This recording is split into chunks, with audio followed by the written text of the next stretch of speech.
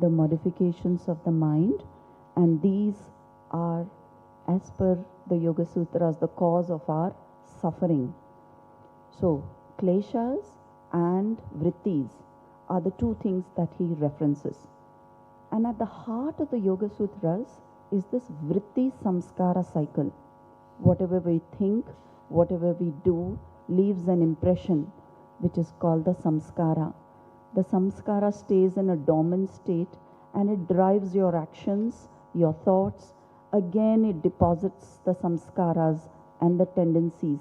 So this cycle of thoughts, actions, tendencies keeps repeating itself, and then you're caught in the cycle of suffering and etc. So how do you open this? How do you break this? So the two suggestions that come from Patanjali's Yoga Sutras are, number one is the practice of Kriya Yoga. Kriya Yoga has been defined in many ways in many schools of many disciplines. But as per the Yoga Sutras, it is tapas, swadhyaya, ishwar pranidhanani. Tapas doesn't necessarily mean that we stand in the tree pose on a single leg, etc. Tapas means that austerity which comes when you are able to withstand the discomfort that comes when you are opposing these tendencies. That is tapas. Swadhyaya is all your efforts to study the self, the deeper self. And Ishwar Pranidhanani is offering all the fruits of action to the divine consciousness. So, Tapas Swadhyaya Ishwar Pranidhanani is the other very important Yoga Sutra. Now I want to talk to you about Ashtanga path.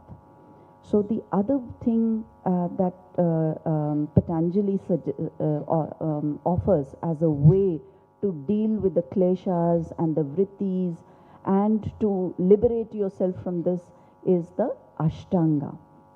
Now, in modern day, yoga is a lot about the asanas and the postures. I wanted to just take a moment to kind of remind that asanas are one part of an eightfold path as per the Ashtanga. The other aspects, yama, niyama, pratyahara, pranayama, asanas, dharana, dhyana, and samadhi, these are all equally important. If we do not prepare our body with yamas and niyamas, our system with yamas and niyamas, there is no way we can go deep into an asana or deep into what yoga is meant for. So I wanted to emphasize that one part, that Ashtanga is, and yoga means 8 things, not just the asanas. Let us talk briefly about what he said about asanas. So Patanjali said, asana sthira sukham asanam. That means an asana should have sthiram, stability, and sukham, a level of comfort. So these two aspects are important. If we are torturing our body to get into a perfect position, that can't be an asana, because there is no way you can still your mind with an uncomfortable body. So that is another thing he has spoken about. So I want to remind you, I mean, in particularly in the Western world, yoga is now about wearing, Lululemon pants, carrying a bottle of water, and then heading off to a yoga studio. Yoga is much more than that. And so the other thing that he has said about asana, I'd like to quote that. So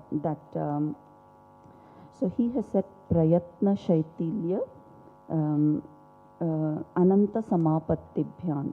So when the effort that we make, the posture is mastered only when we relax that unnecessary effort and get absorbed into the ananta or the infinite awareness. Right. Now the other important aspect of our yoga practice is the breath. I cannot emphasize enough how important this is. Breath is a bridge between the body and the mind. And so, although breath is an involuntary thing, it happens even if you don't will it. There is a voluntary component to it, and that is the thing that is developed in yoga. So that conscious regulation of inhalation and exhalation, sometimes the retention, is what is called pranayama. And Yoga Sutras define this quite beautifully. Tasmin sati shwasa prashwasa gati vichcheda pranayama. So it's a conscious regulation of the inhalation and the exhalation practiced on the foundation of a steady and comfortable posture. Then it talks about tataha kshiyate prakashavaranam. Through pranayama, the veil that obscures our inner light begins to dissolve. So this is the other purpose of pranayama. Dharanashu cha yogyata manasaha. With practice of pranayama, the mind becomes fit for concentration. Now just reflect on our modern life. We are constantly thinking, overthinking. We are anxious, restless, and sometimes our mind is just not in our control. Imagine having a tool which can straight away help you regulate that and the amount of peace you can access from this. So this tool is available for us. When do you start yoga practice? You can start if you're in your 70s or 60s or 50s or whatever age. But it is far more difficult when we start early. It is much more wonderful if we start in childhood.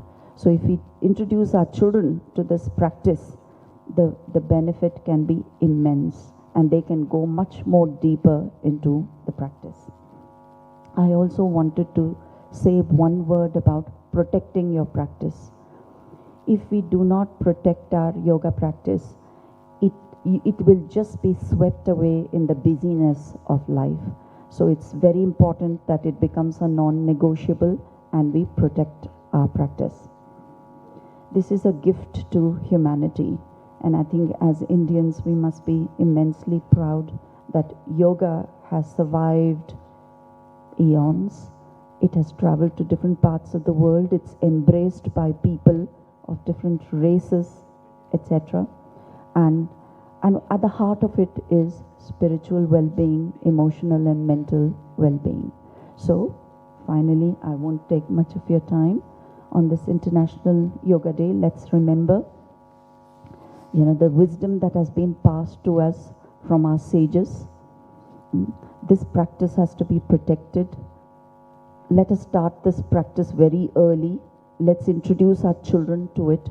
Let's spend a few moments every day developing a practice with posture, with breathing, with yamas, with niyamas, because our well-being is at the center of it. And finally, I'd like to say that it is one of the best gifts that we can give to ourselves and to our children. Thank you. Shanti.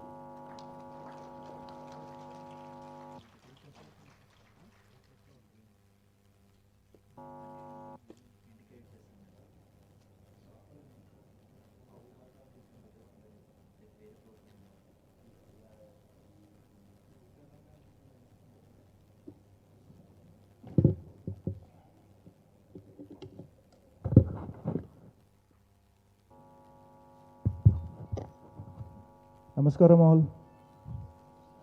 How are you all? Are you ready to do this asana?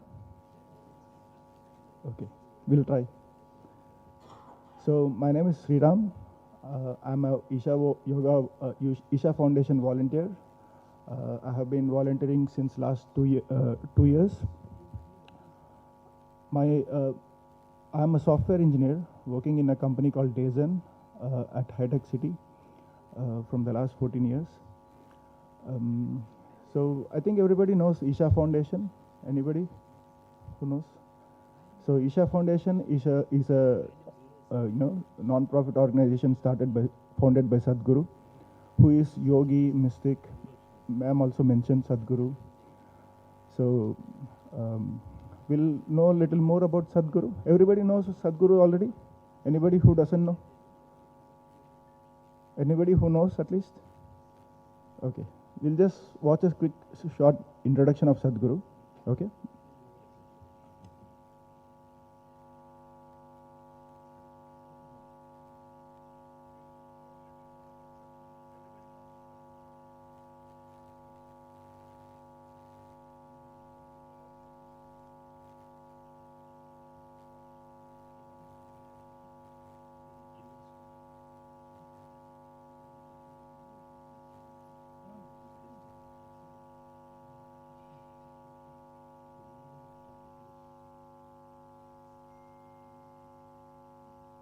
You're going to meet a man who has a devoted following across India and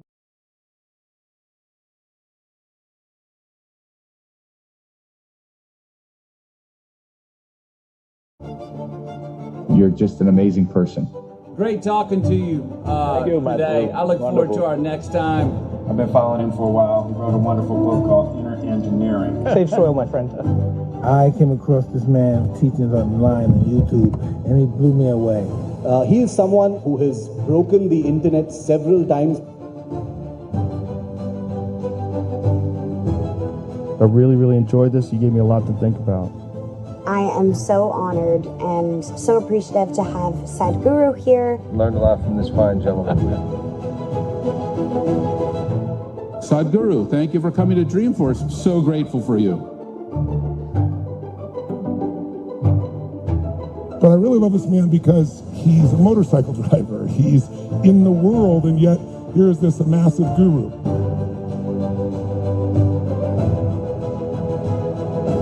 What do we need to do to kind of reset ourselves? Well, it's in engineering. We needed a kickstart. Mind-blowing. We have engineered the outside world in so many ways, but we have done nothing about this one. If you want to know well-being, in is the only way out.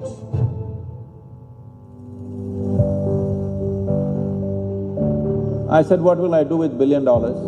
My interest is 7 billion people. For the very first time in the history of humanity, we have the necessary resources, capabilities and technologies to address every issue on the planet. And here we are after 30 years as probably the largest event on the planet. This level of enthusiasm and aliveness, probably the only full night party on the planet without alcohol and drugs.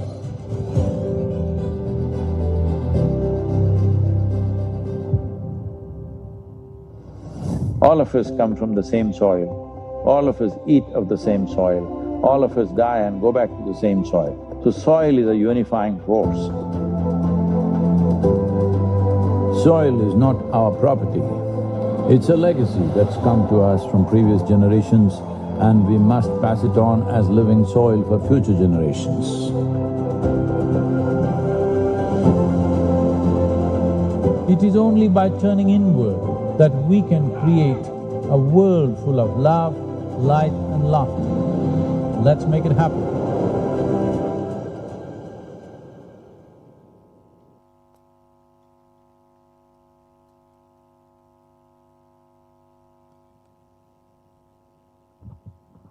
So in this session, we'll go through some yoga meditations guided by Sadhguru. So Sadhguru has also told us how to create a success in our lives by creating a well-established mind. We'll know more about it from him, okay?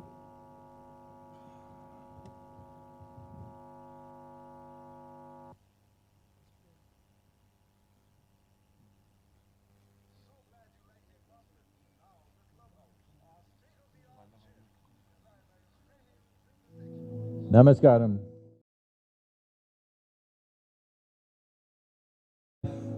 Upon this planet has brought life to an incredible level of complexity and sophistication. In simplistic terms, evolution can be seen this way. A goat might have taken 1,000,000 years to become a giraffe. A pig might have taken many more millions of years to become an elephant. But a monkey became a human rather too quickly. So quickly that anthropologists are still looking for a missing link. As per the DNA scientists, between you and a chimpanzee, the DNA difference is only 1.23%. 1.23% is not a great percentage. Physiologically, that's how close we are to a chimp. But in terms of our intelligence and awareness, we're worlds apart. You have an intelligence for which there is a base or foundation that is not stable enough. Hence the human mind, that is the greatest of miracles, is functioning as a misery manufacturing machine. Just see, where is the manufacturing unit for all the misery? It is in your mind. A miracle has been turned into a source of misery.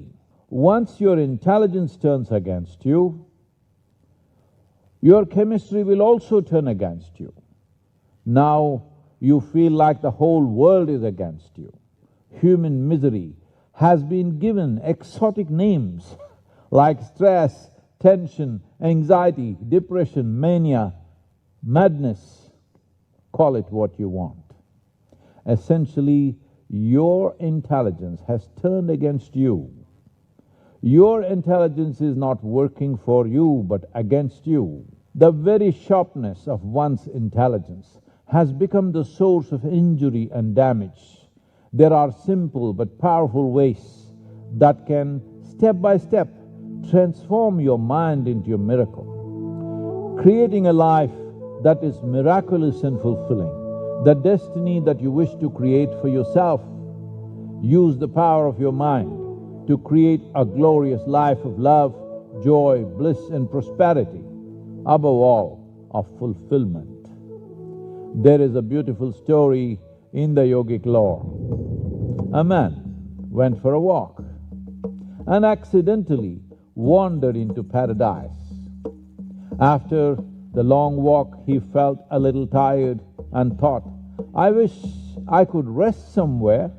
He saw a beautiful tree with wonderful soft grass beneath it, so he went and slept on the grass. After a few hours, he woke up, well rested. Then he thought, oh, I'm hungry. I wish I had something to eat. He imagined all the delicious foods he wanted to eat, and they appeared in front of him. There the service is like that. After enjoying a sumptuous meal, the man thought, oh, I wish I had something to drink. He imagined all the drinks he desired, and they all appeared before him. In yoga, the human mind is referred to as Markata, or a monkey. Because of its nature, the word monkey has also become synonymous with imitation. If you say you're monkeying someone, it means you're imitating them. This is the full-time job for your mind. Thus, an unsettled mind is referred to as a monkey. When this monkey became active, the man who went to paradise, he thought, what the hell is happening here? I asked for food and food came. I asked for drink and drink came. Maybe there are ghosts around here. He looked around and the ghosts came. The moment he saw them, he became terrified and said, oh, there are ghosts around here, maybe they will torture me. The ghost started torturing him and he began to scream and yell in pain. Then he said, oh, the ghosts are torturing me, they are going to kill me, and he died. The problem was, he was sitting under a wishing tree or a kalpa vriksha. Whatever he asked for became a reality. A well-established human mind is referred to as a kalpa vriksha. In this mind, whatever you ask for becomes a reality. In life, you are constantly sitting under a kalpa vriksha, So you need to develop this mind to point of becoming a kalpavriksha or a wishing tree, not a source of madness and misery, but a miracle. Let's boom.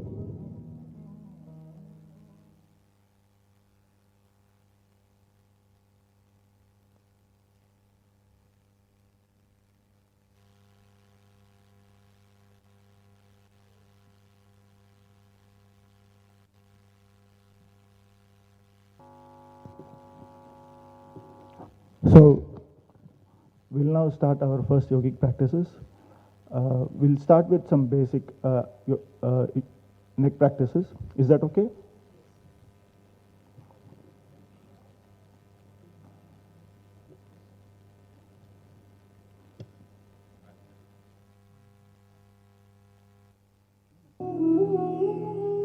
Yoga for success, the neck practices.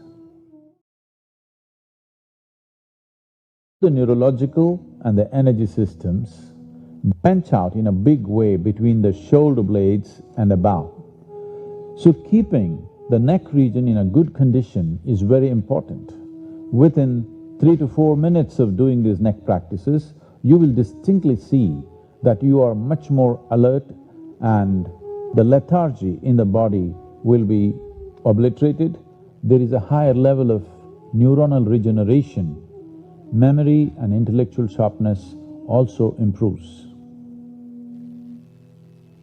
Now we will do a certain set of practices for the neck. This will help you to relax the stiffened muscles in the neck and shoulder region. We will look at the first 3 neck practices now. Please observe. We will first observe how to do. We'll watch a demo. After that, we'll do ourselves. Stand with your feet comfortably apart and parallel to each other. Keep your arms and shoulders loose and relaxed. Make sure your neck is loose like a rope. No stiffness of any sort. Eyes closed. As you exhale, slowly and gently lower your chin to your chest. This is the starting position. Now, as you inhale, gently bring your head up and take it back. As you exhale, bring your head down to your chest. This is 1 cycle. You would do this 3 times. Now we will see the second neck practice. As you inhale, slowly and gently turn your head to the right to the extreme point that you can turn. As you exhale, bring it back to the center. Now, as you inhale, slowly and gently turn your head to the left to the extreme point that you can turn. As you exhale, bring it back to the center. This is 1 cycle. You would do this 3 times.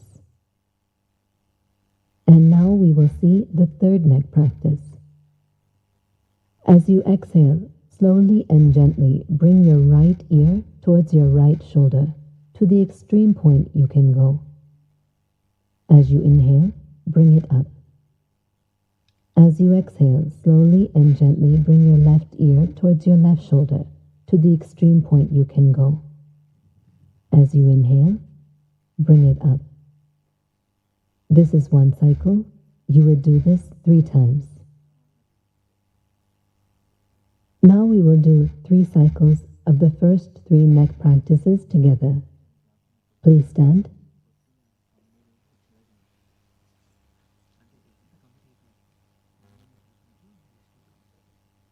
Stand with your feet comfortably apart and parallel to each other. Keep your arms and shoulders loose and relaxed. Eyes closed. As you exhale, slowly and gently lower your chin to your chest. This is the starting position. Now, as you inhale, gently bring your head up and take it back.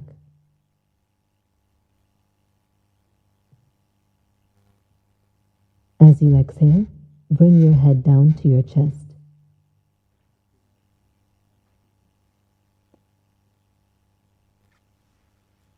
Second cycle. Again, as you inhale, bring your head up and back.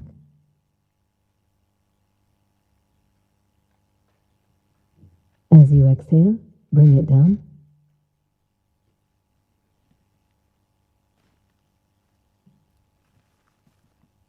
Third cycle. Ensure your shoulders are relaxed.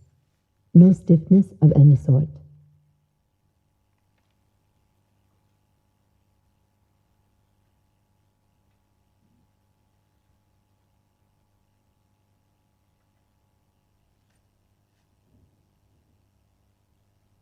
Now for the second neck practice. Come to the starting position. Your head should be straight, eyes closed. As you inhale, slowly and gently turn your head to the right. As you exhale, bring it back to the center.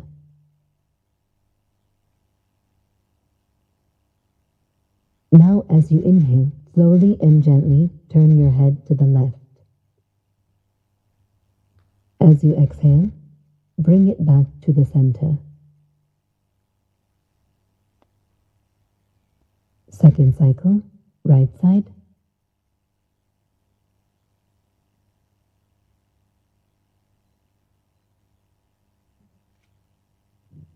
Left side.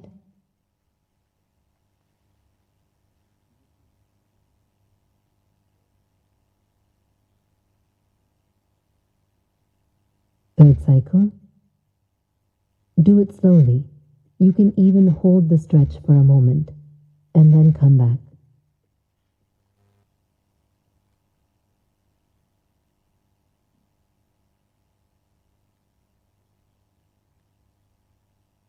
Come back to the starting position. Now we will do the third neck practice. Again, your head is straight, eyes closed. As you exhale, slowly and gently bring your right ear towards your right shoulder. As you inhale, bring it up. As you exhale, slowly and gently bring your left ear towards your left shoulder. As you inhale, bring it back up. Second cycle.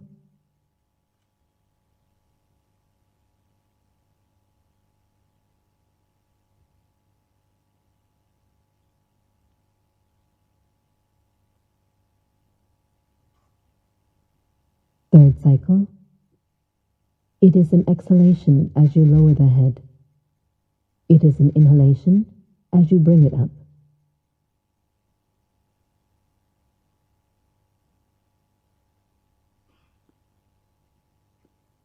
When you are finished, please sit comfortably.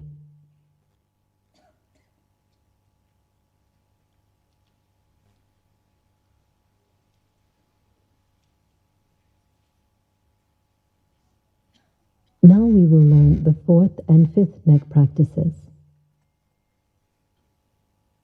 Again, feet are comfortably apart and parallel to each other. Eyes closed. As you exhale, lower your chin to your chest. This is the starting position. As you inhale, slowly and gently rotate your head towards your right shoulder.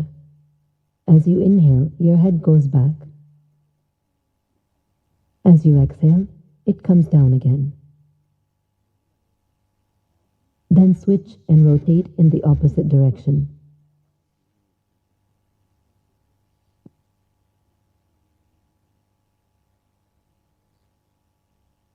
This is one cycle. You would do this 3 times.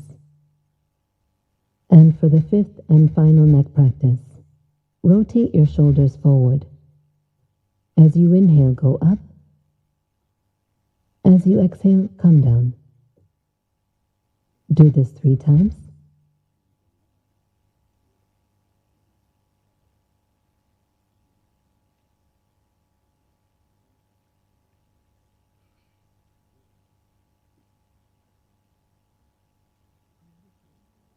Now rotate your shoulders backward. As you inhale, go up. As you exhale, come down. Do this 3 times.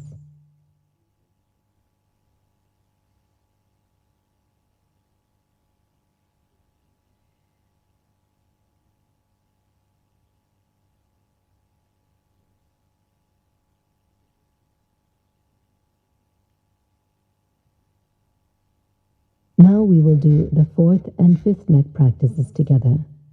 Please stand. Check to see your feet are parallel to each other. Eyes closed. As you exhale, lower your chin to your chest. This is the starting position. As you inhale, slowly and gently rotate your head towards your right shoulder. As you inhale, your head goes back. As you exhale, it comes down again. Do a full rotation, then switch and rotate in the opposite direction.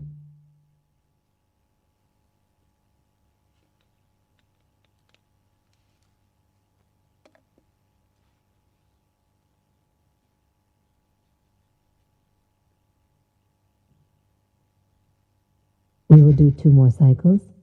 Second cycle. Rotate towards the right shoulder. Ensure your upper body remains still as you rotate the head.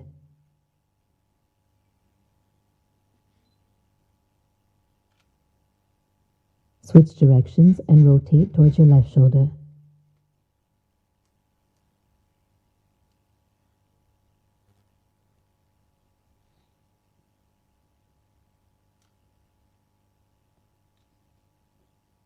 Third cycle. Do it slowly with the breathing.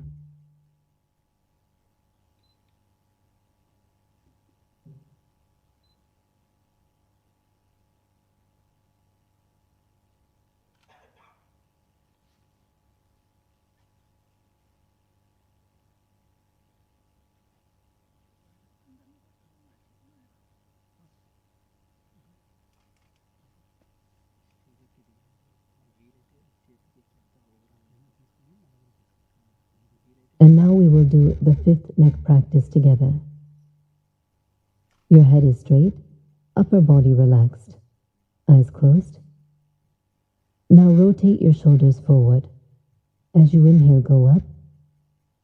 As you exhale, come down. Do this 3 times.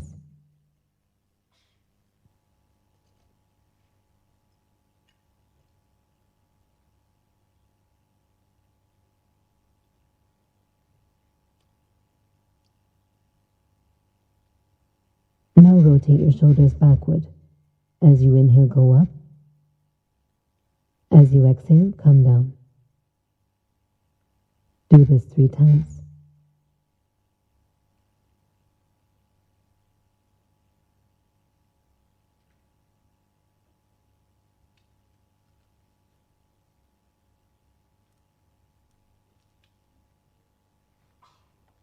When you are finished, please sit comfortably.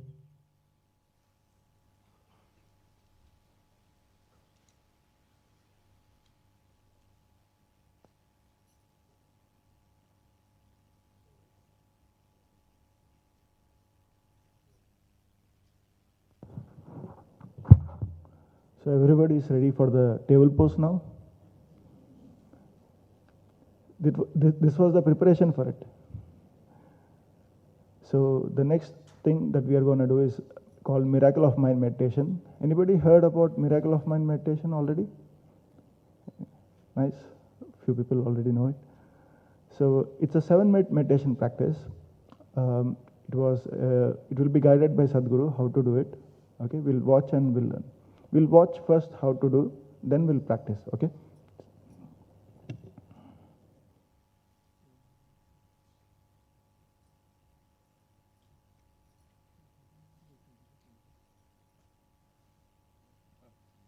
We will make use of the thought and breath consciously to move into meditation, as your thought and your breathing is always there with you. Let's work with what we have.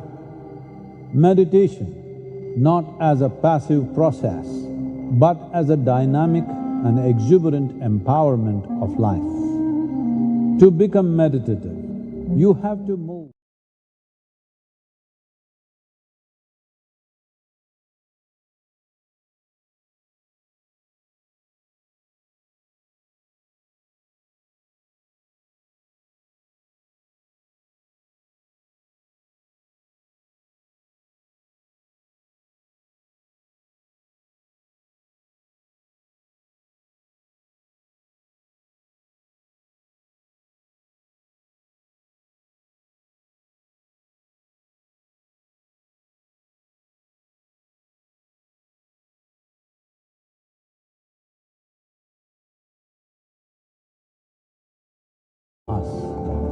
So the body is yours, the mind is yours, but it cannot be you.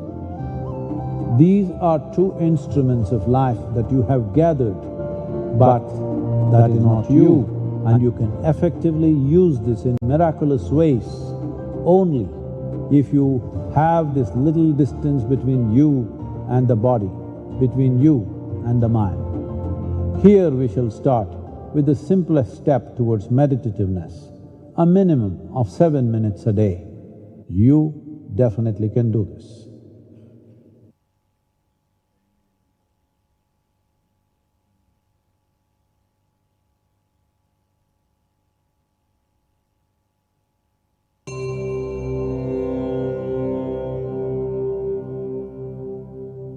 Sit in a comfortable posture.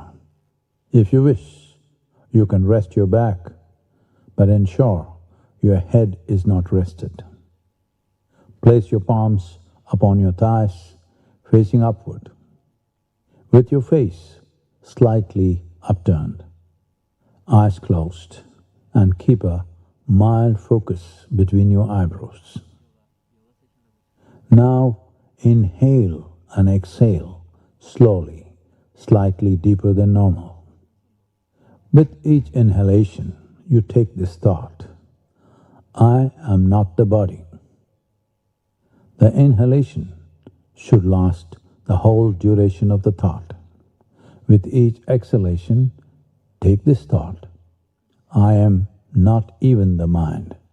The exhalation should last the whole duration of that thought. Do this for a minimum of 7 minutes. If you wish to meditate longer, you can continue. At specific intervals of 7, 12, 15, 18 and 21 minutes, there shall be a bell to guide you with the timing. If you wish to continue meditating, you can ignore the bell and stay there as long as you wish. When you feel like opening your eyes, allow yourself 20 to 30 seconds, then slowly open your eyes. We will now go through this together. Please close your eyes. Keep your face slightly upturned and maintain a gentle focus between your eyebrows. With each inhalation, take this thought, I am not the body. With exhalation, I am not even the mind. I am not the body. I am not even the mind. I am not the body. I am not even the mind. I am not the body. I am not even the mind. I am not the body. I am not even the mind. I am not the body. I am not even the mind. I am not the body.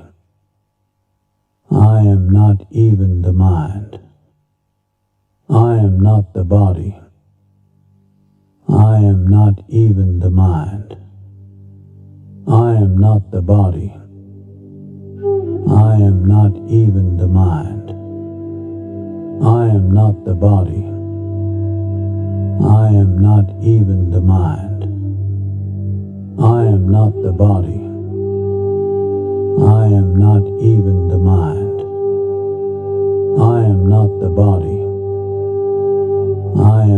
even the mind. I am not the body.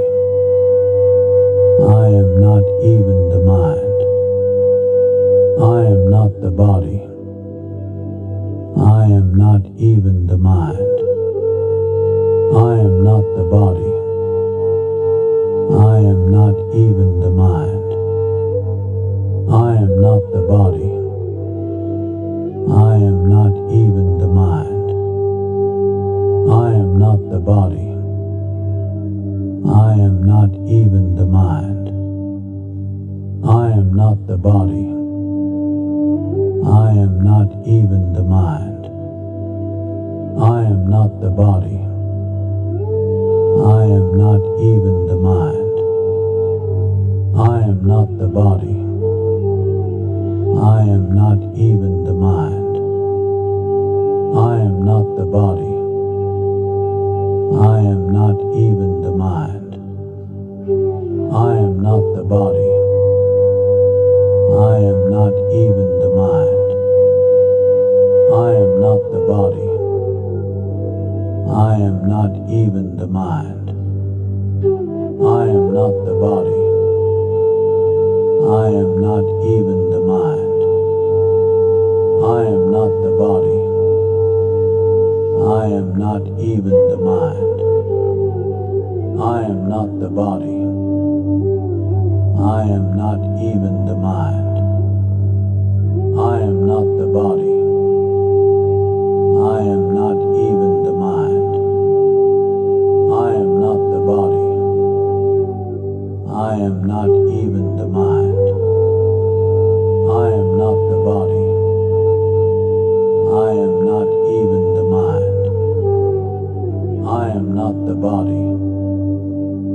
I am not even the mind.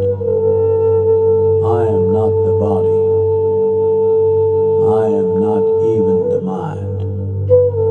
I am not the body.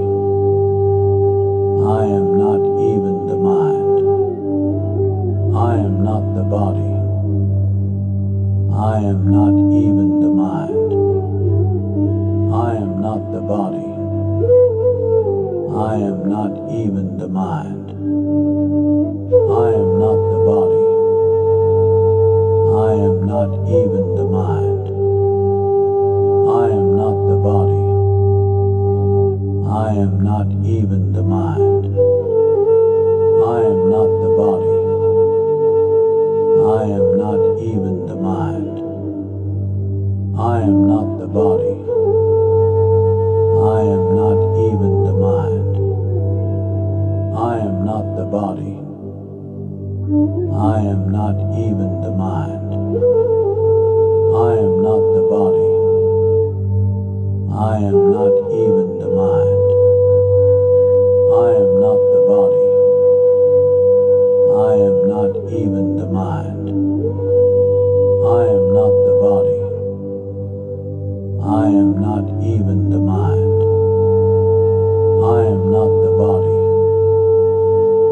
am not even the mind. I am not the body. I am not even the mind. I am not the body. I am not even the mind. I am not the body. I am not even the mind. I am not the body. I am not even the mind. I am not the body. I am not even the mind. I am not the body. I am not even the mind. I am not the body. I am not even the mind. I am not the body. I am not even the mind. I am not the body. I am not even the mind. I am not the body. I am not even the mind. I am not the body. I am not even the mind. I am not the body. I am not even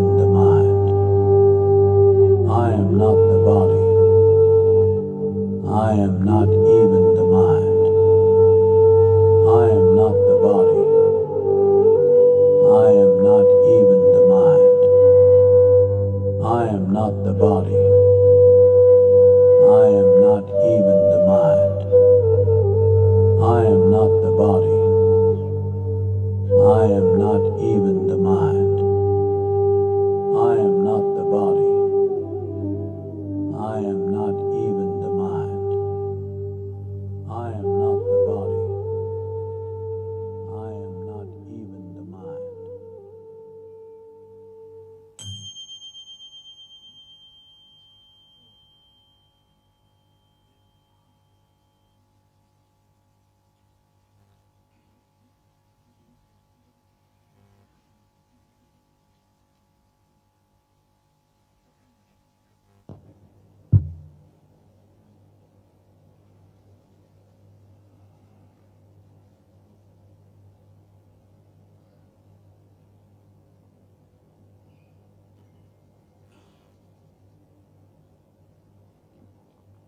You can slowly open your eyes.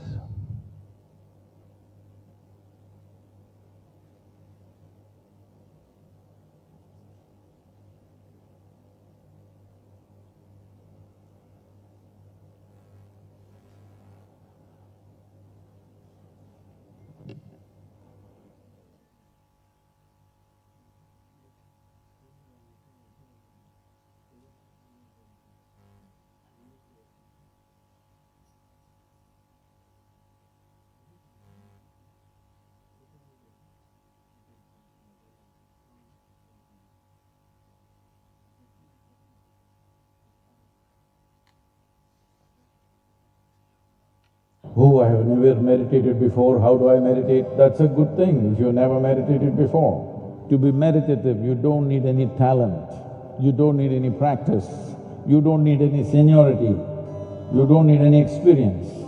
All it needs is just willingness. That's all. Just that you're absolutely willing, that's all it takes. And this is one thing you must learn. You never become an experienced meditator because that means you really screwed yourself up. Meditation is like a fresh blossom every time. Every time it's a new possibility. It is not something like, I have done 20 years of meditation, so I'm an experienced meditator. There is no such thing. So just because you have raised, let's say, a garden for last 10 years, does it mean to say, this time around, this season, you don't even have to put the plant, it will anyway flower. Or you don't even have to water it, it'll anyway flower. You don't even have to take care of it, it'll anyway flower because you're an experienced gardener. Is it so? No, you have to do everything properly once again, only then it'll flower, isn't it? Maybe how to maintain the soil, how much water, how to manage this, maybe experiences added to that aspect. But flowers will not come because you're experienced. Nothing in life will happen because you're experienced. Once again you have to do it right, isn't it? Huh? So meditation, you never become a senior meditator. Every time you sit like this is the first time in your life. Only then it'll work best.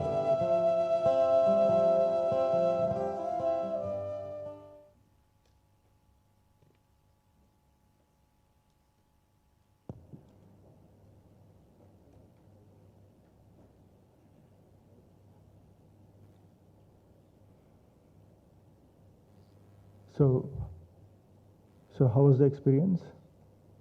It was good? So this Miracle of Mind meditation is also available in a free app called Miracle of Mind app. Transform your well-being. You can download the app from the App Store and Play Store, and you can practice this every day. So these are the two tools that we are offering today. I'm calling them as tools because a tool is something, it will work only if you use it, isn't it? For example, you have a screwdriver, but you don't use it, you just keep it in your pocket. Will it be of any use? No, right? So what we learned today, the neck practices and the Miracle of Mind meditation, consider them as two tools that you're taking away from here today. And you can try practicing them. Maybe if not two, at least one of them, whatever you like, try practicing them for the next 7 days and see if it helps you in any way over the time. It gives you some benefits or makes you feel better or physically more fit or something like that. If it works for you, then you continue. If it doesn't affect you anyway after 7 days, then you can drop it. Deal, right? It's simple deal. If it works, you continue. If it doesn't work, you can just drop it. Okay? Is that okay for you? Okay. So we'll conclude this session. We'll just watch a small 30 seconds video of the features of the Miracle of Mind before we conclude. Is that okay? Just 7 minutes a day with the Miracle of Mind app. Stay motivated with meditation streaks and rewards that keep your practice consistent. Connect directly with Sadhguru's teachings through personalized guidance. Immerse yourself in mystic radio with calming sounds for every moment. Own your day in just 7 minutes. Download the Miracle of Mind app now. It's been a wonderful experience of having you all here. Thanks for your time. Thanks for giving us this 1 hour. Namaskaram.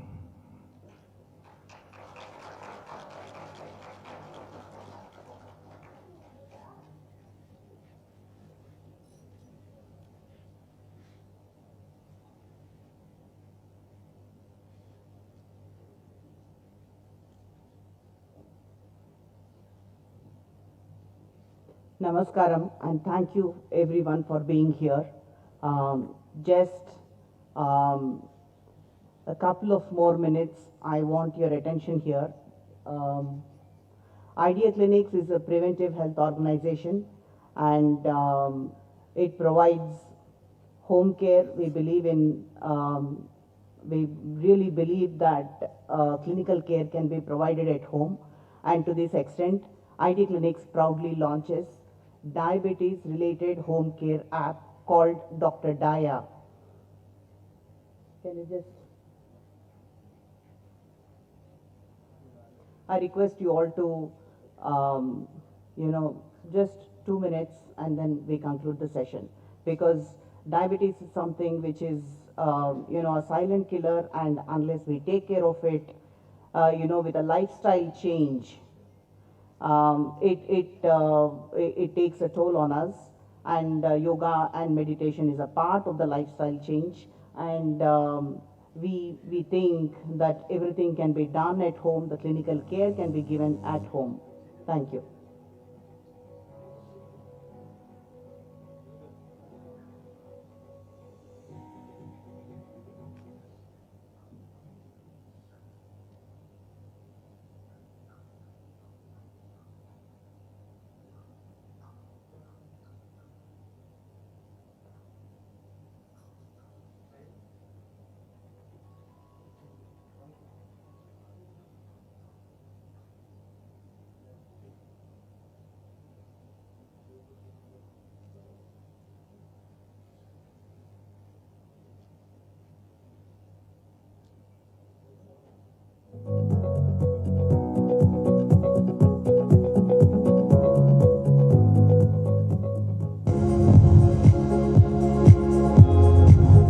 Diabetes in old age.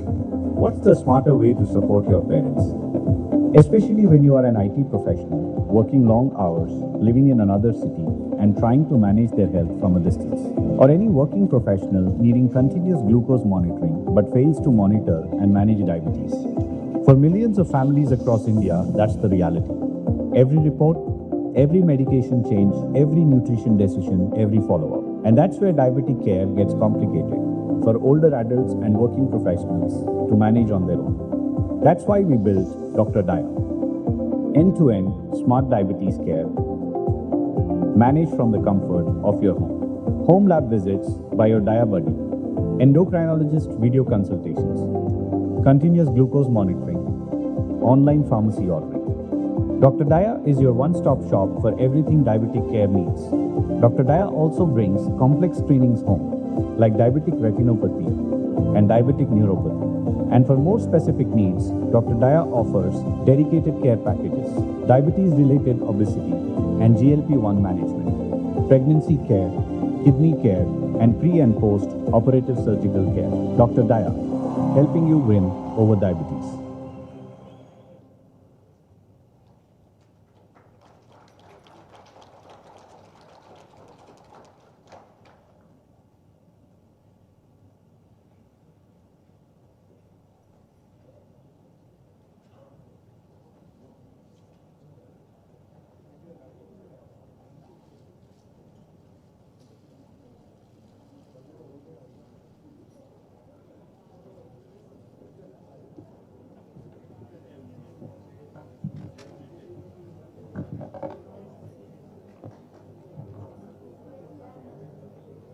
Okay. ఎక్కడ తీసుకోవాలి?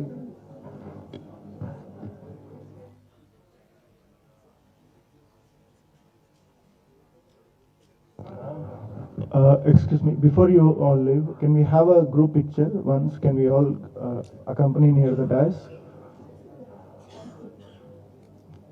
Can you just assemble near the dais once?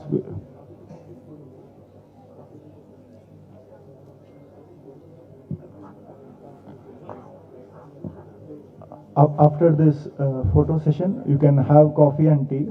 They are available outside. And after that, there is a doctor's conference. We wish you all attend that too.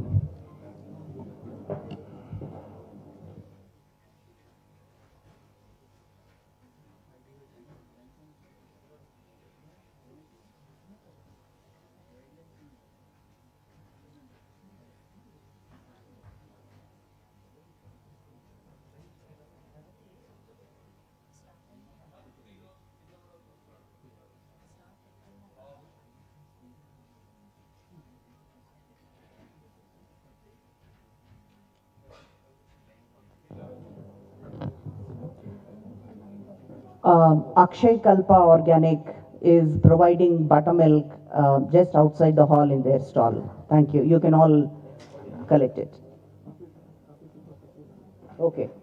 Maybe if anybody interested in coffee and tea and biscuits, they are also available outside.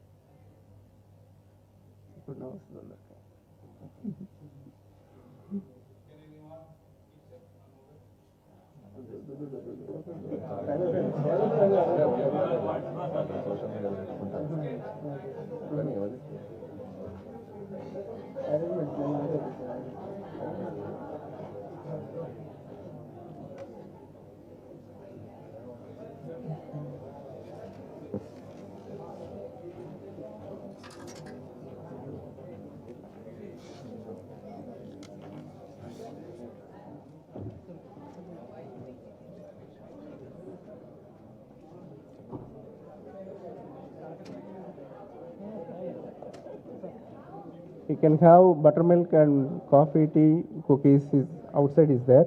You can join that. Yeah, thank you so much for attending the yoga session conducted by the Idea Clinics and with association with Isha. I request you all to please vacate the hall and please go forward for the refreshments that are available outside the hall. I repeat, you can all leave. You can all vacate the hall and go forward for the refreshment session, please.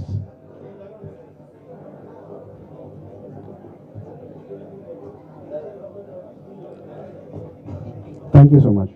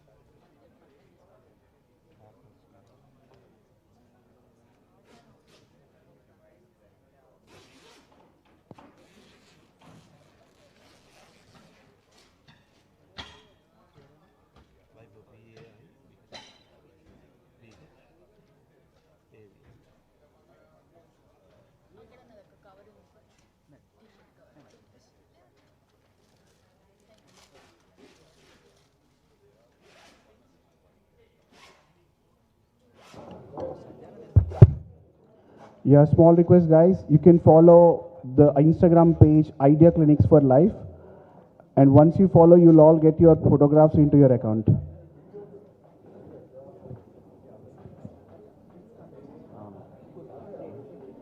So please follow the handle, Instagram handle, Idea Clinics for Life. I repeat, just open your Instagram accounts and click follow on the handle Idea Clinics for Life. Idea Clinics for Life. Thank you.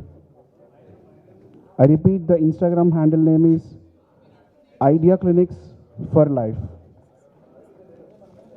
You can also tag the pictures with the Instagram profile Idea Clinics for Life. It would be great. It would be great for us. It's Idea Clinics for Life.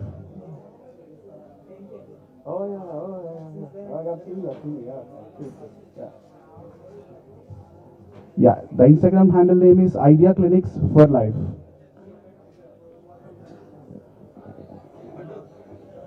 You can also tag your pictures with Idea Clinics for Life Instagram handle. Thank you.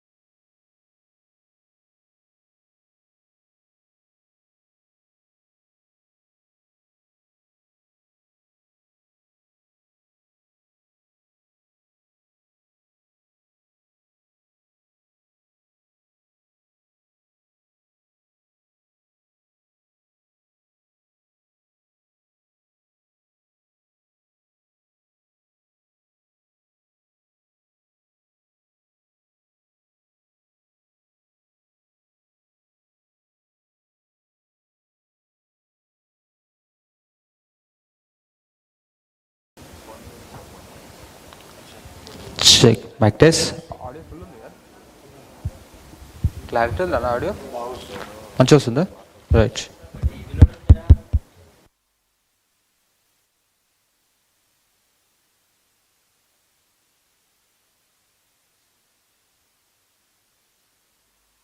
Check mic test నాకు సంబంధం లేదు ఇంకా కాక call waiting వస్తుంది కదా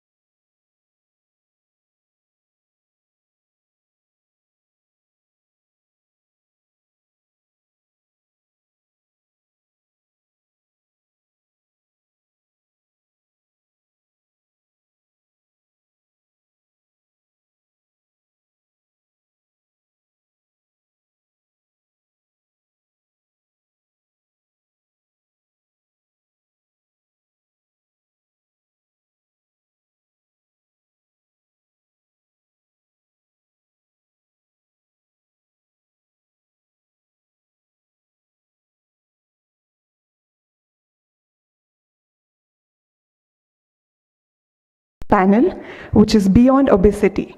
It's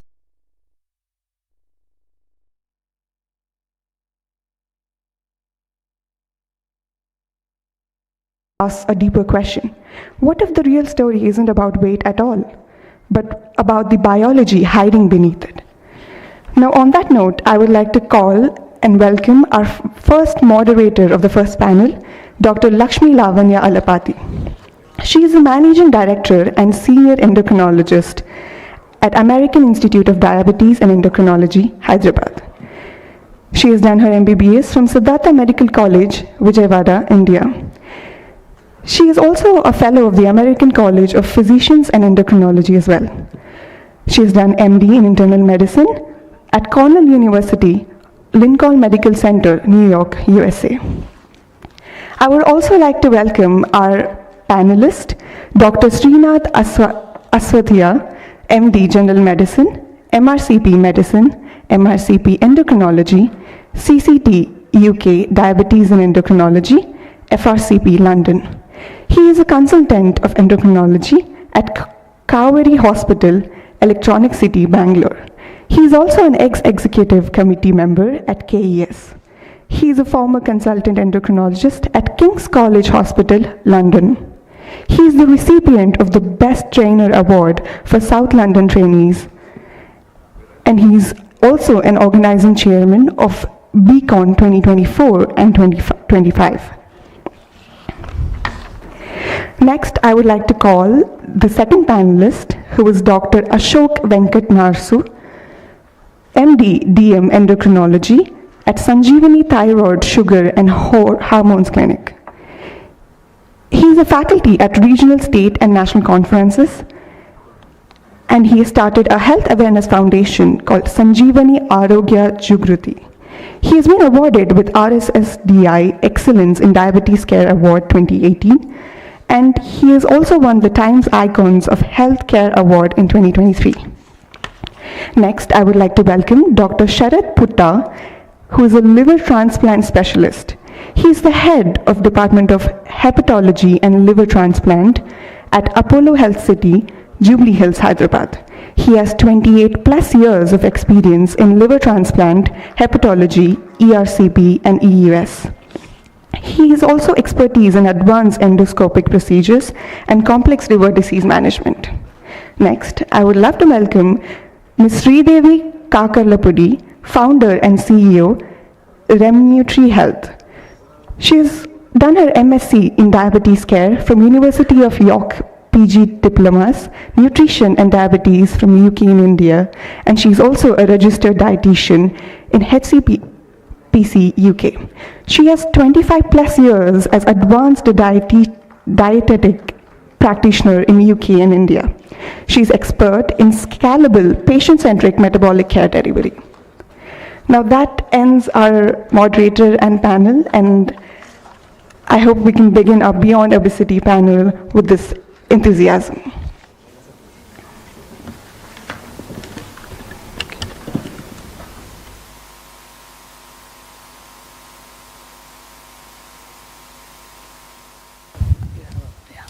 Give it to all.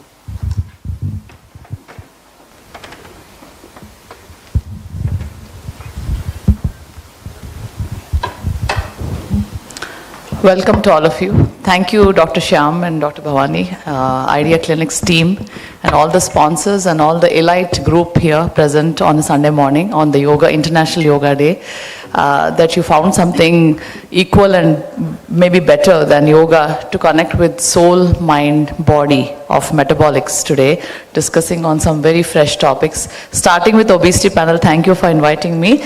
My job is only to coordinate the panel members here who are so elite, and they have a lot of experience, and they want to bring over some very good take-home messages in terms of treating obesity, as it is a chronic relapsing, I would say non-remitting, or even if it remits, it's a temporary remission. It doesn't give us much hope. It comes back and comes back. And that's why we need to understand the reach beyond, which interpenetrates and transcends the metabolism of the main factors which bring up obesity, and how can we go beyond that. So I'll start with Dr. Srinathji. We have a few questions for you, sir. How would you define obesity? Because obesity has become now a stigma.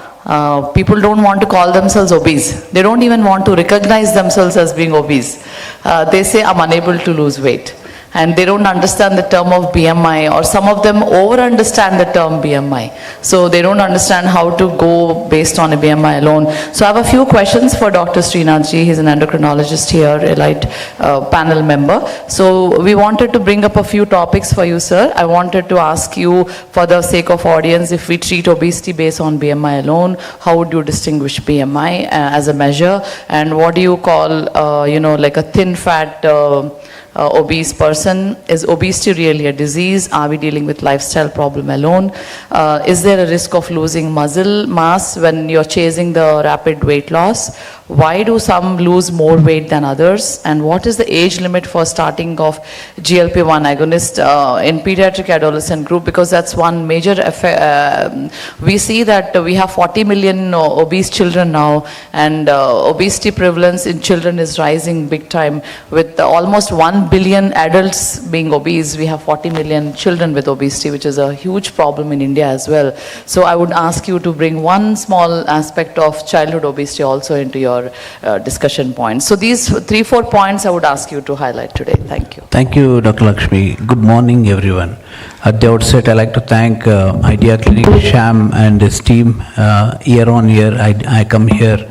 It's a passion that is driving this such a wonderful sort of conference or event where a lot of knowledge we do share and we learn as well and take home. And also Yoga International Day. I think whoever has participated today morning, congratulations. I think since we were traveling, we couldn't. Hopefully we'll do something. So a lot of questions you have put it across. So most important is now it's very hard for us to come out of the term obesity. You have asked many questions, and the most important is now in our practice we are starting to use the term ABCD, which means it gives us an opportunity for the patient to understand that we are not coining them as being obesity, at least high BMI. We'll come to that as well. So the patient starts thinking, what is this ABCD? So many people have asked me what is ABCD. Then I do tell it's something like an adipose tissue, which is a fat tissue disorder. Simple, we leave it at that. Unfortunately, they become large BMI, that's what we call. So nobody likes to be called obese, and every obese patient, if we call them as so, they would never want to be in that position. Why did they happen? Did they happen by chance? Or unfortunately, was it the genetics? Or did they actually inculcate some sort of behavioral problems? Or finally, the hormonal? So now we have actually understand, I will put it as ABCD for the thing. ABCD actually, it is a multifactorial. It is no more a lifestyle. Probably by 2035, it is learned that our population will understand that ABCD is going to be a second sort of a diabetes. Now everyone understands diabetes. They know that it is going to be their baggage for rest of their life. They have to take medicine. Although certain banners are talking about the remission, reversal. Remission is okay, but reversal is, we as metabolic, whatever we are practicing, we don't accept that can be reversed. Remission is fair enough. So the bottom line is, it is for the concerned patient, family members, relatives to understand that it is a serious metabolic disorder, which can be reversed in certain situation and kept in remission for a longer term, provided they practice certain important lifestyle, which we'll be discussing again and again over time, because that is the most important aspect, and for them to understand that it can cause serious problem. Now what are we? We have a hepatologist here, we have endocrinologists ourselves, we also have diabetologists across the forum also. So if you're talking about ABCD, then you see a lot of liver disorders. Still, people have not understood what is a liver disorder. Many doctors even don't have a pathway to learn what should they do. Should they go into liver enzyme? Should they do some scans? Do they do advanced? When to refer? These are the things. Last night also I was in a forum. Then the referral pathway is actually not robust. So we have a lot of things to do. And we know that it is no more lifestyle. So it is a multifactorial. It could be from the adiposity itself. It could be from the neurotransmitter from the brain itself, or it could be from the genetic. It could be from the hormonal. So lot of things. We have learned about the gut hormones.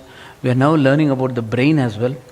How the mice or the experimental models behave compared to the human, because there are some GLP-1 receptors noted in the animal models which are not there in us. So lot of things. And we have lot of things to do, and our patients now have got lot of opportunities. So we as clinicians, we are learning about the new molecules. We have learnt it, and over 2 decades we have now used those molecules, coming from the GLP-1 starting now into the once week. Maybe in future we will see once monthly also. So people, doctors are actually now getting more trained. They can use these molecules, they can discuss, it's more affordable. So which means patients have got the opportunity to improve on their metabolic status, I would say. Having said that, how many of them accept it as an ABCD? How many of them understand what it can do is a big question. Hypertension, yes, we have agreed, it's a chronic disorder, they take the medicines, they miss it, they know what's the problem. Diabetes also, they have got complications. But nobody is aware of what is happening with the ABCD. And finally, you touched upon the children. Children, actually I'm not a pediatric endocrinologist, but we have learned from our pediatric colleagues. CMC Vellore has done a wonderful work on pediatric GLP-1 modules as well. They start GLP-1 injections at 11, 12 years or so. Not licensed, but they have done a lot of studies to support them. Few endocrinologists who have done pediatric, they are using. Childhood obesity is the most important. We have a responsibility in our hands. If we see a patient of yours, whether it is comfort, diabetes, hypertension, or any other this thing, if you see a child accompanying or a family member accompanying, and if you see them little high, with a high BMI, it is for us to identify and actually pass the message on that it is going to be a serious concern and you need to understand.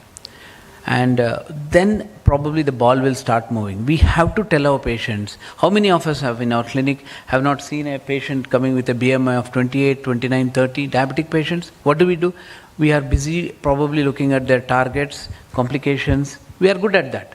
But are we good at telling them that you need to be, you are a little bigger than normal, that could cause serious complications, because the patient has not coming about that term. So what the patient says is important for us, but when they walk out at probably one message that you are big, we can always discuss this later on, and so on. So I think I've opened this for many things. I think the panelists are there, and I'm sure lifestyle disorder is not the only one.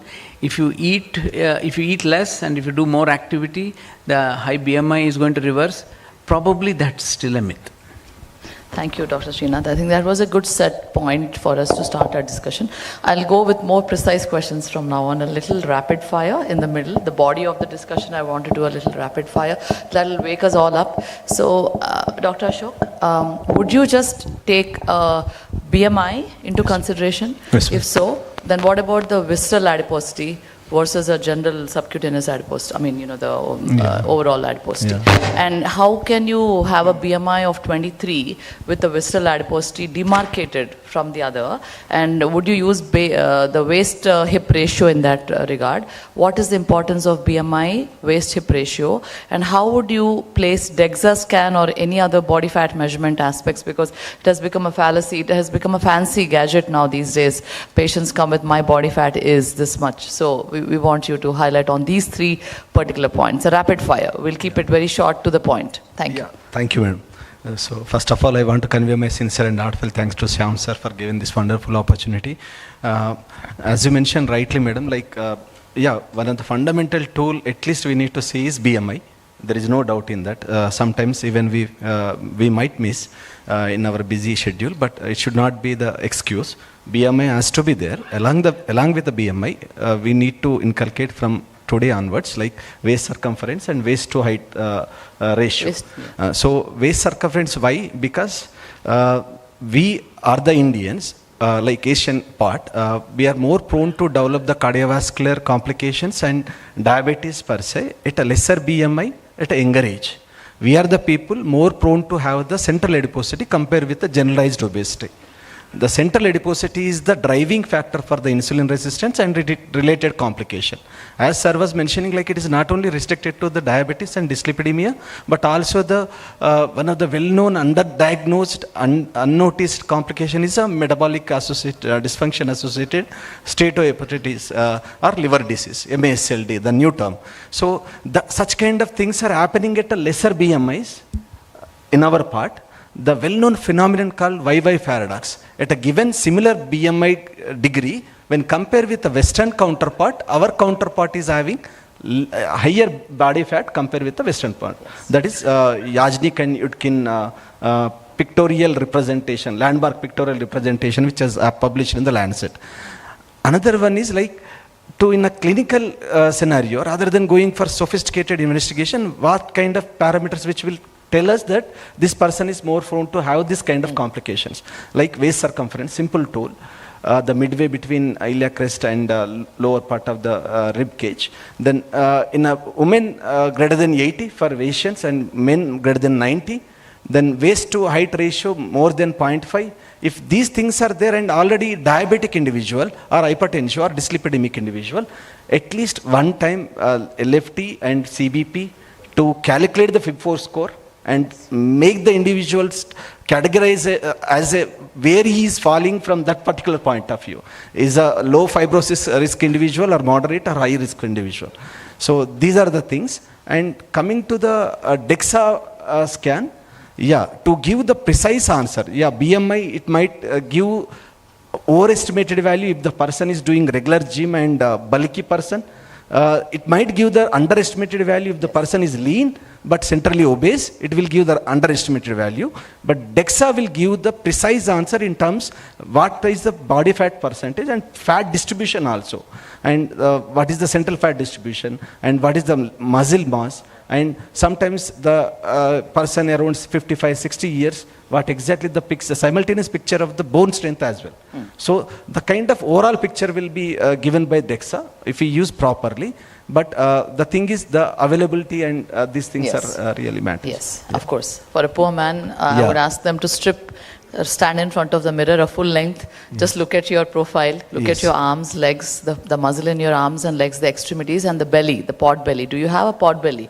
And can you see the tip of the toes from where you're in the vertical position? True. And just have a side pose and look at the bulge. How many months pregnant are you?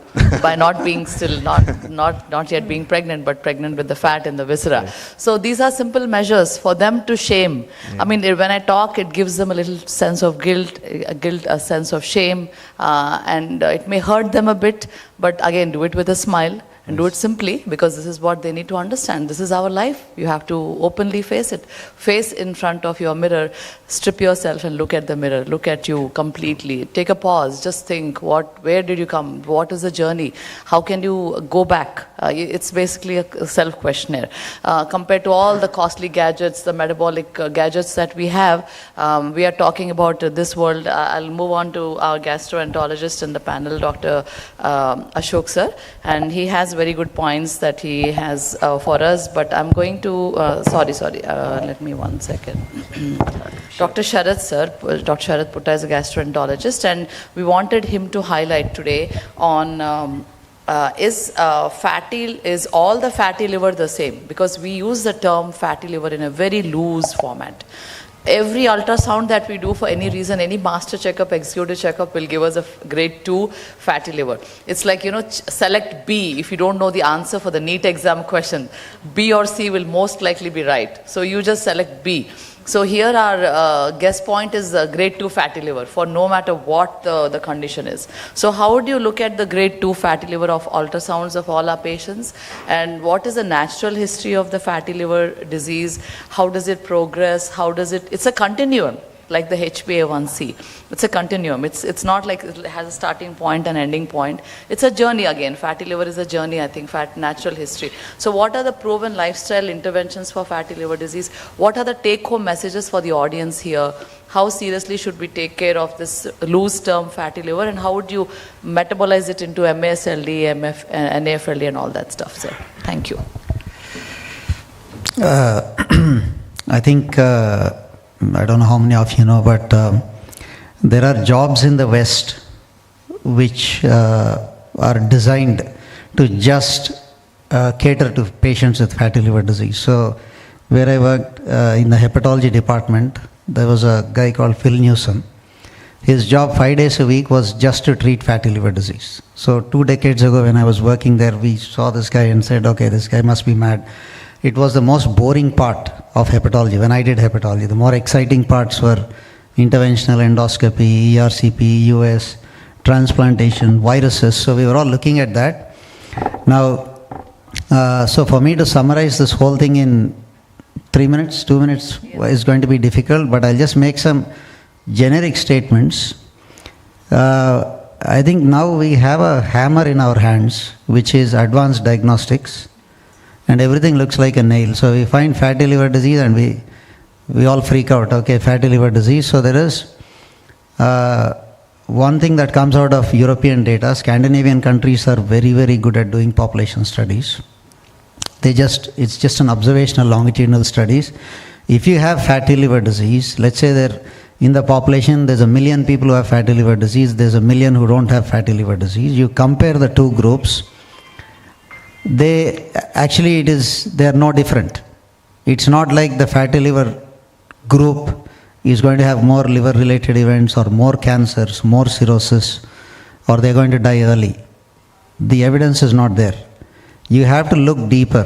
Not all fatty liver is the same. So the question is it all the same? No, it is not all the same.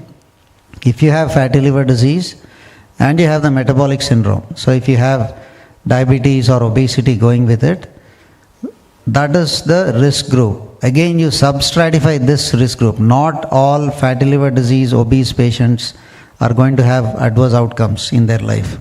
You substratify this group. So patients with fatty liver disease, if they have abnormal liver function tests, so obviously when you do a scan, you find a fatty liver disease, you're not going to stop there, you'll do liver function tests for these patients. So if the liver function tests are disturbed, then you know that this patient has fatty liver and inflammation. So that is one thing you take into consideration. Now once you have fatty liver and inflammation, the next thing you want to know is, do these patients have fibrosis? The single most important thing in liver disease is if the patient doesn't have fibrosis or scar tissue in the liver, they are generally okay, the liver disease is reversible. They don't have any risk of having or progressing to cirrhosis or progressing to cancer. The risk is not there. It is fibrosis, scarring, particularly stages 3 and above. So fibrosis goes from F0, which is normal, to F4, which is cirrhosis. F1 is a little iffy, so we take F1 as F0. So F3 and more is where you start worrying about patients. So fatty liver disease, if they have fibroinflammation, so how do you diagnose fibrosis? Fibroscans are now available everywhere. So it's a very simple test. You just place it in the right intercostal area, and then it takes 5 minutes. So you place a probe, and the probe actually percusses. It's like knocking on a door. So it sends a percussion wave into the liver, and looking at how that wave is bouncing back. If the liver is really, as the liver gets fibrosed, it gets stiffer. It gets more and more stiffer. A cirrhotic liver will be very stiff. So normal liver, if you imagine, is like a block of cheese. It's nice and soft. Cirrhotic liver goes stiff. It's more like holding an apple, for example, not cheese. So those are the parameters or metrics you're trying to assess when you do a fibroscan. So broadly speaking, if you just have fatty liver disease, you're not going to have increased risk of liver-related events. If you have inflammation, you have slightly higher risk. If you have fibrosis, that is when, particularly F3, which is like pre-cirrhotic stage, that is when your risk increases. And if you have cirrhosis, of course, your risk really goes quite high of developing cancer and progressive liver disease. So then there's lifestyle interventions and medication. We can talk about it now or later if you want. Yeah, you can finish off. Questions from the audience in between? Or? If you have questions, yes, please break us and take a question anytime. Yeah, quick question to Dr. Sharat. Yeah, because you made a statement that, about the Scandinavian population studies, you said that, fatty liver there for a long time, not much change, and that was our earlier understanding.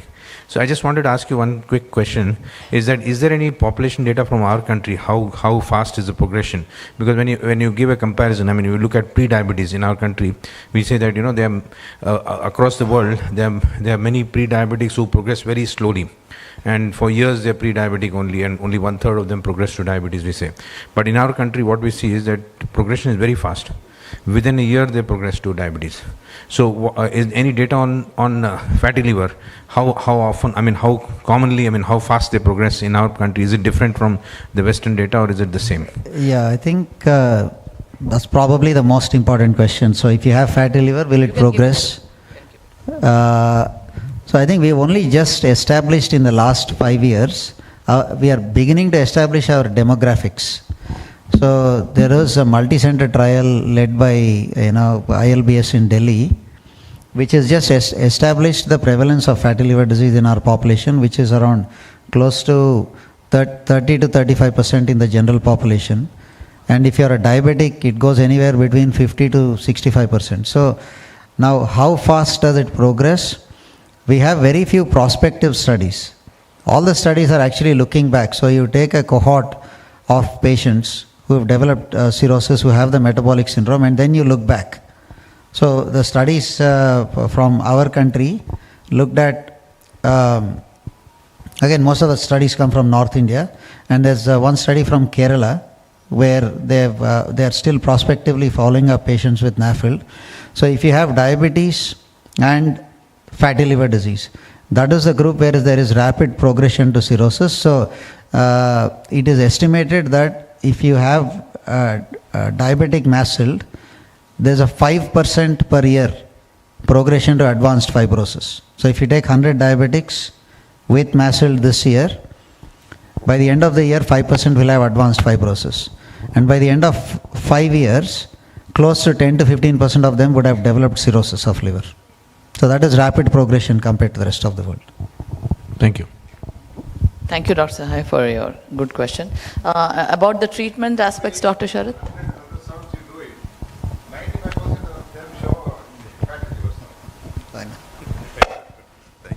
Yeah, okay. So the question is, if you basically do an ultrasound, you're going to find fatty liver. I think I agree with that statement, sir. I think you'll have to understand the radiologist's mindset also, where if they are in doubt, they report it as fatty liver. There's a bit of over-reporting also when you actually speak to radiologists. And the newer ultrasound machines, I do endoscopic ultrasound, they're so much, the definition is so high. And I think you really need to calibrate, you need to compare the calibration of newer machines to older machines. Definitely there's overdiagnosis of fatty liver. I think fatty liver grade 1 with normal LFTs, with no metabolic syndrome, I actually don't follow up these patients. I ask them to just go back and, maybe, if there's an issue, to recheck their investigations. There's no point just continuously following these patients. So Dr. Sharat, what is the next step for the fatty liver that we commonly see on the ultrasound? What is the next step? So is it the same as we study in the algorithm, the FIB scoring, and then the fibroscan if the FIB score is more? Is that the next step for all of us? Yeah, okay. Home? So I think the FIB4 score is for general practitioner, non-hepatology practitioners. Okay, so it can be general practitioners, endocrinologists, clinicians. So you have a patient walking into your clinic with a report of a fatty liver. So what do you do with that patient? So you do liver function tests, and so FIB4 takes into account your age, AST, ALT and platelet count. So you do your FIB4 score on that patient. If the FIB4 is more than a certain threshold, which is 1.3 for the Western world and it is 1 for Indians. So if the FIB4 is high, you can then either monitor them in your own clinic or you can refer them for further tests for advanced fibrosis. But just broadly speaking, I think if you have a patient with fatty liver and normal LFTs, and if they are not diabetic, I don't think these patients will come to harm from their liver disease. There is no guideline that is asking you to continuously monitor these patients right now. Normal LFTs, non-diabetic, I think you can just, there's no need to pursue that liver disease. I think we have little difference of opinion here. See, fibros, if you're talking about FIB4 score, okay, you have somebody with high BMI, whether they are pre-diabetic or normal, when you are doing a metabolic workup, we are able to pick up early cues. There could be a low HDL, there could be a high triglycerides there. That is another population we are seeing. We are very risky population because they march on very quickly. And here, FIB score. So what happens to population who are coming from northeast? I don't know what is Telangana's population with northeast. There they have a low platelet counts. So FIB score can be a default there. And somebody who has recent illness, like it could be any dengue disorder or any of these, or any hematological disorders, that is where we need to be a little bit careful about the FIB score. So if somebody has got high BMI, irrespective whether they're diabetic or not, we may have to definitely screen for metabolic. I'm not talking about the liver per se here. We are talking about other organs also are there here. So what are the other organs we are worried about? So there could be simple arthritis, could be very, whatever the people who are coming with a high BMI suffering from, they are suffering from serious psychological disorders. You said to them, stand in front of mirror, look at them. In social countries, in abroad countries where they do a lot of social parties, I'm sure we are catching up as well. But there, if you have got a high BMI, they are looked down very, this thing. Different, so psychological esteem in our patients also are a very important factor. And also the physical ability. We talk about lifestyle disorder, you need to do 150 minutes and 30 minutes of strengthening exercise. Everybody wouldn't be able to do that. We need to look into individual person. The holistic approach. Yeah. So I think just a very quick point. I think there is a fine line between freaking patients out. I think we are very good at that as a Indian society. I agree. Yeah, just go out, everybody is doing awareness campaigns, and not all fatty liver, we don't have guidelines telling us, we don't have good longitudinal studies telling us what to do with patients who have liver disease, who are not diabetic and who have normal liver function tests. So I think this particular group, until we have good guidelines telling us, okay, monitor this obese patients with normal LFT, grade 2 fatty liver, I don't think we can advocate monitoring all these patients continuously, because there's something called harm that you do by continuously putting them under surveillance. So there is this surveillance harm that, for example, gastric cancer, liver cancer, so there are screening guidelines for these patients. Actually calling them back for screening very regularly does a lot of psychological harm. There are studies looking at that. So you can say, for example, incidence of gastric cancer is increasing. Should we do an endoscopy on all patients above 50? Then you do the endoscopy, and Barrett's esophagus, for example, and you tell them, I'll repeat your endoscopy after 2-3 years. So that guy is probably living in fear for the next 2 to 3 years. What's my next endoscopy going to show? I think considering that 40% of the population have fatty liver, if we start telling everybody, look out, get your LFTs or get a scan, do this, do that, we're going to do a lot of harm to these patients. Out of the 40%, probably it's only less than 5% that are going to need regular monitoring.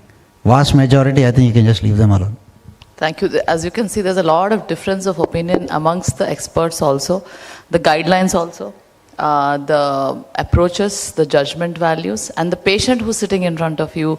So it's a very personal decision between the treating physician and the patient who's getting treated by you, with all the knowledge going on, and final judgment has to percolate in such a way that is applicable to the patient. So the treatments are not treatment favored, the treatments are the patient favored. So the institution should not boast, I'm the #1 institution. The institution should give rise to a pupil who understands and who got educated well enough to be able to take care of his life wisely for a lifetime. So the purpose of education is not the institution, the purpose of education is the student who got benefited. So similarly, the approach may be different, but the outcomes should be good, and that's the whole point of the discussions. From that, I'll move on slightly, change to Sridevi Garu. She's our esteemed dietitian with more than 25 years experience in the UK and now in India. So her perspectives are much more broader, and I would ask her, do you believe, Sridevi Garu, that food is an addiction? And it has more definite addictive tendencies and capacities more than other substance abuses. I feel food addiction knocking off is much more harder than smoking, alcohol and other drugs. That's what I feel. Because I'm working on my own food addiction and I'm still not successful. I have a sweet tooth and I'm not successful. I'm mindful about it, I'm watchful about it, I do cognitive behavioral therapy for my own self, but still my craving for sweet is unbelievable. So in spite of being an endocrinologist and a very knowledgeable person on this fact, the fact is fact, but my problem is my problem. What do I do to bridge the two? And what do you suggest your patients to bridge the two? So what we need to remember is that we are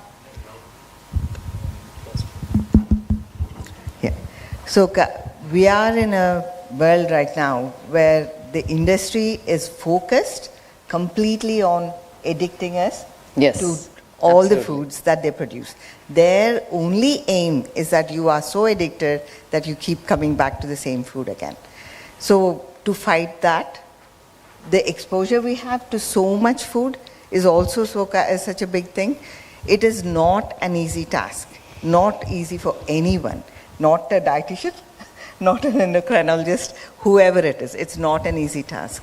So so the fact that we are calling this ABCD rather than obese, because obesity has got this stigma against it, like as though people do it just because they don't care or they're just so careless. So it is something that it needs a lot of discipline to be able to maintain your weight, maintain your health. So it is about how we train our mind right from childhood. And you've mentioned the figures for obesity in childhood. So I think it is in India, what I'm seeing is one of the biggest issues is there is no generational knowledge of foods that are now coming into the market and that our kids are eating and our families are eating. So that is one of the biggest problems we are having. So I think it is more about not shaming, but increasing awareness, having families getting used to having lots of filler foods that don't have calories. So once someone is full, they're less likely to go for foods that are high in calories and high in sugar and high. So can you name a few filler foods or a few de-addictive foods which can go prior to the highly palatable, highly processed HPF foods, which are of course addictive and very craving for us? Give us a list of those foods that you usually have great success with your patients.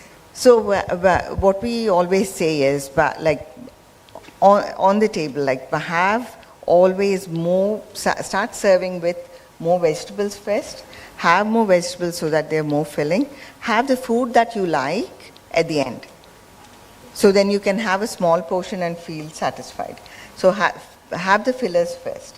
I know there's a big thought process in India due to the Ayurvedic belief that you should not drink before eating. But scientifically thinking, we know that it doesn't really apply. But it does help in the sense that if you drink while you're eating, it fills you up. The stretch receptors are better, activated. So you're more likely to feel full and feel stop drink eating. Prior to eating, just prior to eating or while eating also? Prior to eating and drink while eating. But we know that the body knows how to produce the enzymes it requires. So also eating slowly, I think that is cannot be underrated in any way by eating slowly, because we need to remember that the body takes 10 minutes to even recognize that we have started eating, because that's when the physiology starts changing. So most of us finish eating in 10 minutes, and then we are looking for what do we have, what else can we eat. So we end up eating a lot more than we need just because we are not concentrating on what we are eating. Don't watch TV, sit at the table, have a chat, eat and enjoy. Like we talk about a lot about Mediterranean diets, but what we don't understand fully is that, like for example Italians, Spanish, they have a very traditional family sit-down dinners. They eat over an hour and a half or 2 hours. So those are the countries who have happiness index less than Highest, 20, and they go home at 4 p.m. and it's not the case with Indians here. And also, I know, and they give so much importance, and they eat it in stages, like so they are eating slowly. That is also the crux of it. And did you see, Dr. Sridev Garu, that we discussed about more than 30 minutes and not one single word of GLP-1 agonist came up amongst all 4 of us or 5 of us. Amazing, isn't it? So we are definitely beyond the GLP-1 agonist. We are agonism here.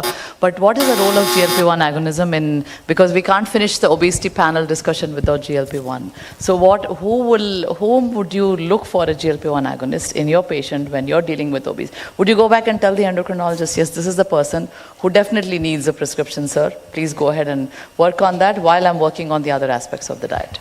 Lakshmi Garu, like you said, because we're out of time now, so we'll wrap up. Having control is one of the biggest issues. Yes, absolutely. And GLP-1 definitely gives someone especially who has, the issue with control, psychological issues with food, it supports them. So using it as a crutch, as a support, is absolutely helpful. Yes, I like the fact she used the word support. She did not use the word as a starting off. I mean, rely on it completely. Dr. Ashok has been waiting. Just final quick ending point. Yeah, we're wrapping it up. This is the last chance. Just to give the proper fillers prior to the main meal, usually we recommend to start with the protein. Because many of our patients are protein deficient. Good amount of protein, then salad, then fruit, low calorie fruit, then go for the main course. By the moment of you have consumed these 3 things, then at least 30-40% of your stomach is filled, and then the main course will be lesser. So, and taking the main course, generally we used to advocate rather than going with rasam, sambar, pickle, then dal, properly boiled vegetable curry. Foods. The rasam, sambar, pickle, papad, sambar, rasam, all of those are highly palatable foods. The salty, oily, spicy, the zingy they say, which give you that stimulating effect on the tongue, which is, the basically ventral tegmental area, the nucleus accumbens, and then the dopamine receptor pathway, the addictive neurobiology of obesity is what we need to really deeply understand. In the simple terms, the equal amount of cooked carbohydrate, complex carbohydrate, equal amount should be the curry. Then that makes us, even layman to understand fully, they will materialize in a reality to have the good glycemic values. And also, Dr. Ashok, I see that the people are more on the protein aspect now. They are consuming a lot of animal protein, switching to Atkins diet or some other keto diet. So the keto diet fads are really on the high rise. And as endocrinologist, what is your take-home message on the high protein diet or the protein main diet, or even now with the GLP-1 agonist to save the muscle? There's a slogan called Save the Muscle. And it is against the whole philosophy of GLP-1 agonists. We are using GLP-1 agonists especially for diabetes. Number 1, marketing indication. 2nd, BMI more than 25 with comorbid illnesses. 3rd, BMI more than 30, no matter what, whether they're diabetic or not. So don't take the save your muscle philosophy behind, shunning off the GLP-1 agonists. There's a fair market value for GLP-1 agonists. So what do you say on the high protein save the muscle? To have the healthy life, at least an adult diabetic individual, at least 0.9 to 1.5 grams of protein per kg is required. Yes. By default, an adult individual, roughly 60 grams of protein is required. It is not going crazy more than 1.5 in each and every one. unless he is doing vigorous activity, that is different story altogether. At least 50 to 60 grams of protein requirement we need to look into. Yes. And Dr. Sharad Garu, what is the role of GLP-1 agonists in the fatty liver? Because I see Monjaro or any other GLP-1 RA as the top line on US FDA approved practical usable treatment for fatty liver these days, sir. Okay, until 3-4 months ago, Yes. GLP-1 RAs were not recommended for use in metabolic fatty liver disease. You only use it if the patient is concomitantly diabetic, for control you use, or concomitantly obese.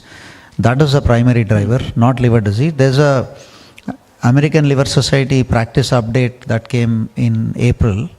So now we are using it for a selected subgroup of patients with metabolic steatotic liver disease with advanced fibrosis. So you need that advanced fibrosis before you treat the patient. Yeah. Thank you so much. Yeah, she is requesting for one last statement. Yeah. Yeah. So I think the term adequate protein needs to come in. Yeah. Where this high protein always encourages people to think they need 2 grams per kilogram body weight, which we know it's absolutely not required. The other thing is with GLP-1s, when we combine that with lifestyle is when it has the maximum benefit. Yes. The diet, so always... Otherwise they fail it, yeah. There's so many non-responders to GLP-1 agonists because there's no background for them. So we need to set a background for any obese patient, and that's the whole point of discussion today, a holistic background approach. We need to also discuss with the patients the mindfulness, the role of probiotics, the role of gut microbiome, the role of the fertilizers or whatever, the highly hybrid available foods that we have. So fruits are good, so it doesn't mean anything. So nuts are good, that doesn't mean anything too. Even the high intense workouts, we need to clear the fallacies behind the workouts. It should be a balanced workout. We should start off with a 15-minute of aerobic, 15-minute of muscle training or weight training, and then a 15-minute of stretch, and at least 5 to 15 minutes of breathing technique, ending up with 5 minutes of yoga nidra or shavasana, which is basically you watch yourself, you be witness to your own body. Until we are a witness for our own habits, our own emotions, our own thoughts, our own reactions, our own past and future, our own mind wavering between the two, we will not knock off obesity. Whether we are a doctor, whether we are a diet expert, or whether we are a nurse, whether we are a researcher or a publisher, we will never knock off obesity in us or others in front of us, unless we master the technique of mindfulness and holistic approach, which takes us beyond the reasons and the effects of treating a patient with obesity. With that, I close. But any other questions? We'll take it in the break. Yeah, Dr. Meher, Dr. Gautam. This is to Sharath, sorry. So, two things here. We are talking about diabetes with fatty liver, who's likely to progress at the rate of 5%, right? So, how frequently you want to repeat the fibrous scans in a year? Okay, I think so we're talking about the specific subgroup diabetes with fatty liver, right? So even within this subgroup, there are more subgroups. So you can have diabetes, fatty liver, normal liver function tests, and a normal fibroscan. So for that group, intensive follow-up is not necessary. It's very arbitrary. I repeat their liver function tests once a year. As long as the liver function tests remain okay and their platelets remain okay, I don't necessarily do a fibroscan maybe once every 3-4 years. I don't repeat it very frequently. But if you have abnormal liver function tests, if you have inflammation, SGOT-PT are high, and if you have a fibroscan, index fibroscan reading more than 8, they will need, of course, therapy. They will need therapies. There are new FDA-approved therapies, resmetirom is available, and now GLP-1 RA, there's a lot of phase 2 studies coming through. So that group where you found F2, F3 fibrosis with inflammation, fibroinflammation, are going to need therapies. Now, once you give therapies, of course, you'll need more frequent monitoring with the fibroscan, possibly once a year. I don't do it more frequently than that because you will not get the necessary changes before that. Second question, one last. What is the strength of evidence regarding saroglitazar? Strength of evidence regarding saroglitazar on fatty liver? One word answer, saroglitazar is not recommended by any of the societies, except the Indian Society of Liver Disease. I think yesterday I was in one of the panels. One of the Professor Osama Haydem from, I think, was he from Chicago or something? He was telling, though saroglitazar is not licensed in America, he was giving a talk and he showed evidence about saroglitazar. And we Indians, we have seen an excellent and metabolic rate, we have seen very good. We can't deny that saroglitazar cannot be prescribed. It is a wonderful molecule. It has got both PPR alpha and gamma for people who understand, but insulin resistance and also glycemic. And it's becoming sort of second or third line for a fatty liver disease for our patients. And we endocrinologists and metabolic doctors, we all endorse it. Because we are seeing excellent reduction in triglycerides. Of course, hepatologists are there from the fibrotic side, they're awesome. But till the fibrosis, when do we refer to hepatologists? It's the biggest question.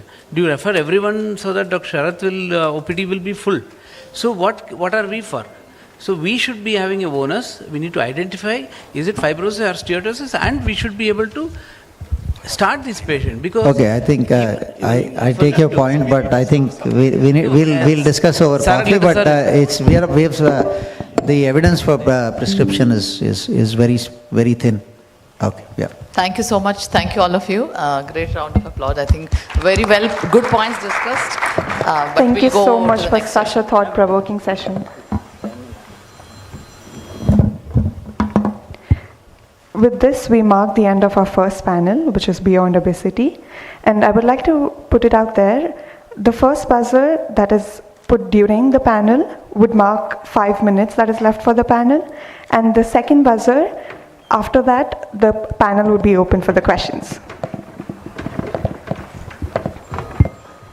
Okay, now moving on to our second panel of the day, Beyond Diabetes. Beyond sugar, the silent damage you don't see.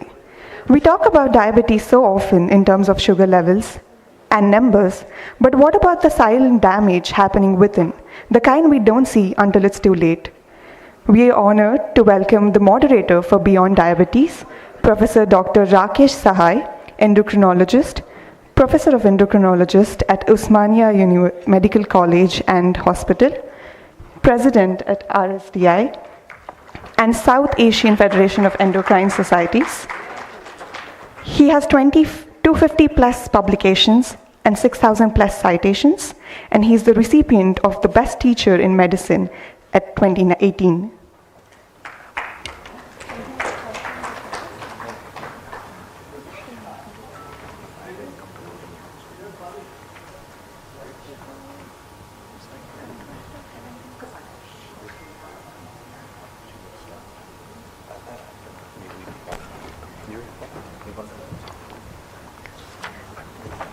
I would like to call upon panelist Professor Dr. P.V. Rao, who is a former senior professor and HOD, Department of Endocrinology and Metabolism at NIMS Hyderabad. He is a director at Diabetes Research Center, Panjagutta, and he is the president-elect for Indian Medical Association, Hyderabad North. He is the first to publish global gene expression profiles in Asian Indians with diabetes and proteomics of diabetes in human urine. I would like to welcome Dr. Gautam Meher, endocrinologist. He is known for compassionate, patient-centered care, combining the latest medical advancements with personalized treatment plans. I would like to welcome Professor Dr. P. Srinivas Rao, endocrinologist, DNB Endocrinology, Diabetes and Metabolism, MBBS from Kakatiya Medical College, Warangal, MD General Medicine, and he is widely regarded as a popular and trusted endocrinologist. I would also like to welcome Dr. Venkata Rakesh, endocrinologist. He is a consultant endocrinologist at Sanjeevani Hospital. He has multiple original publications in peer-reviewed journals, including Indian Journal of Endocrinology and Metabolism, Journal of Clinical Densitometry, Indian Journal of Surgery, and JCDR. I would also like to welcome Dr. Sandhya Jalapu, endocrinologist, DM Endocrinology, FRACP, Australia, and she has done her MBBS from Gandhi Medical College. She completed specialist endocrinology training in Australia at Princess Alexandra Hospital. and she has been admitted as Fellow of the Royal Australian College of Physicians. We also have with us Dr. Rohini Kasturi. She's trained in the US. She's practicing endocrinologist at Star Hospital in Hyderabad at Nanakramgura. So welcome, Dr. Rohini. So welcome to all the panelists. We have an excellent panel here with experience from across the world, and they are all practicing in Hyderabad and Vijayawada. Dr. Meher is from Vijayawada, and we are going to discuss about management of diabetes. Because if you look back at what has happened in the space of diabetes management over the last 3-4 decades, there's been a lot of change. We have got several new medications. Today we can say that we have got 8 different classes of medications. So you can choose between 8 different classes of medications. I will not list out all of them, but everybody knows metformin, sulfon. Earlier it used to be, when probably when Dr. P.V. Rao started his practice, it was like only metformin and SGS, one of the sulfonylureas. And even when I was practicing earlier, it was like that. But then we have ourselves, many of us ourselves have seen the entry of so many new classes of drugs. We saw the glitazones coming in, then we saw the gliptins coming in, then we saw the SGLT2 inhibitors coming in. We have seen the GLP-1 analogs coming in. We have seen molecules like imiglamine, acarbose. So many molecules have come. We have now 8 different classes of drugs, and we have to choose wisely to bring our patients to their glycemic targets. And and also our targets have been changing. What we have been earlier looking at, there was an era when we used to just think about glucose control. Earlier it used to be glucose control. What we would say is in the early 2000s or even in the 1990s, it used to be like glucose control based on what the DCCT said and the UKPDS said. We knew that. We said that okay, everybody should be brought to less than 7% or even less than 6.5 possible. And then we started having the impact of hypoglycemia. Accord study showed that, and then that was a phase when everybody was worried about having drugs which are safe and not causing hypoglycemia. So that was one era. And then then came the era when we said that we should have drugs which are safe from the heart. Should not damage the heart. When we had the rosiglitazone saga coming in 2007, and after that everybody was looking at drugs which are safe for the heart. And now we are in this new era where we are saying that we have medications which can protect the heart, protect the kidneys, and actually modify the disease course itself. And so that's how the practice of diabetes has changed in the last 2 or 3 decades, and we have been witness to so many new things happening in these last several years. So what I would like to discuss, we'll bring out some of these issues I would like to discuss. So today we are saying that we should be focusing, not looking at HbA1c alone, looking at organ protection and looking at drugs which can provide that. So there's a lot of discussion. I'm sure everybody here in the hall would have heard many lectures, many sessions where we discussed just about SGLT2 inhibitors and GLP-1 analogs. So I would like to ask our most experienced panelist here, Dr. P.V. Rao, about how far he thinks is glycemic control still important or not important today. Thank you, Rakesh. First of all, I thank organizers for continuing to give me this kind of opportunity after so many years. I've been sitting on the stages for the last 40 years now. So I'm like I've seen the evolution of diabetes medicine in India. I have seen all those senior people, Professor B.K. Sahai, Dr. Sachinarayan Reddy, Shyam Sundar. Now I am seeing all these young American endocrinologists, Australian endocrinologists, British endocrinologists, and 2 Indian endocrinologists also, purely Indian from Usmania and Kurnool Medical College. It's nice to see the amalgamation of all sciences from all over the world. It's nice that I'm the luckiest person to witness the evolution of diabetes medicine from American people, British people, Australians, Indians. So thank you so much. Today the question is, how relevant is glycemic control? HbA1c. And HbA1c. So we have seen the origins of glucose estimation glucose estimation from 1970s, it has evolved a lot, starting from Felling to so much has evolved in glucose estimation. Glycated hemoglobin also come in our days. Glycated albumin, glycated proteome, glycated proteins. So much of glycation.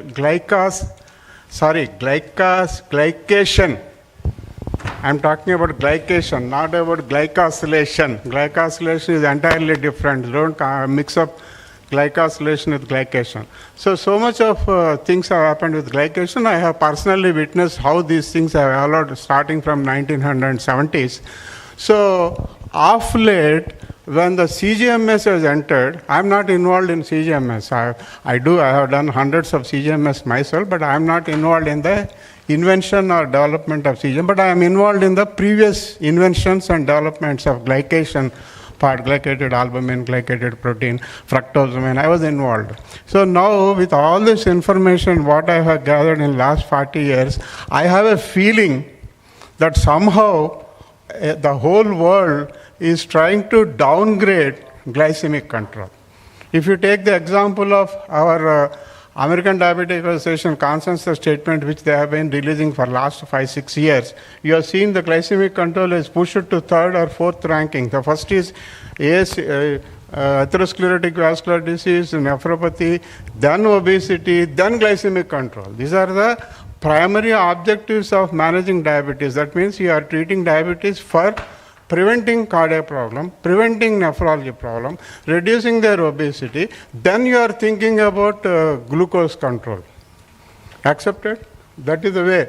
But 1 week back, 10 days, 7th of June, the ADA, I did not attend, but I have seen the slides. ADA EST has brought down a consensus statement, and then they have released a draft slide, which will come in the 2027 ADA. Then luckily they have approved glycemic control again in the front. After 6 years, they have brought glycemic control to the front. Then again, they have put all the other things. The primary objective of diabetes control, we don't know. For 6 years, they made it a 3rd in the line. Now they are going to make it 1st in the line. So people have been playing with glycemic control. But I was also involved in UKPDS. 1983-84, I was there when UKPDS started in England. Then I was the person in charge of Indian Council of Medical Research long-term follow-up of NIDDM ICMR study. So with all this information, what I have found is that for some reason, hemoglobin A1C of 7% target will help you in reducing the nephropathy, okay, neuropathy, okay, by 40%. But it will not do anything for the major heart disease. Okay, UKPDS type 2 and DCCT type 1. Yeah. Okay. So in both these largest studies of diabetes in the world literature, in which I was also involved, both in DCCT as well as UKPDS. So we have seen now it is almost 35-40 years of follow-up. Things have been followed for about 35-40 years. So the original data where they have targeted a glucose control by reaching a target of HbA1c of 7% is not going to be the same now. After some 10 years or 15 years of follow-up, gradually there is some deja vu phenomena. They say that, okay, so some memory power or something. So initially when the HbA1c is brought down to 7, they have found out some benefits, but the benefits are no more lasting. So 40%. That means I will give you the other side of the coin. 60% of the people, in spite of the best efforts in DCCT or in UKPDS, have not been able to reduce their renal problems or neuropathy or coronary artery disease. So keep in mind that it is not glucose alone, but something else, not just HbA1c target of 7% alone, but there is also, it's also important that systolic hypertension control is as much important or even more important, or obesity, weight reduction is more important. You can stop me. Yeah. It's okay? No, it's a minute. So now, no, what is there? Old people will go on talking. we are used to giving lectures without slides, without this kind of decent environs also. So you can stop me. So we'll come back to you, sir. We'll come back to you. We are not stopping you. We will come back to you. So what we are saying is that you have brought out very important points that, although we know that, we have a lot of medicines which are providing cardio protection, renal protection and all that. But if you look at all the studies which are done with these molecules, wherever you had the cardio protection, you had the renal protection, or you had the benefits you are seeing, they all happened when the background HbA1c is maintained well. So all these trials, you didn't have, people with HbA1c of 9% or 8.5% who were getting these medicines and were able to get the benefit. They got the benefit only when their HbA1c was kept at about 7%. The target was all in these trials. There was T2 target trials. You had SGLT2 inhibitor added on, but the basic premise was that the HbA1c should be kept at 7% with whatever medication other than this you had to adjust. So you didn't adjust these medicines, but you adjusted all the other medicines. So that was the way these studies were done. So obviously the benefits that you get in terms of all these protection is going to happen only with HbA1c of 7%. So it is important that we shouldn't forget that.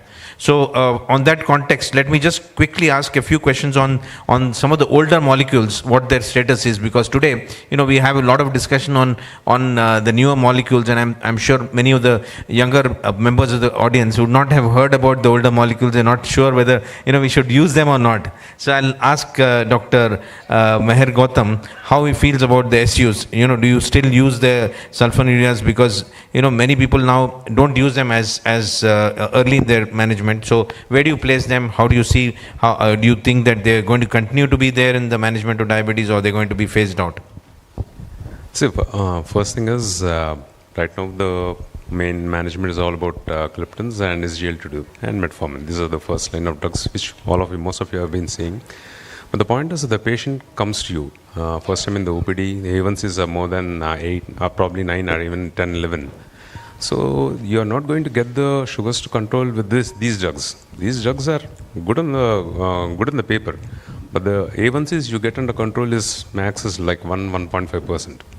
But you need to get the sugars rapidly, at least for the first 1 month, so that the patient can have a good glucose in the first month. So that time the sulfonylureas are going to help you. So these are the most potent in at the present this one. So whatever benefits or issues they have with the diabetes complications is a different thing.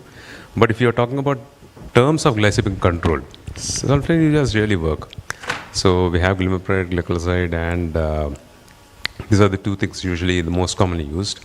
But do consider them in one of the in the first treatment. See, most of the prescriptions which you encounter for the patients, patient has A1Cs of 9%, comes to you. The patient is being put on DAPA or gliflozins with the metformin. So the patient is going to go into euglycemic ketosis. He'll have problems with those SGLT2 inhibitors. So do consider sulfonylureas, get his sugars under control first to a reasonable level. Then you can try all your gliptins and things which are associated with cardio, kidney and metabolic benefits. So Dr. Meher Gautam says that he uses them early and gets them to control, and then starts and then down titrates their role and puts in other molecules. I would actually put it the other way. I mean, I would rather use a gliptin and metformin, get them under control. If they're not getting under control with that, then I would use a sulfonylurea. And many times, I mean, I would say I still use SUs, and I'll take quick views of the others also on this. I would say I still use SUs in maybe about 60% of patients still are on SUs. And the newer patients, probably it's not like, unlike earlier practice, we use them a little later as a third line or fourth line agent. And one interesting observation that I've been seeing is that I've been using them to, keep the fasting under control. Many times you use these triple combination of gliptin and SGLT2 and metformin in the morning. They give very good control in the daytime, but the fasting always remains high. So I use a small dose of SU in the night along with metformin, and I find that works very well. So I just want to quickly have views from Dr. Venkat and Dr. Sandhya also about that quickly before we move on to the next other one. Yes, sir. Good morning, one and all. So, glycemic control is at the top priority even with all the drugs, new drugs, or one of the some more new drug comes in the future, there is a mainstay around that everything builds around. So whether the ADA puts it in other way or some other guidelines puts it in other way. So second thing, usage of sulfonylureas. Sulfonylureas are going to stay, but the dosage which we use and the pattern which we use and at what point of time we initiate changes. So previously we were starting with say glimepiride 1 mg and 2 mg in a patients. Now the dosage changes. Low dose sulfonylurea, as said, in patients particularly when HbA1c of 9 and 10, along with these newer molecules, we are using 3 or 4 classes of drugs. Probably low dose of sulfonylurea at the night, with along with metformin, which completely makes the glycemic control very good. So that's where the perspective of usage of sulfonylureas changes. Or initially when we are waiting for this GLP-1 agonist to act or tirzepatide to act over a period of time, so 1 month, 1.5 months, and HbA1c is very high and the patient needs to lose weight, again that is a scenario where you need to use these drugs. And in specific scenarios like CLDs where HbA1c of 9 and 10, obviously these are the molecules that are going to depend upon, we are going to depend upon. The various patterns varies depending upon the creatinine and the CLD status, but these are the molecules we are going to depend upon.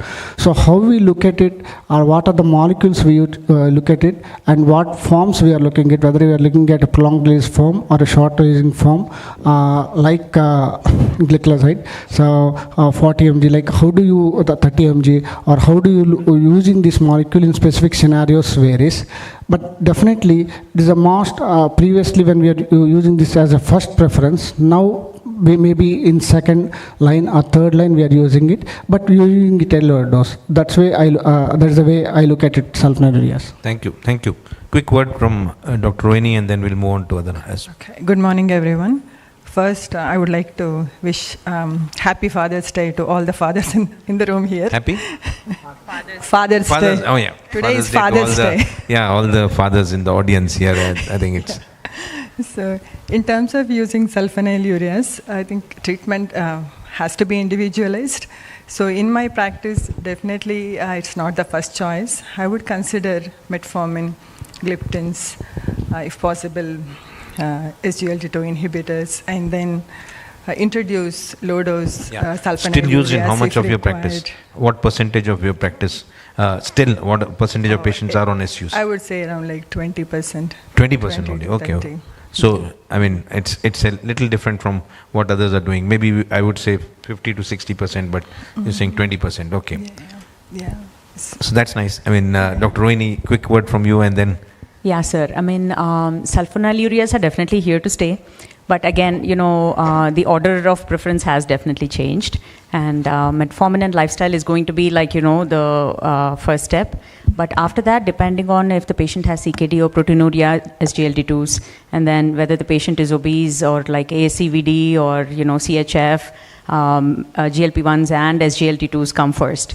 And again, if there is a contraindication like a recurrent UTIs, I would probably not go towards SGLT2. And only after these two come the sulfonylurea. If I'm still not able to get the patient under control at the maximum tolerated doses of SGLT2 and GLP-1, then I would get the help of sulfonylurea for sure. So they are here to stay, but again, the order of preference has changed.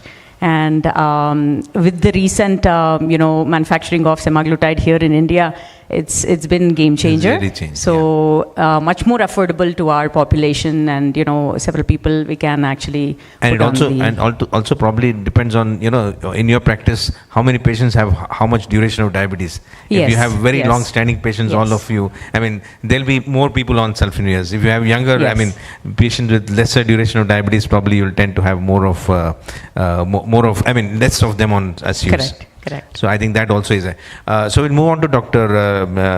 Srinivas and ask him about metformin. How does he use metformin? I mean, beyond the usual use in diabetes management, what are the various situations where you're using metformin?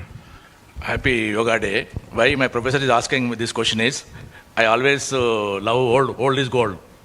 That's why metformin, Rakesh sir is asking that question about metformin. My always preferred drug is metformin. So if you write a prescription of metformin, 500 mg, 1000 mg, again patient will not come to you.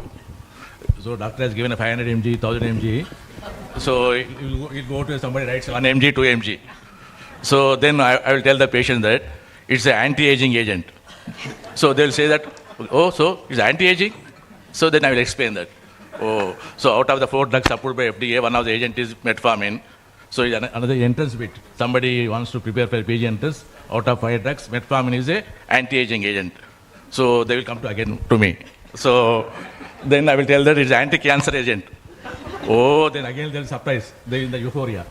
So I will tell that suppose female is there, they'll say that endometrial carcinoma is one of the lot of studies are there. They're happy. So PCOD, anyway, young patient PCOD, I will say that PCOD one of the drug anyway we are using.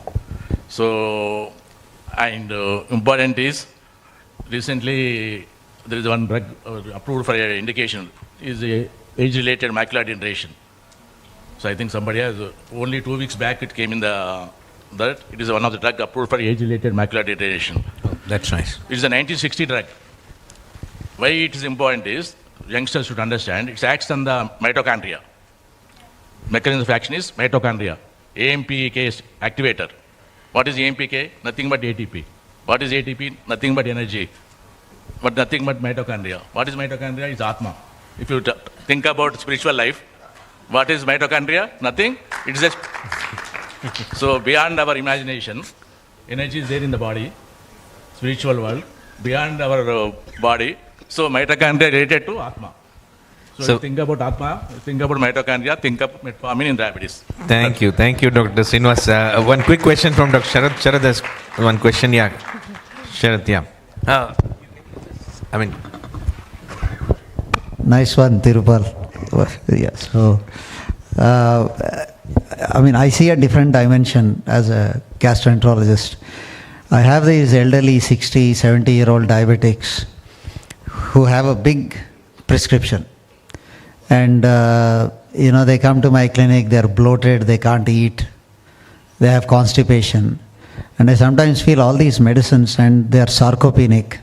We talk about GLP-1 RAs causing sarcopenia, but I think the impact that the multiple combinations of newer anti-diabetics are having on people's lifestyle, I understand the cardioprotection, renal protection, but I see a lot of octogenarians also, the people in their 60s, 70s, 80s who are crippled because of this polypharmacy.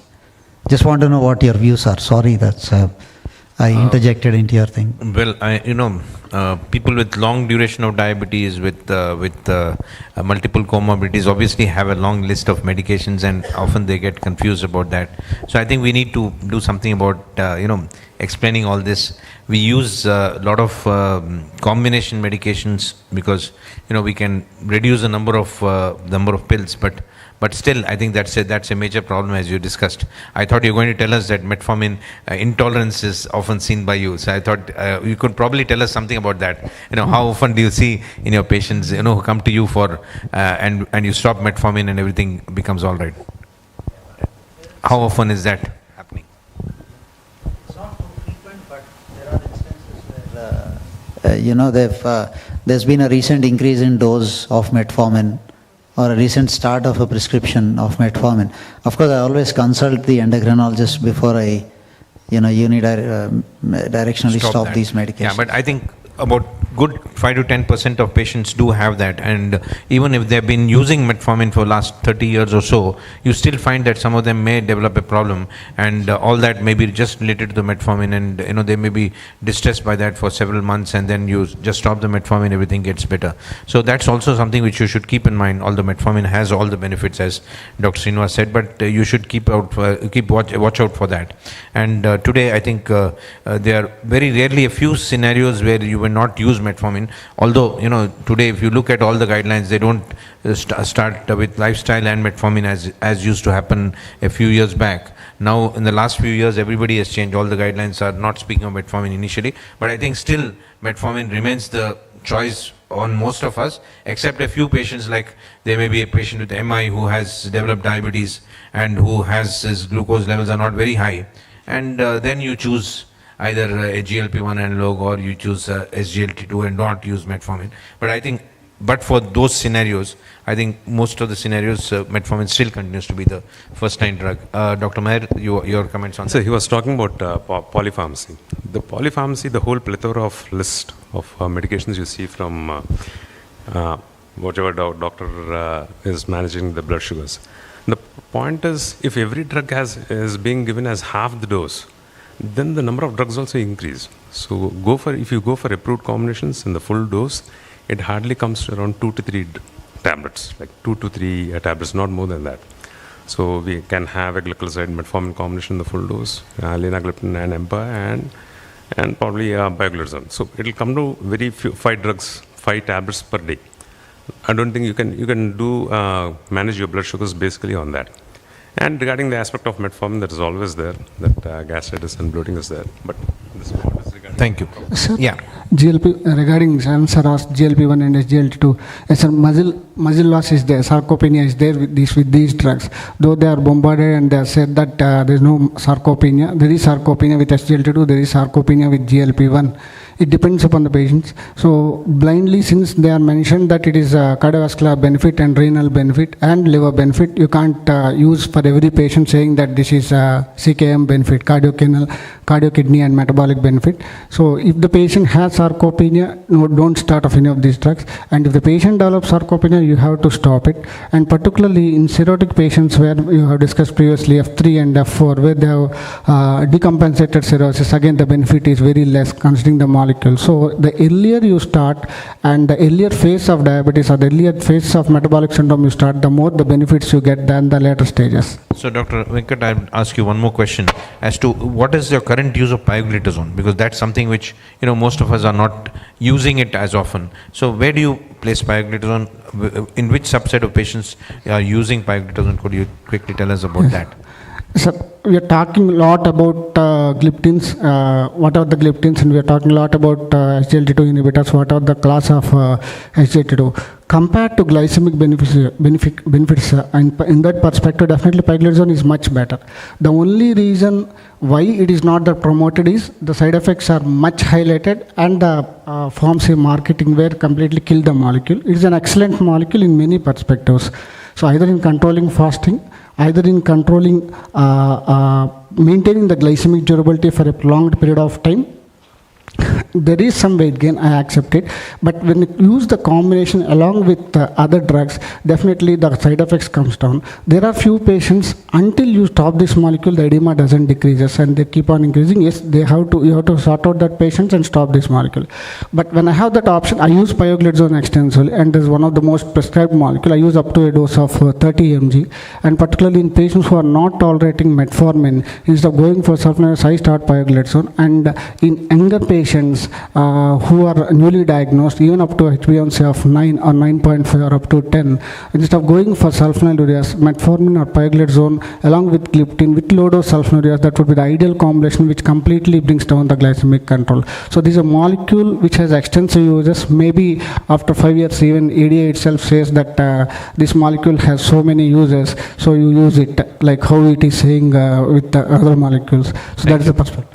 Yeah, thank you. I mean, I think that was important that, you said that this was actually going out of most of the guidelines, but now we see it coming back in the ADA guidelines, and as you said, those are the scenarios where you would use it, particularly in younger patients, newer onset of diabetes, and also probably now combinations, you said, particularly with SGLT2 inhibitors, we are seeing many combinations coming in, and there I think the benefit is that, the weight neutrality of this combination as compared to when you just use it alone, you tend to produce weight gain, which doesn't happen with this combination. So let's move on to the newer ones now.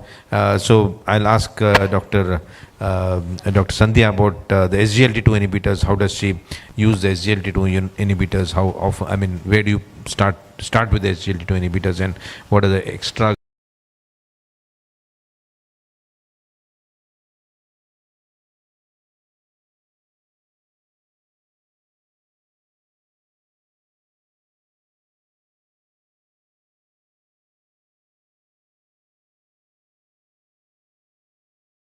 and as well as macrovascular complications. So in my first review itself, I'll go through with all the patients.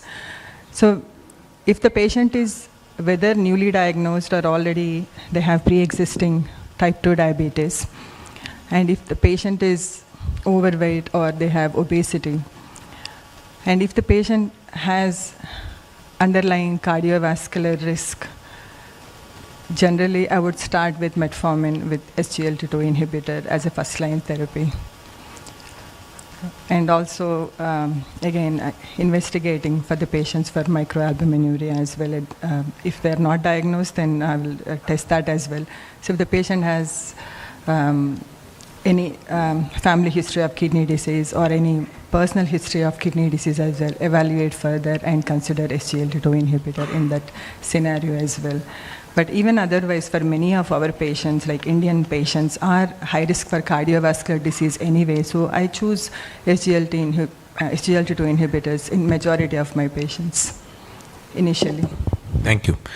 So Dr. Rohini, could you tell us something about the use of GLP-1 analogs in your practice? How has it changed since the time they've gone out of patent? Are you having any concerns with the use of the generic GLP-1 analogs, or you're comfortable with them? So far, I mean, actually, I moved to India in 2022, so I had used semaglutide between 2017 and 22 in US, and then when I came back to India, it was like, I felt handicapped, like, oh, there's no sema, what do I do? So, I mean, I had to actually increase the use of sulfonylurea in my practice once I moved back to India. So, any which way, GLP-1s are one of the game changers. But again, we have to, I mean, I would... Timer is good, but we can put it in one corner. It's scary. Okay, so GLP-1s have been a game changer in the treatment of diabetes, I would say. I would pick GLP-1 especially if the patients, for the glycemic control, but weight management as well, and cardiovascular disease, renal disease, and liver disease, fatty liver disease. All of these, I would say it would be a good indication to start a GLP-1. And in terms of, with the generic semaglutide being available, definitely my prescriptions for GLP-1 have increased ever since, we have launched the generic versions, because used to be a lot of people could not afford, even though they qualified, even though they had obesity, fatty liver disease, and bad glycemic control, and maximized on all oral agents, and people who were on insulin, they could not afford the GLP-1s before, but now they can. So I have had several people who I started on the generic semaglutide and weaned them off of insulin as well. So far it's actually gone good, I would say. So thank you. I think quickly we'll take some points about the use of CGM today in your practice. Dr. Sandhya, could you tell us something about that? Yeah, now we move to technology aspect of diabetes. So CGM is very important, as we all know, but in selective patients, I use CGM. Especially some patients, they have very good HbA1c, at least in the last couple of years.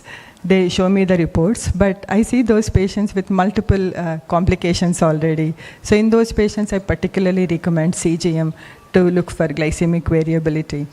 And also patients who are at high risk of hypoglycemia while on insulin therapy as well use this. But in general, the most common use is type 1 diabetes is a primary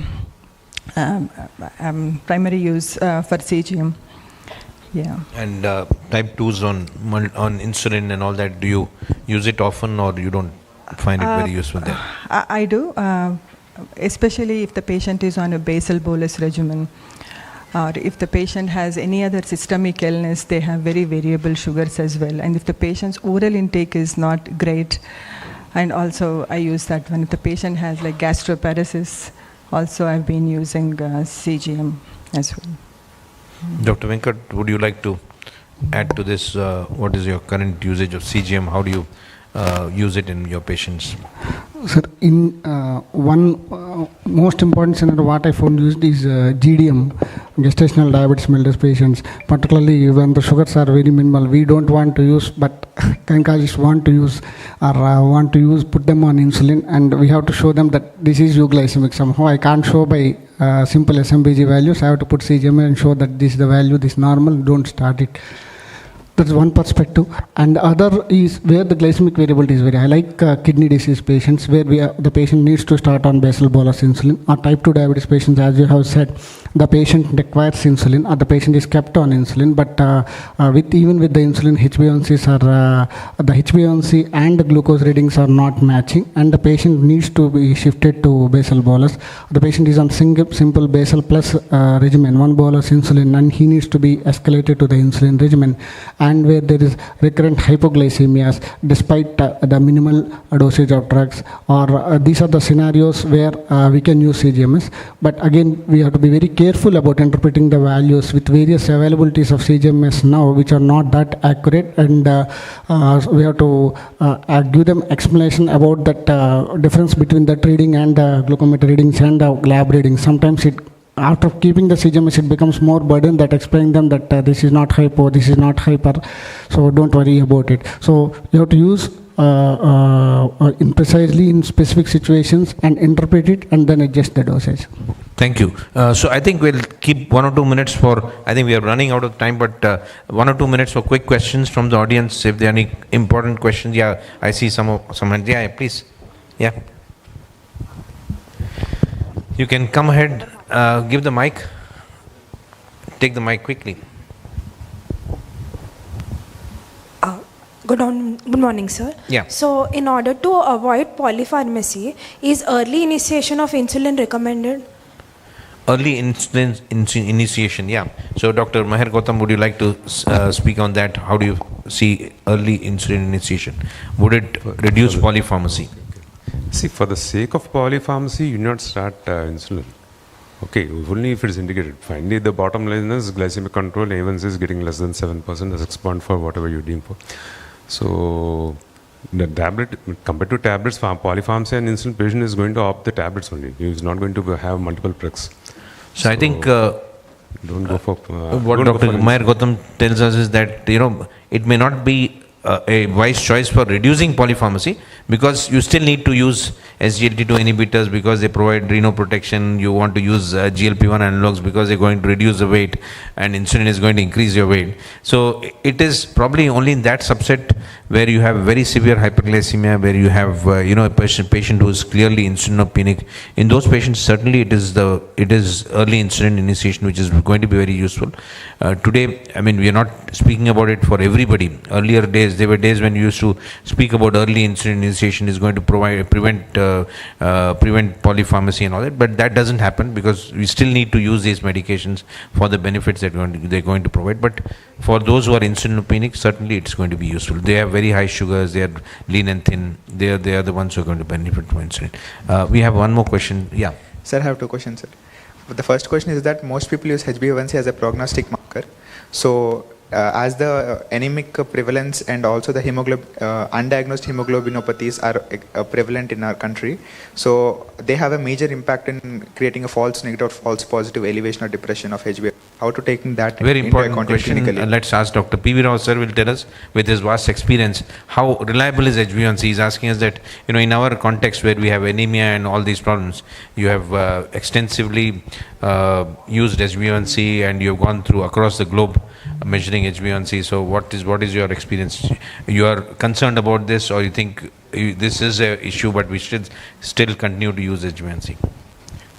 HbA1c estimation is a very difficult thing. It's not routinely done properly anywhere in Hyderabad city. So, no, that's true. That's true. But take it granted that we have something called coefficient of variation. Coefficient of variation in clinical practice can be 25%. That is standard deviation divided by square root of n is 25%. But in a research setting, we don't want 25%. But in a clinical setting, anything that is plus 25 or minus 25 is acceptable. I am talking about blood sugar. I'm talking the same about HbA1c. But if you look at the CGMS data right now in AGP profile, ambulatory glucose profile, there is something called CV. They write CV. They have written 37 to 42% coefficient of variation is acceptable. That's why all these problems, so you know about sickle cell? Sickle cell is very common in our parts, which we don't even investigate. We don't even know who has sickle cell trait, who has sickle cell disease. We don't know. But many people have sickle cell. So we don't have G6PD as much as in other countries, but we also have G6PD. Then we have so many hemoglobinopathies. NIN has done so much of work on hemoglobinopathy. So as you said, as you rightly said, yes, hemoglobinopathies, G6PD, sickle cell, and anemia. Anemia is all rampant in India. They all affect even pregnancy, hypoproteinemia. They all affect the HbA1c. But in clinical practice, 25% CV is acceptable. Okay?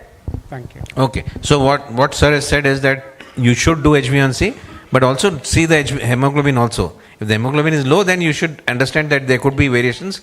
It could be showing a lower value if it is a hemolytic anemia. It could be showing higher value if it's iron deficiency anemia. So you should keep this in mind and still use HbA1c because it's an important tool. The other important message sir has said is that, you know, in the CGM, when you see that 33% is, if the variation is high, more than 30%, it indicates that there is higher risk of complications. It is in that individual itself, the variation. Whereas here, when you're speaking about HbA1c estimation, between different labs, if you send it the same sample to different labs, if the variation is more than 10%, then that's not what we would like to go with. Although sir says that at least 25, it may be even 25%, but by and large, I think this is where we have, we can't get things better than this, so we should use them and understand the limitations. One last question, sir. Yeah, sure. As in India, GLP-1 analogs are approved for first-line drug treatment for diabetes. So how willing are patients and the clinicians to prescribe as a first-line regimen for it? First-line regimen for diabetes. First-line regimen. Oh, where would you use GLP-1 as a first therapy? What is asking is that it can be used as a first therapy. In India. So can you give some examples of where you've used it as the first therapy, first and only therapy for managing diabetes? Have you used it in such scenarios? Any of you? Yeah, actually I wanted to pose this question.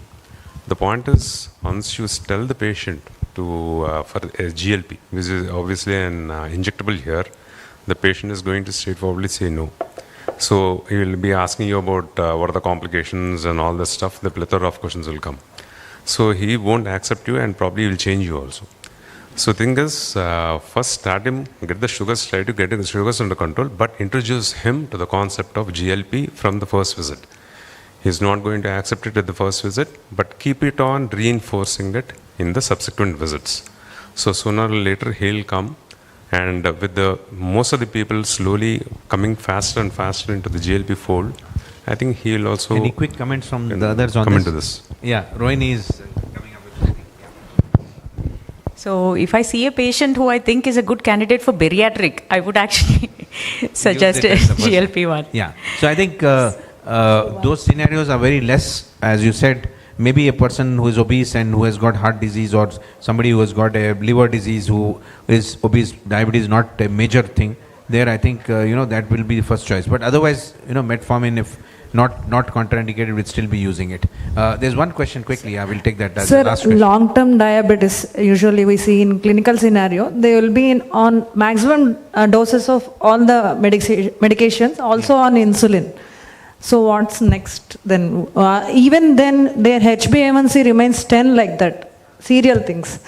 Yeah, so I think quickly, Dr. Rakesh, you want to say? Dr. Venkatraman. So all which everything going on, everything on board, insulin on board, still not under control, what would you do? All medicines on board, all seven classes of medicines, if you say. So I think you should reinforce the lifestyle to them. Many times they are not using them properly. They are not, you need to understand how they are using the medicines, what is the lifestyle they are following, what is the diet. I think looking into those things many times gives you good clues to how you can manage them. That's my practical opinion on that. With your Dr. permission, Lakshmi can I Navani, answer, sir? Yeah, please. When all the medicines on board, high doses, you said, doctor, is the patient on GLP-1 agonist also? Not yet. But Not that's yet. my So question that's to you. not- When I look at the prescription, I look, where is the GLP-1? Let me search. Is it there? Is it there or not? It's not there. It's not there. It's not there. So in that case, just see what other contraindications are there in this particular prescriptions which you don't want to give. Like Dr. Sharath was mentioning about the polypharmacy.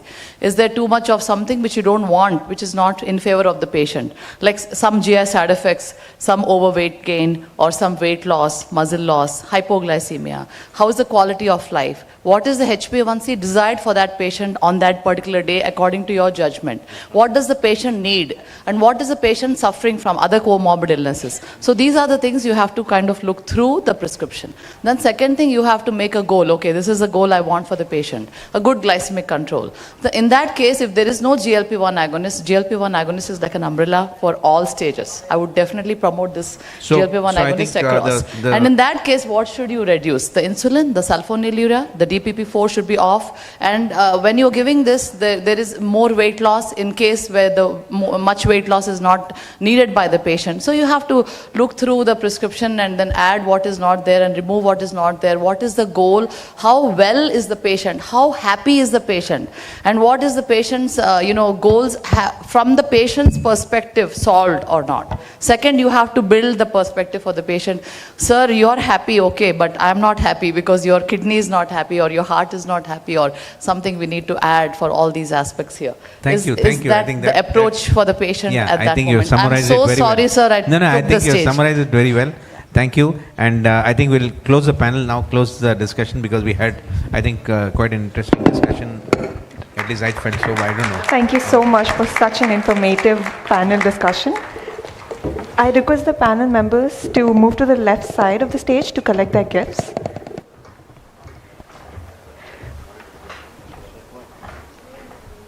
We will now have Dr. Daya launch, for which Dr. Rakesh Sahai will be taking care of.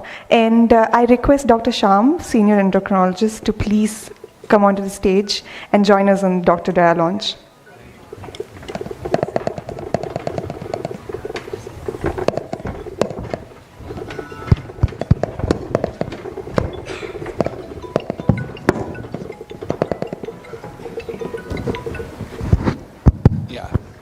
Hello, thank you all. I think while we are on the diabetes panel, I just wanted to understand the delivery of diabetes care. Today, delivery of diabetes care within the private sector is either in the hospital setup or clinic setups. So both are not optimal for the patients and doctors. For patients, they want to spend more time, they don't want to wait for us, they want appointment when they want, they are, all that complaints. Patients are not satisfied with the present delivery of healthcare, where, it's very, and for doctors, they expect us to be available 24/7 when they want. 10 minutes delay, they get upset. So the trust deficit is happening big time in India particularly. So we thought, what can we do? Because half of the patients go unsatisfied with our care, and it's so frustrating. So we thought, let's experiment. And with this technology taking up big time, a lot of non-medical players coming into this field, non-doctor players coming into the field, as doctor community, what should you and me do to help ourselves to have that sort of optimal care for our patients?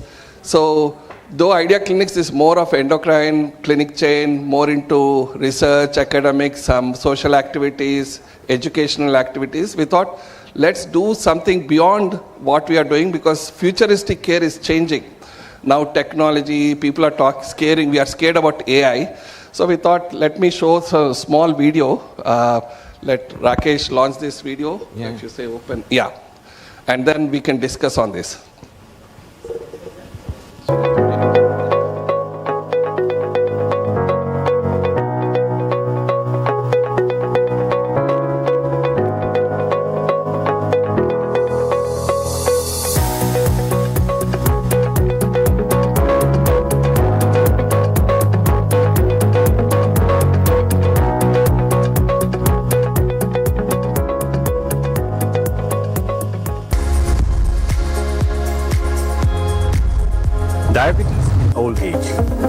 a smarter way to support your parents.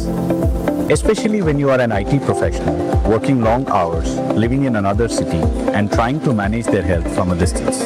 Or any working professional needing continuous glucose monitoring but fails to monitor and manage diabetes. For millions of families across India, that's the reality. Every report, every medication change, every nutrition decision, every follow-up. And that's where diabetic care gets complicated for older adults and working professionals to manage on their own.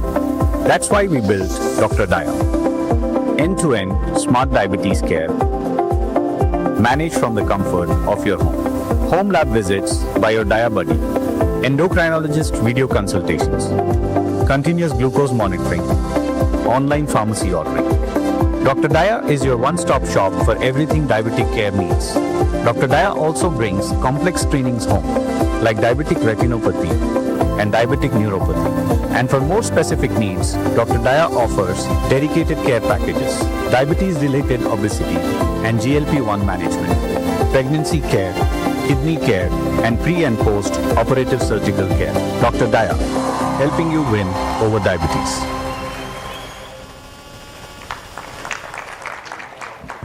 Introducing this facility or service, our app with the extended service that is provided in that.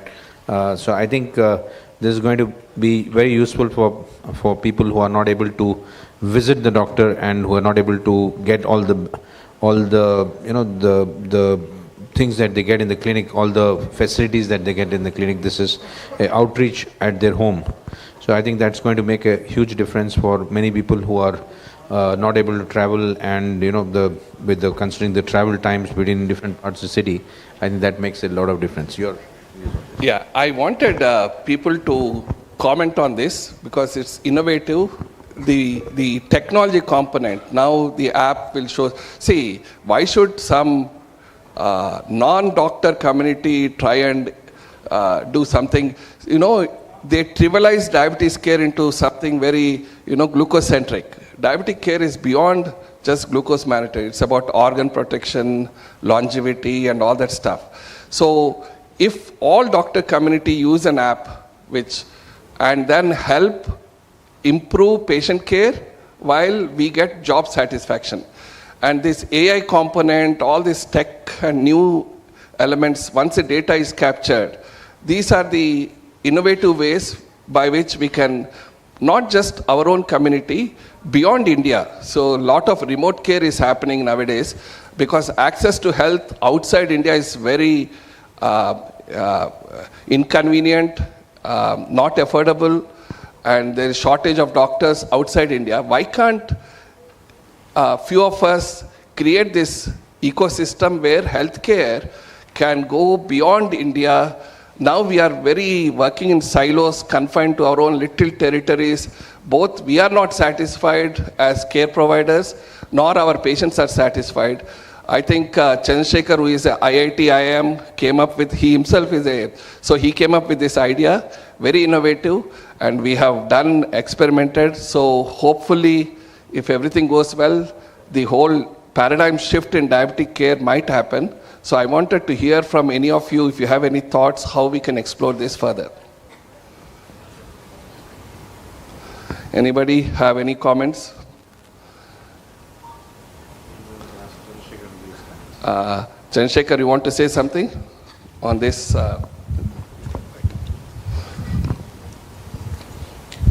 Thank you, doctor. I'm not a doctor, but I think I'm just an engineer out here and pretty humble to be part of this conference. I think what we are looking at is a lot of these diabetic care can actually be done off clinic, and if you're able to provide the care to the patients, and especially the elders and who are busy in their lives, I think there's a lot of, not just a market, but I think you are going towards what's called a preventive care over a period of time. And I think it's a platform where we can have a lot of doctors coming in, we can have a lot of the whole integrated management coming in, but very focused on endocrinology and diabetes. I think that's what is a platform about, and happy to engage more and answer any of the questions. Thank you, Chandrasekhar. We'll just get some comments from Dr. Kalyan, if you want. and then we can move on to the next panel. I think we have. Yes, there's definitely a dearth, a requirement for this platform. More and more other platforms like Apollo Sugar Clinics and other things, other companies who are using this have been successful. This model works. I completely agree. A lot of the diabetes care can be offline. Patients don't have to come. Even thyroid, we can use a platform to actually, an online platform to actually complete this. Maybe once in a year we can see the patient, and in between we can have an online consult in between. So that will be my comment. Thank you. Thank you. With these apps, I'm so scared, Dr. Sahai, that scared in the sense they're very good. See, some of the apps which we absolutely enjoy, Book My Show. We can absolutely book a ticket whether you go or not. It's there for you. You can book something on Myntra, return it, refund, exchange, again book something else. Amazon is another app. Instamart, all those Swiggy apps, all the food apps, all the transportation logistic apps. They're wonderful. They're so wonderful. They made our life so easy, isn't it? But then again, diabetes care, endocrine care or medicine care of our patient care is also very, very good. In fact, very good. It's very well done. I love the way it is. But I like to see my patients.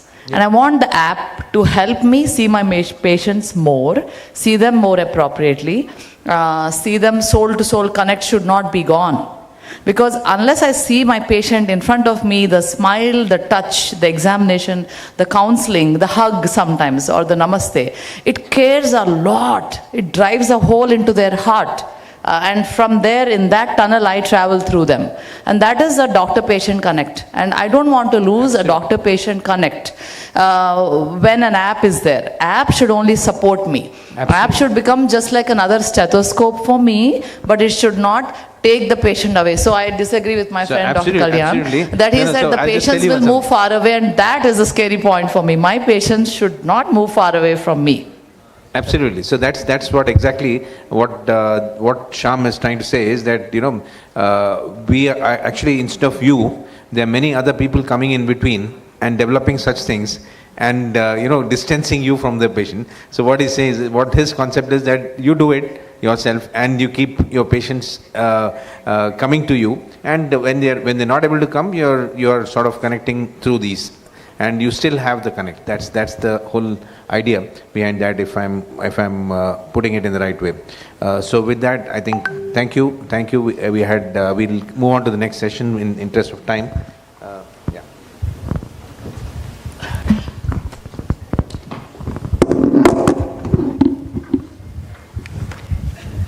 Thank you, Professor Dr. Rakesh Sahai, and thank you, Dr. Shyam.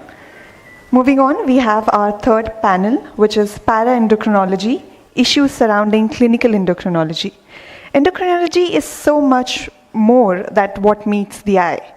This panel will walk us through the issues surrounding clinical endocrinology that often go unspoken.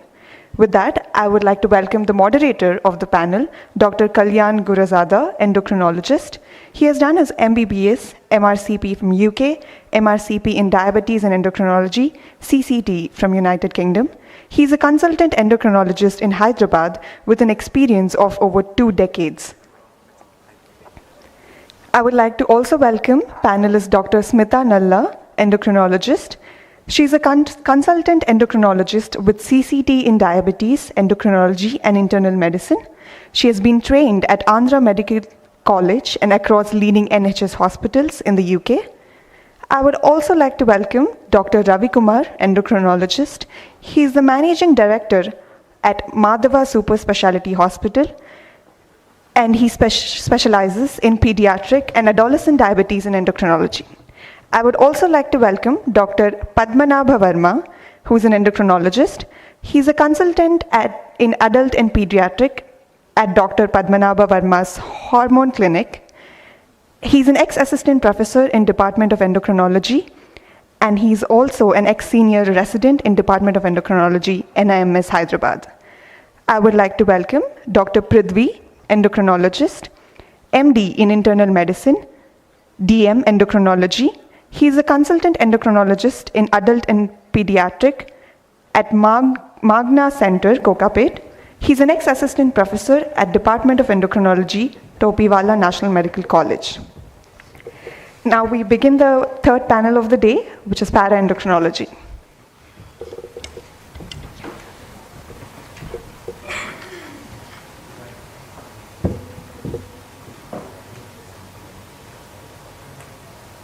Good afternoon, everyone.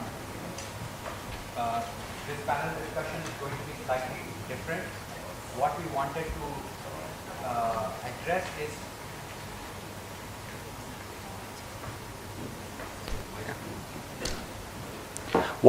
to address is in this endocrinology panel is very common issues that you as non-endocrinologists or trainees or other doctors would come across. When you come across patients with thyroid or other proper endocrine disorders, what should you know? What are the things nuances that you need to know in practice before you refer or after you refer to an endocrinologist?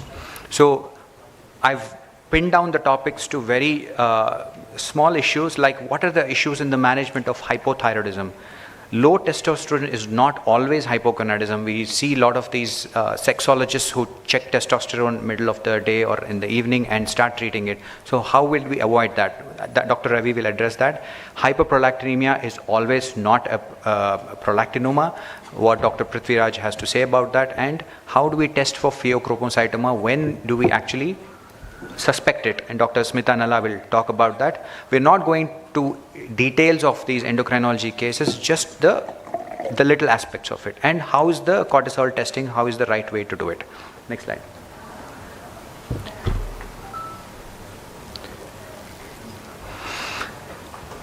Right. So I'll be talking about thyroid function test sampling. A lot of us have a question about when do we actually sample? Is it fasting or is it any time of the day? It's not actually recommended by any guidelines that we should do a fasting thyroid hormone sample. Yes, there is some diurnal variation, as you can see in a lot of, like, almost 450,000 volunteers. They did a retrospective analysis of samples which were done across the time, and you see that there is a dip in the value of the TSH during the day, and then it goes up again late during the night, and it peaks somewhere around 5 a.m. or 3 a.m. So we don't know what the reference range that we have. We have been given a lot of reference range based on what the different labs are. We don't know what the time of that is. What I believe is that if you look at the subset of patients that we check the TSH, overt hypothyroidism, the TSH is 40, you don't have to worry about fasting, so you can do it anytime. Already on medication, probably wouldn't make a difference. Again, you can do it anytime. Hyperthyroid patients, doesn't matter, you can do it anytime because the TSH is going to be suppressed anyway. Subclinical hypothyroidism is the only it's a subset where you can have slight change. But still, if you do the 9 a.m. sample, you're only going to overdiagnose, but you're not going to miss any subclinical hypothyroidism. That is what I feel, that is what I've researched, and that's what I came to. And whether the tablet to be taken or not really doesn't make a difference. You can take the tablet. The tablet is only going to affect T4 concentrations very slightly, but TSH will not matter. The only thing to make sure is that the patient is not on biotin supplements a few days before the sample, because that can interfere with the assays, but that's very rare. So patients will not be on that. So which test to check? Is the TSH or total T4 or total T3? As per the guidelines, American Thyroid Association guidelines and many other guidelines, TSH is the only marker which is to confirm the diagnosis and to monitor the treatment as well. TSH is the only best marker. The problem is different lab gives different TSH value. How will you conquer that? This was the top right. The top right, if you see this was done, part of the ATA guidelines, they checked the same sample in different labs, 10 to different labs of major companies that give us the TSH values, and they found that there's a lot of variation. If you see, there is 15 to 30% variation in that, and that is expected. So we cannot do anything about that. Even the higher, if the higher centers have this problem, and definitely we will also have. So we have to just go by clinically. What is the clinical relevance of that? Is it the total T3 or free T4 we use? Again, the guidelines recommend free hormone analysis is the most likely better biomarker for hormone action rather than the total. Total is just a very little, the total is actually 99% of it. The active hormone is actually what we want, and in hypothyroidism you don't even want that. If in doubt, you check free T4 and free T3, and in hyperthyroid you always check free T4, free T3, not total T4. Again, high total T4 and total T3 are normal in pregnancy. So please don't worry about that. We get a lot of referrals from gynecologists with high total T4, total T3. This is completely normal because of their rise in the thyroid binding globulin, which is estrogen driven. It is very normal. As long as the TSH is normal, you don't have to treat. Free T3, free T4 is generally not required unless it is hyperthyroidism. There are some caveats in the treatment of hypothyroidism. Before that, I want you to, we'll go to the thyroid antibody section. TPO antibodies are the most specific. They have 95% specificity and sensitivity. Antithyroglobulins also have a sensitivity, but they are only very limited in their specificity. But we generally check both. The follow-up of these antibodies is generally not required. It is only for diagnosis, positive or not. In UK, we used to get a value of positive. That's all. We never got a value of how much it was. Here, the patient comes running to the clinic, sir, antibodies are more than 1,000. It doesn't make a difference. If it is 1,000 or if it is 100, it is positive or not. That's all we want. It's most useful in subclinical hypothyroidism in patients who are trying to conceive. That's where the whole whether to treat or not will come into picture. And TSH receptor antibodies doesn't have to be checked regularly, only in Graves' disease. So coming to the treatment caveats, simple, if the TSH is normal, please continue the same dose. A lot of doctors, a lot of primary physicians reduce the dose if the TSH is normal. Please avoid that. Annual follow-up is the only thing that is required once the patient is stable. Unless they are going through puberty or are planning to conceive or are pregnant, you have to check them regularly. Otherwise, once a year is absolutely enough. Post-thyroidectomy patients or thyroid cancer patients who are followed up, their TSH has to be suppressed, so please leave it to the endocrinologist. Don't tinker with the doses. In secondary hypothyroidism, where the patient is actually hypothyroid because of a pituitary cause, the TSH is not useful, and please leave it to the endocrinologist. Now coming to what is the proper diet in restrictions in thyroid, I went through all the guidelines. There is nothing to suggest that you should actually eat cauliflower or don't eat cauliflower, you eat iodine or don't eat iodine, soya, milk, meat, absolutely nothing. Thyroid is not a diet-induced disease. Once you develop a hypothyroidism, autoimmune thyroidism, I tell this to the patient, your gland is dead. Whatever you eat doesn't make a difference. So what's the point in dieting?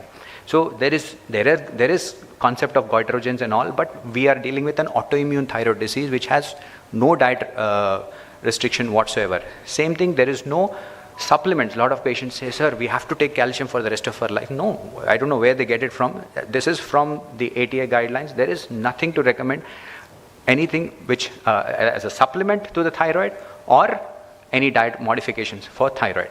When taking the thyroid, this is something that we have to tell patients, because we see in clinical practice a lot of these things where they don't store it properly. My personal experience, my mother used to store it on the fridge. She went up to a dose of 200, 250. I got to know that was the problem. I reduced it to, stored it at a different place. We reduced the dose to 100. So storing it on the fridge, storing it in the kitchen, not taking it empty stomach. If you have to take it with a little sip of water, that is also actually, I'm surprised a few actually case reports are there, or people who have studied. With one sip of water, that's all you need. If you take more, your pH is, gastric pH is altered, thyroid will not be absorbed properly. So we had a lot of patients who use big doses, and we modified this things, how they take, and definitely that made a difference.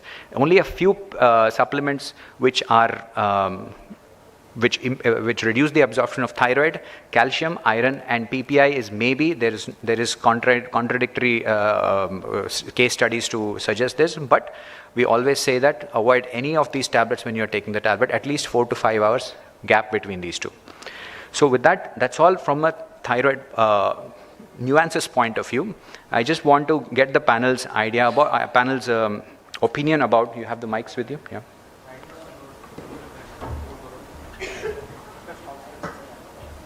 So you're free to comment about anything you want. So, Dr. Ravi, thyroid diet, do you, we never got this question in the UK, right? No, I think we've never had it, but I think what the patient expects is you say something about it.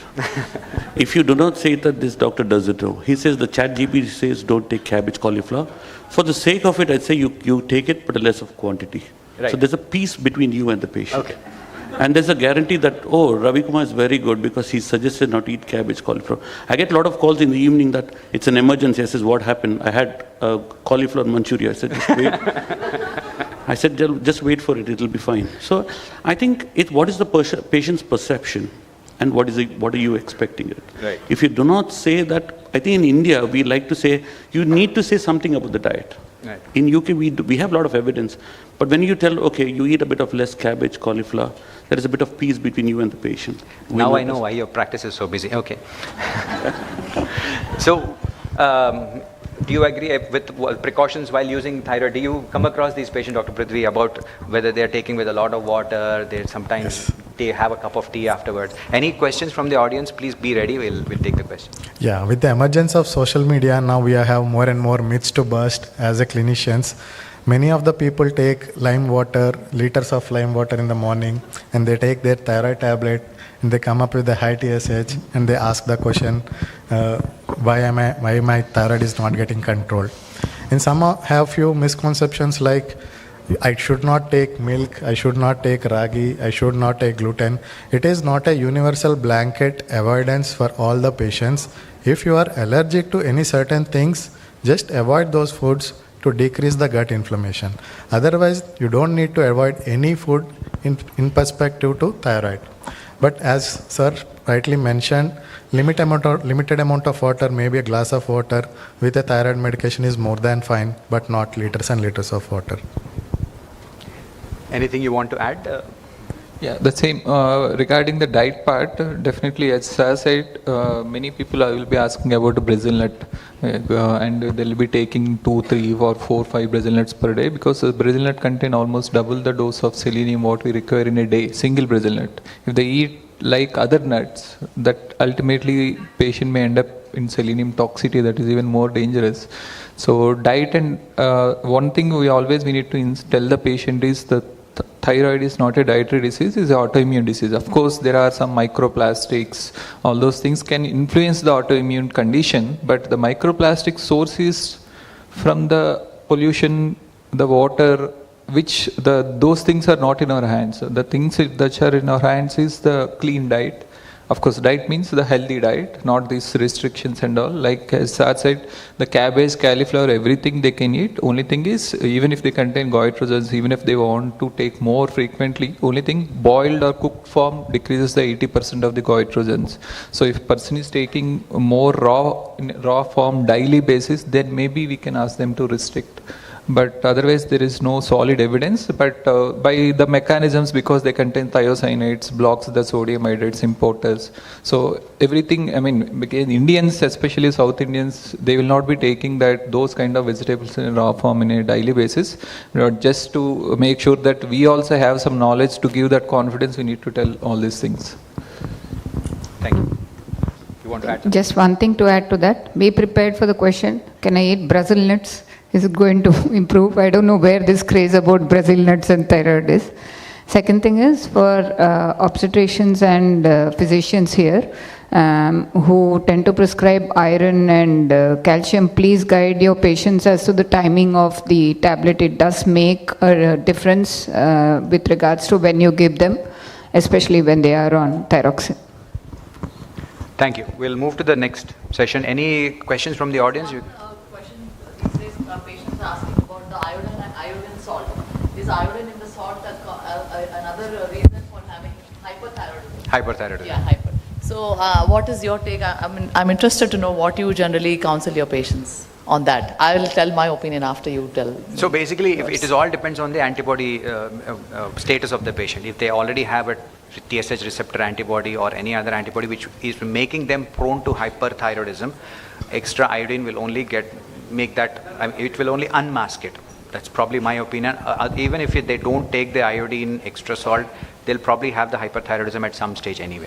So you're saying iodine may not be the direct culprit here, but maybe an add-on effect if there is already an influence of a hyperimmune or an autoimmune process going on already. That's what I agree also. There was a paper by Dr. Shashank Joshi, latest in ACE, he got an award in the latest ACE at Las Vegas, on role of iodine in new hyperthyroidism. Right. So he does mention iodine, too much iodine intake plays a role here because there's a too much hype on the iodine salt. Plus our India is now from last 47 years iodine replete country. We have iodine in all the fertilizers and all the animal food, and that's why we are iodine replete country. We have enough iodine. We are not an iodine deficient country anymore that you need to iodinize your food with iodinated salt. So the iodine in the salt may be a bit extra in those particular group of people who have a hyperimmune or autoimmune process already in the going maybe. So there is a mixed opinion here, and many people talk about it too much in the clinics. One more question I had for you. What do you generally do for those people who are euthyroid in symptoms, take the dose properly, their TSH is always slightly high, like 15, 20, 30 range, but ironically their FT4, FT3 are perfectly normal always. No matter whether you want to tweak the dose a bit up or down, FT4 is normal, TSH is a problem, and the patient keep questions you that the TSH, there's some TSH receptor sensitivity issue here, and you are ignoring the TSH, keeping in view their general health and FT4. But you do get questioned by the patient and the treating other doctors, especially in the case of, pregnancy planning or a young woman. TSH is 15 you said, or 5? 15-20 range. I'm seeing more and more of that these days with this highly sensitive TSH reporting, and also FT4 and FT3 in place are normal, always. So these are my chronic patients who have been dealing with for like 10 years already, and always the TSH is high, but all the time the FT4 is normal. Yeah, but free T4, if the TSH is more than 10, it will classify as overt hypothyroidism. Yeah, but, of course, if and the their antibodies TSH are is like positive, 20-25. So is there any particular subset where we can do a genetic study on them, or a TSH receptor sensitivity study? What else can we do to these patients? If the antibodies are positive, then you probably just treat them. It is just that they are autoimmune, they are stabilized at that point. Maybe they will go into overt hypothyroidism later. But they're being treated already. They're already on levothyroxine, let's say 88 mcg or 100 mcg. And their TSH is and the TSH is still high. And these are the people who always took it. And in fact, I do this direct observation treatment therapy for some of them who may be non-compliant. But these are not the non-compliant set. These are the educated lot who have been taking it, and repeatedly their FT4 is normal. So initially when they came to me, of course, there was overt hypothyroidism, TPO antibodies were high or not high or whatever, but now they're treated well and they're under your care for years together. And the TSH is still high. It's not so high like 100. And it is not so low like 6 and 7. It is properly high, like 20, but you 25. wouldn't increase the dose because... I don't want to increase the dose because of the FT4 is normal. And in some patients, I've increased the dose of LT4, the levothyroxine of whatever you've been prescribing. And that resulted in a higher FT4 and more of a hyperthyroid symptoms. So I was not happy with my tweaking up of the dose. Patient is not happy, FT4 is not happy. I agree also. that some And in those cases, the TSH did come down a bit. But still again not normal, not in the normal zone. Again high. Yeah, we can probably do a subset analysis. It's more of a higher endocrine group talk, where we could discuss in our ESI or someplace, but that has been a problem. Can I just add to that? If the patient is symptomatically okay with a normal free T4 and free T3, once you cross the weight-based dosage, I think you really need to think around the territory of either there's something wrong with the TSH assay or whatever, or it's compliance issue. But then if symptomatically normal beyond the weight-based dosage, I don't think we should keep on increasing the dosage. Yeah, exactly. So that's the calculated dose. We have to come to the point and then again optimize. I'll move on to the next session. Dr. Ravi, please take us through hypogonadism. Please come. Just the nuance.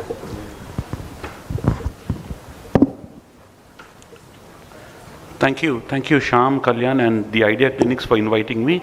It's great to be with, and 5 minutes of hypogonadism, I thought my blood pressure shot up actually. So it's never a 5-minute talk, but anyway, I thought, what is the thing that I'm facing every day? How do I address to the treating physician? And what do they need to look for? Because Half my time I'm seeing is the 50-page patients of tests that are coming through these various apps they're getting on, and they're showing me 20 pages of tests and to determine is it a pathology or not is a big headache for me nowadays actually. And half the time in my mobile I've got all my relatives sending why is my testosterone low, and I have to keep going on before my blood pressure shoots. But let's simplify hypogonadism in a simple way. I think you need to understand, if you're talking about hypogonadism, you need to establish there are signs and symptoms. Because we have gone from the days where we had to see the patient approaching us with symptoms of hypogonadism, and then we are investigating. That thing is changing. So the question you always have to identify, is it a primary hypogonadism or secondary? So to simplify, the primary hypogonadism means there's a problem at the testes level. So you'd get low testosterone and high LH-FSH. If you're talking about secondary, that means the pathology is at the pituitary or the hypothalamus. So you could get low testosterone, but you would get low LH and FSH or normal baby. Various causes are there, so I'm not going to go, but it's important for us to understand. If you see a hypogonadism patient, you need to understand, is it congenital, acquired, what are the chromosomal abnormalities, have they had any surgeries, radiotherapies, so a bit of complications, have they got liver disease, renal. So a general sort of question as to say is that, is this hypogonadism true or not? There are various disorders, what we talk about in endocrine in terms of pathology at the pituitary levels. So we talk about pituitary disorders per se, Kalman syndrome. We've got rare causes like sarcoidosis, so it's important that we think. And while we were talking about obesity from the beginning, that's an important aspect as well, because obesity per se can cause hypogonadism, and hypogonadism can cause obesity. So it's very, very important that you identify it. So the common cause where the patient comes to the clinic is basically they come with reduced libido or activity and depression. Depression is very, very common in these patients, and I've seen many patients treating these conditions make them a lot better. They've got gynecomastia. People come into the infertility clinics. Again, they come with hypogonadism. It's very important to establish the cause, because you know what it is, but why is very important. Investigation is very, very important, I think. In endocrinology, if you suspect something, you need to do it appropriately, because that's the sequence of events that will lead eventually to the proper treatment. Early morning testosterones, because people going after the job at 9 o'clock, getting all your profile done, is just creating a business for yourself. But I think always recommend to have a testosterone in the morning between 7 to 9. That's where you get to get. If you're suspecting hypogonadism, you'd want to know what is your FSH LH. You'd also want to look at the other pituitary hormones, especially the prolactin. SHBG is very, very important actually, and free testosterone as well is very important aspect in terms of understanding the cause of hypogonadism. Simple for terminologies for you to do is, if the testosterone is low, if you've got high LH and FSH, so it's primary hypogonadism. If you're suspecting pituitary, you'll get low testosterone, low LH and FSH. I'm not going to go into it, it's a bit detailed, but if you're suspecting a low testosterone, repeat the sample at 7 to 9. If you think the patient doesn't have hypogonadism symptoms, then you check for SHBG and free testosterone. If still is the case, yes, you made a point, yes, the patient has got hypogonadism, look for where it is. Is it primary or secondary? Once you know where it is, then you would always find what are the reasons for the hypogonadism and the treatment. So it's quite simple endocrinology as long as you follow the path. Goal is simple, because if you've identified this low testosterone, they need replacement. Very simple endocrinology. Identify the problem, replace it. How do you replace? So there are injections available, there are gels that's available, and patch as well. So most of the time we use injections, and few of them are using gels. We all like the injections because you can get a steady level of testosterone. That's what is available. Various testosterones are available in the market, but the ones we are using is the testosterone cypronate and the endocrinology is what is available with us. And what you need to do is, if you're starting someone on testosterone, you need to monitor the levels 3 to 6 monthly. But what are the problems associated with it? You need to monitor the PSA and hematocrit, because these patients, if you're over-treating these patients, the hematocrit can go up and the PCB will go up. So that's what you need to monitor. The gonadotrophins may be a bit, we deal with these, but again, there is something that I want you to tell us, that if someone who's got low testicular volume, low testosterone, with low LH FSH, you may want to use HCG. So not always the patient needs testosterone. There are HCG which will help you to increase the testicular volume, improve your testosterone, and patients who've got no sperm count, that can help. So I think it's important for people in endocrinology to see these patients so that they can decide what's the best treatment. But I thought it's important for you to understand is for treatment of hypogonadism, you've got testosterone and you've got HCG injections based on their cause. Thank you.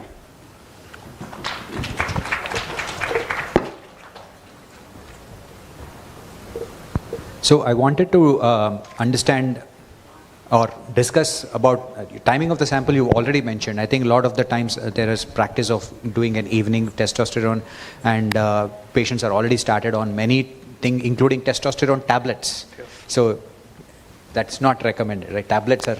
Well, I would go away from the tablet form. The treatment what I use in my clinics are the injections, and the gels is what I tend to use these. For me, injections are better because I know how to get control over it. Gels are sometimes a bit more tedious for the patient. Patients may not obviously...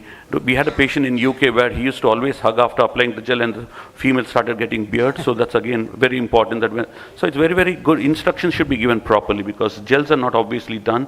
In a humid country like India where there's a lot of sweating, then the absorption is not as great you would expect. So my choice would be, normally I would go for the injections, and we've got 3 monthly injections which are usually well tolerated by the patient and accepted, at least in my clinic, because I do a bit of rural suburban clinics in my things, and it's mostly accepted in my patients. Is free testosterone, Dr. Prithvi, is free testosterone as SHBG, are we underusing it? I think a lot of the times the total testosterone can be low because of obesity and all that.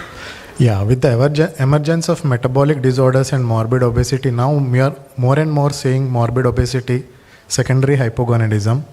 It may be shown as low total testosterone, and sometimes we need to evaluate for them with FSH, LH, free testosterone and SHBG and look at the androgen index. And it helps us in actually documenting their testosterone spike after losing the significant amount of weight. So especially in patients suffering with obesity, low normal testosterone, we may think about doing the free testosterone and SHBG. And you just touched upon this about trial of testosterone in patients who are symptomatic. So when would you actually use it if in borderline testosterone or... I think we need to make a judgment as to say that you think is this the borderline testosterone is creating a problem to the patient, then you could try them with them and see for the 6 months does it make the changes.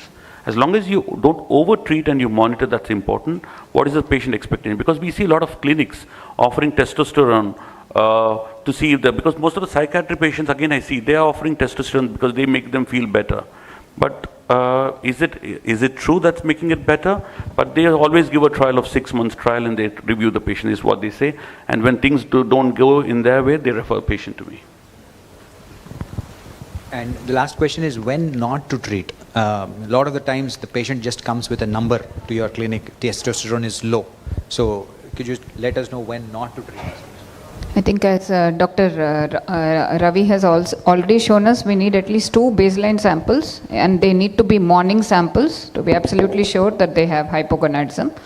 Otherwise, when you are monitoring and you see complications like abnormal liver function test, that is also when you need to stop giving them.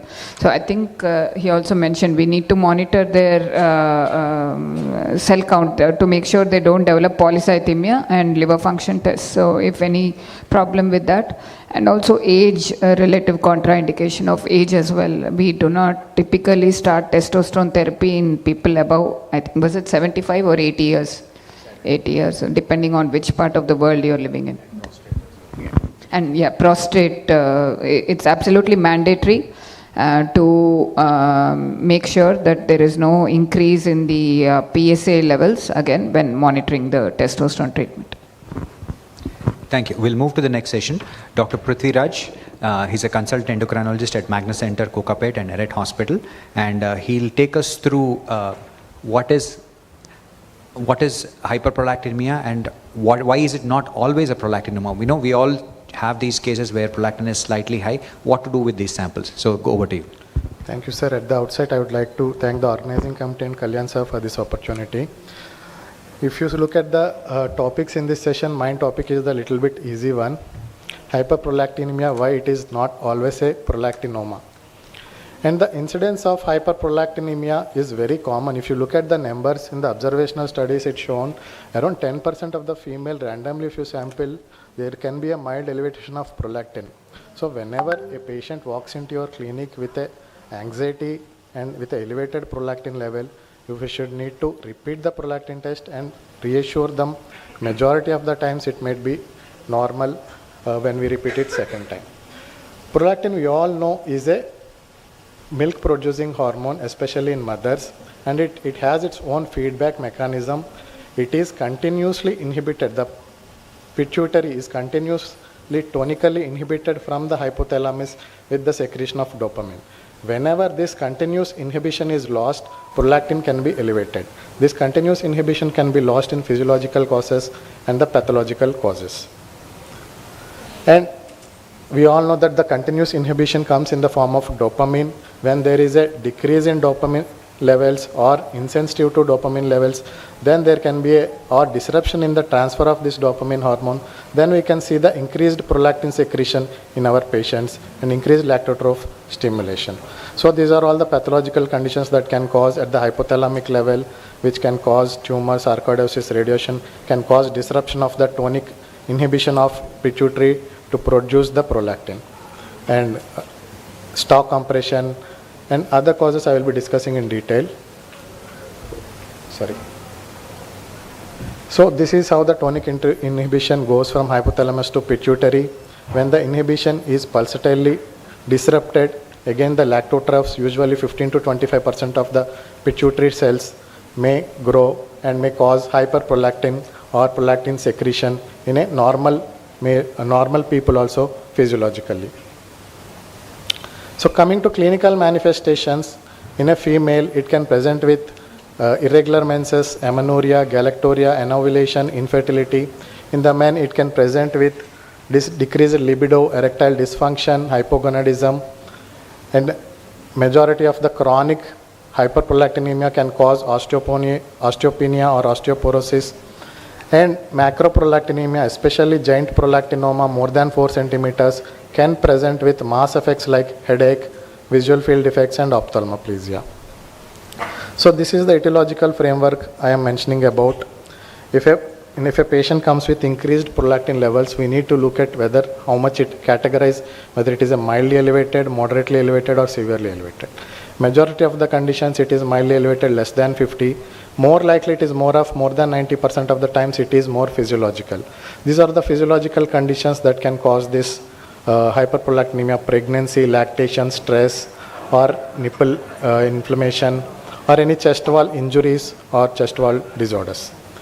And again, now we can see more and more of psychiatric illnesses and use of more of psychiatric medications, and the pharmacological cause of hyperprolactinemia is very common nowadays, and we need to be cautious in probing the medications that they are taking, especially they come up with moderate or mild, in very rare cases sometimes very severe hyperprolactinemia also. We can see in especially some drugs like risperidone, levosulpred, the prolactin may go up to 150, sometimes 200 also. So we need to keep close eye on the medications they are taking. And the third cause is the systemic causes, and we all know hypothyroidism can cause the hyperprolactinemia. The thyroid releasing hormone from the hypothalamus can cause lactotroph hyperstimulation and cause the prolactin elevation. So if a patient walks with both elevated TSH and elevated prolactin, I will correct his or her thyroid first and gradually keep a tab on her prolactin, and then think about whether they need further evaluation or not. Same in the case of CKD, there can be decreased dopamine or decreased filtrance of prolactin, so prolactin can be mildly elevated. Same with PCOS, we all know the hyperestrogen state, and estrogen again acts on the pituitary level to produce a mild prolactinemia, hyperprolactinemia. Coming to pathological causes, most of the times it is prolactinoma, prolactin secreting tumors that are 20% of the functioning pituitary tumors, 40% of the functioning pituitary tumors. And sometimes it can be any mass lesion causing the stalk effect, disrupting the dopamine and the tonic inhibition, causing to elevated prolactin. So two important points we need to consider whenever we are evaluating prolactin is sometimes it can be macroprolactinemia.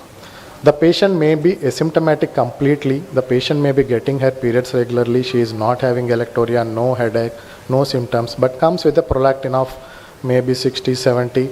So we need to repeat the sample. Again, if it comes in the same range, we need to consider this macroprolactinemia, especially on the background of asymptomatic presentation, because in the 4% of the population, IgG antibodies against prolactin can be positive, and they can bind to monomeric prolactin levels of prolactin and can show falsely elevated total prolactin values.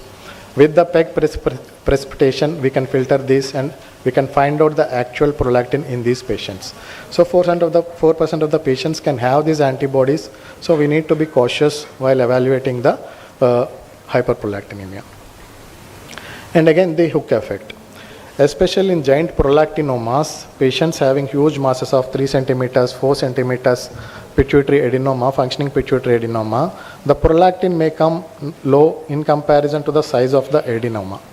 This can happen because of oversaturation of the antibodies in the assay we are using. So to avoid this or to overcome this hook effect, we need to dilute the sample and run the sample to look at the actual numbers. Why it is important is, it is important in actually treatment of the patient. We need to monitor the dosage of their dopamine agonists depending on their fall in prolactin values. To simply put it, it happens, it's not small as it looks like. It's a very big tumor. If we are expecting more than 1000 prolactin, but it comes in the range of 200 to 500, then you need to repeat the prolactin in 1:100 dilution to look at the absolute value of the prolactin, and based on the baseline prolactin, you can start your treatment and taper or increase your medication based on the decline in the prolactin values. As a thumb rule, for any prolactinoma, we will do a dilution for most of our patients. And coming to approach to hyperprolactinemia, the first step is always going to repeat the prolactin test, especially in the morning fasting after half an hour of waking up, at least after 1 hour of waking up, because the prolactin normal rhythm, circadian rhythm, usually peaks in the hours of 4 to 6 a.m. and after getting up from bed after at least 1 hour without any intense exercise in a fasting state, try to repeat the prolactin. Majority of the times mild to moderate prolactin hyperprolactinemia can come back normal if you repeat it on the second time. This is very common in our practice, and if even it is still high, you can rule out the physiological causes of pregnancy and all, and if it is still high, then you think about ruling out the prolactinoma by doing the MRI pituitary.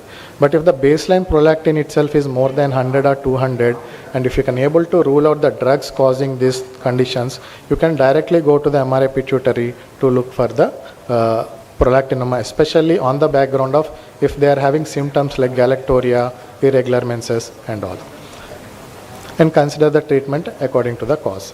And again, majority of the times we have this confusion in the endocrinologists also, whether the mild to moderate hyperprolactinemia and the microadenoma, is it a stock effect or is a microprolactinoma?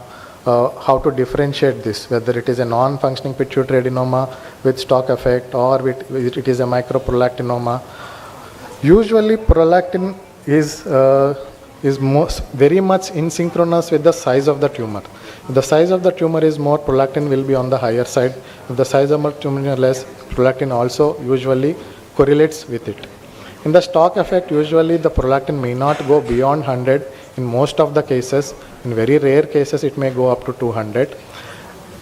This is important because to treatment, if it is a non-functioning pituitary adenoma, we may consider wait and watch approach, or if it is more than macroadenoma, more than 10 centimeters, we may consider surgery. But if it is a microadenoma, most of the times, if the prolactin is only mildly elevated, we can think about giving a trial of therapy or wait and watch based on the patient circumstances and symptoms. So to conclude my talk, if I have to conclude, don't read the reports, treat the patient. First check for the clinical history whether they are having any signs of hyperprolactinemia, especially irregular menses or infertility or galactorrhea or any headache or anything. And even if the repeated prolactin is high and the drugs are ruled out, then consider doing the MRI and consider the treatment accordingly.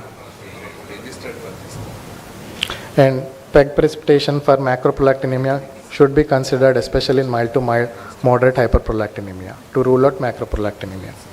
Thank you very much. Thank you.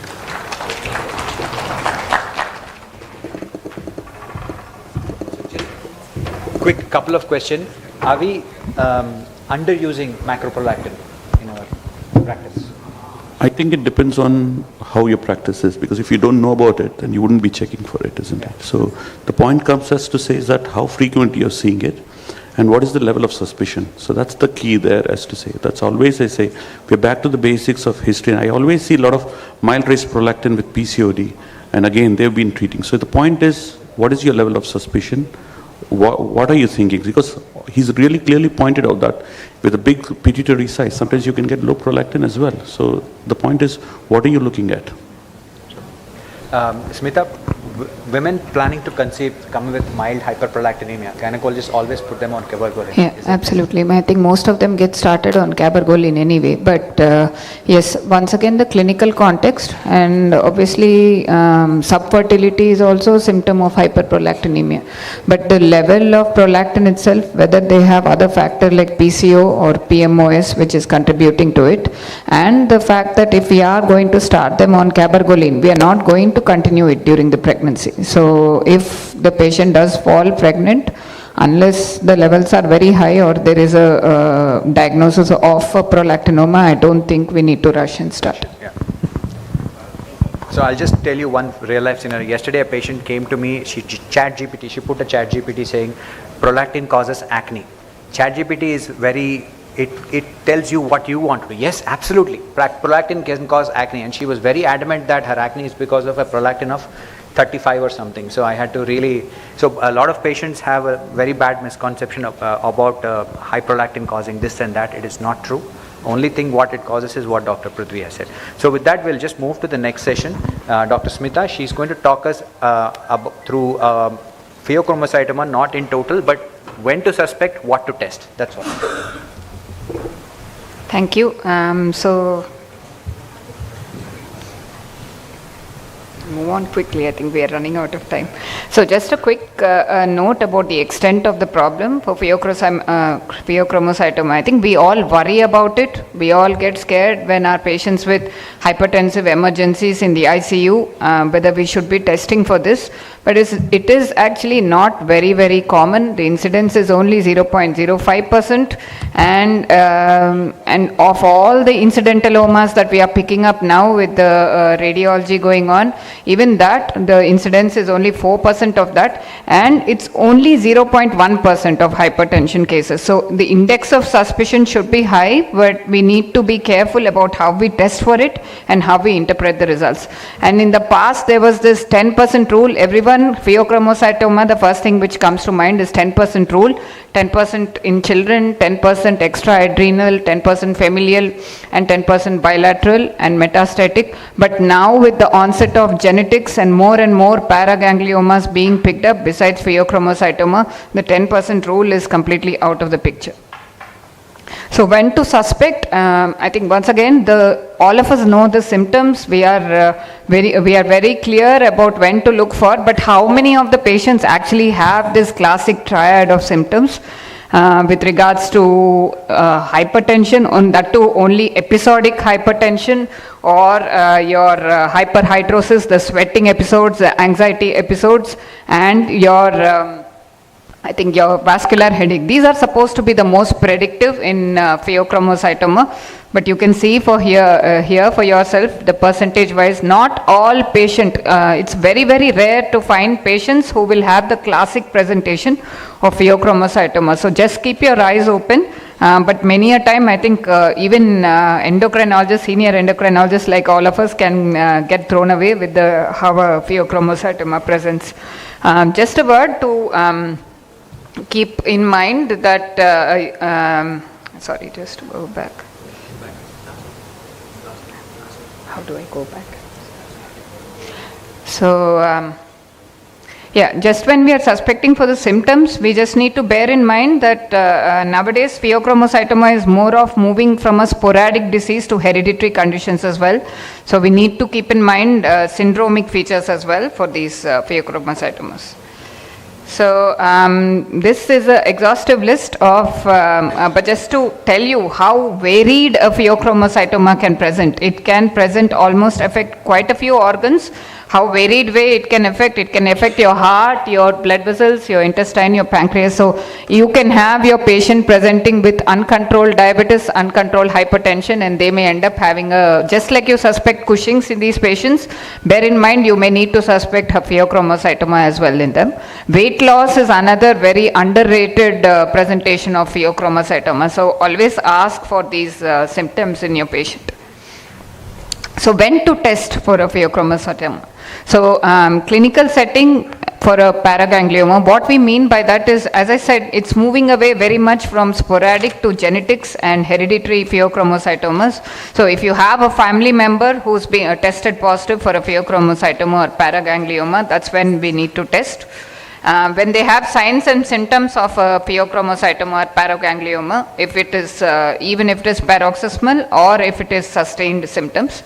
Very few of these patients present with sustained hypertension. So just because they don't have episodic hypertension, they have sustained hypertension. Still, if the index of suspicion is high, you should test for a pheochromocytoma. And if certain medication makes the hypertensive crisis worse, then we need to worry about it. Any adrenal incidentaloma with certain characteristics, we need to think about pheochromocytoma. Mostly our radiologists help us as well by giving us some diagnosis that it could be a pheochromocytoma, and of course there is hereditary and any previous history. So what to test? I think this is a big topic, but we'll cut short on this. But till even today, I see clinicians asking for urine VMA. You can see this timeline, how testing for pheochromocytoma has evolved over the years, and VMA is way, way back. So we are not using urine VMA anymore these days. We are not using urine catecholamines anymore these days as well. It's mainly to do with the physiology of how metanephrines and normetanephrines work. VMA and catecholamines tend to be elevated for various other reasons as well. So the assays have moved more towards the active metabolites, which are metanephrines and normetanephrines. So these are what is tested. That's the latest, as per the latest guidelines, and that's where we should be. Whether it is plasma, urine, I think there's a point to discuss in the panel discussion as well. But the common thing we are asking for these days is plasma-free fractionated metanephrines or urine fractionated metanephrines. Now, plasma-free fractionated metanephrines, some labs also offer, besides metanephrines and normetanephrines, they also offer 3-methoxytyramine, which helps us to differentiate between some paragangliomas which produce dopamine.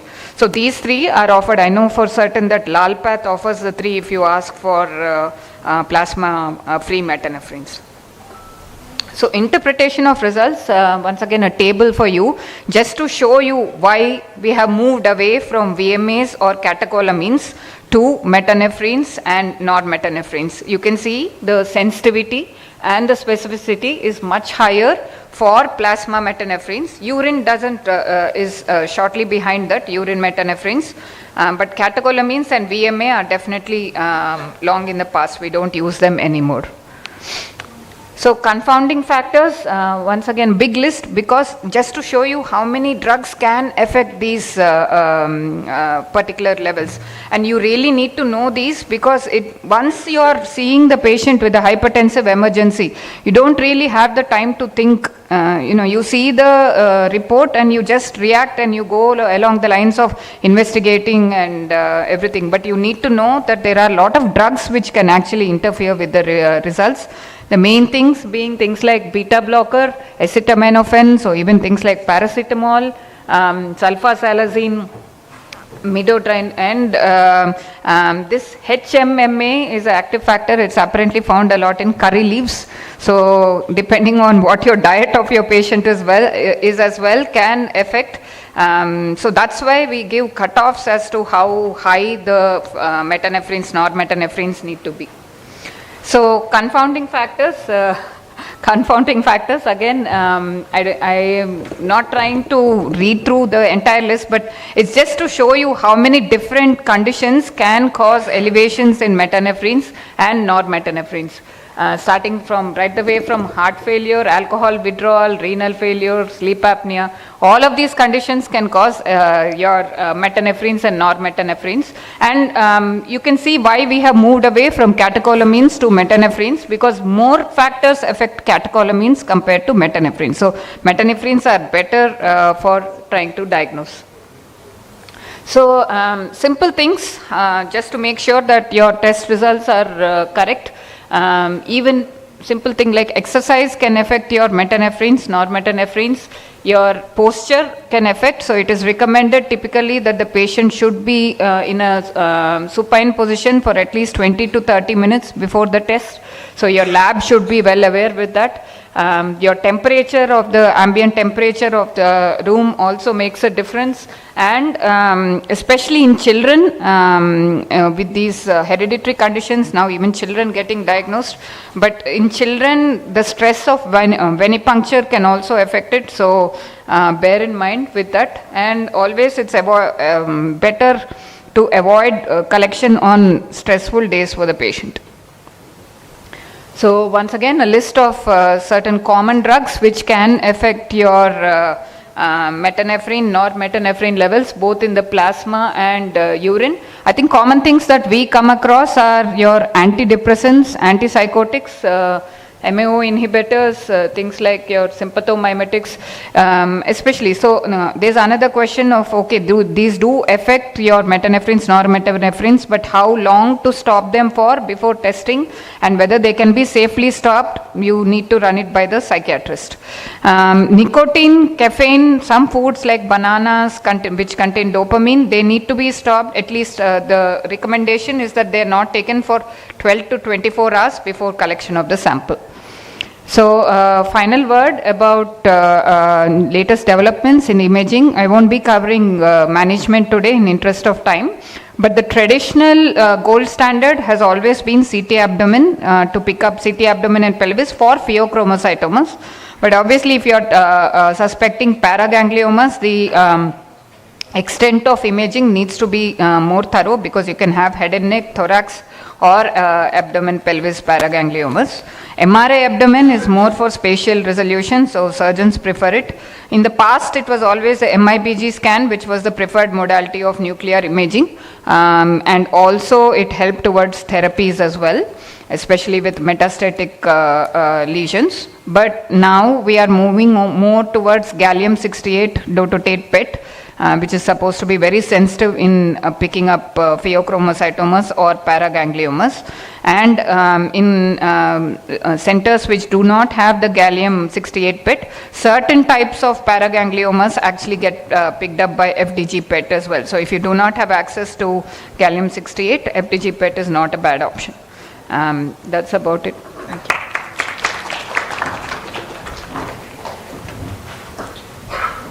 So quick discussion in the panel.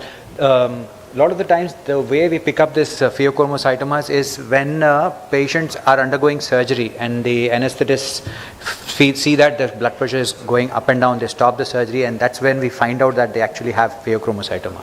The other thing is, Dr. Padmanabha Verma, we'll ask you this. A lot of the times there is an adrenal incidentuloma and they do the test and it's just borderline positive. So I think just if you can tell the crowd, there is a certain threshold at which we should actually be worried, right?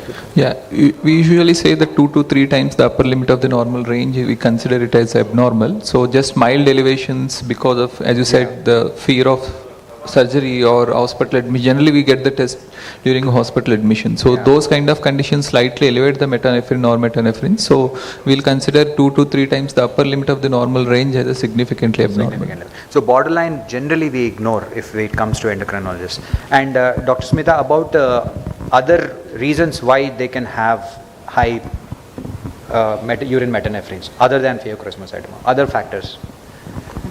Like for example, we had a patient who had sleep apnea, who had 2 to 3 times high borderline VF. So there are some other physiological conditions. The index of suspicion should be high in terms of clinical symptoms. I think at one point we had a problem with one lab which kept giving positive, and I had to end up doing like 2 or 3 nuclear imaging as well for those patients with nothing at all. So index of suspicion should be high, and we need to be absolutely sure to rule out all confounding drugs when the patient. And just a quick word about fractionated metanephrines. Are you getting the lab? Are you? Because I'm finding difficult to where to send these fractionated metanephrines, urine fractionated. I know. I think, as we know, our best friend should be a biochemist. Yeah. And we doesn't matter who refers the patient who needs it. For an endocrinologist, it should be biochemist, and it's always on the phone. I like to send my samples to the biochemistry who deals with it, and you have a chat with it. That's how you tend to do actual, or else you're just, like as Dr. Smita said, you're just hunting for something which is not there, and that's a problem. So the fractionated metanephrines is very important, because a lot of the times there is an adrenal incidentaloma, the surgeon operates it, takes it out, and then comes back to me, sir, this is pheochromocytoma. I gave the clearance saying it's fine, because urine metanephrines were normal. I believe what I have. After the surgery, this is pheochromocytoma. 2 cases have happened. So that's a benefit, the importance of using fractionated metanephrine, a proper lab analysis of them. Thank you very much. So we'll move to the last session, Dr. Padmanabha Varma. He will be discussing about cortisol testing. What is the right way to do it? Not of the times, regular health checkups are also including cortisol, and they just do it, and the patient comes to us with what is this, what's going on here. So what is the right way of testing cortisol? Very good afternoon.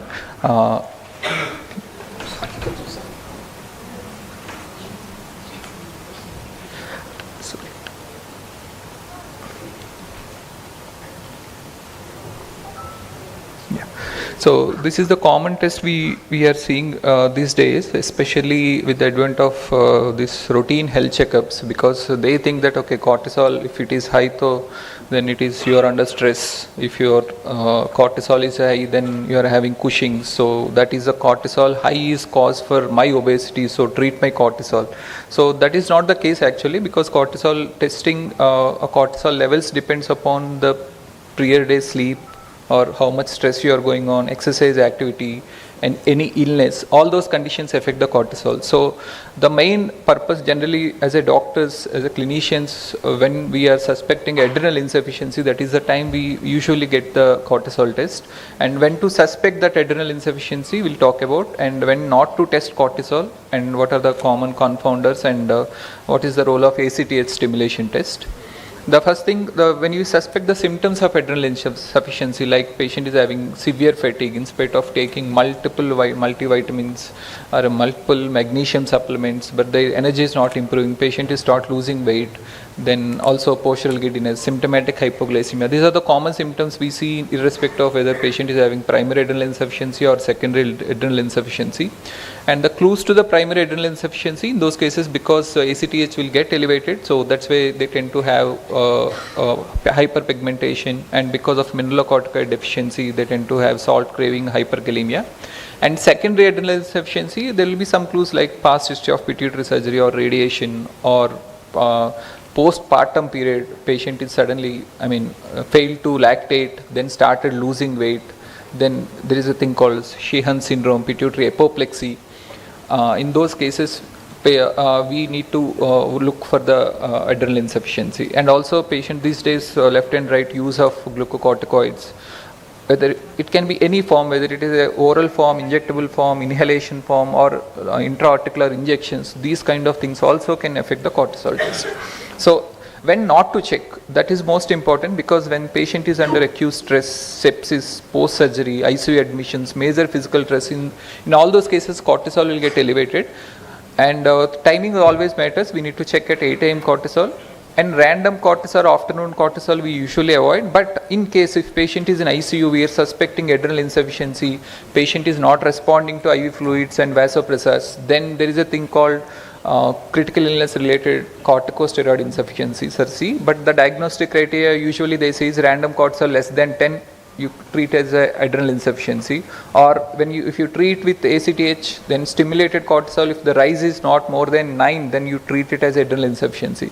But later it is understood that SERC is a diagnosis of clinical judgment rather than the biochemical diagnosis. Suppose if patient is not responding to patient is not responding to IV fluids and vasopressors, then consider it as adrenal insufficiency, or empirically you treat it as with hydrocortisone till patient recovers. Maybe for 2 to 3 days, see whether there is improvement. If there is improvement, slowly start tapering. Later, once patient becomes stable, then start working up for the case. So also the patient will be having some rheumatological disease, taking prednisolone, methylprednisolone or hydrocortisone or topical or joint injections. So when you check during that condition, definitely the cortisol levels will be suppressed. So always ask for the steroid history. When was the last steroid tablet or injection they've taken? So this is also common practice in ICU. Patient in midnight will be developing some breathlessness, sister without documenting, they'll be giving hydrocortisone. Next day morning they'll check the cortisol will be high because hydrocortisone interferes with the cortisol assay and it will detect in the cortisol testing. So this is the list, but mainly focus on hydrocortisone. Hydrocortisone, we need to washout period, we need to give a washout period of 24 hours before testing for that, because hydrocortisone, prednisolone, methylprednisolone, they will be detected as a cortisol in the assay. So that is the reason why we need to wait some period before these drugs get washed out from the body. Hydrocortisone 24 hours, prednisolone and methylprednisolone, you need to wait for 48 to 72 hours. But dexamethasone, it won't be detected as a cortisol, but it can suppress the ACTH in the long run if used for the long run. But otherwise, if patient cannot be stopped on steroids, but you want to check the cortisol and you have a fear about whether this patient, if we stop the steroids, the patient may go into adrenal crisis, then at that point of time we can change to dexamethasone for 1 or 2 days, then later you can check the cortisol. So that and also there will be a lot of use of these inhalation corticosteroids like budesonide, these kind of drugs. But for that, this budesonide also at more than 100 or 80 mcg per day usage can suppress the cortisol over a period of if they use for over a period of 3 months. So all these things we need to keep in mind. And also if a patient of PCOD comes, she is worried about obesity and she is gaining weight, she's read somewhere that high cortisol leads to weight gain, she get the check done. Invariably these PCOD patients, because of menstrual irregularities, they will be on oral contraceptive pills. So these medicines can increase the cortisol binding globulin. So that's why in those patients the cortisol may be detected as high. Or if you want to do a ONDST, dexamethasone suppression test, also the levels will be more than the cutoff. So false positive results are common. So we need to avoid or stop these drugs for at least 6 weeks, especially estrogen containing preparations, before checking for the cortisol if you want to work up for the Cushing's disease as a cause for obesity. And falsely low cortisol is also possible in liver disease patients or nephrotic syndrome patients and hypoalbuminemia. Now whatever the cortisol we are checking is, remember we are checking as a total cortisol, not the free cortisol. 70% of the cortisol will be bound form. If you want to check the free cortisol, we can check the salivary cortisol, but currently the assays are it is very difficult to get the salivary cortisol assays. So that's why we are using serum cortisol more often. So serum cortisol sampling 8 to 9 am is the ideal time, and ACTH sample ideally has to be collected in pre-chilled EDTA tube, transport on ice because the temperature is very important, and rapid processing. You can assay you can analyze the sample later, but you need to process and separate the plasma out of it immediately. This is the circadian rhythm. That's why we always try to get the sample between 8 to 9 am because the ACTH starts at 4 to 6 am rise, and later the cortisol follows. So 8 to 9 am is the correct window to collect the cortisol sample. And if the morning cortisol is more than 18, then adrenal insufficiency is unlikely, and between less than 3 to 5, then likely. So we can treat without any need for stimulation test. 3 to 18, then because it is an intermediate zone, then we need to go for the dynamic testing. This is how we need to do the dynamic testing. We check the baseline cortisol ACTH and 250 microgram of synactin will give IM. Then check the cortisol at 30 and 60 minutes. And the indications, as I said, suspected adrenal insufficiency and HPA axis recovery post steroid usage. The traditional cutoffs for ACTH stimulation cortisol is more than 18 because they use the polyclonal antibodies like chemiluminoassays and all. But the modern assays use the monoclonal antibodies. That's why you can use 14 to 15 as a cutoff, even if you measure with LCMS. But the limitations of the stimulation test is we may miss the secondary adrenal insufficiency because adrenal atrophy can usually occurs within, more than 3 months of usage of steroids in the supraphysiological doses. So in that 4 to 6 weeks of initial period, we may get the normal response to the ACTH stimulation, but still patient may develop adrenal insufficiency later. So that is the limitations of ACTH stimulation test. Suppose patient underwent pituitary surgery, initial phases ACTH stimulation may be normal, though patient will be having secondary adrenal insufficiency. So the take home message is the first, only get the cortisol when clinically indicated, use 8 cortisol and always review the steroid exposure and when was the last steroid tablets taken, and consider the CBG binding, increased CBG or decreased CBG conditions, and interpret the ACTH test according to the assay used. Thank you. Thank you very much. That was a very brief talk about why the cortisol check is so important, and especially in patients on steroids in IP, we get a lot of cortisols which are low. They should not have done in the first place. The only thing I want to touch is there's a Syntropac, which is the IM for ACTH preparation. It's very expensive, and we have this alternative called Acton. And generally what I do in my practice is give Acton, which is very cheap, and you just do one stimulated serum cortisol sample. Is that enough? Just wanted to get, because Syntropac is almost 1500 or 2000, and the sample itself, 3 samples you have to do if you have to follow the protocol. So one stimulated sample with Acton, what is the opinion? I think there is Indian data, quite a bit of Indian data with it. You give actin prolongatum, typically either intramuscular or subcutaneous, and you check only one at 60-minute cortisol level. Only difference is the cutoff. I think is slightly different. Whether it is 18 is usually the cutoff which is used for your synactin or ACTH, but I think actin prolongatum is 16. Right. Some studies claim. Dr. Verma.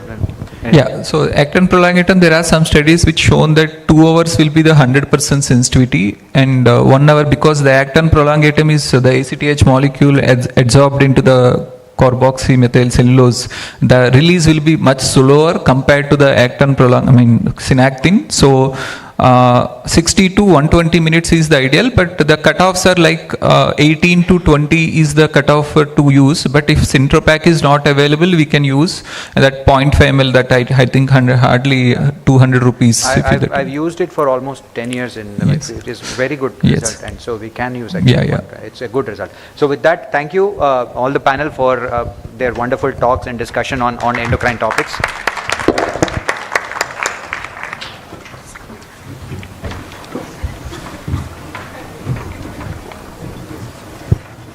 Thank you so much for such an informative panel discussion.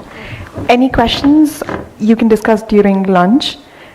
And now I would like to welcome Dr. Uma, Dr. Divya Meghna, Dr. Perlin, Dr. Bhavani, and Dr. Nandini, so that we can enlighten the hall about Nirmaya, which is an initiative by Idea Clinics.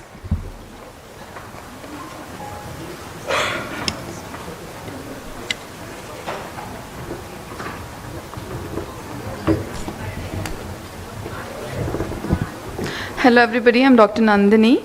I work as a gynecologist at Idea Clinics. I'm just taking your time 2 minutes to introduce our new initiative called Nirmaya. Have you ever had any patient coming to your OPD talking like, I've discussed few things with ChatGPT and I'm taking this medication, I'm doing this according to the ChatGPT.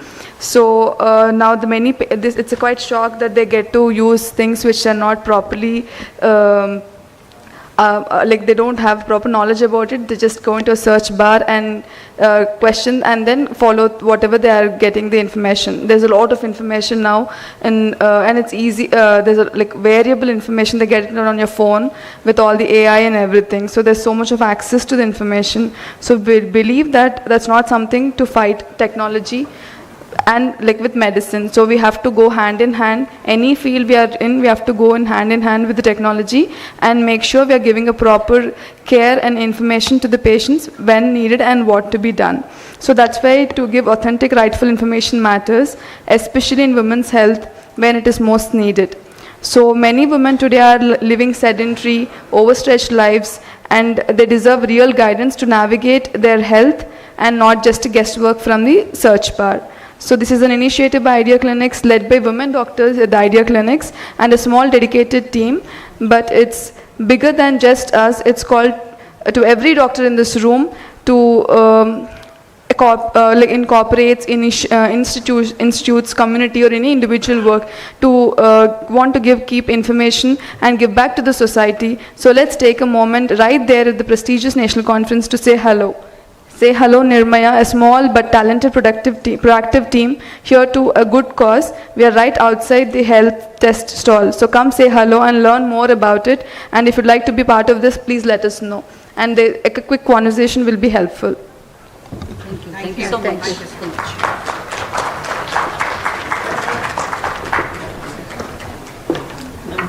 Madam. Okay, we'll take it there. Master says. One minute.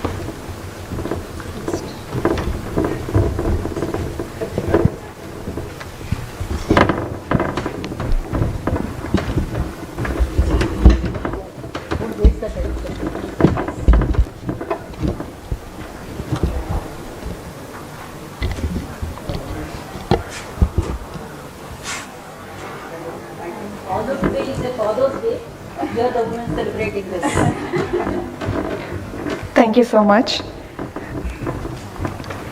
It is now my privilege to introduce our guest of honor, Professor B.S. Murthy, Director, IIT Hyderabad.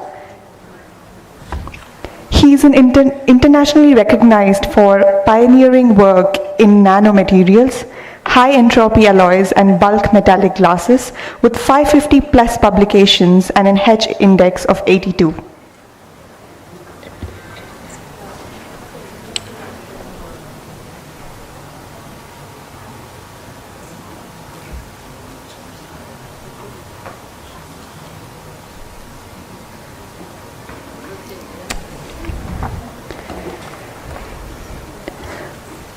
So we are going to start the fourth panel of the day, which is our keynote and main panel discussion, which is Swastha Bharat. Our guest of honor and the moderator and panelist, they will be discussing the Swastha Bharat panel, Building India's Preventive Health Ecosystem. Together, this panel brings perspectives from medicine, technology, and innovation, a true reflection of what it will take to build a healthier India. With that, I would like to welcome Professor B.S. Murthy, who is Director, IIT Hyderabad. He is also the recipient of prestigious honors, including the Shanti Swarup Bhatnagar Award. I would like to also welcome Mr. Sarvesh Singh, Director and CEO, Telangana Life Sciences. He's a visionary life sciences executive with 20 plus years of global experience across the United States, Europe, and Asia Pacific. He is also a former global head of strategy and operations. I would also like to welcome Dr. Bhavani and Dr. Shyam so that we can start with the lighting of the lamp for the day. I would also like to welcome the moderator of our panel, Dr. Santosh Kumar Kraleti. He is the founder and CEO of Foot Soldiers of Health, Professor and Associate Dean for School of Healthcare, Founder and Executive Director, Dhatri Chain of Mother's Milk Banks, and he's also the founder and CEO of Sushena Health Foundation. I would also like to welcome our panelist, Dr. AVS Suresh, medical oncologist and healthcare innovator.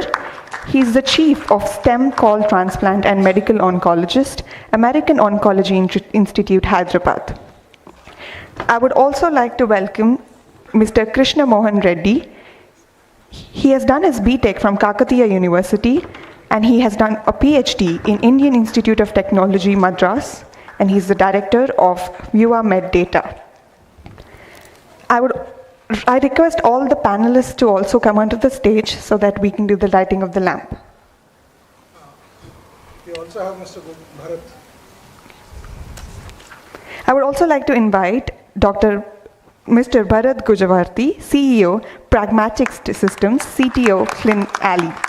He is the chief CTO at Clin Alley, veteran software industry leader and entrepreneur with 30 plus years of deep tech expertise.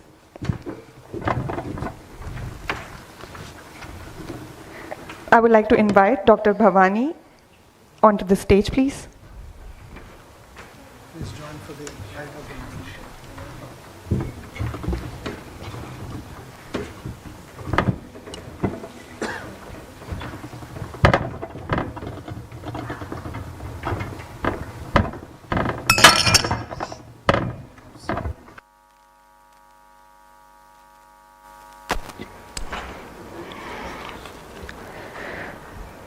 The lighting of the lamp symbolizes the beginning of knowledge, spirit, and culture. With the lighting of the lamp for the day, I hope we can take back insights and informative discussions back home.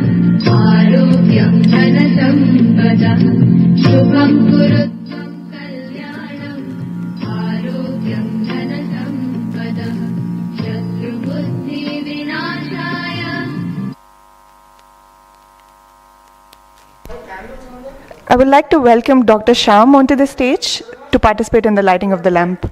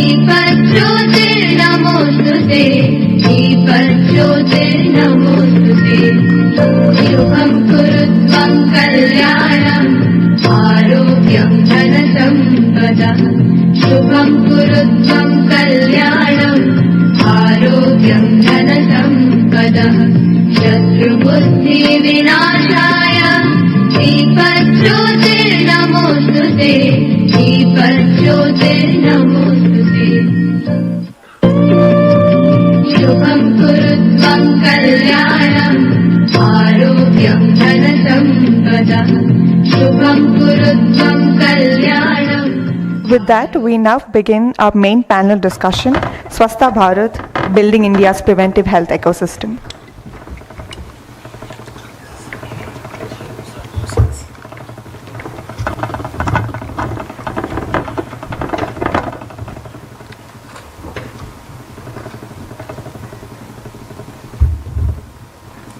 Very good afternoon. Is it audible? Yeah, perfect. Thank you.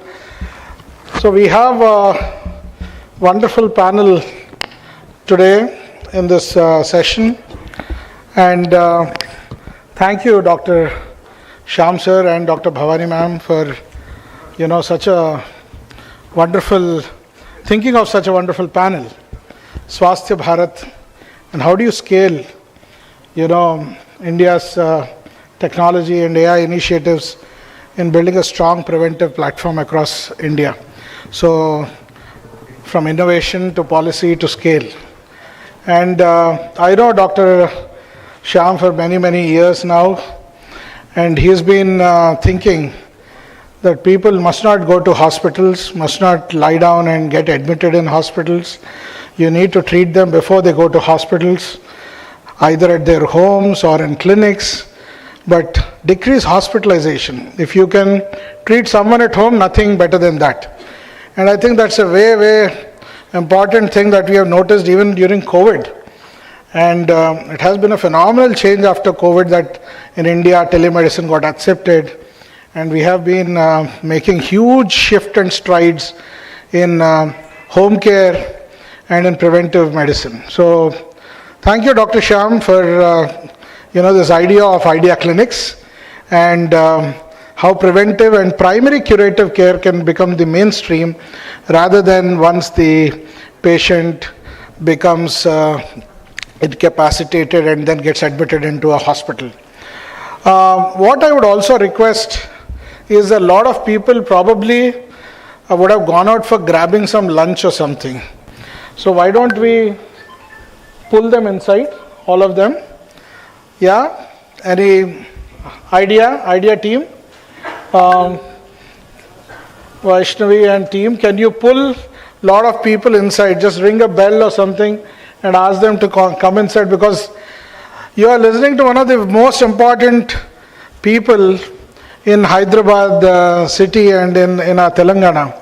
One is a stalwart in technology, the IITian, and who leads the IIT Hyderabad, the director, Mr. Murthy. A big round of applause for him. He has just come back from France, is what I heard. He has been with the Prime Minister of India, Narendra Modi ji, and he is going to tell a lot of stories of what has happened there, behind the curtain deals and how people are investing and what's happening, how much money is bringing to India, all of that.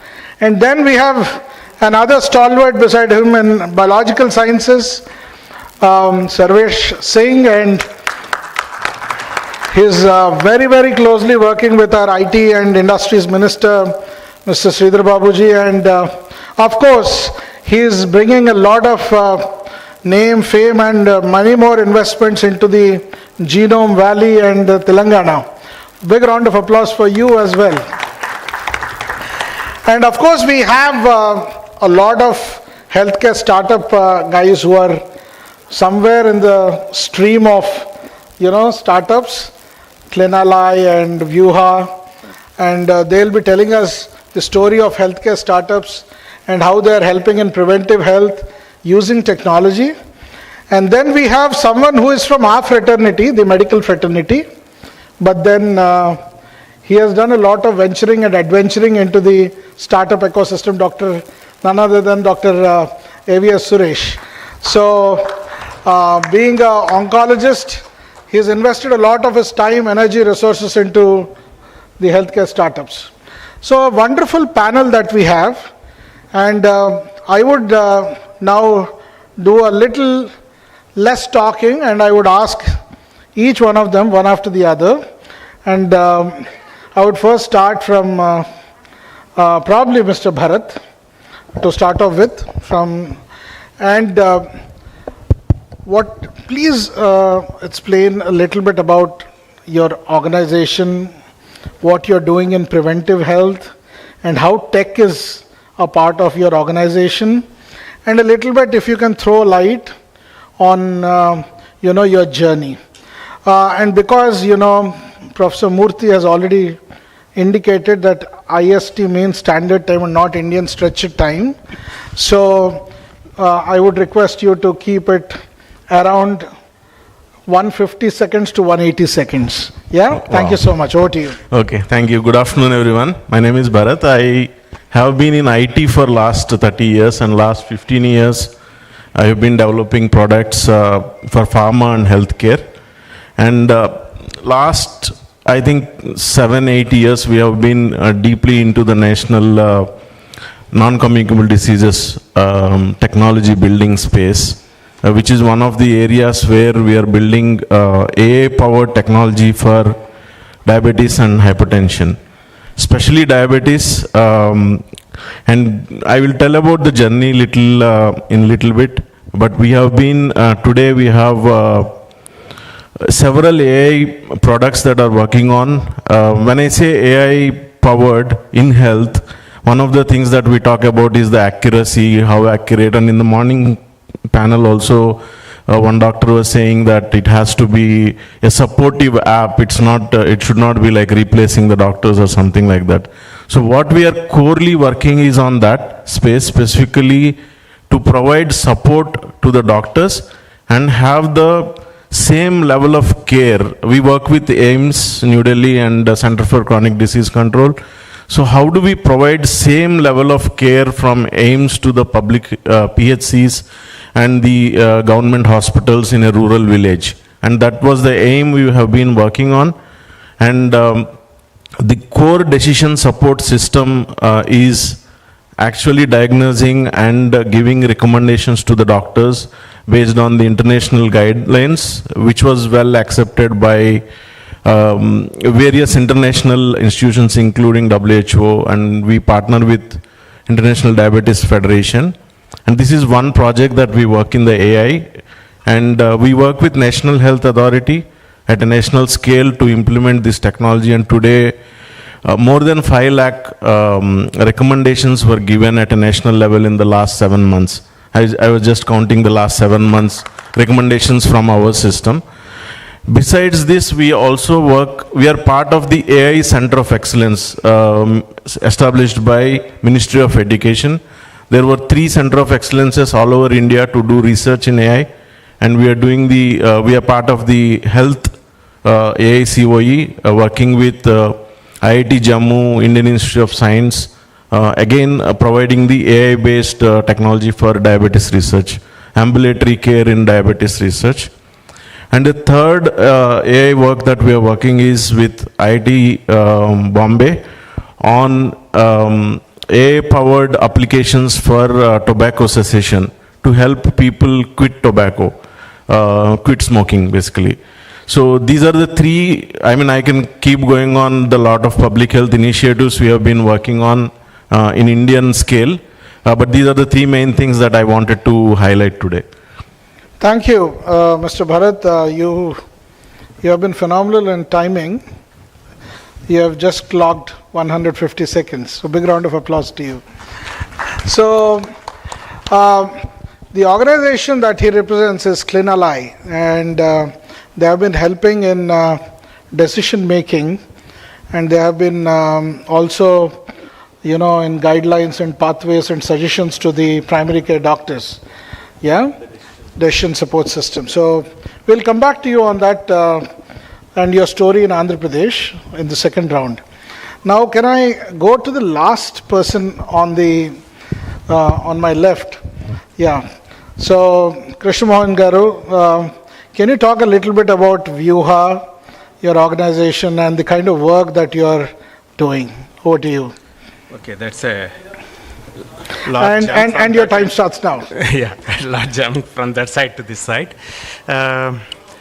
Vyuha, the idea came about screening the woman. Yeah, screening the woman, and just happy to say we started in IIT Hyderabad in CFHE as a incubation. That's 2-3 years back, and right now we are in our technology center is in Vizag, AMTZ, Andhra MedTech Zone. So we primarily work, we have few products, but I just want to say one, and some are on the still on the research stage. Primarily work on automating the LBC process from starting to the screening process and helping the pathologist to decide. So that is the objective we started with, but when we thought, okay, AI will help, we did the AI, that is easier part, and then we said, who wants to use this AI? Nobody wants, because there is no instruments. Then we started thinking about what exactly the end customer wants. This is a screening technology, so the screening means it's a mass. Everybody in the country wants to, our technology, we want to reach everybody. Nobody wants to recharge, right?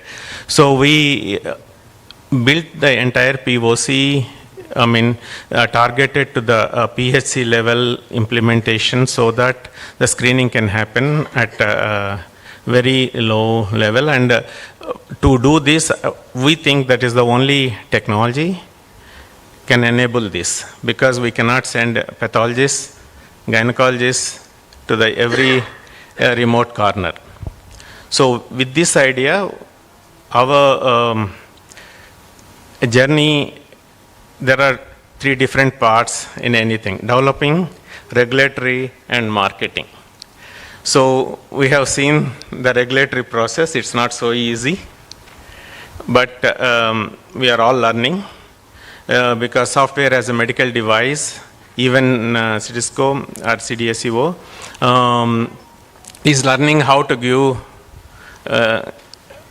what class, what category, what documentation is required and things like that. We are slowly learning, and that is the process which took us the long in the development process, not the technology. And the second part is, it's very difficult to, I think somehow we have a psychological and social thing about women getting tested for a cervical testing.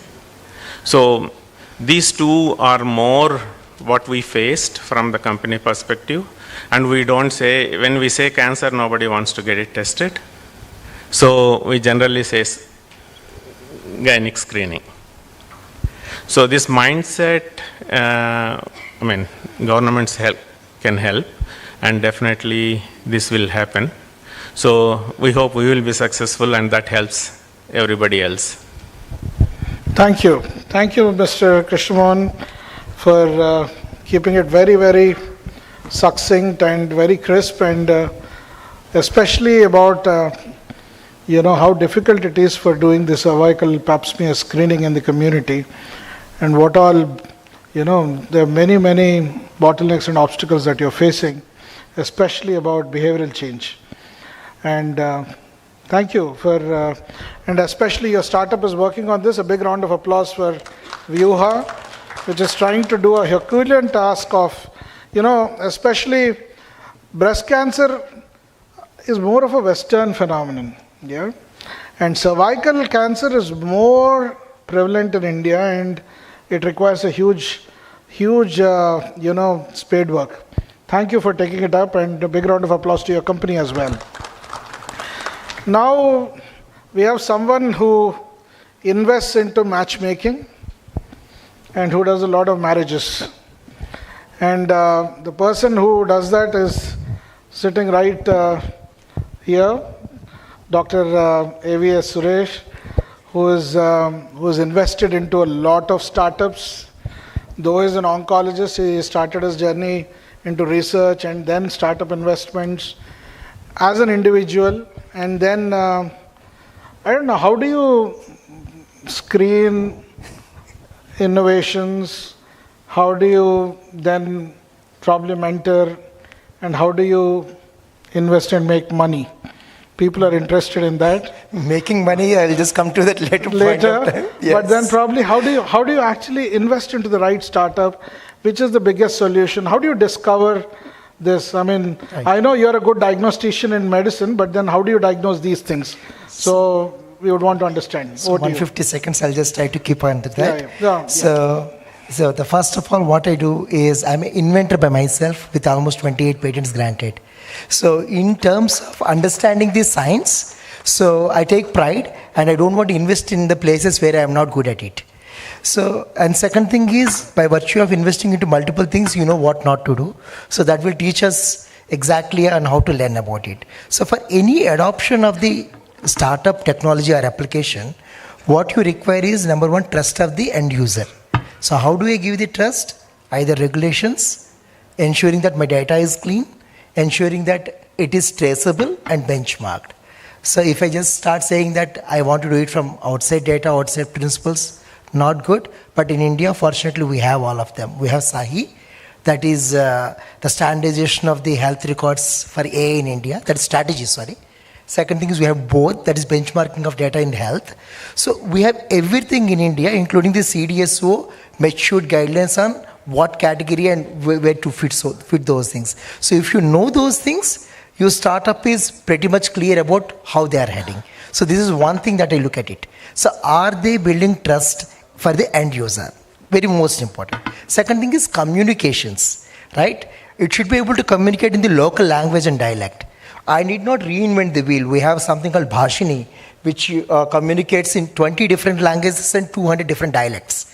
Developed by government of India. You just need to plug into it.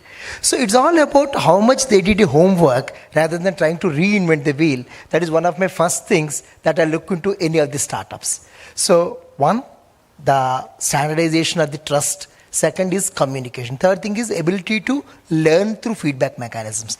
Do they follow it up?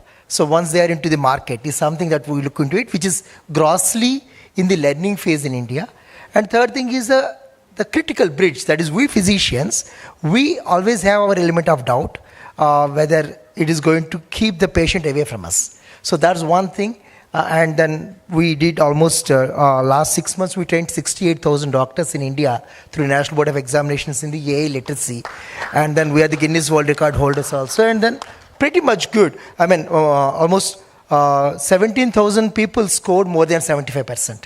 So remaining, I don't want to speak because it is a learning phase. So it's all about bridging, connecting the dots in the right direction, not in the opposite directions. Trust, communication, feedback, and then keeping the doctor in the loop or physician in the loop. That's where the startups usually don't fail. Whether they will make money or not is a secondary thing that we can discuss at a later point of time. I have 150 seconds pause here. I just want to ask a small question connecting to that. You have trained 68,000 doctors on your DNB portal in AI. And most importantly, that you are one of the leads in that curriculum.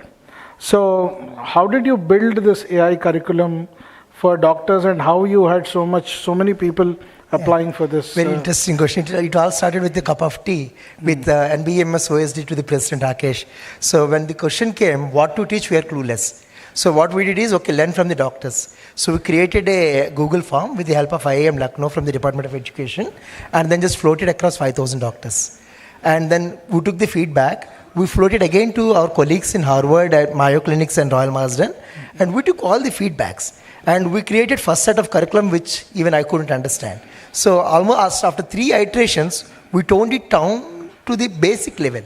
If you look at the comments on the feedback of my first lecture, they are most pathetic. I was demoralized. What are you teaching, sort of thing. Then second, third onwards, we had the peak. That means all doctors are able to understand. It's all about matching and then speaking the language which the others understand. So that's where our success lies. Thank you for being the perfect matchmaker. You are really the right person for investments. No. So thank you once again. Big round of applause to Dr. A.V.S. Suresh. Now we have two eminent speakers and our guests of honors for the day. We have, first I would like to ask Mr. Sarvesh Singh, who is the CEO of the Telangana Life Sciences. He's from one of the greatest, pride of, I would say, Telangana and Hyderabad, the Genome Valley. And he has given vaccines from his valley to the whole of country and the world. And we're really happy that, he has taken time out and he's here. So I would request Sarvesh ji to throw a little bit light about, what's happening in your part of the world, Genome Valley, and then especially how technology is shaping Telangana Life Sciences and the ecosystem that you're building. Over to you. So first of all, I would like to thank the organizers of this event, because the theme of the event is aligned with the day of the event, right? So today is International Yoga Day, and yoga is all about holistic well-being, and this event is also about the similar stuff. We're not talking of communicable diseases, but we are talking of lifestyle and non-communicable diseases. So I think it is at the right time. As far as ecosystem of Telangana is concerned, first I would like to know how many of you are from Telangana? So good number of you are from Telangana. How many of you know that the ecosystem of life sciences started even before India became independent? So only those on the stage, because I was telling them before this panel discussion.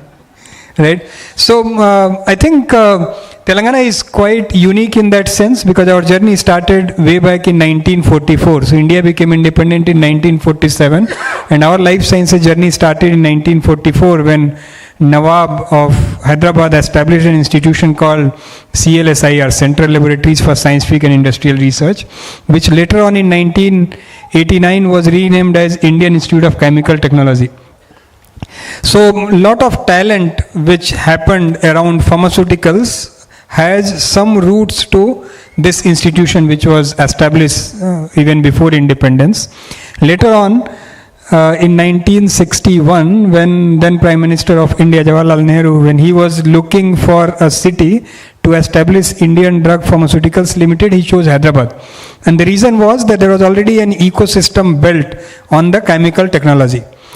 So the space was identified in 1961. In 1967, that institute was established and started, that company was established and started producing medicines. In those days, India was net importer of almost everything, including medicines. Way forward, if you look now, we are net exporters of medicine. And if you look from the Hyderabad ecosystem, 1/3 of global world vaccine is produced here in Hyderabad. So every third vaccine which you see on the planet is actually produced here. 3 of the top 5 Indian vaccine companies, they are based out of Hyderabad. During COVID, they actually played a key role in saving lives of not thousands but millions of people, not just in India but across globe. 40% of APIs which are exported from India are actually manufactured here in Telangana. So Telangana plays a key role when it comes to medicines. Coming back to technology, I think Telangana and Hyderabad is quite uniquely positioned, as Dr. Santosh was telling, that we have Genome Valley, which is one of India's largest wet lab plug and play facility.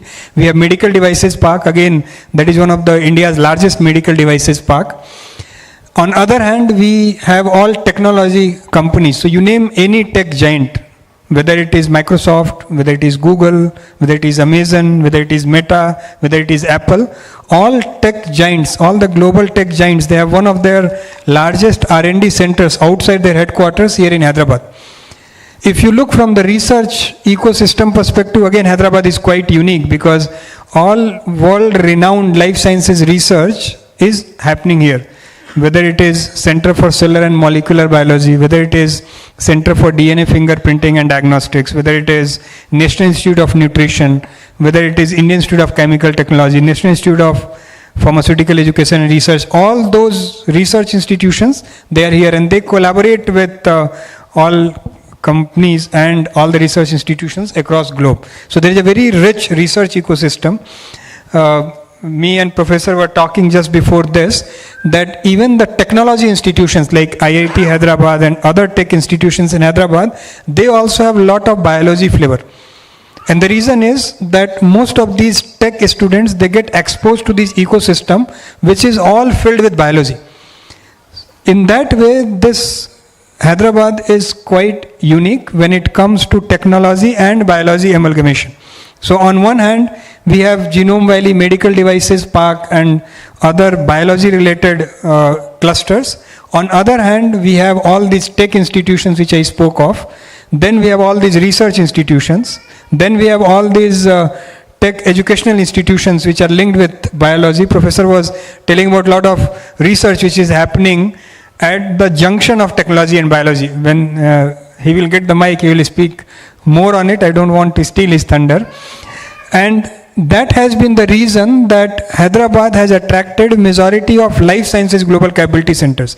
8 out of top 10 pharma companies, they have their global capability centers here in Hyderabad. There is not any city in India which has so many life sciences global capability centers just having their offices next to each other. So we have a very rich ecosystem. All of this has started with chemicals. Now what we are seeing is that slowly people have realized that any disease which happens in body is because there are 2 chemicals which are mixing, producing something which is not required by the body. You insert another chemical that basically neutralizes and your disease is cured.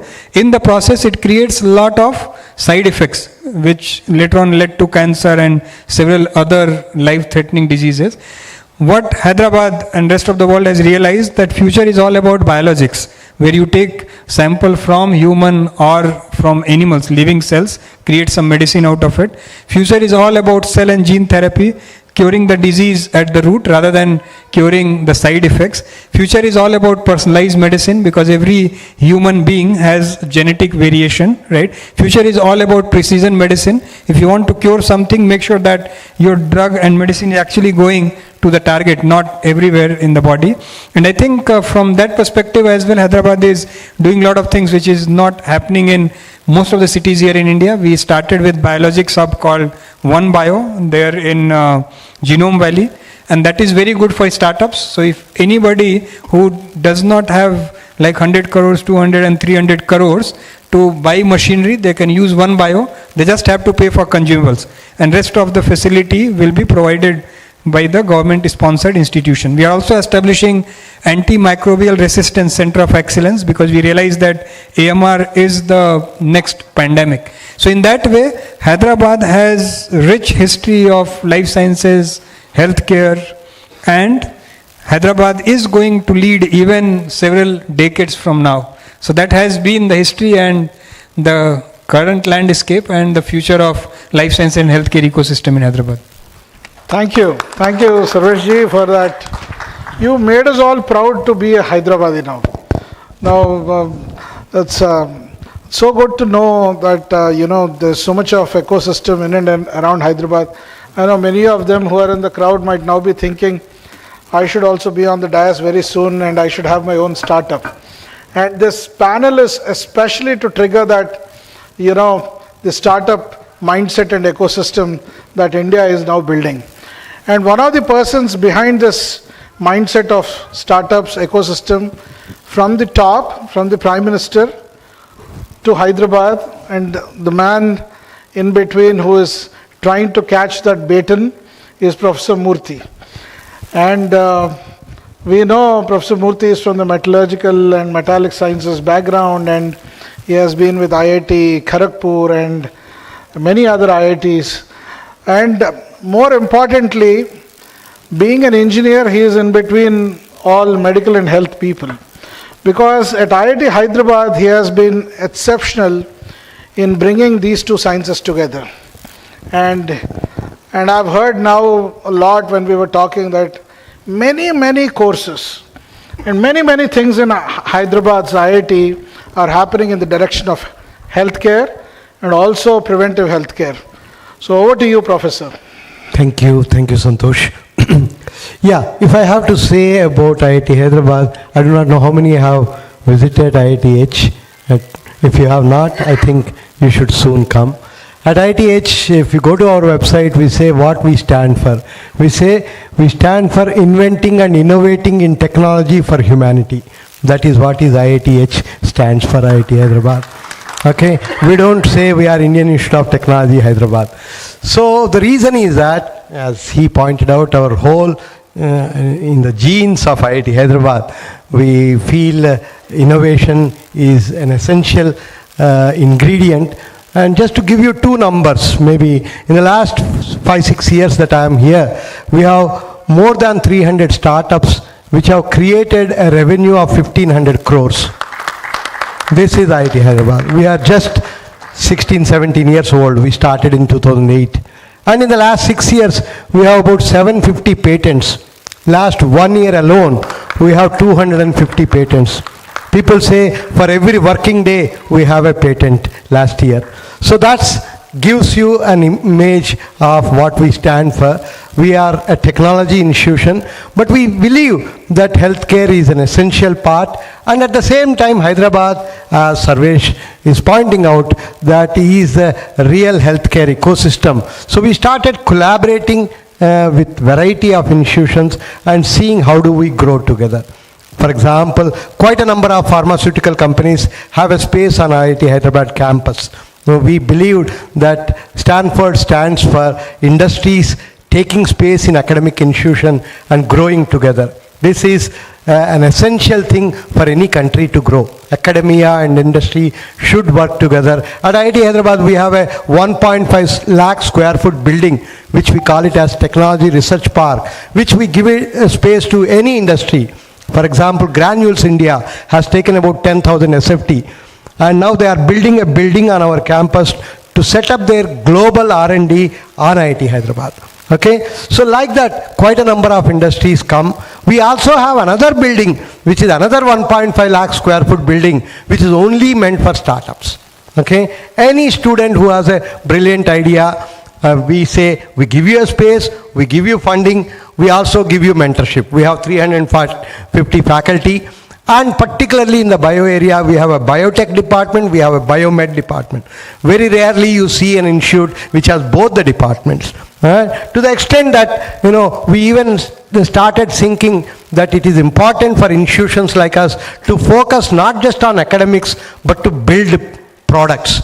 We have a master's program which we call it as Masters in Medical Device Innovation, where a student spends out of the 4 semesters, 1 semester in a hospital talking to the patients and doctors, at the end picks up a problem, at the end of 2 years the student should have a prototype of a medical device. No thesis need to be written.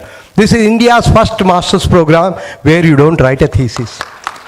And this year we are starting a PhD program which we call it as product-based PhD, where we say the student at the end of 4 years PhD will not write a thesis but will show a product, okay, or a technology. I am happy to say that a large number of industries have come forward. 25 fellowships have already been. I felt that this kind of a product-based PhD should be supported by the industry rather than academia like us. So we say we give to our PhD students about 40,000.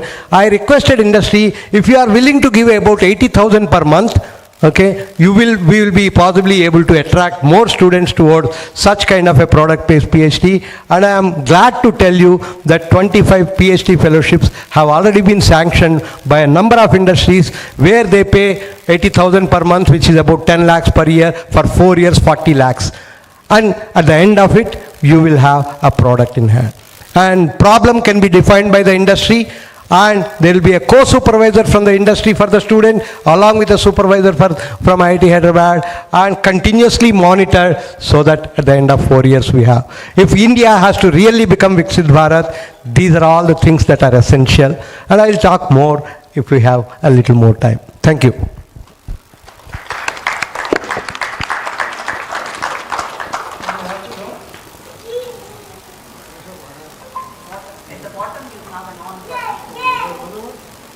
You can take this, otherwise. I think this is... Yeah. Hello? Yeah. I'll again come back to you. In the round, we'll start from you, Professor. So, now that you have said you have so many innovative courses, which are crossing and at the cross-section of health and technology, startup and technology, startup and healthcare. So, and you also said that you have more than 300 startups which have brought more than 1,500 crore rupees. And recently you were in France. Yes. You were with the Prime Minister. And you were, I think, watching what's happening. Not only watching, participating in it. Yeah, watching and actively participating in the conversations which were happening there. Sure. And more important, I would want to also ask you one more question apart from the France collaborative visit. How do you ensure that the healthcare startups which you are supporting, how they interact with the hospitals, healthcare systems, let's say Telangana Life Sciences, and how do you help them scale across India? Thank you. Thank you. First I will talk about Bharat Innovates. Possibly all of you must have read in newspapers.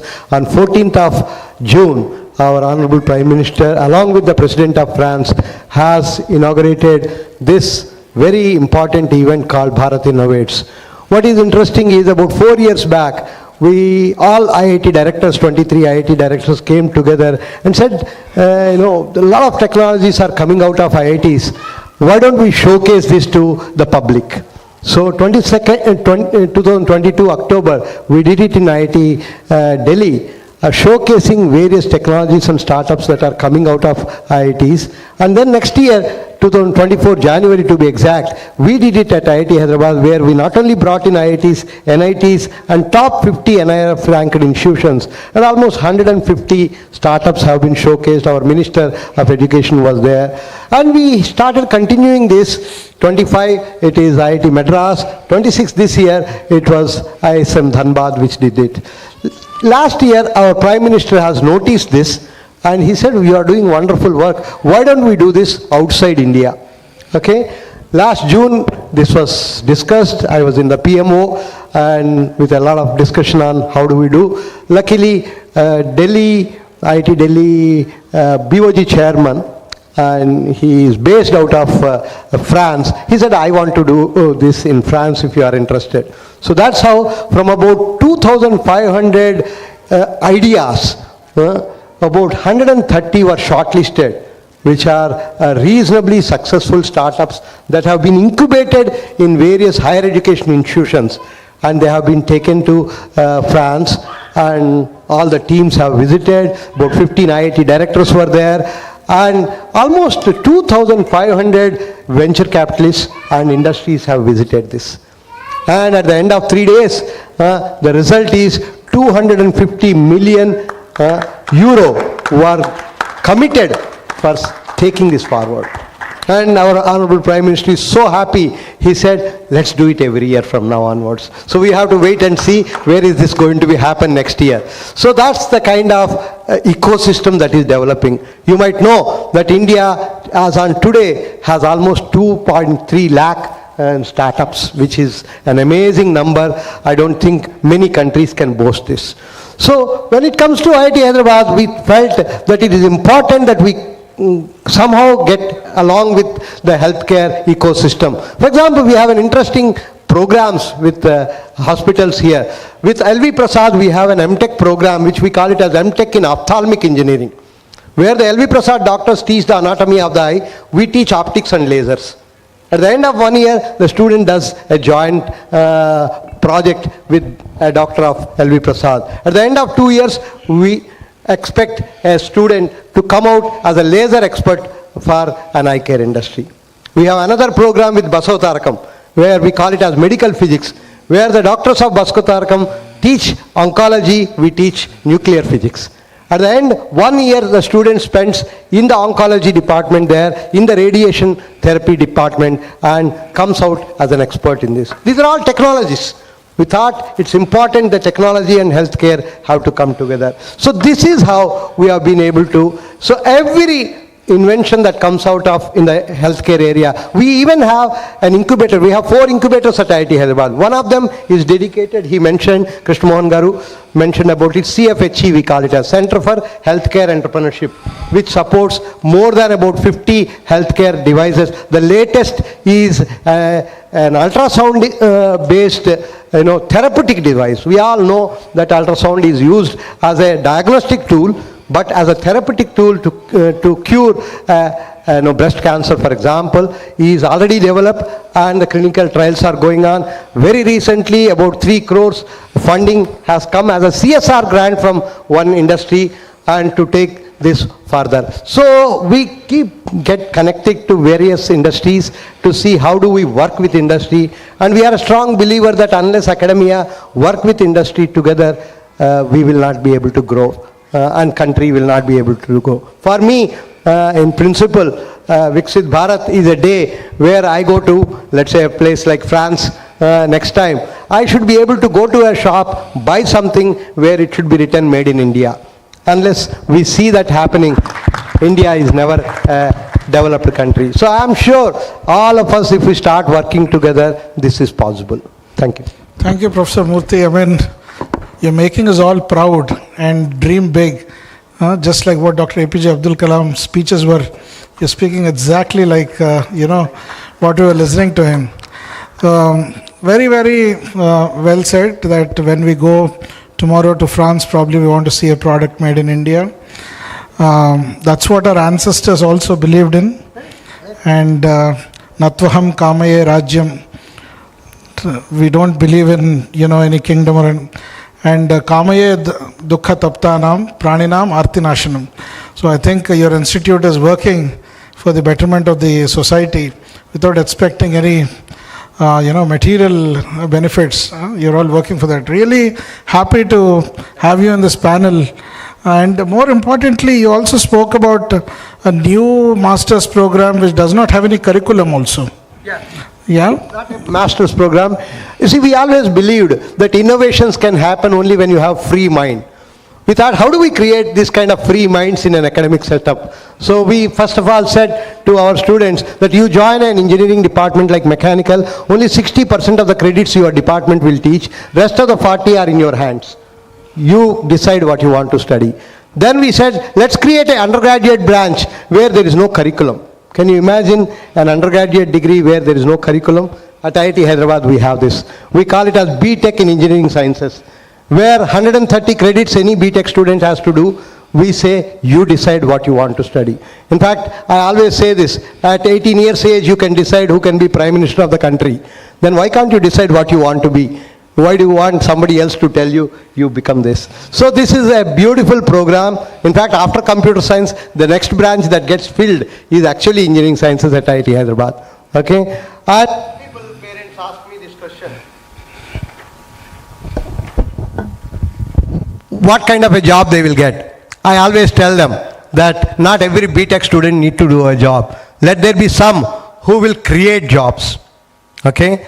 And exactly this is what we strongly believe. In fact, this year we want to admit a few B.Tech students, not based on JEE Advanced score. We say you clear JEE Advanced and tell me what have you built in your school from 8th grade to 12th grade.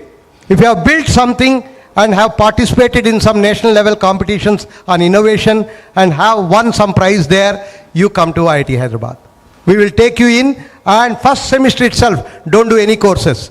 Just take a break and work on your innovative idea.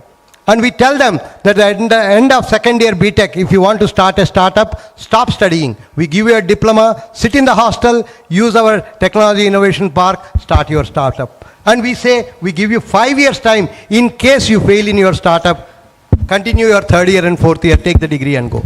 So I think India needs, a revolutionary thinking of changing our mentalities.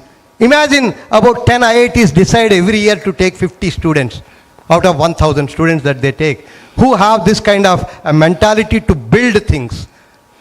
You imagine 4 years down the line, 500 students from these 10 IITs will come with products in their hands.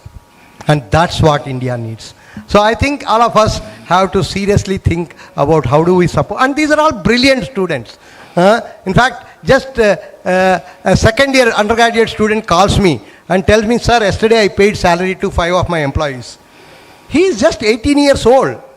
And that is the kind of brilliance that is available. What do they need? They just need a little bit of hand holding and some support and believing in themselves. That's what they need it. And I think if we can all do it, great things happen. Thank you. Thank you, Professor. One of the first institutes in the world which has started masters in B.Tech in AI, IIT Hyderabad, and first in India, third in the world. So there is a lot of forward thinking, and you have masters in healthcare AI, entrepreneurship also, which you are starting. I think a lot of ideas have floated, and I'm sure with idea clinics we can start something on masters in preventive medicine, especially NCDs or something. We were talking to Mohan's Diabetes to start something on diabetology. Absolutely. So I think from idea clinics we would be very happy to partner on that front. A big round of applause for Professor Murthy. Now to Sarvesh ji. I mean, Telangana Life Sciences has seen so much of light, and you have made all of us proud. Now that you're in the phase of the startup ecosystem, how do you facilitate startups, and how do you also support these new startups to come and invest or start their shops in the genome valleys or probably other tech parks that you have started? And how do you ensure that these things scale? So what is the ecosystem that Telangana Life Sciences supports in, this area? So I think if you look at any startup journey, it starts with an idea. And I think almost everybody here in the room and everybody here on the planet will have some idea. The only difference between having an idea and actually commercialize it is what differentiates somebody just having an idea to somebody becoming a billionaire by commercializing that idea. At Telangana Life Sciences, we are at the center in terms of the entire ecosystem I spoke about. So if somebody has a brilliant idea, say on biologics, and they don't have capital, we'll be more than happy to facilitate that you go to Genome Valley, use one bio facility where Thermo Fisher is the company who has invested around 200 to 300 crores just in setting up the entire infrastructure. So their equipments are like 200, 300 crores. So as a startup, you have to go and pay just for consumables. You don't have to pay for anything else. Everything is subsidized by the government. Similarly, if you have, say, a brilliant idea in medical devices, now we are coming up with a common facility center in Medical Devices Park where you can go and use the instruments at a very subsidized rate. So one is the capital thing which is sorted. Second thing which startups need is a test bed. That if I have an idea, how and where can I test it? So we have connections with most of the hospitals in and around Hyderabad. For example, if you have, say, a medical devices idea, we'll be more than happy to connect you with AIG hospital. And that is one of the hospitals which has highest number of gastroenterology related patients almost every day. If you have an idea which is more on eye care, we'll be more than happy to connect you with LV Prasad. Likewise, if you have an idea in healthcare and is looking for test bed, we'll be able to make those connections. Likewise, if you are looking for, say, international market access, so you had an idea, you have made some product, you are getting very good traction here in India, and you feel that your product has an ability to attract even global market players, then we'll be more than happy to facilitate that as well, because we have connects with most of the country trade commissioner, we have connects with most of the consul generals of different countries, we have connected with several other delegations which keep coming from different countries of the world. For example, last month we had a delegation of around 20 medical devices companies who came to Telangana just to explore collaboration opportunities. So in case if you are interested to explore Netherlands market, we'll be more than happy to make those connects. Similar and likewise for any other country as well. So we can help you in getting an incubation space. We'll be more than happy to help you even connect with VCs or PEs in case if you are just starving for funding. We'll be able to provide you international market access. We will also be able to provide you with mentors because we have connects with most of the GCC leaders as well as manufacturing leaders here in Telangana as well as rest of India and the world. In case if you are looking to collaborate with any research institutions, we act as an ecosystem player when it comes to all the research institutions which I spoke of. So feel free to connect with us in case if you want to leverage any of these things which I spoke of. Thank you, Sarveshi. I'll tell you, I was speaking to a person in Singapore who looks very keenly at Indian healthcare markets and invests into Indian healthcare startup ecosystem. And he said, how can you have a panel without having Sarvesh Singh on the panel? And then I spoke to another gentleman who's in New York, who's a part of Clinali. And then he said, you must have him on the panel. Without him, how can you have this panel? And thank you so much, Mr. Sarvesh Singh, for being a part of this panel, because we know Telangana Life Sciences is really pushing hard the Telangana's healthcare ecosystem, especially the vaccines, the biologicals, and of course the new medtech ecosystem that you're pushing. Thank you so much. It was wonderful having you speak at this panel. Really appreciate it. Thank you. And now we have very, very important three gentlemen who have used such ecosystems, be it IIT Hyderabad or Telangana Life Sciences or many such ecosystems, and have done something on preventive, curative health.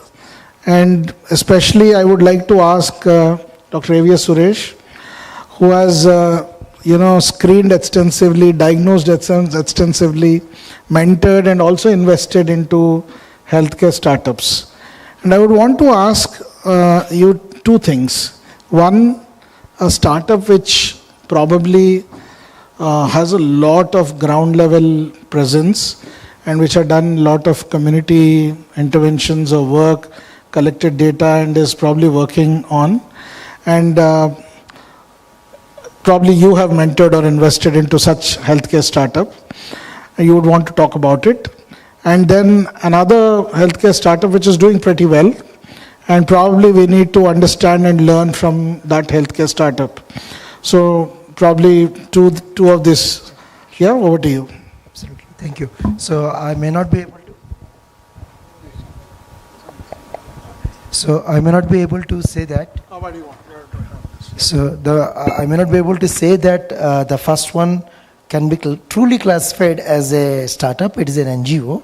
So they picked up close to 3 lakh women. For last 15 years, they have been screening for the cervical cancer. The major thing, as an oncologist, what I say is screening is not a one-time procedure. You need to be persistent. So Vikas Sarangini from one of these charitable organizations is doing it.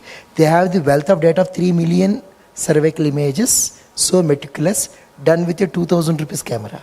Wow. So innovation came from a what we call a TV repair mechanic. Wow. And then it is run by a social worker who is 10th pass.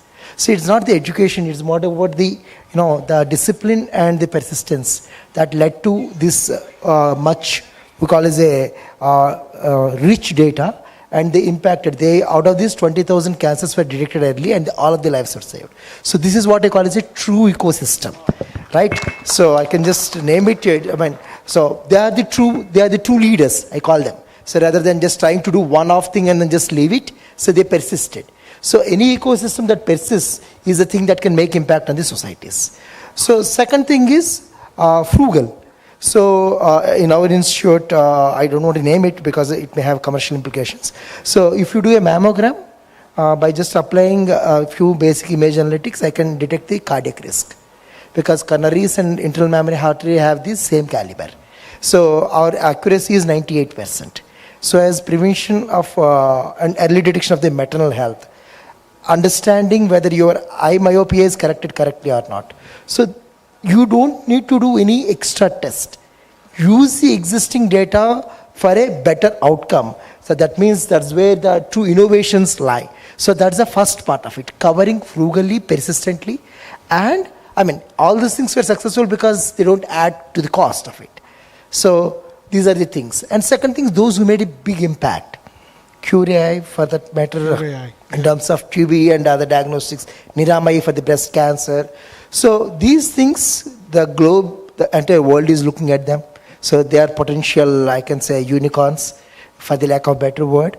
So we can learn a lot from them. Again, it boils down to, am I able to tell my idea correctly to the last mile, that is the consumer, as well as the interpreter, that is physician. Is it cost effective?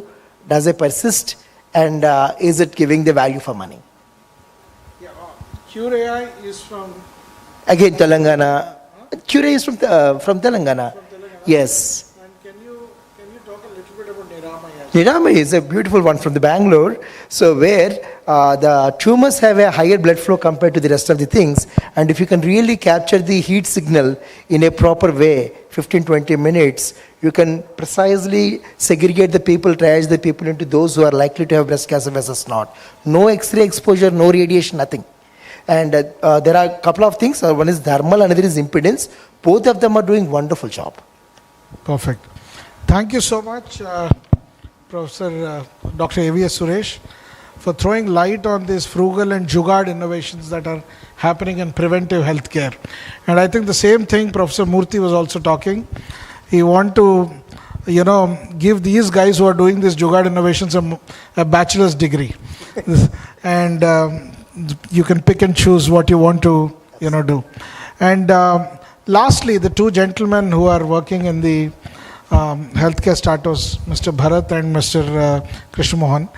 Now, you guys are working on, preventive health, and you have been working with governments. You have also done a lot of spade work on regulatory frameworks, how to pass those regulations, and how easy or difficult was your journey? I know both of you have been patted on your back by Government of Andhra Pradesh. You have received awards by Government of Andhra Pradesh for doing, this work.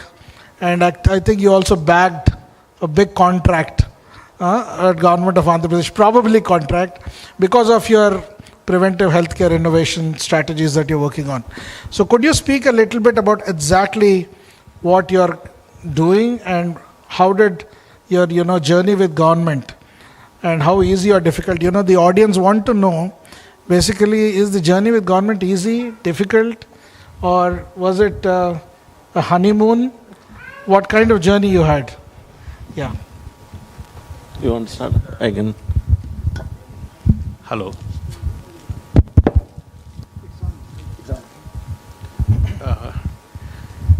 Okay. You have to keep the mic a little closer. You can see I'm not very young. So coming from the age when we started our career, the government, the ecosystem, everything is very nice. It changed substantially. But if you ask from a heart, as a young startup thing, then we like governments to proactively move faster. Right? Both governments, institutes, and incubation centers, all three has to support. We have on paper, when it comes to the ground, they are very different in many cases, right? Incubation centers still act as government agencies. So they have built huge support systems or equipment or everything. But these, to just access them, when you go inside, it's not easy. Still, we need a paper, we need approval, we need that. And finally, the cost of it is much more than when you go for a private. So that is from the incubation side. And the governments are generally slow, but I'm happy that they are moving. We are called elephants anyway, as Indians. So we are moving, and I'm happy. And if you want to be an entrepreneur, there are two places, Hyderabad and Bangalore. These are the two places. We have chosen Vizag, but that is for different reason. So there is a huge ecosystem built. There is a money flowing. There is investors. There are people like life sciences which are supporting. And there is a technology transfer happening from the Hyderabad institutes, right? I'm from IIT, so I say IIT Hyderabad in this case, not other institutes because my personal association. So with this, I would say positive and some negative. But then thank you for that very very, very straightforward feedback. But then we also heard that you guys got back the prize in Andhra Pradesh. And what are you doing in AP? If you can say, let's say you got 60 seconds, you can talk about your prize and your work in AP. So that is one of the prizes. I would say the bigger prize is ICMR took this project as a national importance because the Prime Minister talked about it in Parliament and Bill Gates talked about it. So suddenly, I mean, it's very important, but some things make it popular. It's not about he talking, but cervical cancer and women health is a fundamental problem. So our project is treated as a national priority project. Perfect. Yeah, and we have a mighty, that is Ministry of Electronics have invested in our company.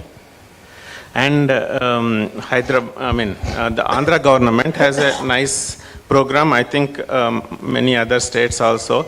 The biggest problem for startups in healthcare is accessing the data. And great amount of data is in government hospitals. Public sector.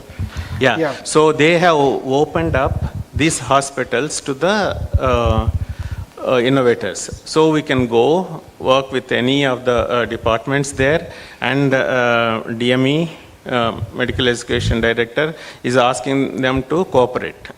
So we work with the two institutes, one in Tirupati, Government Hospital, and in Vizag. KGH. Yeah, KGH. So we can see tremendous change of mindset even within 1 year. People are cooperating, especially doctors, right?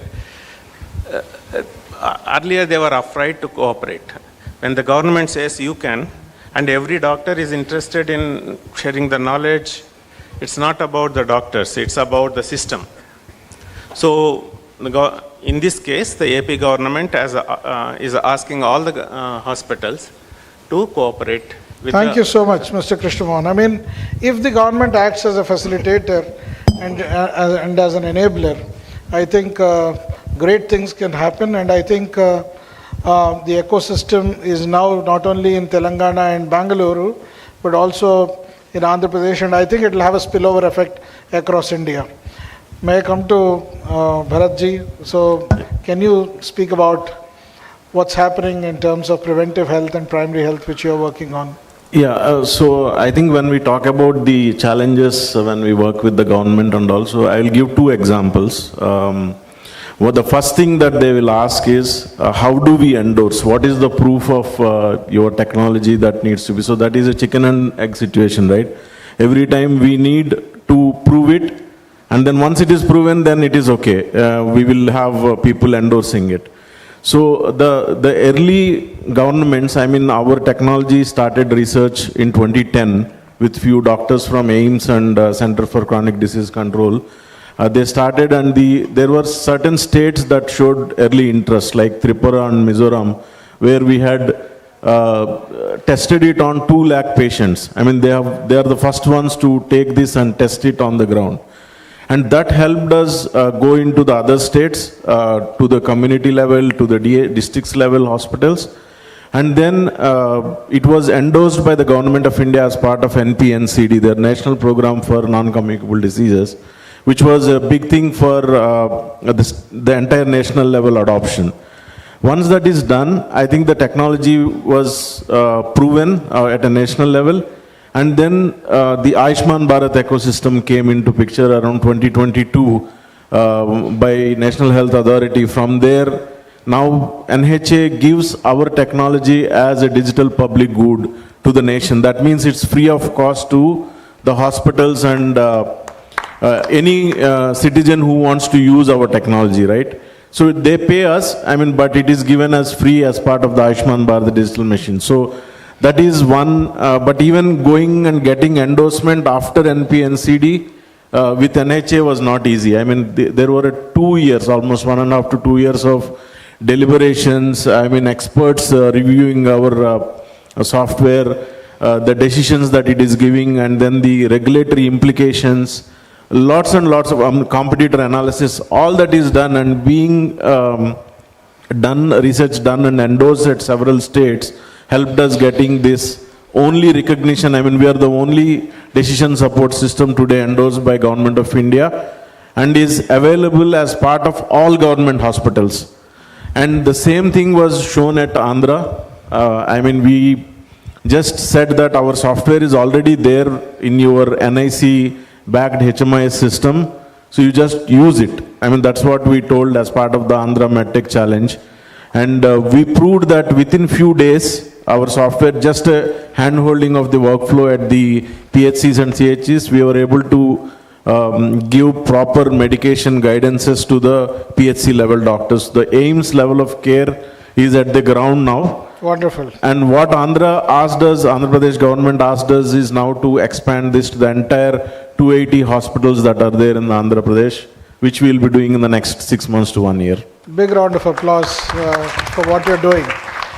So I learned about this sort of a software when we were looking at building urban health ecosystem in the entire erstwhile state of Andhra Pradesh.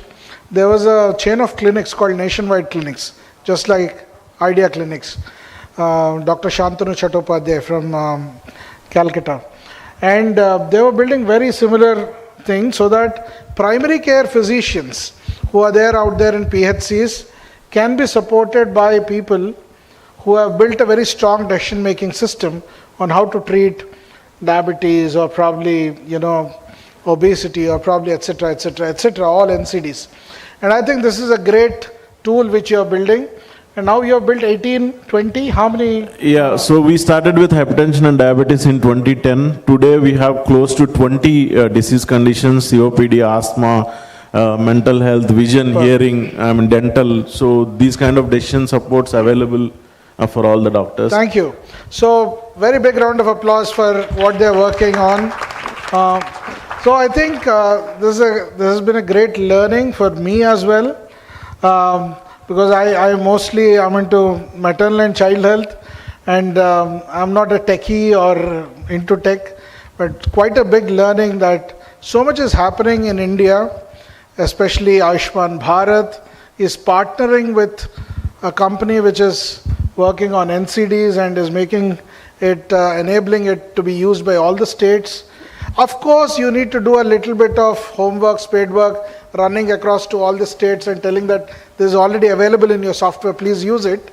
But then NHA is ready to build it, ABDM is happening, institutes like IIT Hyderabad are creating those wonderful people, techies at 18 years of age who want to do all those healthcare and AI startups.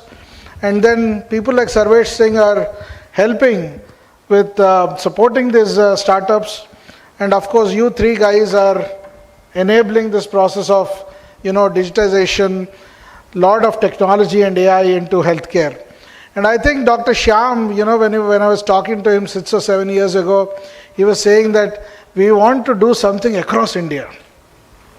How do we scale this sort of an idea of idea clinics, that people be treated at their doorstep?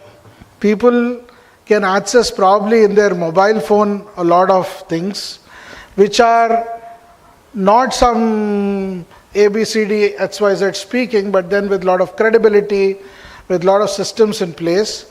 And then it also helps them prevent unnecessary hospitalization. We see that national program on NCD is so important that we are investing a trickle into prevention. And we are investing so huge into stenting, bypass surgeries, then all those sorts of dialysis and stuff, but we are not able to treat them before the patient goes into that sort of a tertiary or quaternary care. And we need more and more of clinics, more and more of preventive health, more and more enablement by people like you who are techies who are enabling healthcare. So I think it's a great conversation.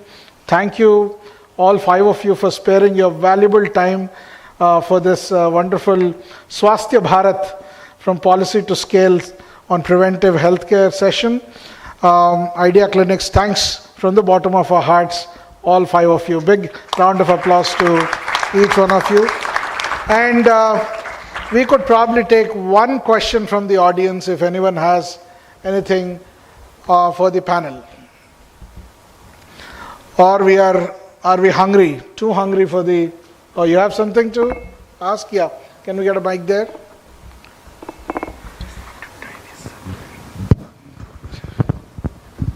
Good morning, sir. This is to Murthy, sir. Sir, for a person to become doctor, we should spend around 11 to 12 years of minimum time. When we get our degrees and all, so we will be in a place where we should balance our families as well as work. So in this process, whole process, we do have some ideas, but do you have any course or do you have any space in your institute to get with you? Okay. First about space. What we have, the TIP I told you, is open to anybody in India. Okay. not only for IIT Hyderabad students or faculty, anybody who has an innovative idea, we have a dean for innovation, or you can even write to me. I will connect you to the right people. You will be given a space on the campus. We will search for funding for you, as long as that is interesting for us. And we will also provide you the mentorship. This is one. The second is for those who want to get some knowledge from IIT. For example, we have two ways. One, you can do online degrees from IIT Hyderabad. Okay, we have quite a number of master's degrees online. We tell you that you come to IIT only on the day of convocation. You don't need to come at all to IIT. So everything online you can do and get a degree. For those who do not want a degree but an additional knowledge, for example, you are in medicine, let's say, you want to know about AI. Everybody talks about AI. What is this AI? Okay, just one course in AI. We have something called OAT. If you are interested, OAT at IITH. Put it on the Google. We call it as open to all teaching. We thought, let's become a Vishwa Guru. Teach the whole world. I always believed when somebody wants to learn something, nobody should ask, what is your background? Okay?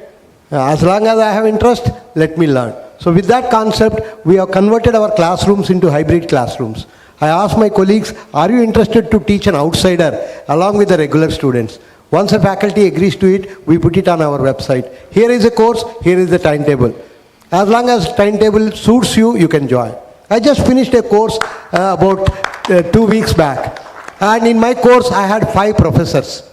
A CEO of a company, 70-year-old. We said, let it be a student, working professional, professors, homemakers, even 80, 90-year-old man or women. Let anybody learn. I tell my colleagues, don't control the entry, control the exit. As long as the person goes through the evaluation mechanism that I want to evaluate, we'll give you a certificate. Okay? So this is also available. So feel free. Anytime you can write to me, I'll be able to help you. Thanks a lot. One small question to Sarvesh sir also. Sir, do you have any time for students to come to your place and see all your things, what's happening? Yeah, sure. So, as I said that Telangana Life Sciences is more of an ecosystem builder. So, we welcome everybody from students to the billion-dollar companies to be part of the ecosystem. So, you are more than welcome to bring students whenever you want. I can share my contact details and you can bring them, and we'll be more than happy to interact with them, help them understand that what all opportunities exist in life sciences, because especially in Telugu population, right, I have seen that people are more interested in getting an engineering degree, and even in engineering they want to specialize only in technology and AI. So I have seen several engineering colleges who only teach either AI or digital or something related to technology. No civil engineering, no mechanical engineering, no other engineering, only technology. So I'll be more than happy to tell them that what other disciplines exist and how they can actually leverage that, especially the life sciences. Thanks a lot, sir. Thank you. Thank you so much. For those who want to visit IITH, just go to our website. Every Saturday, we invite people to just visit IITH. You can book a slot by just going to IITH website. Any Saturday, a slot. And we have trained about 25 undergraduate students of IITH Hyderabad to be guides for you. They'll come to the main entrance and pick you up and take you all around the campus and drop you back at the gate. So please feel free. So nice speaking to all these 5 gentlemen who are really working on preventive, promotive, and primary curative healthcare innovations and startups and people. Dr. Monica, we really are short of time. Can you take, for whom do you have this question? Anyone? Yeah, quick one, last one. We really don't have time. Yeah, please. There are so many programs for the preventive care. So after implementing, what I have seen during my work is there is a lot of resistance from the people on ground. So how do you deal with this resistance even when it comes to program, when it is implemented on the field level?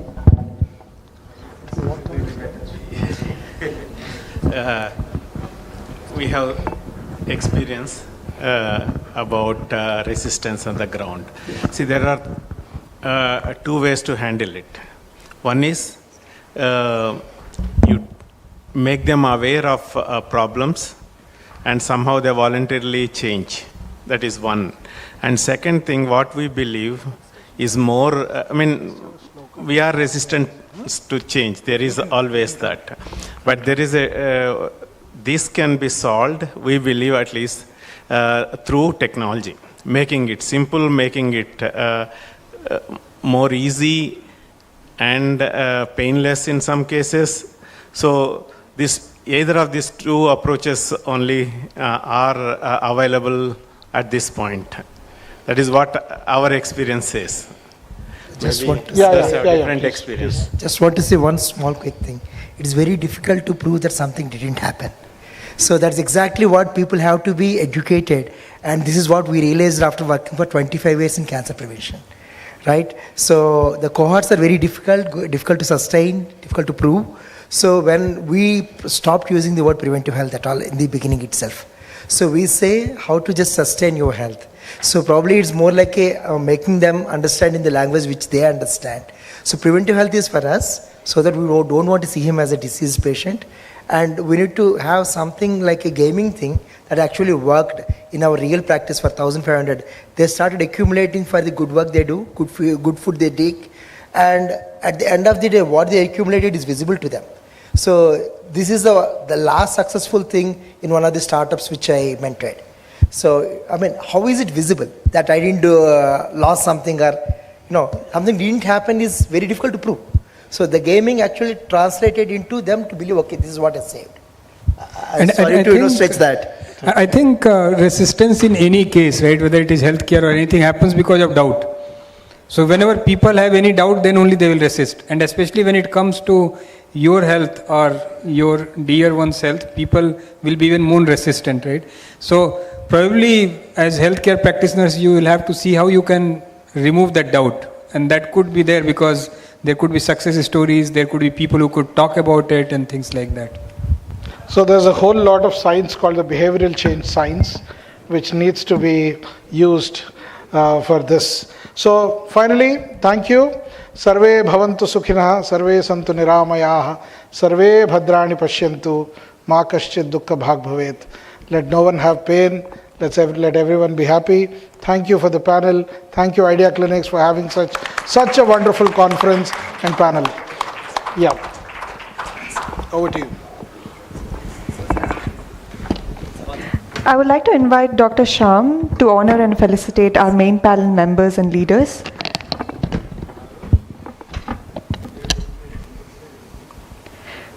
Post-lunch, we have a few amazing workshops lined up, and we also have an endocrine quiz with cash prizes for the winners.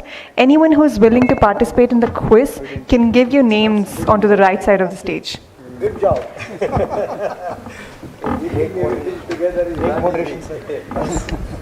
Wonderful meeting. Thank you very much, sir. Thank you.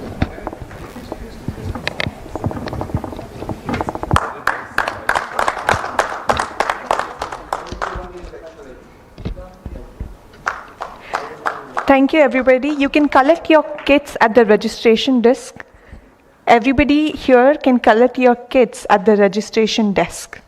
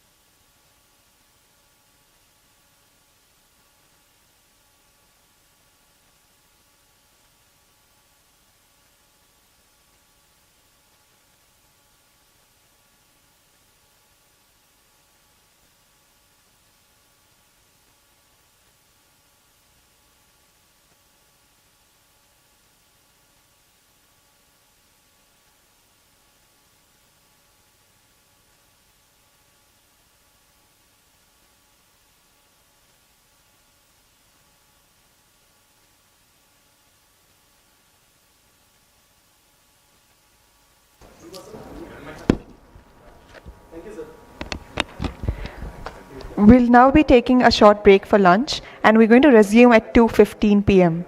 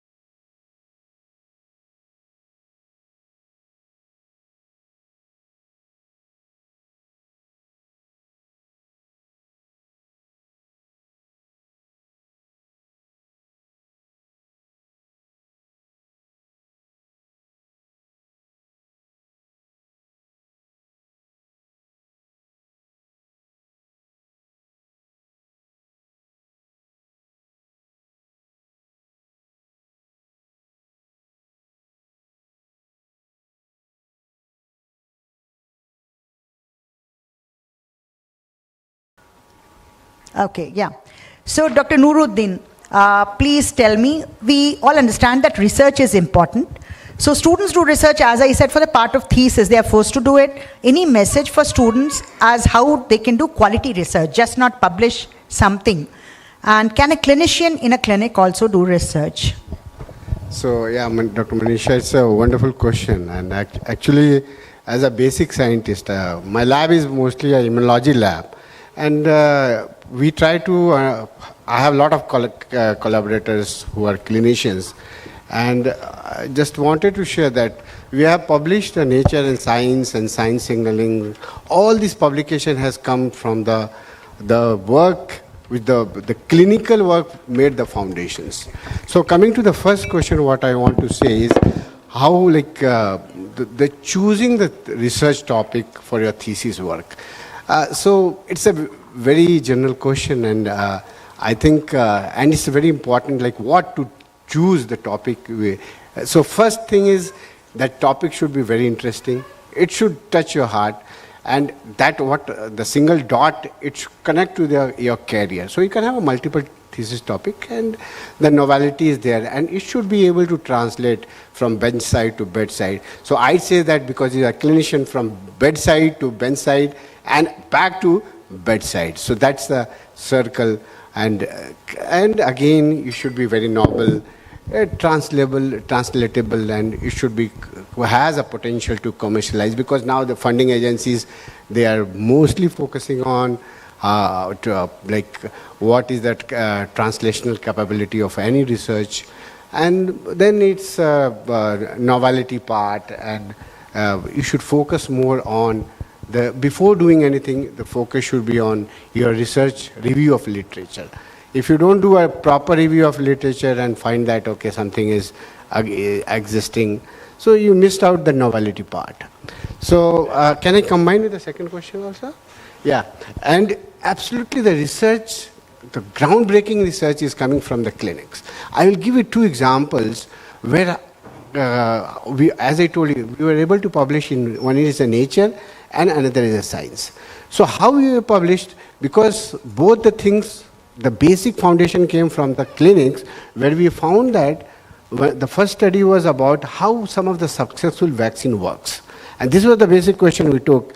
And then we started working with the clinicians, and we took the volunteers, immunized with the vaccines, and we found that and we took the model, yellow fever as a vaccine, which is one of the most successful vaccines. And when we started working through AIML, we did a lot of transcriptomics, proteomics, and all systems immunoinformatics.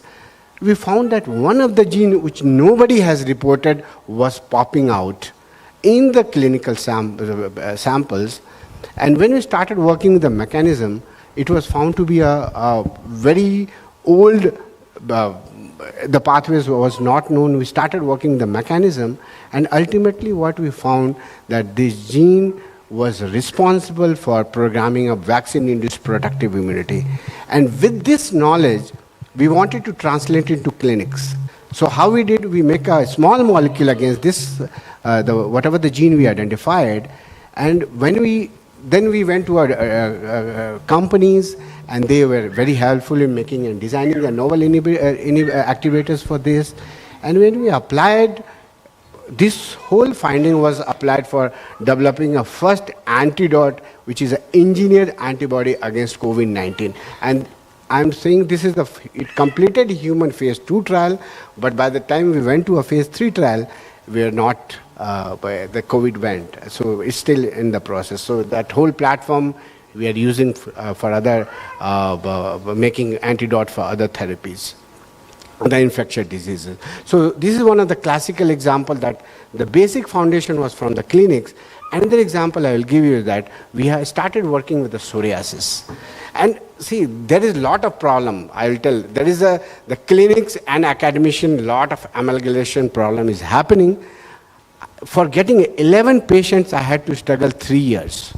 Okay, and somehow using that whole AIML and immunoinformatics approaches, again we identified one of the gene that was highly upregulated in the psoriatic patients, and we validated, we collaborated with the Apollo Hospital. They were generous in giving the biopsies. Somehow we were able to identify that, validate the target, and that it is the first time molecule that is found to be important in programming causing psoriasis. And we collaborated with Dr. Reddy's. Dr. Reddy's is generous to fund it, and we have designed an inhibitor against that.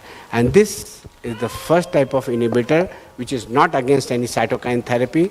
It is a skin-specific gene that is upregulated in the patient sample. So what I mean to say, many of the information is coming from the clinics, and as a basic scientist with a lot of mechanistic studies, and try to provide a solution to it. So it has a huge potential where clinicians and academicians can come together, and I think it could be we can do a lot of magical science together. Thank you for that excellent answer. So what we understood is, see, don't just try to copy anywhere from internet, do what is troubling you, the question which troubles you. And I'll give you an example. This is an Idea Clinics, lot of diabetic patients you see.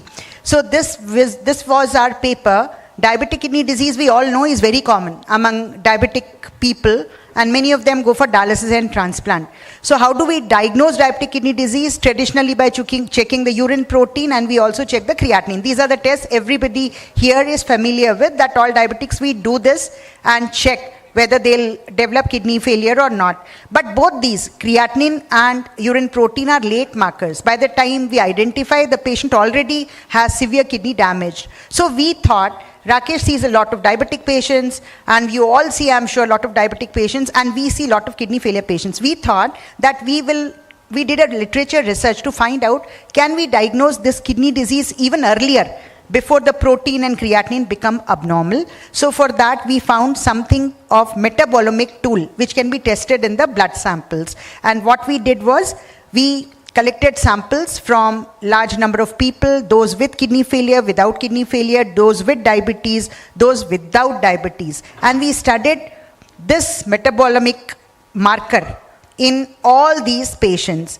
We couldn't do it ourselves. I work in a government hospital, and again, we don't have metabolomics at our disposal. So we did collaboration, which Dr. Nuruddin also highlighted. So we collaborated with IIT Bombay, and they provided us this tool free of cost. So once this idea we got, what we did was we wrote a grant proposal. This was approved because it was a novel idea, trying to find out whether we can diagnose kidney disease early.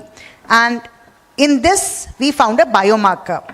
So now we have published the preliminary findings that were published in a high impact journal, and now the second phase is to follow up these patients to validate, and we have involved other centers also. So single center study, now we are making it multicentric to validate our findings. So this is again what was bothering us, any new marker for diabetic kidney failure, and that's why we started it. So the first point is, do something which is bothering you, not because something is published in high impact journal. Publish something, work on something which is common in India. So I hope the message is clear from Dr. Nuruddin. Be passionate, not for show. Work for cause, not for applause. So now going to Dr. Aarti. So she is at BITS, Hyderabad, and her question is, ma'am, how many types of studies are there, and how do the PGs choose, and how should the clinicians choose what suits their research question? Okay, so I agree with one of the points which you mentioned, that you have to look at the problem. Although in the literature you will read there are lots of different kinds of studies. You have case studies, case reports, cross-sectional studies. I will not go into that because all of that information you will already have. These days we have a plethora of information available online. So when they told me to share the answers for that, I told them I will directly speak instead of writing it on the PowerPoint. I think before deciding on the various types of studies, as Dr. Sai correctly mentioned, it is very important to understand what is the problem. Because unless and until you don't know what is the problem, you cannot decide on different types of studies. So first and foremost, India is a very heterogeneous country, and we have our own set of health problems. So whenever you are going into the preclinical or clinical setting, the first and foremost thing is to identify the problem. Unless and until you are not into deep understanding of the problem, you are not very attentive of the problem, you will not be able to figure out the solutions for that. Because unless and until your reading, your literature research is not very thorough, so the solutions will not come out. So first and foremost, I will suggest both for clinicians as well as preclinical students who are here, that whenever you are dealing with, specifically let us say clinical students are here, whenever they are dealing with any kind of patients, you have to be very, very attentive with the case history, and how frequently that particular event is occurring, and why that event is occurring very frequently. This is very, very important to know, and then analyze this or observe this data very carefully, because your attention is very, very important to understand that particular problem. You have to stay with that information for a long period of time. So pay attention to what is the observation that is happening. Unless and until the attention is not there, what kind of, why this event is occurring very frequently, you will not be able to go deeper. So first and foremost, understanding the problem a much more deeper, a thorough literature research is very, very important. And then at the clinical stage, you have case studies and case reports, where a single case observation which has been not reported before, you can record that and go a bit detail into that particular observation. Another important thing which you can do is that any kind of case you are observing, you see a very unique finding, you try to report it in the form of the case reports or case series. Now, another thing you have to pay attention is that whenever you are reporting any case series or case report, it should be very, very genuinely done, and it should be authentically done. Reason I'm just saying is, when you are entering this data into the data system, this data will be getting extrapolated, and scientists are going to read this kind of data. There will be a time when not much of the clinical trials will happen because the technology is changing very rapidly. AI is coming into picture everywhere. And there will be a time when your data that you entered into the system will be extrapolated for figuring out the treatment of a disease. So it is very, very important that you make those observations and publish those observations, irrespective of the impact factor. But those observations should be very, very thoroughly and keenly done. And when you enter it into the data system, data will extrapolate it and interpret it. So it is very, very important that you pay attention. Attention to the problem is very important. And then later on, it gets extrapolated. So clinical trials require significant amount of time and money. And technology is developing in such a way that later on, how to reduce the cost and how to reduce the time. At the same time, you have to look at the India also, which is a country where 70% of our population is not having access to the healthcare. So in that case, we have to make technology affordable. So taking those factors into consideration, whenever you are studying any research, you have to see what is the problem and how much that problem is bothering you and how much you are ready to go deeper into that particular problem. So then later comes the case studies, case reports, ecological studies or analytical studies. They will come much later. But before that, your thorough understanding of the problem is very, very important. And you can publish them in the form of short papers, but they will be entered into the data system. Remember that your data is very, very critical because it will be there in the system for throughout the life. So make sure the data is accurate. So that's thank you. Thank you, Dr. Aarti, for making that point. Be honest about the data. And now, for example, clinicians, as Dr. Aarti said, the easiest study is the case report. So we really see some cases which are very unusual. Start with that. One single case report, but be honest. Then you have major type of studies which the students should know. So you have, for example, cross-sectional studies. Cross-sectional, when do we use? When we want to find out prevalence. Suppose you are sitting in a diabetic OP and you want to find out how many had heart disease. So you note that in your register. So that type of study can be done at one time point, and cross-sectional study. Then you have case control studies. So case control means, now for example, I am a nephrologist. I see a lot of patients with diabetic kidney failure.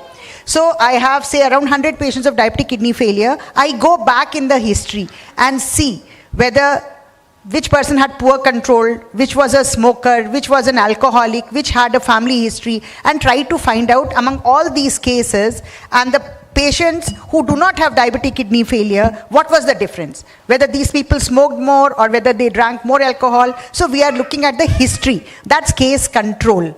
Then what's a cohort study? So that's very good study that I start today and look into the future. So diabetic people, 100 people, now future I am seeing which are developing, which are not developing. So cohort studies, we look into the future. Then randomized controlled trials. So for a clinician and as for postgraduates also, this is the best form of research. Now what do you mean randomized controlled trial? So the name itself shows that we have randomized people into one group and the second group, and everything else remains the same. But maybe for this example, in a diabetic patient, I am giving semaglutide injection in one arm, in the other group I am not giving. And we find out whether semaglutide is nephroprotective. Less people develop kidney failure when we give semaglutide. So this is a randomized controlled trial. As Dr. Aarti said, there are hundreds of other studies. But please remember these: case control, cohort, cross-sectional, and RCTs. Because these are the most common. And as clinicians, don't be so worried by so many number of studies. You can do any of them, but you need time. Start with reporting a case and start from tomorrow. So that's the message from Dr. Aarti's explanation. Now we have Dr. Rao, who will enlighten us about how to frame a research question. So you have identified a problem. So what elements should be there before we collect data on that? Dr. Rao. Thank you, Manisha. First of all, I was surprised to see such acronyms, because we were never told all these things. I was mentioning to her, I said, what is this? Why do you have to talk about all such things? But she said, the current postgraduates are so much well equipped and knowledgeable with the research methodology, and she told me that even the teachers are also trying to be good into research methodology. It seems Absolutely. it's also part of the... So PICOT and FINER are parts of our exam questions. And for youngsters, it's important to have acronym because that's how we mug up things, right? So PICOT, you'll remember all elements. FINER, you'll remember all elements. That's it. Over to you, Dr. Rao. I know acronym is okay, but I'm like an old man, so in olden days we never had such acronyms, but we have also done a lot of research. Absolutely. So I wanted to show you my own examples. Okay, PICOT and FINER, it is there everywhere. You can read and mug it up. Madam said there may be questions. People will, you may be asked about the questions in orals. Next slide. Okay, next slide. Just one slide. One slide. This slide. One, next one? Okay. Yes. Yeah, well, that stop it there. So long ago when research was not a great thing to do and everybody was against doing research, my parents, my friends, my family, my colleagues, my doctor, everybody was against research. After completing my MBBS, I started doing, I don't know why, just to make myself better than others, because I was not a good student. When she was introduced, she was told she had gold medals. In all courses, she had gold medals. I never had gold medals. But I wanted to be at least known differently among my circles as a doctor, as an MBBS doctor. So I thought, so what else? I cannot excel in sports. I was not a good sportsman. I did not know music, I did not know song, I did not know anything. So I thought, why can't we do some sort of a research program and try to present it in conferences and make yourself known? Okay, that was the only motive. I was just thinking, why did I do it? That is the only motive, just to make yourself different and superior to others, because you cannot excel them in science, you cannot excel them in marks. So I went to... And first thing, please remember, all of you, if you want to do research, you have to have a guide, a godfather or something like that. If you want to do real research, see, I think you told me, for 11 psoriasis, they had to struggle for 4 years. And in a single day, you can have 100 psoriasis in Usmania Hospital. So it's not a big thing. Collaborate. But he said you used the word amalgamation. So if you want to do research for question, whether you want to finer or PCOT or such things, you have to go to a institute like PHFI or university. University is a very big thing. They have so many people there. Or to, this is a new institute that came to Hyderabad. I'm not familiar with them. But BITS Pilani is a very big name. So and I met some undergraduate in the morning. He's from Mahavir Medical College. Is he here? Yeah. Is there? Who is that Mahavir Medical College undergraduate? I asked him, why are you asking so many tricky questions? He said, you remember in the morning somebody was asking all complicated questions. Then he said he is going to CCMB. You know him? Yeah. He is going to CCMB weekly twice to learn about the metabolomics. And madam collaborated with IIT, Bombay. Like that, you should have some sort of a collaboration where your other people will help you. So I have collaborated. I mean, there was no collaboration, but there was something called Senior Research Fellow after MBBS. You can apply for SRF in ICMR, and then they give 3 years. Usually takes 3 months. Even now also it takes 3 months. You will be paid almost like 40,000 rupees as SRF post MBBS. But there's a lot of paperwork. You have to do paperwork. So I have done the paperwork and I worked on rabies. I took rabies because nobody works on rabies. If you do anything on rabies, people will recognize you. So I was the only single person in the entire city of Madras touching rabies patient. I was doing corneal smears. Like that, do something different. No? Do something different. So my thesis was anti-mortem diagnosis of immunofluorescence staining of corneal smears for anti-mortem diagnosis of human rabies. So like that, take something new. You can learn it. Now the internet is there. You learn it yourself, whatever is new, whichever gives you recognition. That's important because you need recognition. Not to be a great scientist, but you want recognition among your own colleagues. Your own colleagues are always much better than you in answering questions to your bosses. Bosses are always impressed by your colleagues, but not by you. So impress your bosses, you have to do something else. That is my idea of finer and... So thank you, excellently put. And I am very smart. I am intermediate age. So I have taken experience from Dr. P.V. Rao and I have fused it with the AI generation. Because I have to answer to them, answer to my students, many of them going to CCMB and asking tricky questions. And that's the reason, using Sir's age-old wisdom and my smartness, I have come up with these criteria. Because you have to have all these elements in your paper. Otherwise, Dr. P.V. Rao will be the reviewer and won't publish our research. So, PCOT stands for population, diabetic population in our paper. Intervention. So, we did the test, metabolomic test.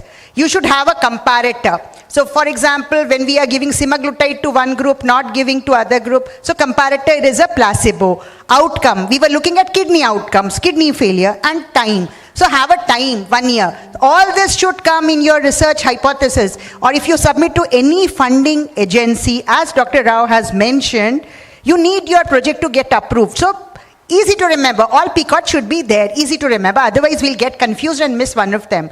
And finer, again, it reiterates what Dr. Rao already said. It should be feasible. See, I'm sitting here, metabolomics, not in Osmania, so collaborate with IIT Bombay. So we made it feasible. Interesting. So everybody would like to know, can we diagnose kidney failure early? Novel, it was not done before. Ethical, we took all ethics approvals and all that. Patient's consent as well. And relevant. Is it relevant? Definitely. India is facing a storm of kidney failure, dialysis, transplant, money. It is definitely relevant. So remember, ladies and gentlemen, PCOT and finer. And Dr. Rao will agree to that as well. Okay, thank you. So learned a lot from your experience and excellent answers, Dr. Rao. And you have been our mentor. So, I mean, we have always learned from you and our learning. So Dr. Shukla. Can I add? Yes. Yeah, just I wanted to tell. See, most of the academicians, like universities, they are writing grant. There is a section, do you have a clinical research person or not? So we have to, any translation project we are submitting, a clinician has to be there if it needs to be funded. Likewise, that's the importance of clinical work. So and if you want to write, you need to show the mechanism. So we have to have a person who is a basic scientist. So that's the requirement, and now funding agencies, if you're going for big grants, they are asking these things. Absolutely. That's why we have a mix here on the panel. And funding agency Idea Clinics is always there. Okay. So how to do literature search? So I'll put this to Dr. Shukla. Tips for beginners and tips for people who are doing advanced work.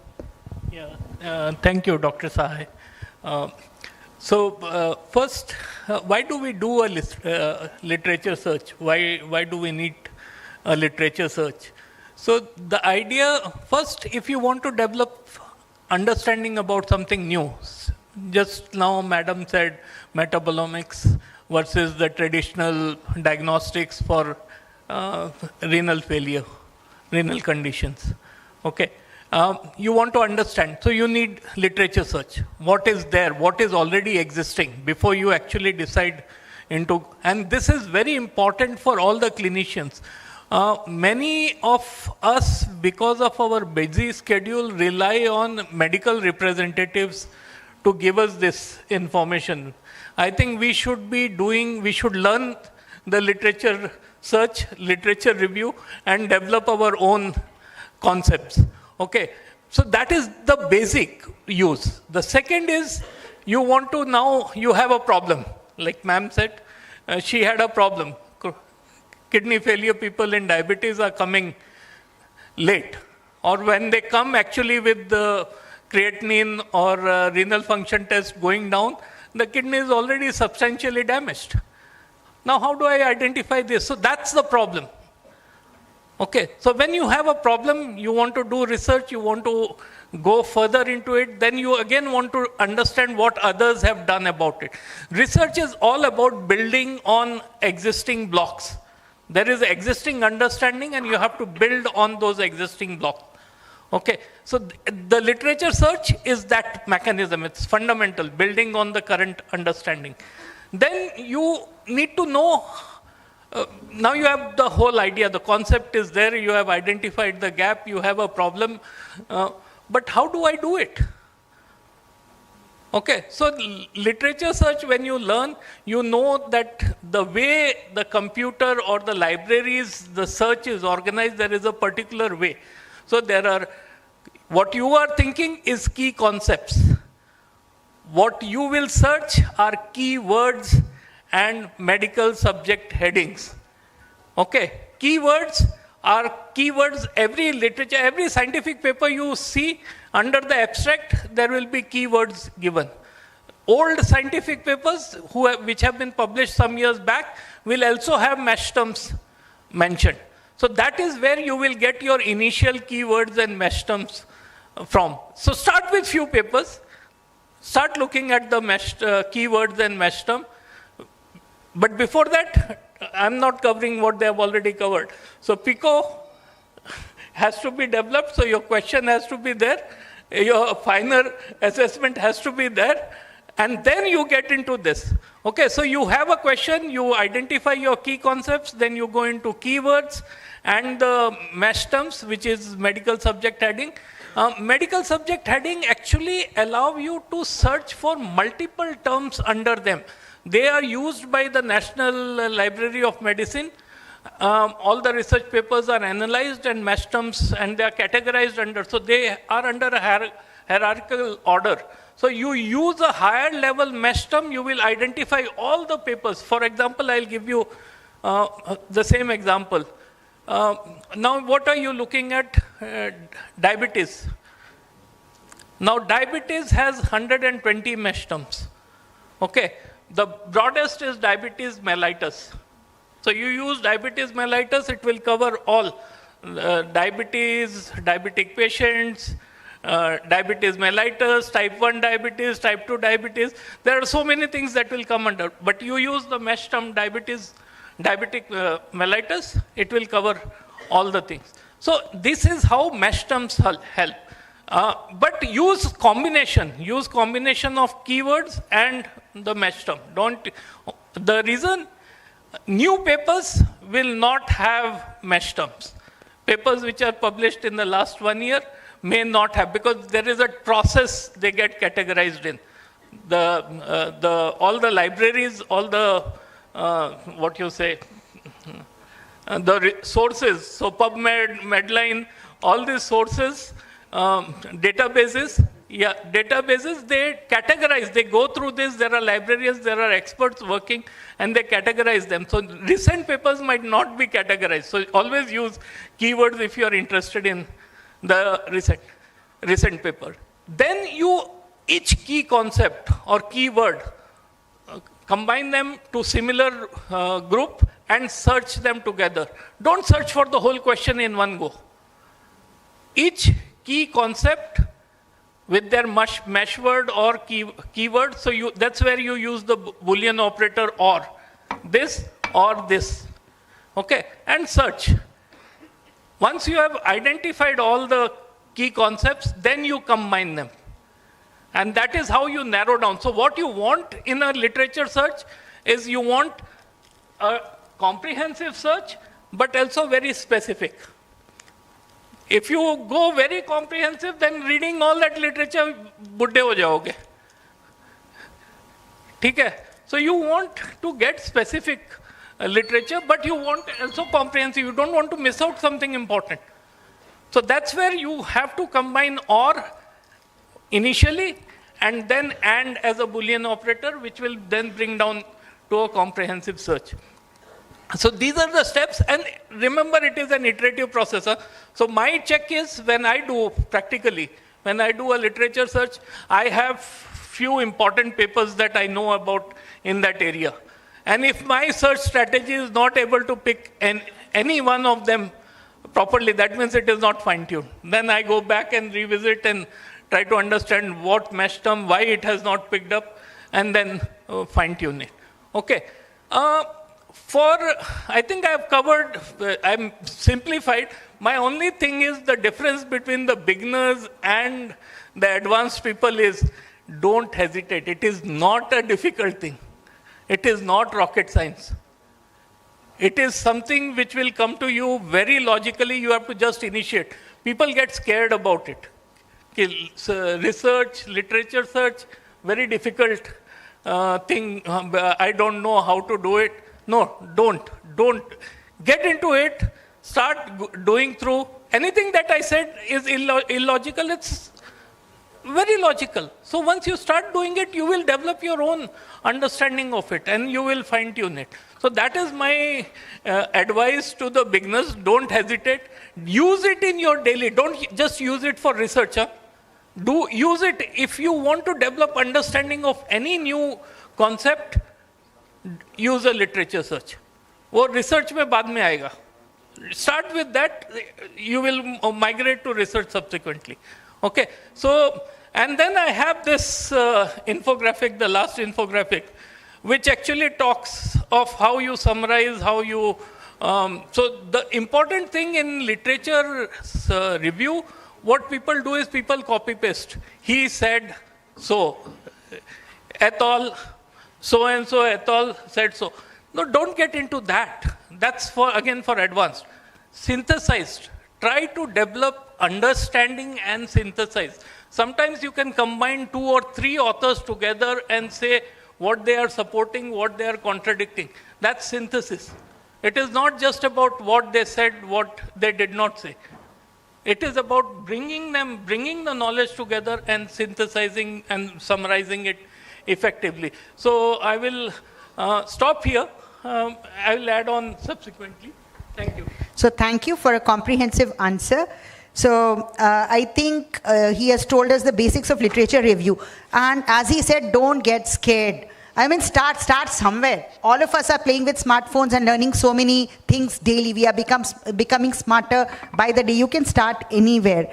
So see, this slide, you can just take a pic, because if you have not understood mesh terms, Boolean operator, go and Google them, easy. So initially when I started, so what we did, diabetes, so I put diabetes. So many articles came. I thought we should collect more articles. But as Dr. Shukla said, you cannot read everything. Be more specific. So type 2 diabetes mellitus. And I now wanted kidney disease also. So I used the Boolean operator and. If I use type 2 diabetes or kidney, entire search will come, but I'm interested in both together. So use Boolean operator and. So Boolean operator, go back and read, important. Mesh terms, you should use the correct terms, and databases are there, PubMed, Scopus, Embase, Web of Science, Cochrane, Clinical Trials, Glay Literature. These are all database sources. So this is very, very important. If you have not understood anything, go back, Google and read, but be familiar with the terms. Just one addition. Use the not Boolean operator when you don't want something. For example, you want only adults, so not pediatrics. You want only human beings, not animals. Okay, so that way, because research is a big field. When you start searching, you will find thousands and thousands of articles. So learn when to use not also, but that you will gradually get to it. Yes. So thank you for clarifying that as well. So Dr. Rakesh, can you give some examples of good research topic for students, and what could be the research topics for clinicians? I know that's a very broad question, but presuming they are all clinicians working with sugar patients, what do you think would be common points? Everybody has been giving very good examples and has given us an understanding of how do you identify a research question. Something which you're not understanding, something which is bothering you in your practice is a good research question. So in fact, today morning we were discussing about how NAFLD progresses, fatty liver progresses. So my question was, does it differ in Indians as compared to other populations? Because Dr. Sharad told us that it progresses very slowly. So my thought was whether it is the same in Indians. So that could be a good research question. We look at follow up patients with fatty liver disease and diabetes, and then you follow them up every year. You look at it within a year itself. You can get some answers, and that can be a question that you can go on with for many years also, because you can then understand how it is progressing and what is happening if it is not progressing. How is it going to remain stable? Is it going to reverse? So I think many things will be answered by that. So I think such questions should be kept in mind. I mean, if you're worried about, as Dr. Manisha said, about the kidney disease, whether you can pick it up early is a good question, because that is what you're seeing. You're seeing patients coming, and you don't expect that creatinine is not rising as you expected. It is happening very fast in some people, happening slower in some other people. So that can be a question that you are trying to understand.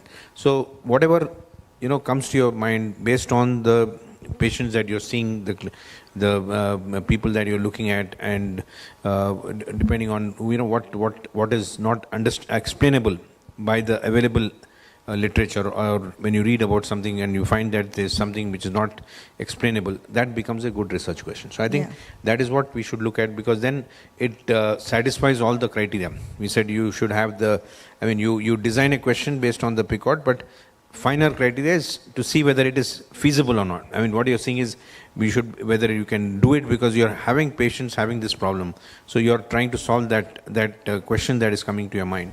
And you have the population available, you then use appropriate tools to study that, and then you come up with a explanation for that. So that's how you should look at simple problems. Can be simple things which are not explainable by the available information, available literature, can be good research questions. Yeah, thank you for that nice answer. So what we have understood is you need not have a fancy lab attached to your clinic. Clinical problems are also good research questions. The people coming from old city are having more problem, from the newer part of the town less problems. That could be a research question, right? So thank you for emphasizing that. Now we'll have a second round of the questions. That's the final round, and we'll have quick answers. So probably one minute answer from everyone, so that we can have some audience answers as well, or questions at the end. So role of biostatistics, Dr. Nuruddin. Statistics means Bapre, hell. Yeah. Yeah. So it's a very valid question when you are doing clinical research. Okay. So Statistics is determine the robustness of your findings, reliability of your data, reproducibility. I'm not a biostatistician, and there comes the collaboration. So that's how collaboration is important. I have to collaborate with a biostatistician, and now not only interdisciplinary collaborations, we have a transdisciplinary collaborations. We have a collaboration with anthropology people. We have a collaboration with mathematics. So there is a concept called mathematical immunology. So that's how what we call is collaboration is very important. And coming to the question is, statistics plays very important. We have to determine the sample size. We have to write what type of statistics we are going to use. Because in clinical data, there is a lot of variability. Even there are a lot of outliers are there. So how we can remove outliers? So outliers, we cannot remove like that. So there are some statistical tests are there to remove outliers. There are tests which you want to use, whether you want to go for Mann-Whitney, whether we have to go t-test, whether we have to go other parametric tests are there. So those kind of things is required. And therefore, we should consult a good statistician. We should have a good collaborator. Thank you. So one point I would like to add here for the students, as a teacher I realize, when do the students go to the statistician? At the end, when they have finished everything, and they tell the statistician, sir, we want something significant, some significant p-value, this is my result, please come with some positive result. That is the most foolish thing to do. Involve the statistician from the beginning. So that's important. And many of the students already know the basics of biostatistics. Now it's mandatory. BCBR for faculty also. So little bit at least, what do you mean by mean, mode, median, the p-value, confidence intervals, regression analysis, sample size, how do we randomize? So there is a small textbook which I will advise everyone to read. It's a part of syllabus. Now we can't escape. These days we can't escape. Golden days are gone. These are other golden days. So I think we have to learn.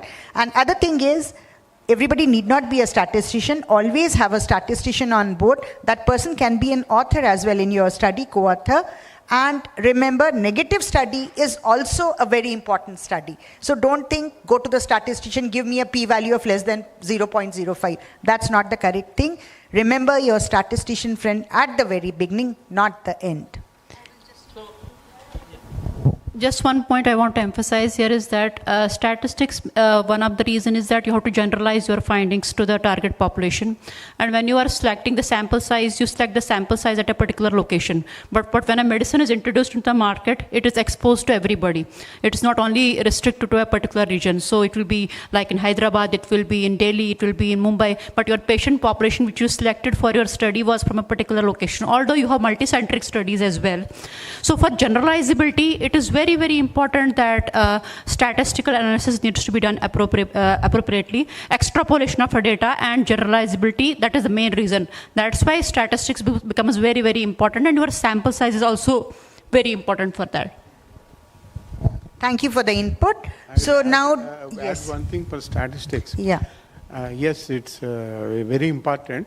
But of late, I'm basically a statistician from the beginning, my MBBS days. I know a lot of things. I work as PSS ASA.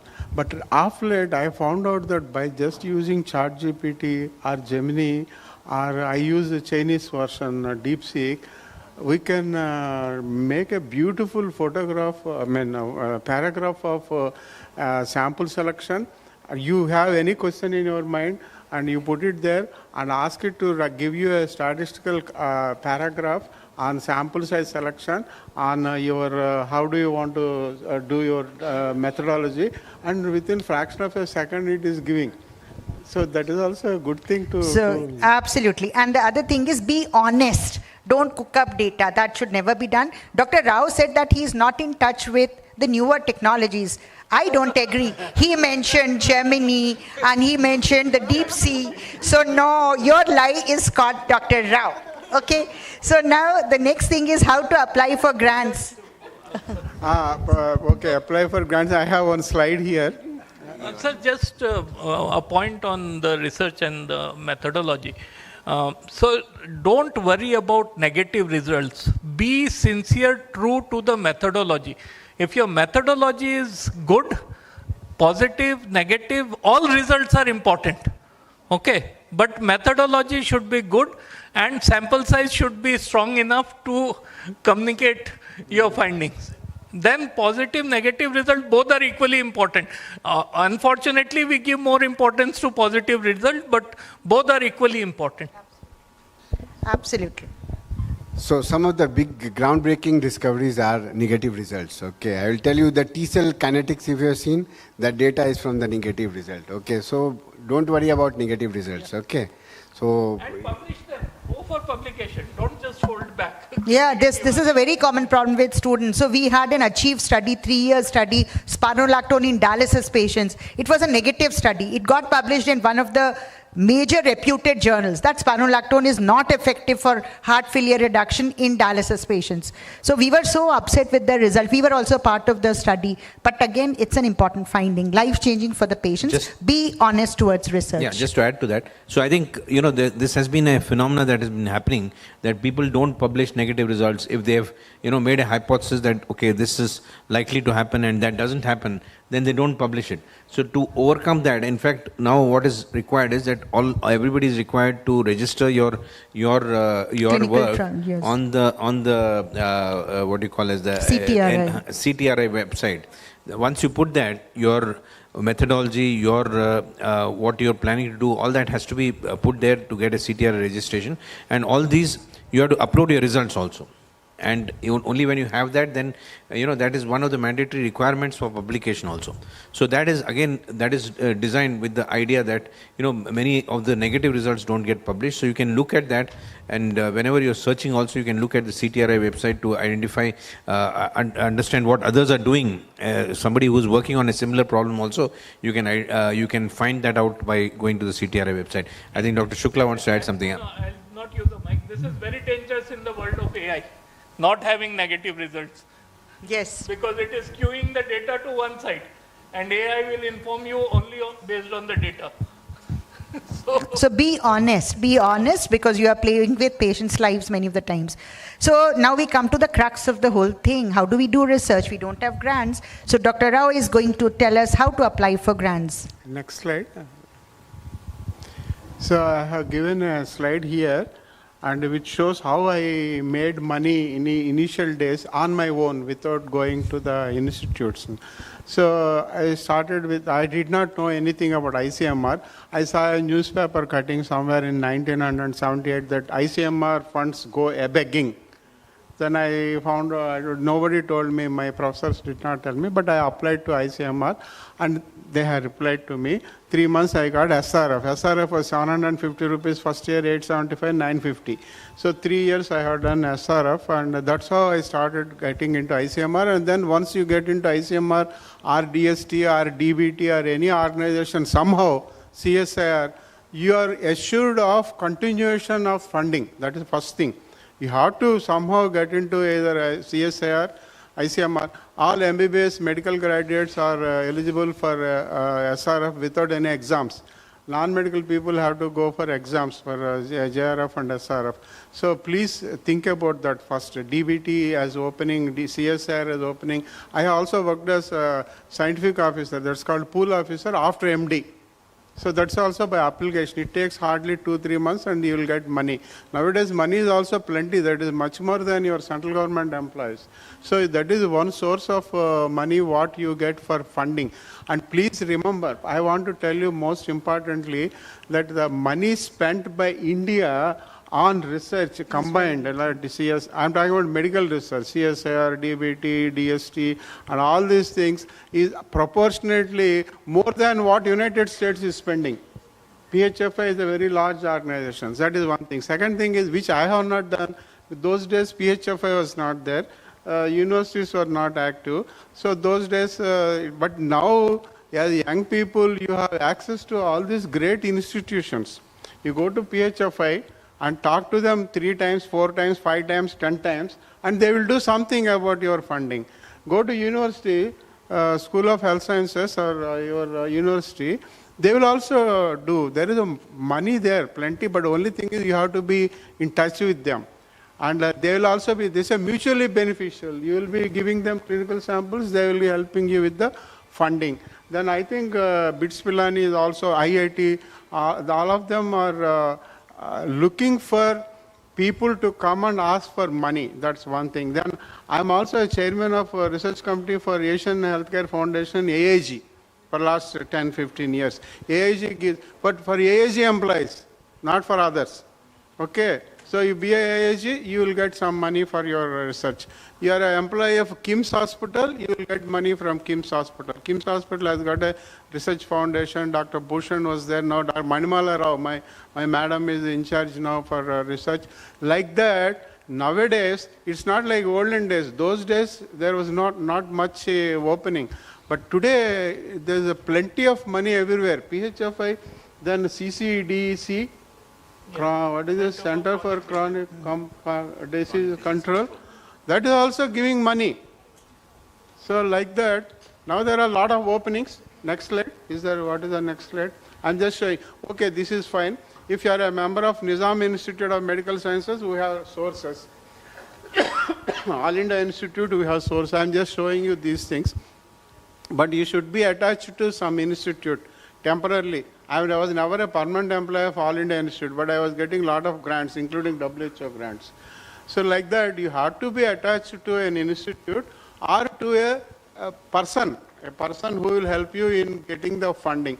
There are plenty of money for research in India. India is one of the richest countries. India is spending more than United States proportionately on medical research. Please be sure about that. So that's what I want to advise. Thank you. So Dr. Rao exemplifies where there is a will, there is always a way. So very nice, sir. So as he pointed out, now the concept given in India is made in India, make in India, and government is investing hugely in research. But we have to be smart. So you should go to these websites. You have ICMR website, DBT Welcome Trust, so many are there. So you should know which are the hot things. So tuberculosis is hot, NCDs are hot, diabetes is a hot topic. So again, that will give you idea where to focus your research on. So I think that's very, very important. You should write a proper proposal. Now suppose if I tell you that if you write a proposal saying we will investigate 1 lakh patients in a period of 2 years for 100 blood tests. I am on ICMR review panel also. Do you think that paper will get approved? Because huge sample size, 1 lakh people. Yes or no? Why? Because not feasible. 1 lakh people and so many blood tests, we don't have any idea what we are trying to do and all. Because nobody will approve that sort of research. Yours should be feasible. So grants are aplenty, provided you know where to look for them. If you are a beginner, go to the website. Dr. Rao already mentioned. So he did not put Osmania there. I am from Osmania. Osmania also has funds. We have now ICMR units in all the government medical colleges. That's called multidisciplinary research units. So our postgraduates apply to those units and the ICMR is giving fund if they approve that research question. Similar units are there in private, public teaching hospitals. So collaboration is important. We learn from each other. We give the clinical material, the laboratory gives us the lab support. So I think that's the way to go. Now, Dr. Aarti, so we've done research. And now how to publish it? Because we have heard, if you don't publish, you perish. So how do you go about publication? So as I mentioned before, that once you are thorough with your literature research and you identify the problem, you have to figure out what is unknown, what has been already done, and what is your problem going to address. Unless and until there is no novelty factor, there will be a challenge in publishing the findings. So that's what is important, that once you do the literature research, you have to figure out what is known and what needs to be done further to enhance the study, or what is the gap there. So it is very important to figure out the gap. Then when you, irrespective of what is the impact factor at the journal, that is not important. Important is that what was not known so far and what your study is going to address. I also tell this to clinicians that whenever they are investigating any case, again pay attention to what are the unknown findings you are observing. Number of times in CKD patients, let us say you are observing chronic kidney disease patients or diabetic patients, there can be some unknown side effects of medications. There can be also some unknown findings which was not reported before. That can be presented in the form of a case report. For preclinical, you just see what is existingly that is done and what are some of the things which needs to be done further. If that unknown is there, I don't think so there will be much issue in publishing a research paper. As long as you are very, very clear that what is the research gap you are trying to address. And focus on both positive results and negative results. As Dr. Sohaib was mentioning, they did one study for spironolactone and then they found that it is not effective. Basically, that's also a wonderful thing that you are telling that in this particular set of patients, this particular medication is not going to work. So this also gives a, clinician an opportunity that whenever a particular patient comes, so this sort of medications are not going to be prescribed because it is not going to work in this. So your findings are very, very important. So for publication comes the first part, second part. The first thing is what is unknown and what your study is going to address. Once that is clear, I don't think so publication is going to be a challenge. So thank you. So to capture what Aarti said, choose a proper journal. So if kidney disease, we choose Indian journal if it's an Indian study. And then what happens is follow the guidelines of the journal. Another important thing is rejections will be there. Learn from the rejections. They'll write some points why they rejected your article. So improve your article and resubmit again to the same journal, to some other journal. So these things, don't just give up. That's very, very important. Reviewers will ask questions, address them properly. So rejection is a part of learning process. So that's important. Dr. Rao, yes. So just one example. Last year somebody asked me that they wanted a paper urgently, quickly. Then what I did was I have taken IMA Telangana state members list. How many people have registered for social welfare? 3,500 people. I have Excel sheet of the rejects.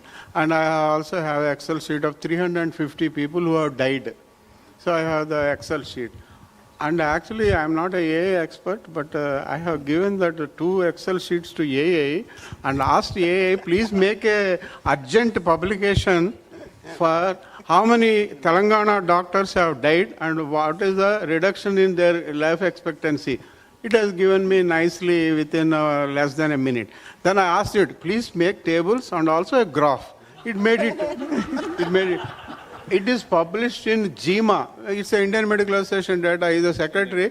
He has given me the Excel sheet of 3,500 doctors who are registered, 350 doctors who have died, and it is published in JIMA, Journal of Indian Medical Association, February this year. So can we not use AI for good purposes? Yes, absolutely. So AI is artificial intelligence. We all are naturally intelligent. So we should harness AI for our benefit. Not always in a bad manner, but in a good manner as well. And again, Dr. Rao has done what I said, finer criteria. He did something interesting, innovative, novel, and used AI to get a paper immediately. So thank you, Dr. Rao, for those inputs. So AI should be used. There is no escape from AI, and please embrace AI. That is my message to everybody. But know what AI is doing. AI can mislead you. So with Dr. Rao, you see his hair, the amount of experience. Okay, so with his experience, he can judge what AI is doing and what it is giving. Even though it was 1 minute, he must have spent around half a day reading that paper and reviewing it and saying what was correct, what is wrong. When he was satisfied, then he has sent it. He has not relied totally on AI, which he hasn't expanded on, but I know him very well. So point well made. Yeah. So just to add, actually we have to declare also, like to journals. That is more important. Okay, you have to declare completely. And apart from publication, if you are doing a technology-based research, it should be patented. Patent should be one of the major criteria. So focus on patenting also, because that will give you rewards. Okay. So publication is fine. Before publication, if it is technology, just do the patent and then publish it. Absolutely. Point well made again. So use AI. Otherwise, we have all heard of GIGO. What is GIGO? Garbage in, garbage out. That's what will happen with AI. So use your natural intelligence to harness the power of artificial intelligence. Point well made. So now the penultimate question, what is plagiarism, Dr. Shukla? Yeah, so I was holding that AI, declaring AI as part of plagiarism. So we all know that research is meant for learning. I also emphasized that earlier. So you have to read, you have to pick from the ideas and go through the scientific literature to gather that idea.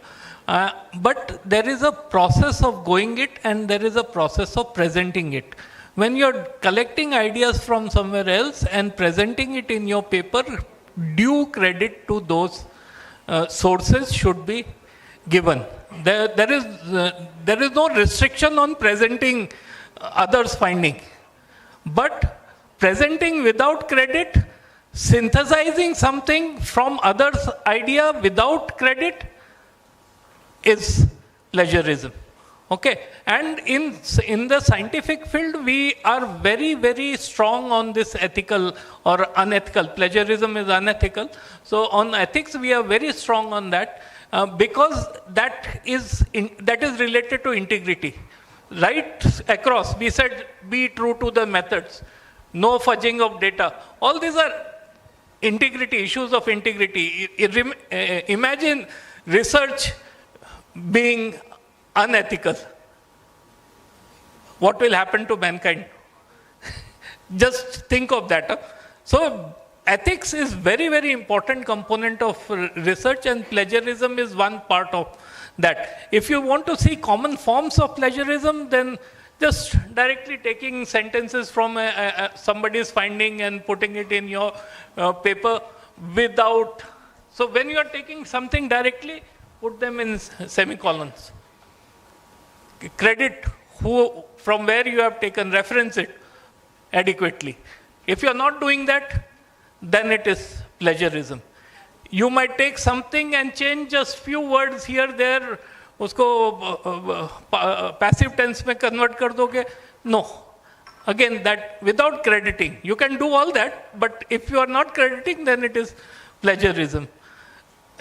Any uncredited idea, you are presenting, you are synthesizing any idea and you have taken it from somewhere, please credit it.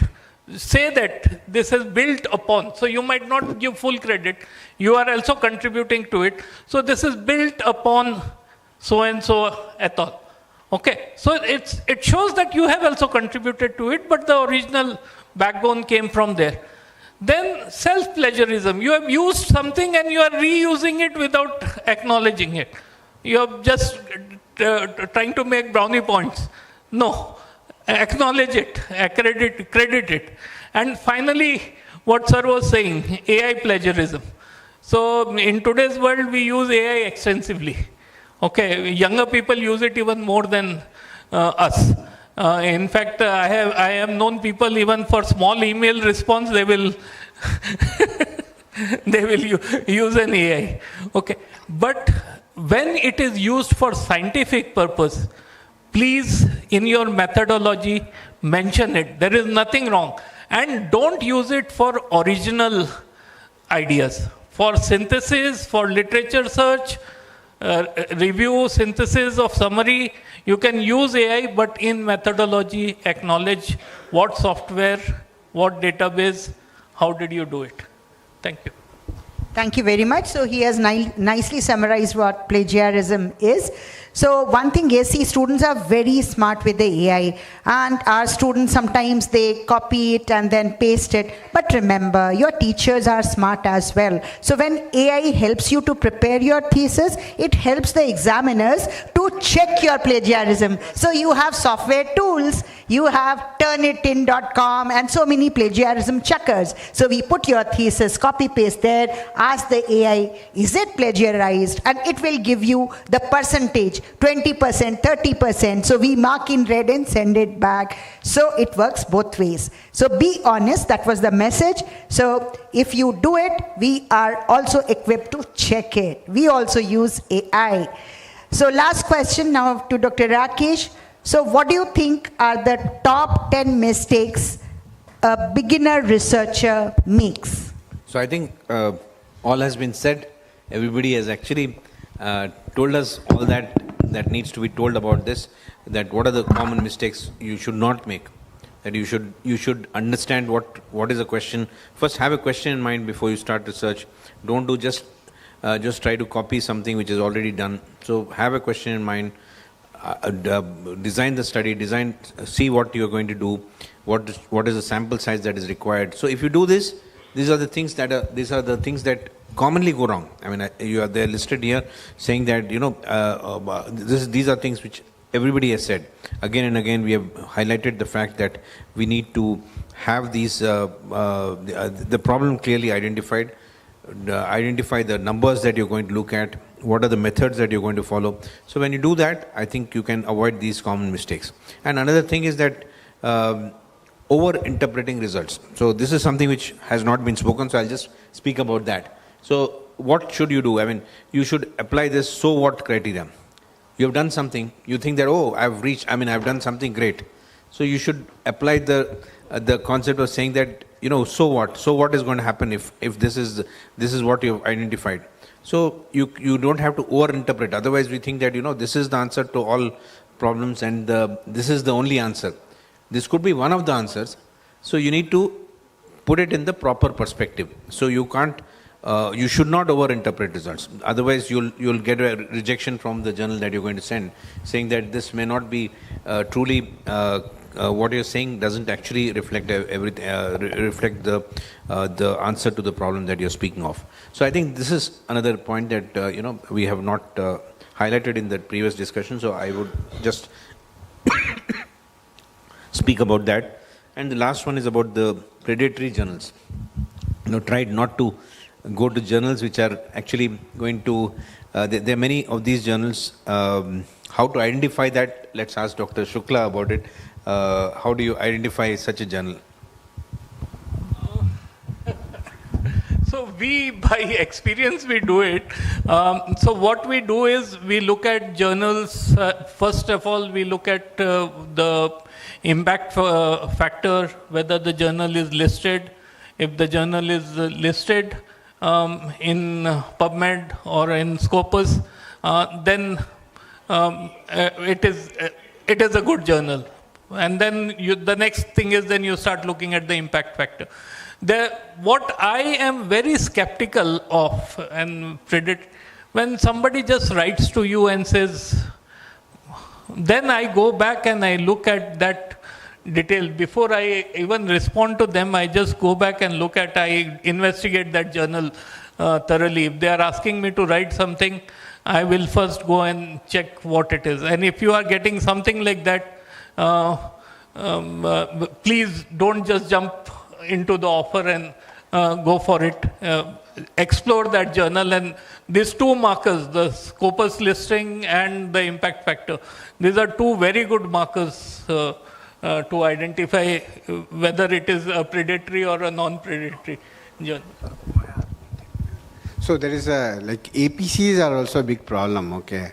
So article publication charges. So the government of India has come up with the onus. I think many people know one nation, one subscription. So you can, they are covering a lot of journals where they can pay for that. Okay, so you can, that also, they have ruled out all the predatory journals. So you can go through onus website and just check which are the journals listed.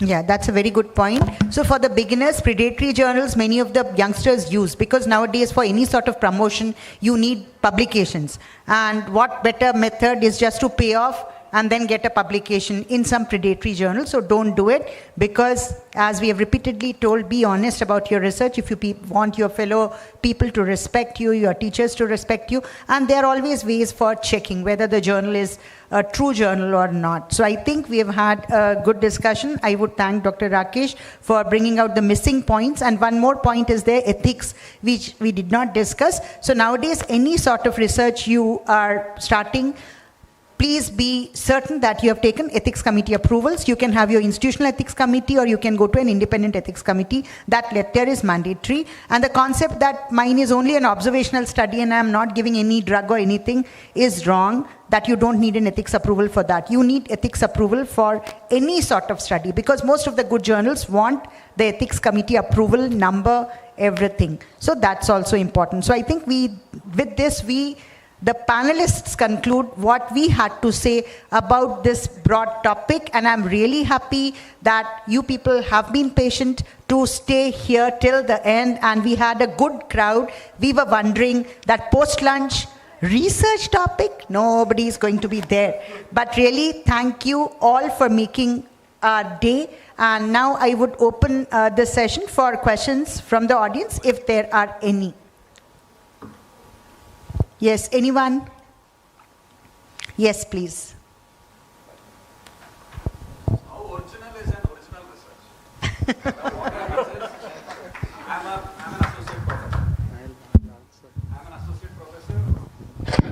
I'm an associate professor in a medical college. So what happens is students come, they show me their, their protocol. They say, sir, this is not there in the past 5 years of NTR UHS or KNR UHS. That is the criteria for them. So then what they do is they go to RG UHS, Rajiv Gandhi, they select a paper from there which may be existing for just 2 years. So they don't bother. So for them, how do we say that? Because my question is coming from a deeper sense of thinking. When we do systematic reviews, we are looking at secondary data. We are not looking at primary data, we are looking at secondary data. But the point is, if there is only one paper talking about one question, how do we get sufficient data to publish a systematic review? If let us say 100 people are here and 100 people are talking about 100 different things, how do we do systematic review? Because we say systematic review is the topmost thing, which dictates policy. Yes. Yeah. So you want to answer, I think please?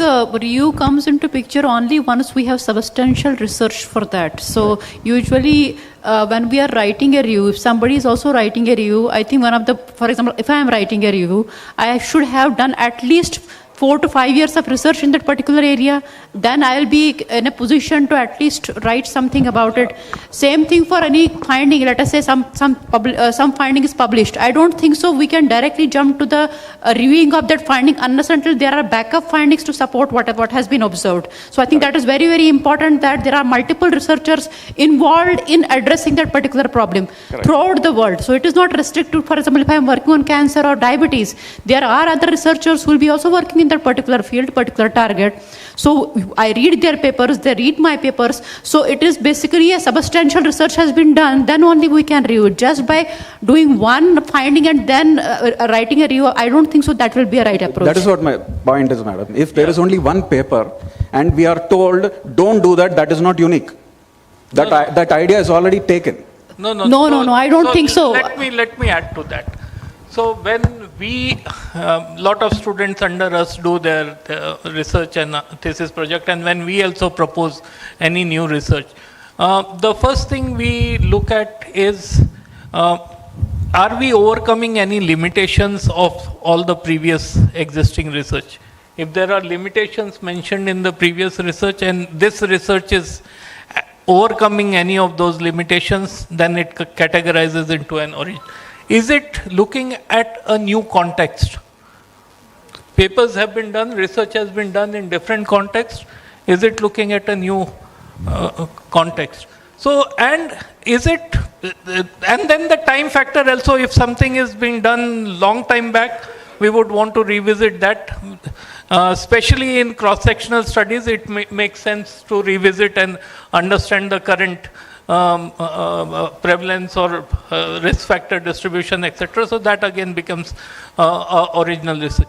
So these are some criteria that I use to encourage students and ourselves also to do original research, and I think these should be promoted. So that's why when student comes to me, I say don't come only with the question. You first do your literature review, and when you are doing your literature review, also synthesize limitations. I'm not just interested in findings. I'm also interested in findings, limitations. So if you are now your research design should overcome the limitation. If you are overcoming limitations, then you can do the research on same topic that others have done, but you overcome the limitations. One of the problems which you are saying is that they're looking at only at your institution or your university and seeing what has been done in that university. It's not that. You should look at a proper literature review of around the world what has happened and then come to that question. Majorly what happens in medical colleges is they are only told this is a criteria. In the past 5 years, the university should not have a paper like yours. Yeah, so I think that's why your role as a faculty is very, very important. Your role is important. See, students are beginners, but you are their teacher. They may not be informed, but you are informed. So we have to search not the university databases, but the public databases. As you are well aware, Scopus, PubMed, all those things. So I think there your role is very important, and I have great regard for teachers anywhere because they train themselves and the students as well. Great question. So just one more thing I was just say, as sir said, see, everything is already out there. Research, what does it mean? Research. Search for something which is already there, but with a new dimension added to it, something novel. So there is no point in repeating the Me Too thing. You did, I did in my population. That also is research, but do it with some novel attributes to it, right? Yeah, so I'll just say, so there are two approaches to solve this problem of originality. One is called as a reductionist approach, and then there's a global approach. In a reductionist approach, you just tie the knots, like you link the dots. And linking the dots also generates a novelty. If you have a global approach, you generally find a new targets. For example, you are doing some transcriptomics or metagenomics in cancers, you will find some targets. So that is a global approach. So both can lead to originality. Okay. Major problem is now every medical college has so many PDs. To find, let us say, 120, 130 novel topics and then get ready with the protocols in 6 months so that they send it to the university. Otherwise, their PG is delayed. So we are stuck with limitation of time, and all this has to be considered by the ethics committee. Ethics committee is only one. You have 150 topics to cover, and so one suggestion for that would be, see, what we were doing initially were fragmented research, but now what we are doing is, suppose diabetic kidney disease. So there are so many aspects to it. So we have 15 students, we have to allot them, as you said, 3 months, 6 months. So what we do is, each one is studying some specific aspect of the same disease, and don't wait for the newer PGs to join. Have the topics ready in your hand, because when you are dealing with something, suppose now we were seeing diabetes in obese people. Now diabetes in obese people, we have a lot of data from West. Indian obesity is different. Obesity starts after BMI of 23. So we started looking at that. Then male, females are different. We started looking at that. Another student. So don't do fragmented research. Don't allot 100 different topics to 100 students. Be strong. Your unit should be strong in one topic. That is one suggestion. And you can contribute millions of articles on the same topic. Be prepared before the students appear at your door. That's what we should practice. Which medical college are you working? I was in Malarati now. I'm actually on a sabbatical. Okay. So in your sabbatical, you can search for new topics when you join back. Okay. Can I add one thing? Just 1 minute, sir. 2 days back, I was in Nagpur. I was sitting as a judge in oral presentation, poster presentation. There were 19 oral presentation, 45 poster presentations. All presentations are bad. All their topics are bad. Okay, all are, but people are very good because of AI. The slides are excellent. I commented, oh, slides are excellent.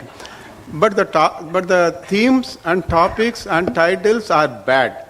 45 posters and 19. But I was sitting with Suryavanshi, the senior most professor of medicine from Nagpur.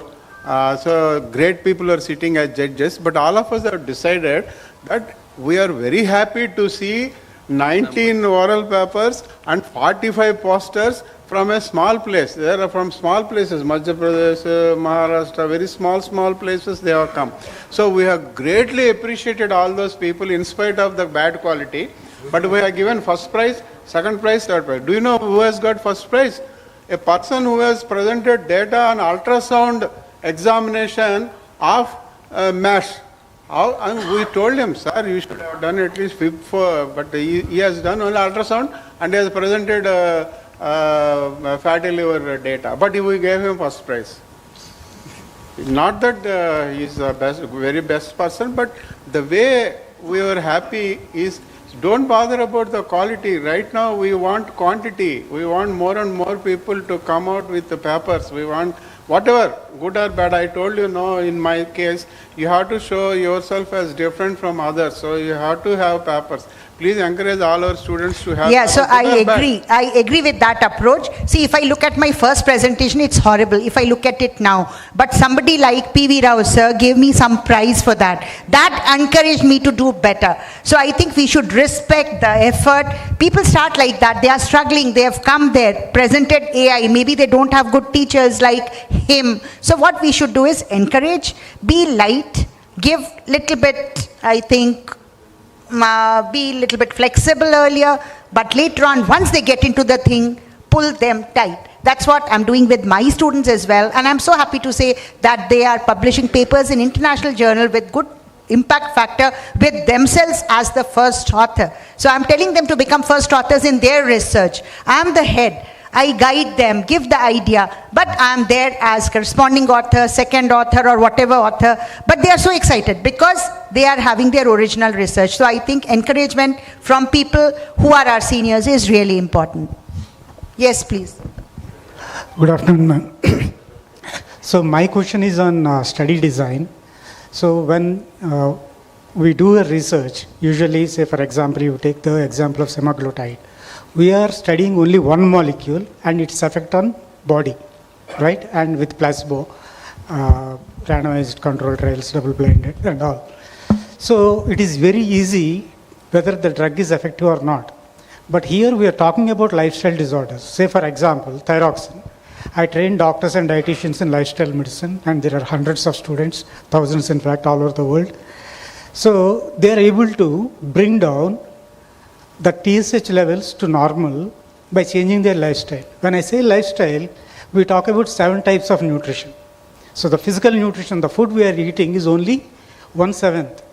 So there are other 6 types of nutrition. So I teach all of them to look for the risk factors in their different nutrition.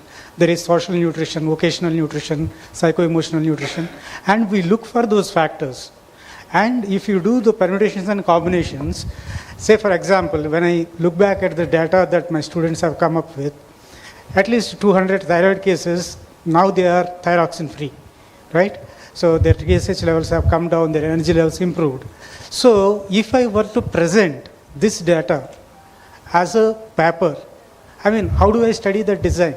So it will not come under this gold standard which we call as like double-blind RCT, right?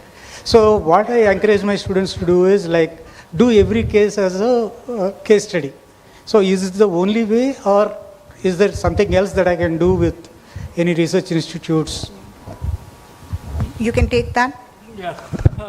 So what you are describing comes in the category of complex health intervention. Okay. And there are study designs to assess complex health introduction. Dr. Nuruddin also said research are either reductionist or global. So you look at global factors or you reduce them down to one. So there are designs. We can talk about that later on. And just to add to that, when you're looking at a global this thing, when you're looking at many factors, then you have to have a study. I mean, population has to be much bigger. You'll have to have a very big population or sample size to come to saying that, okay, this was whatever you did was important. Or if you reduce it down to, a single factor, you want to say a particular molecule also you're studying, just one factor, or a particular intervention you're studying, particular lifestyle intervention you're studying, then you can have a smaller sample size. But so this is important, that you should decide what you are going to study, what you want to study in a particular study. What is the aspect that you're going to study? Be sure about that.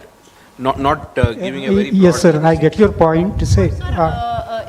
Whenever you are doing any kind of clinical study, for example, there will be always a primary question. So your study is going to revolve around the primary question. Then there will be a set of secondary or subsidiary questions which will help in answering the primary question. But you are basically, one factor which should be the dominant one compared to the others. Although you are saying you have to pick up the 7 factors. But then the primary, what was the primary factor which you were trying to address? And then others will revolve around that or correlate to that primary factor. So I think one major factor has to be there, and then other subsidiary or secondary factors will be then trying to correlate with the primary.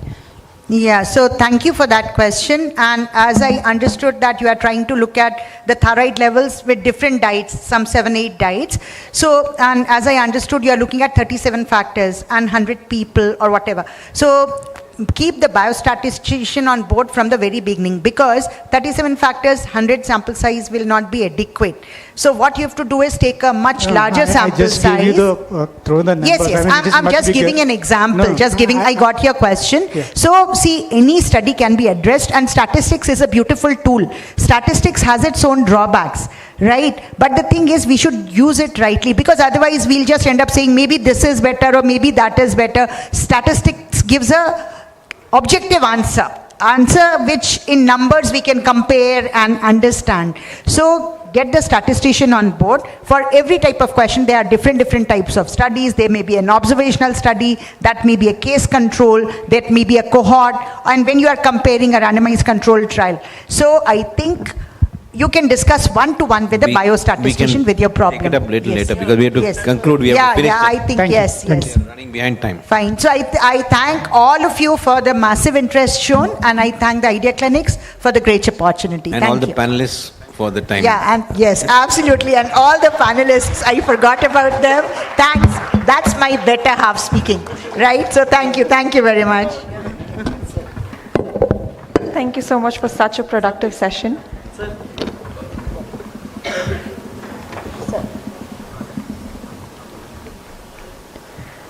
Just a small reminder, we will be having an endocrine quiz after the workshops.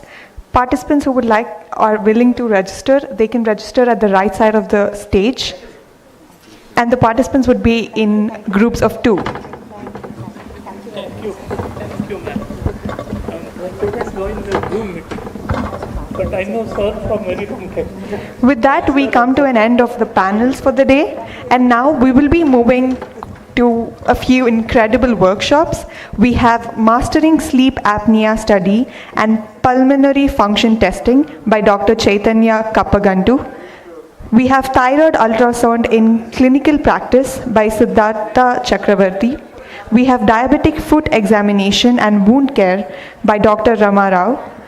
We have Continuous Glucose Monitoring System and Insulin Pump Therapy by Dr. Kalyan.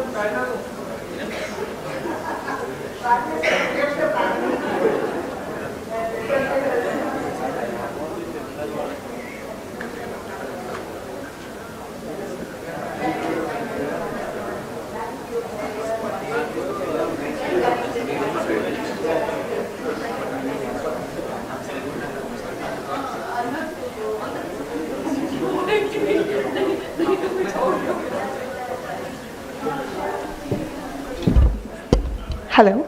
We will be taking a short break for around 10 minutes and we will be continuing with the workshops after the break. No break, no break. No break for CGM. Yeah. Please. CGM and HPM come, no break.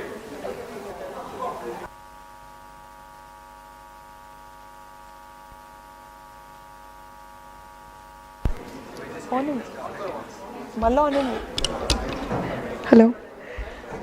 Okay, then we will be beginning with this CGM's workshop.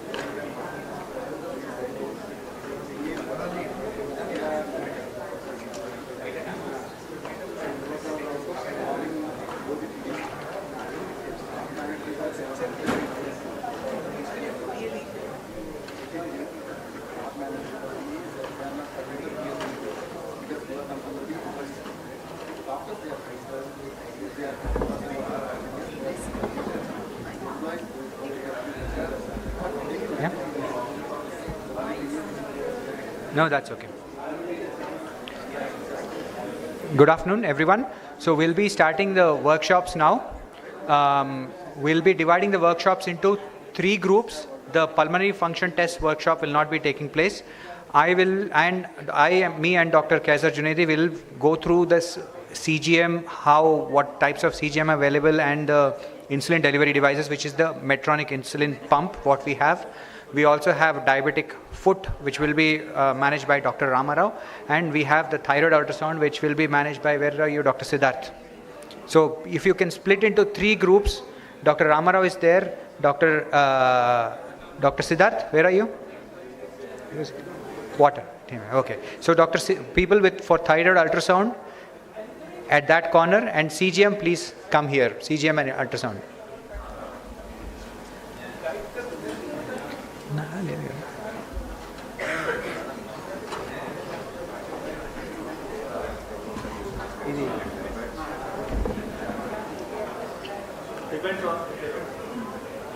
Mover na.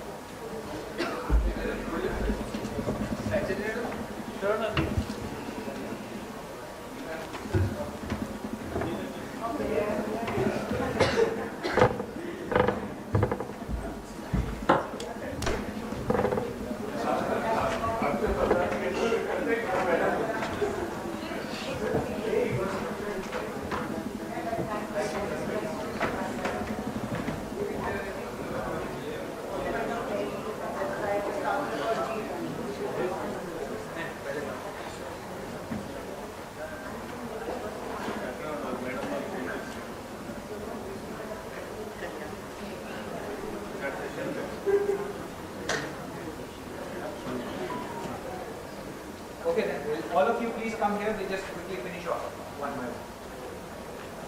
Madam, you have the slide changer?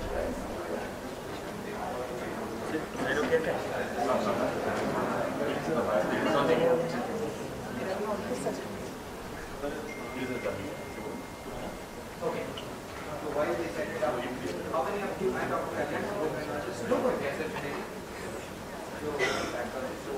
how many of you have used sensors?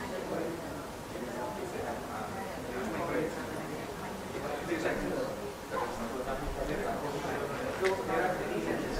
We're talking about 2 things here.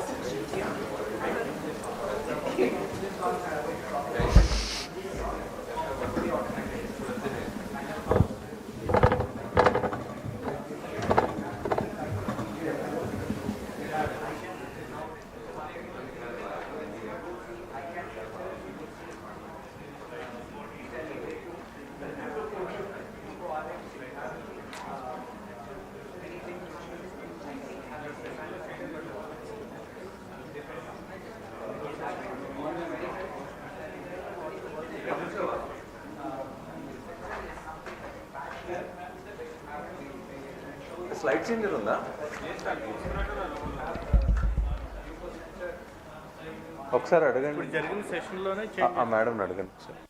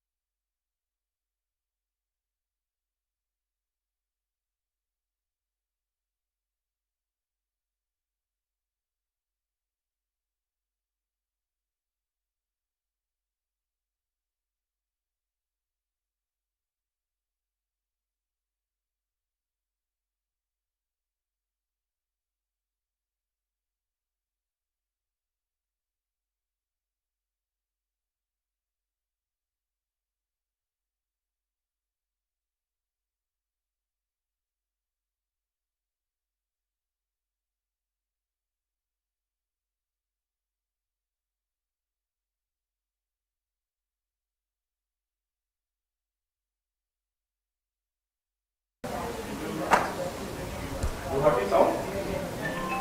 This is done. Then we will unlock the sensor because this sensor is a two-step sensor. So why it is safe? That child cannot.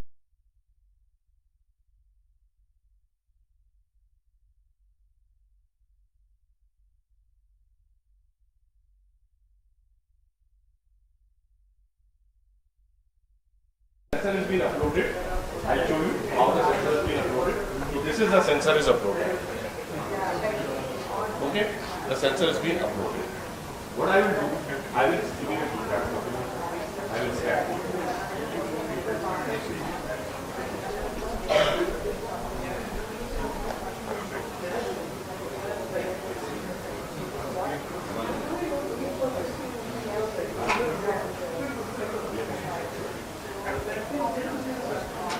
The process is slightly different for different companies. It's going to get more and more easy only.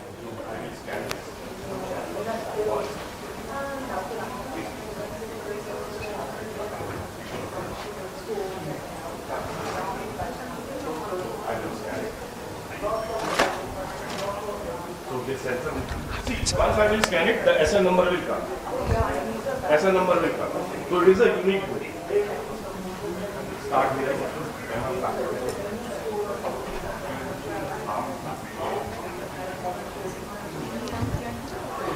Any application. Below. So where is the muscle mass? Ma'am, show your tricep. It's tricep area mainly.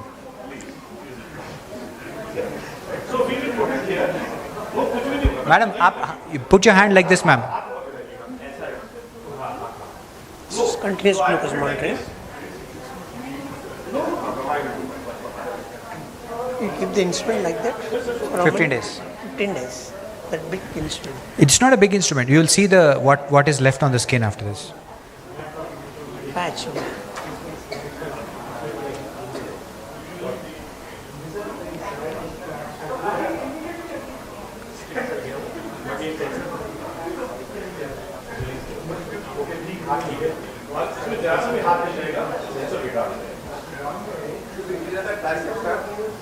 Tricep. Generally the tricep, or sometimes abdomen is also fine, but generally the tricep area.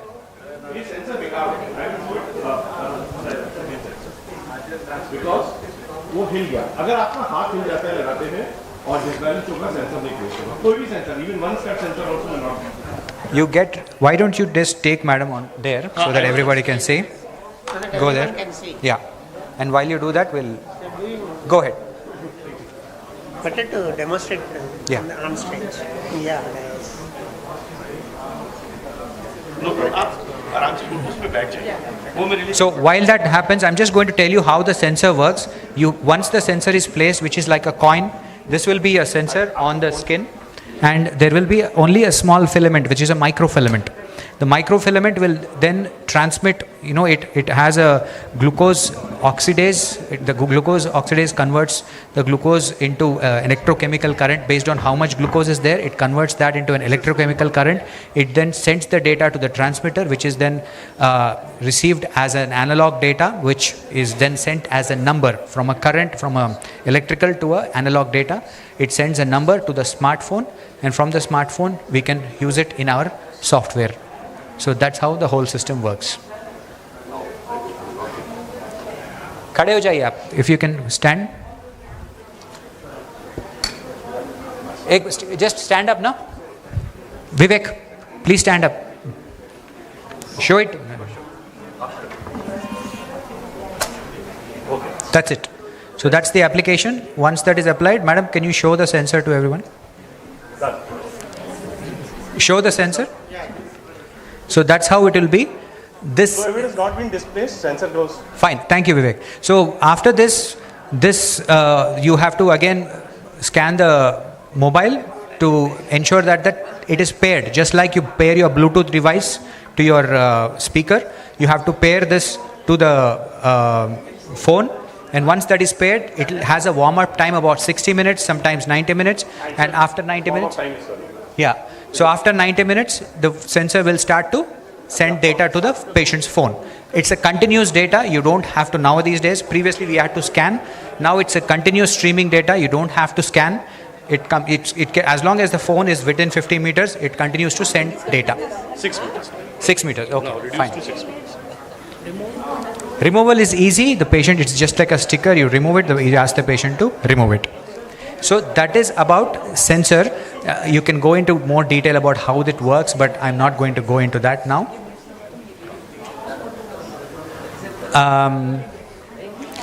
NFC enabled. The Freestyle Libre is NFC enabled. Everything else is not.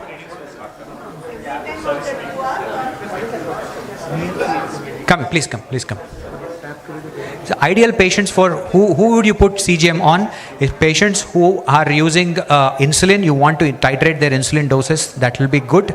You cannot use the sensor data for patients who are on oral hypoglycemics because it will take a long time for them to change. For patients who want to change their diet, for example, you're changing their diet and they want to see what's going on, and who want to monitor what the excursions is, they want to understand their diabetes, they can use, but not for monitoring of your oral diabetic treatment. Either insulin or dietary changes, that's all. Oral diabetic, they can, it's just for information purposes, not for therapeutic purposes. Type 1 diabetics, definitely a lot of my type 1 kids are continuously on sensor, they can use it. They have to have a phone obviously next to them, and we take some permissions from schools sometimes to do that. These are new, you have to know about time in range, coefficient of variation, GMI. These are the data that we get on the HCP graph, which is the sensor data. So what we rely on is an 80% time in range, or at least 70% time in range, which is 70 to 180 for non-pregnant, and in pregnant 70 to 140.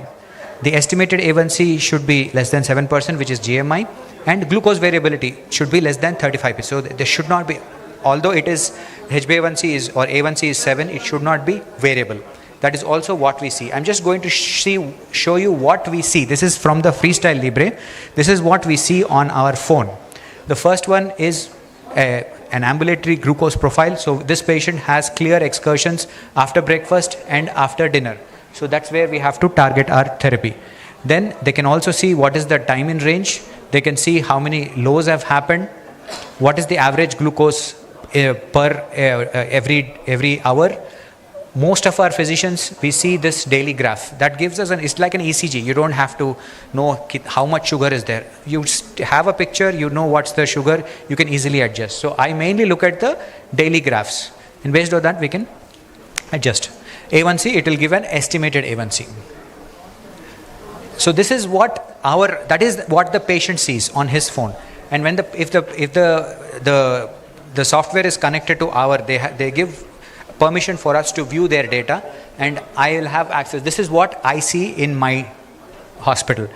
So what I see, the target range, what is the glucose, how much, whether the time in range is good or not, whether there's any low sugars or not, and I also have a cumulative view of their daily graphs and everyday daily graphs also. So these are some of my old patients that we have initially had very high sugars. We've changed the insulin course, and then over time, in 2 weeks, generally 2 to 4 weeks, we get a very good control with sensors which you're not able to do with normal SMBG readings.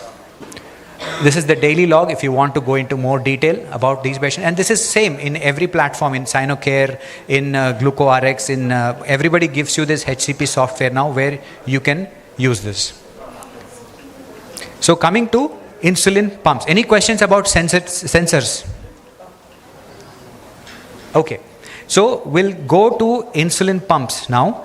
Dr. Kaisar Junaidi, just give a brief demonstration of what a pump looks like, who we use it on. First of all, let's use how we apply the pumps in patients. Thank you so much, sir. Thank you. Thank you. My flight schedule is there. Right. And thank you, audience, for having any questions. Please do come back to Kalyan, sir. He is there, and he will having complete about ICANI. Thank you. Bye. Bye. Thanks once again to everyone. You want to stand up on this chair? No, I think I'm fine. The first thing is, what is the problem statement? Why do we even need an insulin pump? Right? It is generally for people who are type 1 diabetes. You can take this mic. Thank you, sir. It is for people with type 1 diabetes, and these are the typical people on basal bolus therapy requiring 4 times injectable, and they have a glucose variability. Public demand, we have to go on stage. Come. Yeah, so maybe you guys can sit, please. I won't take more than 10 minutes.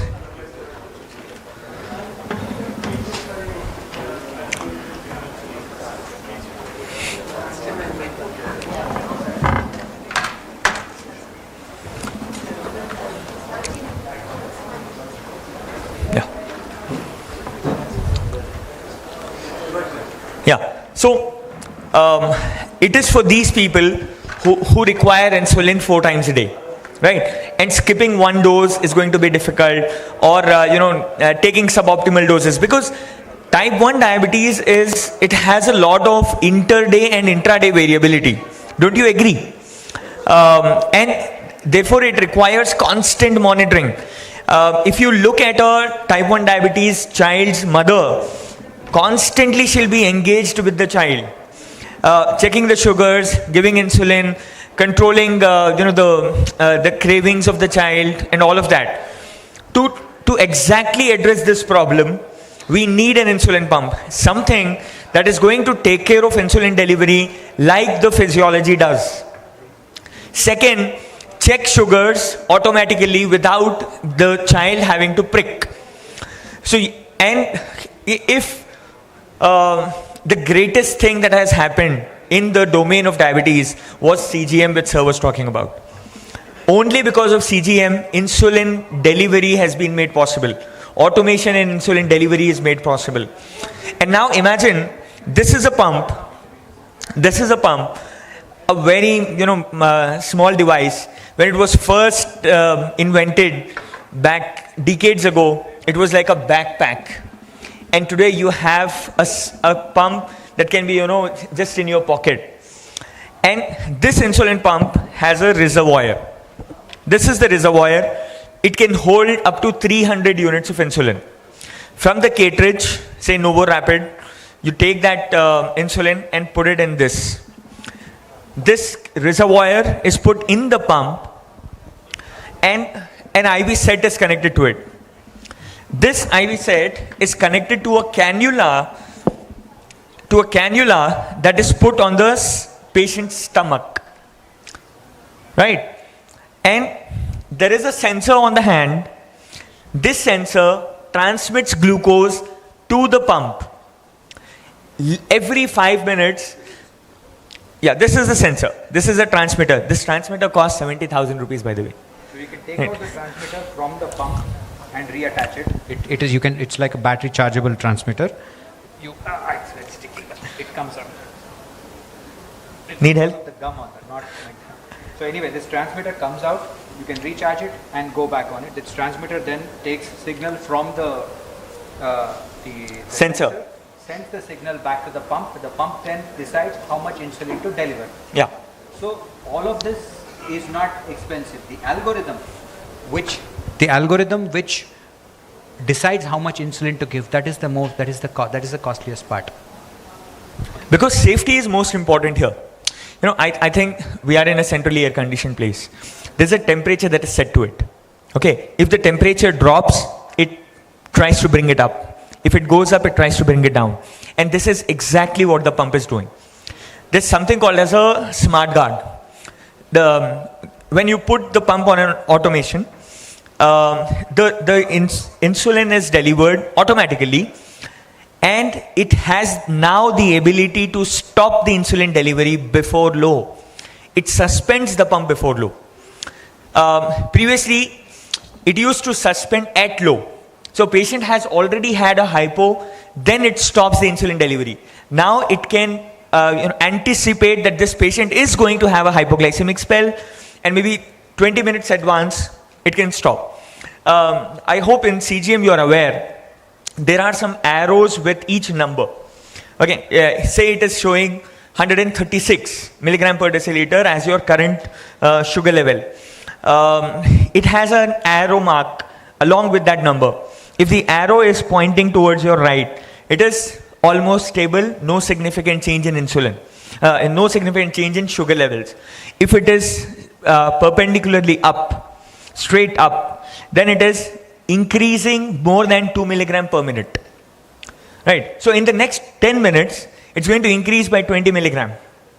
If it is slant, northeast, if it is like this, then it is 1 milligram per minute rise.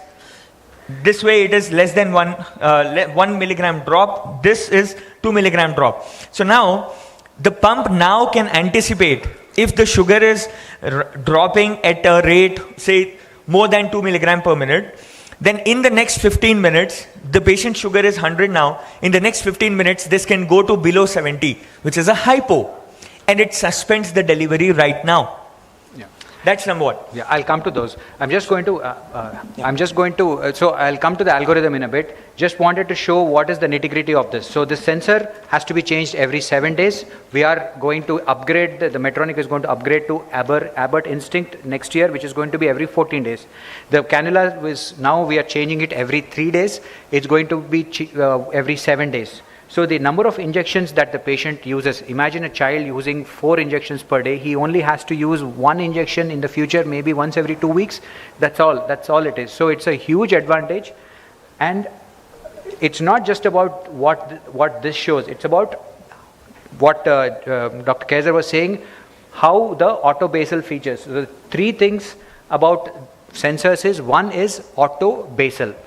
That means we don't know, we cannot set a basal to a child or an adult, whatever basal it is, 10, 12 units, it's not enough. On one day, it may be high on one day, we have that fluctuation. So to mimic that artificial pancreas thing, the auto-basal, if the sugar is going down, it reduces their insulin delivery rate. If the sugar is going up, it increases your insulin delivery rate. The second feature is about auto-correction. These blue lines that you're seeing, if you see the sugar, after the maximum basal rate has been hit, if the sugar is still high, the pump then delivers auto corrections. You don't have to manually give auto corrections. That is the second feature. Third feature is about suspend before low, not suspend on low. If you see the pink graphs in the bottom are where the insulin is being delivered. If you see the gaps there, the pump has expected that the sugar is actually going down. And once it is anticipating that it will reach a hypo, it will automatically stop sugars, automatically stop the insulin delivery. What happens after that? Our body has counter-regulatory responses. It will bring it out of the hypoglycemia.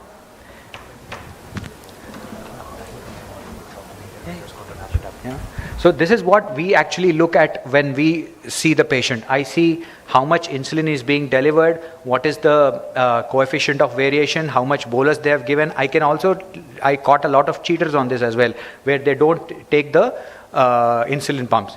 3 settings we have to put for us initially. As a doctor, I only need to put settings once before I start the pump, which is what is the insulin to carb ratio, what is the glucose target. Glucose target is basically like temperature. If I want the AC temperature to be 22, the AC will work very fast. If I want a little slow, I can put it, if I'm happy, I'll put it on 24. Like that, if you want a very tight control, you can put 100 or you can put 110 or 120. Some people who are prone to hypoglycemias, we put 120. Active insulin time is basically just to, I'll not cover that in a bit. So we see a lot of these graphs on the report. What is the total daily dose? How much auto correction is going? If there's a lot of auto correction, we increase the bolus. The only thing the patient has to take is he has to enter the carbs, a number of carbs that he's taking in. Approximately, doesn't have to carb count exactly, roughly amount of carbs that he puts. And then we can find out how much the bolus is going on, what is the correction, how much correction is going on, where is the patient spiking. All of this data, once you are aware, we'll do separate workshops where I detail how to read this data as well. And once that is done, the patient is done. I mean, a lot of my pump patients are actually not coming to follow up as well, because the pump takes care of everything. My role is just to tell the pump how much insulin to give initially. After that, it is all up to the pump. So with the interest of time, I'm going to stop. Any questions about the 780G? So just like to add one thing, sir. so sir mentioned about auto correction. No, so it's like you have set a patient is requiring 24 units of Lantus insulin. So how much is he taking every hour? 1 unit per hour. So you have said 20%. You have reduced the dose. You have set it at 0.8 units per hour. Ismay, you also mentioned what is the maximum basal that can be given. If the sugars are, going haywire, if they are increasing, what is the maximum that you can go? So this pump can go from 0.8 to say 1.6. It is going at its maximum now. And despite that, post-meal, the patient's sugar is going beyond 240. Now it gives an auto correction. So small, 0.5 unit, 0.3 unit, 1 unit, it gives auto corrections and tries to bring the sugar down. So therefore, the time in range, the glycemic variability reduces, the time in range improves, risk of hypoglycemia is lower, and overall the outcomes also are better. Thank you. So, any further questions on insulin pump? Any malfunction is expected anytime? With the Medtronics, not yet. It is the only approved pump. You can expect some technical, the sensors may fail, yes. The cannulas may get blocked. These are things that we see. Very small, which can be easily fixed. 6 lakhs. How to detect it, sir? Detect what? Malfunctioning is there. The pump has a lot of alarms. It will give you alarm at every stage. Yes, the Medtronic support is very good. 24/7 they help. And we always tell the patient to have a basal insulin backup just in case the pump fails. Loopholes will be corrected by the pump itself. What? The loopholes. Loopholes. It won't be corrected, it will be detected. So it says pump is blocked or sensor data not detected. So those alarms will come and the patient has to take action about that. Transmitter battery low. This is an alarm. So you need to charge the transmitter. Or check the IV cannula. So if it is beyond 5 days, you had to change it 3 days. If it is beyond 5 days, then you need to correct it. GDM. Yeah, a lot of, some of my colleagues are using it on a rental basis in CGM. You can use the pump as, because 6 lakhs for just that pregnancy, nobody will do that. The delivery cost will be less than that. You can use, sometimes rental basis we are using, and it's very good, and the outcomes are good. Is valuable also in DK also, sir? DK, no sir, not DK. No, DK, Not in acute emergency like DK, hyperostomal or... After that, once the patient is out of the emergency, yes, we can start. Yes. Patient will be able to manage it himself or Yes. require any customer care? Initially for all these alarms, what to do and all that. After that, children do it better than me. My young patients come and tell me about some features which I didn't know. Cost of blood glucose monitoring? The total cost is 6 lakhs initially. Blood glucose monitoring. So the sensor cost and the cannula cost will be 20,000 per month. Consumables we call it. 24 hours glucose monitoring. That is 4,000 per week.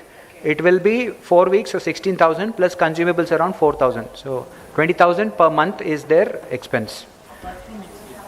Apart from insulin. They will not require basal insulin. It's only short acting, only bolus we use. Last question. What is the CV percent for this? What is the? CV percent. CV. Coefficient of variation. For what? This machine.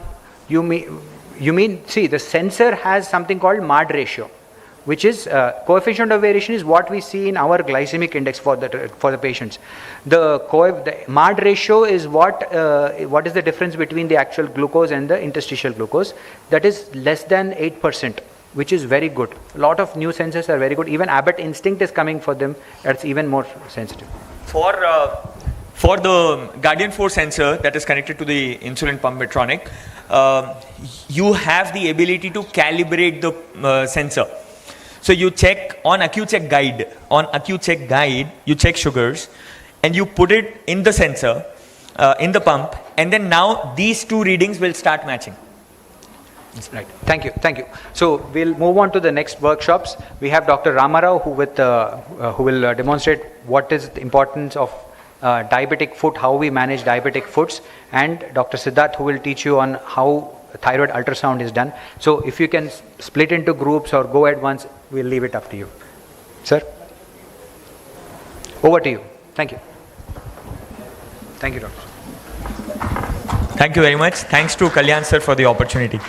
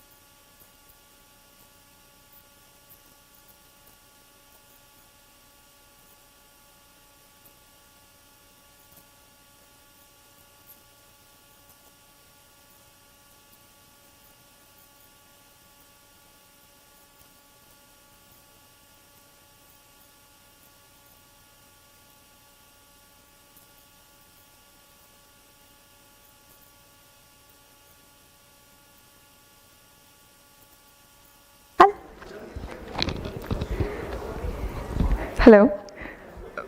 We will now start with the endocrine quiz, and I request all the participants to please take your places.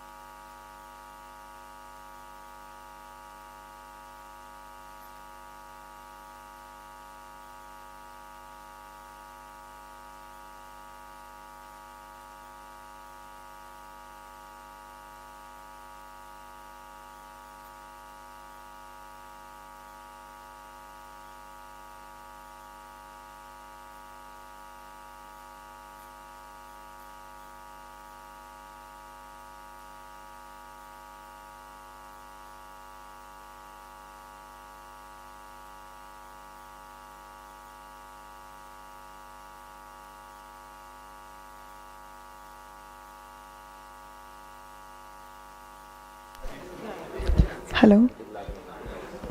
I request the participants to please look at the display. We have the rules for the quiz. Please take a look.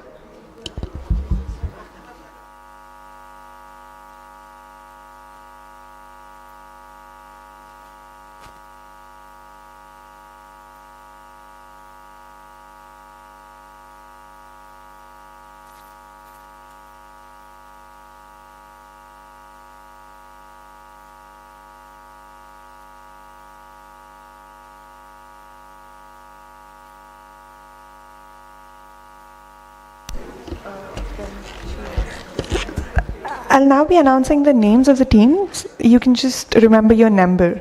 So team 1 would be Dr. Manasa and Dr. Lalita Alekhya. Team 2 would be Dr. Udayshri, Dr. Harshini Priya.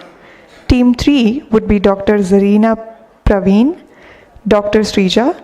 Team 4 would be Dr. Stravya and Dr. Sai Kiran. Team 5 would be Vijay and Arun Teja. Team 6 is Dr. T. Aishwarya and Dr. Ruchika. Team 7 is Mariam and Aisha. Team 8 is T. Shruti and Naidu Tejaswini. Team 8 is Basant and Vedagya Sharma. Team 10 is Haripriya and Krishna. Team 11 is Vahik and Harshapriya. Team 12 is Madhuri and Uma Mahesh. Please remember your team numbers.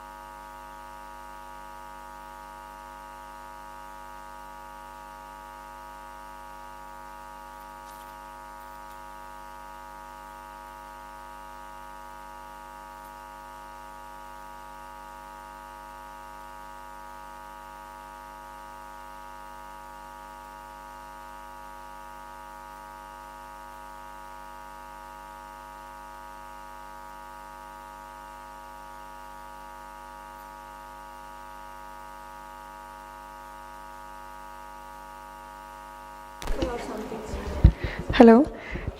If there's anybody who's facing a network issue in any team, can you please raise your hands? So since it's a team of 2 people, both the phones are not working. We'll give you the scanner, but can you please check if your phone has good network connection?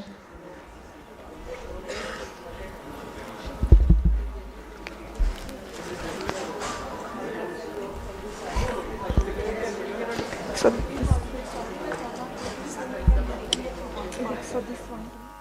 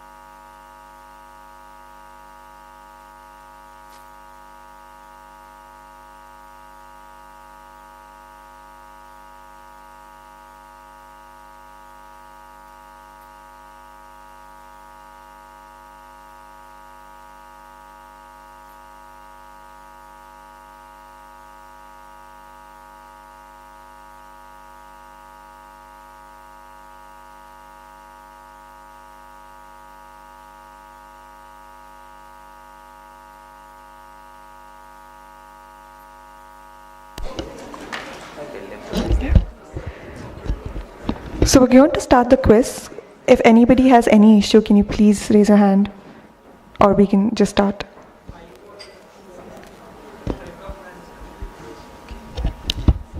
Can you ask them to hurry up, please?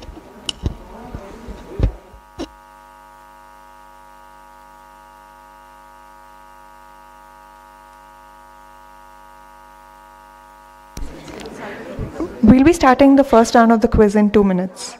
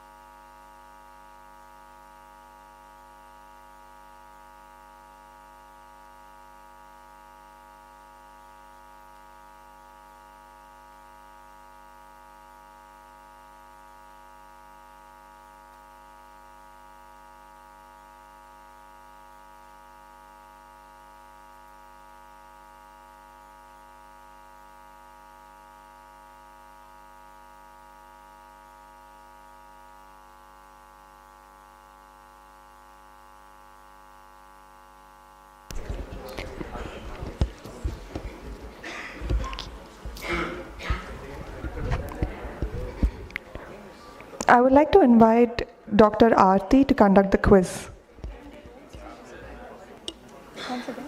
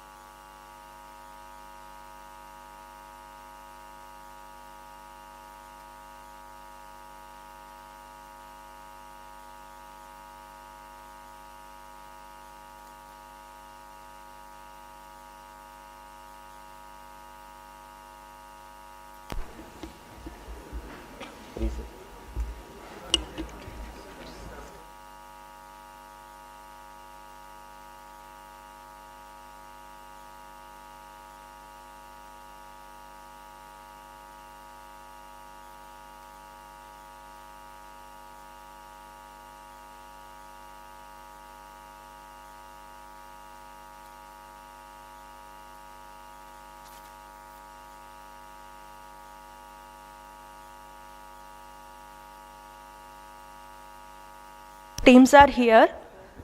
So we'll start with today's quiz. I'm Dr. Aarti. On behalf of Idea Clinics, I'll be conducting the quiz for today. Hope it's quite interesting and we go home with useful clinical pulse. So to go with the prelims, it will be conducted using the Slido app. So after the screen, like QR code will be scanned, and participants will have to scan the QR code which is displayed on the screen.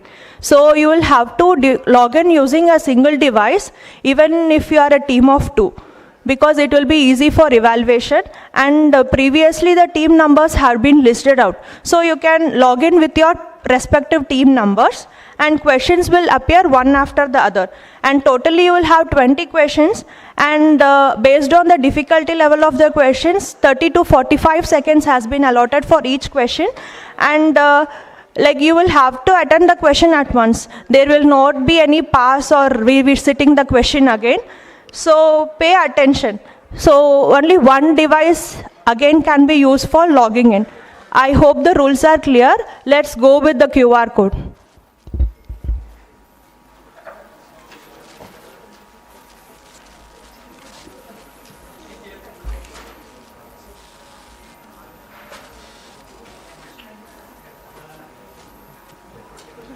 Total 12 teams. So now totally 8 teams have logged in. Can you please rename it as team number 1, 2, 3 like that instead of your respective names?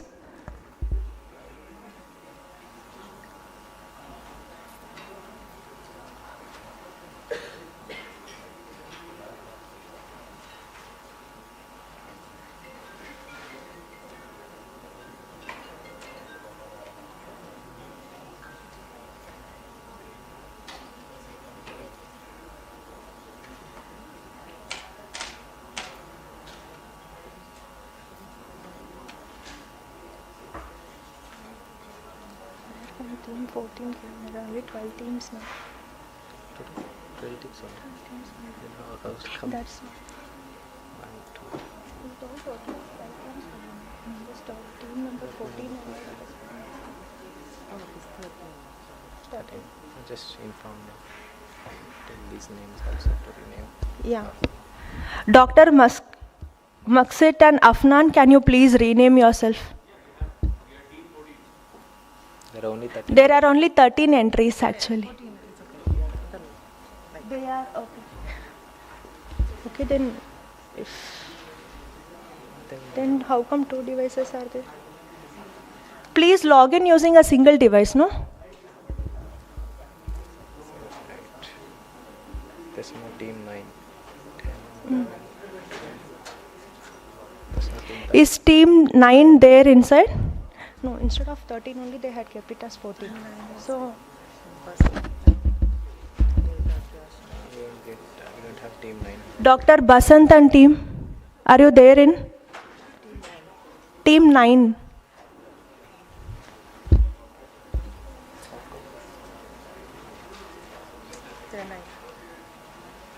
There is still confusion, I think. Can we read it again so that... Oh, because there is some confusion, I'll again read out the teams and their names. So team number 1, it is Dr. Manasa and Dr. Lalita.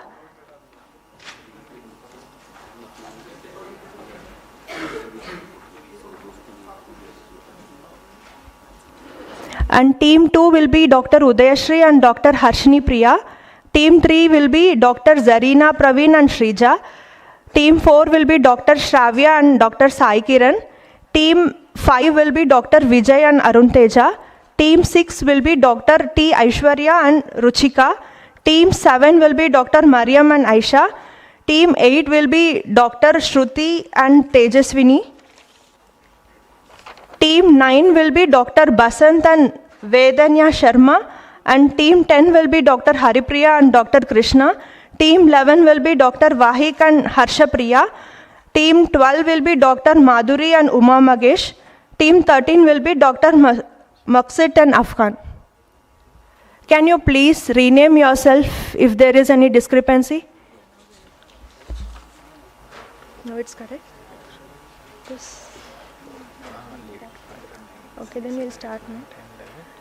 The teams can scan the QR code that is displayed. If it's all set, we'll proceed with the prelims.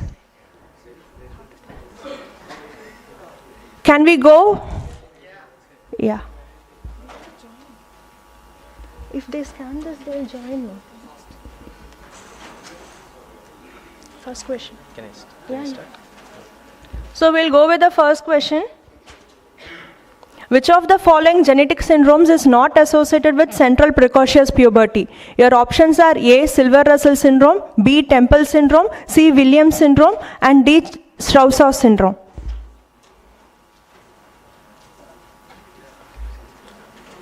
And do I press on the next step? Yes. Yeah, but the timing, is there any time limit? Yeah. Timer is running. So I think it will automatically go to the next question. Okay. Only 7 answered. So the time is up. We'll discuss the answers at the end.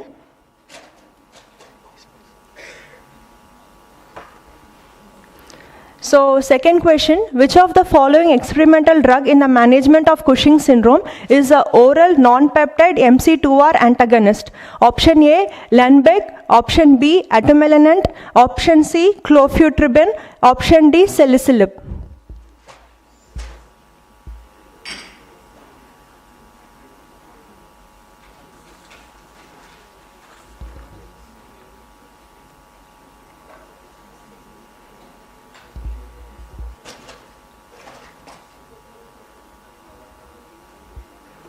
So the answer is atumelnant.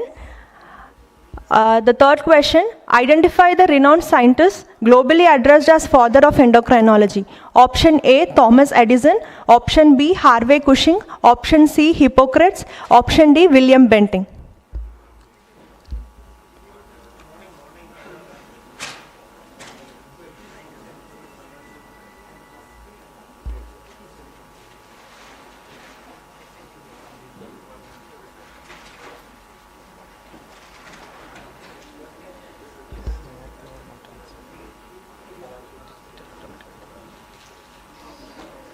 So the next question, which of the following is true about burosumab therapy in pediatric XLH?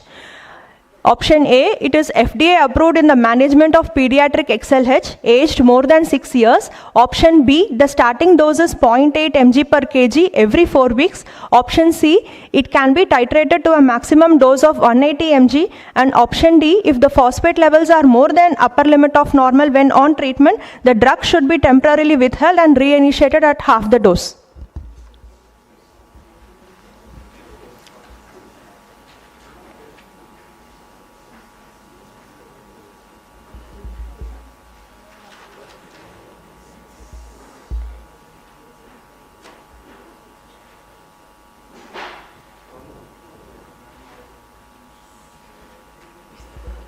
So, which of the following mutations associated with neonatal diabetes is responsive to sulfonylureas?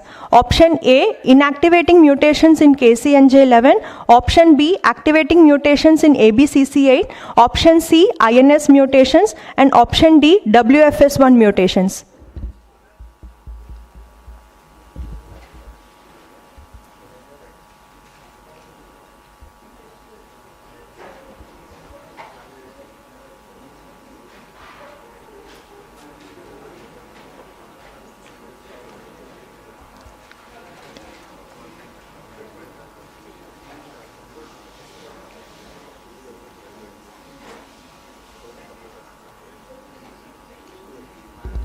The next question, a 27-year-old male was evaluated for polyuria. A baseline copeptin level was performed and the value was 10 picomole per liter. Hypertonic saline stimulation test was performed and the copeptin at plasma sodium of 150 millimole per liter was 16.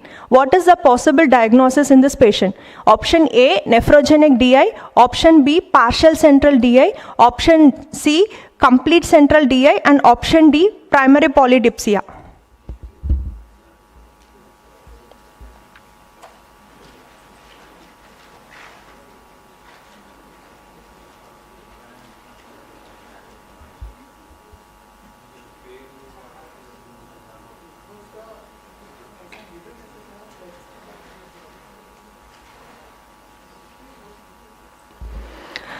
Loss of pituitary bright spot can be seen in which of the following conditions except option A, uncontrolled diabetes mellitus, option B, DI of pregnancy, that is diabetes insipidus of pregnancy, option C, nephrogenic diabetes insipidus, and option D, none of the above.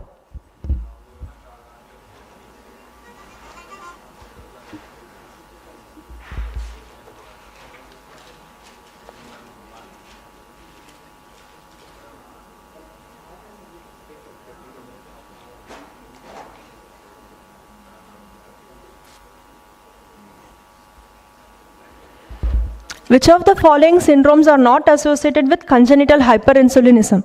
Option A, Beckwith-Wiedemann syndrome. Option B, Turner syndrome. Option C, Kabuki syndrome. Option D, Rieger syndrome.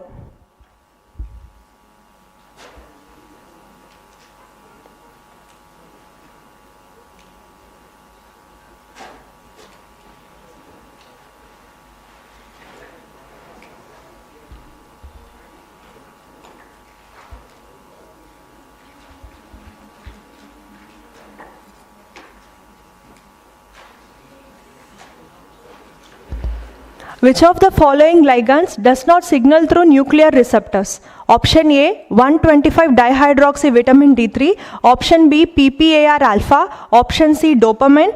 Option D, bile acids.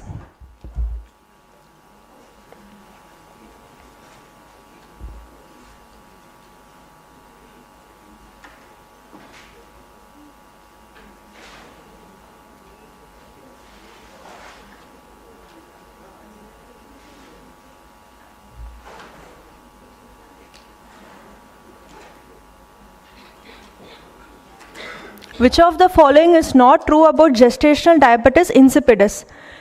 Option A, in type 1 placental enzyme oxytocinase is abnormally elevated. Option B, type 1 pregnancy associated DI is referred to as AVP resistant DI of pregnancy. Option C, desmopressin is the drug of choice. Option D, it is associated with reduced incidence of preeclampsia in affected patients.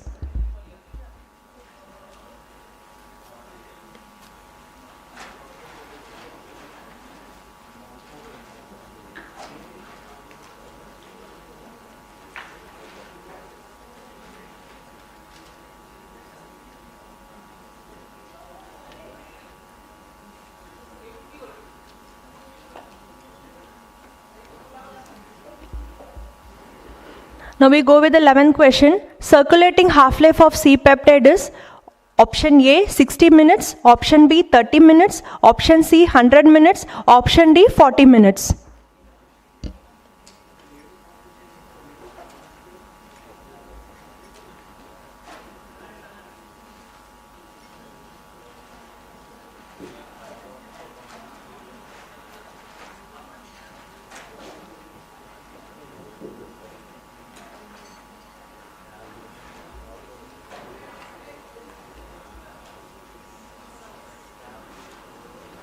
Oligogenic inheritance is frequently described in which of the following?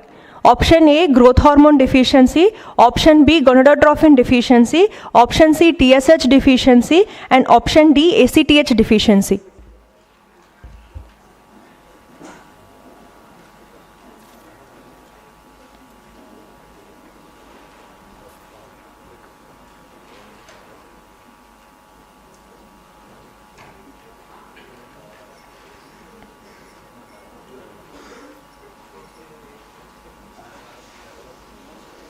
Number of amino acids in synactin is option A, 84, option B, 39, option C, 24, and option D, 34.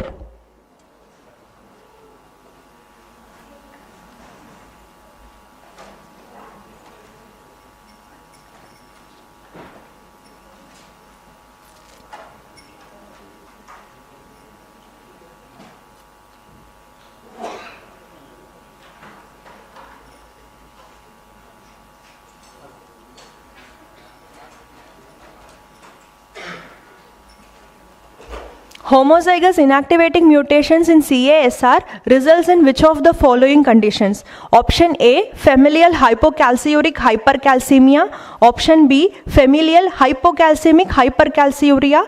Option C, neonatal severe hyperparathyroidism. And option D is both A and C.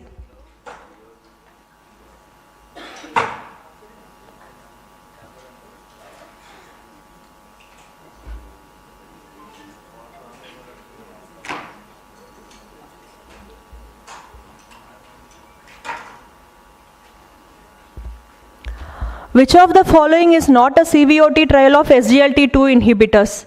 Option A, SCORED. Option B, Declare-TIMI. Option C, Vertis-CV. And option D is Scredence.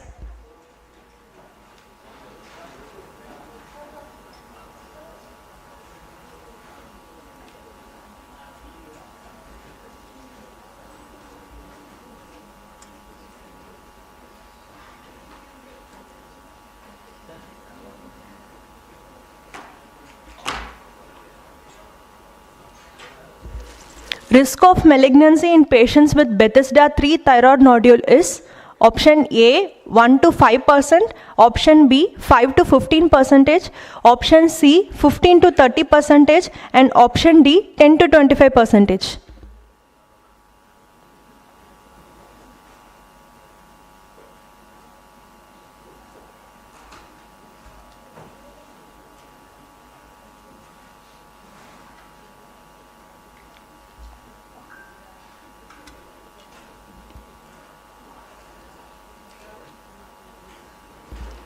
Which of the following histopathological prognostic scoring system is validated for predicting outcomes in pediatric adrenal cortical tumors? Option A, Weiss score. Option B, modified Weiss score. Option C, Wernicke's index. And option D, Helsinki's index.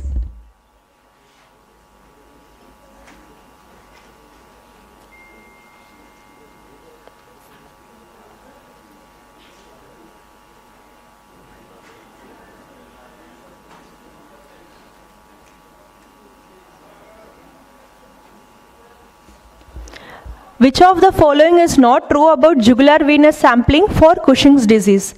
Option A, sensitivity of JVS ranges from 68 to 81%. Option B, sensitivity can be improved with Valsalva maneuver. Option C, the negative gradient in JVS rules out corticotroph adenoma. And option D, it does not aid in lateralization of corticotroph adenoma.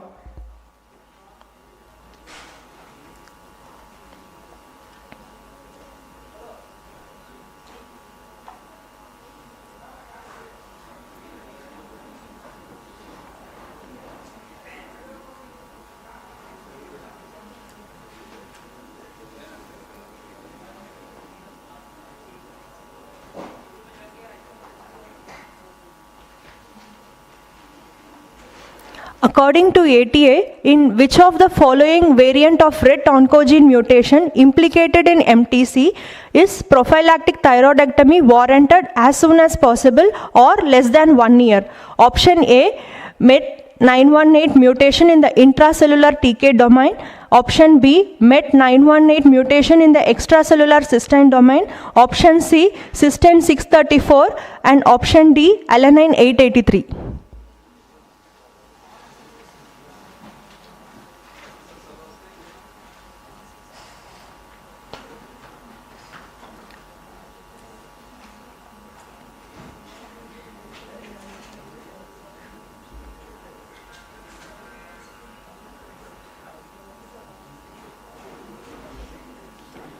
The last question, CDC73 mutation is associated with option A, parathyroid carcinoma, option B, fibroosseous jaw tumor, option C, renal cyst, and option D is all of the above.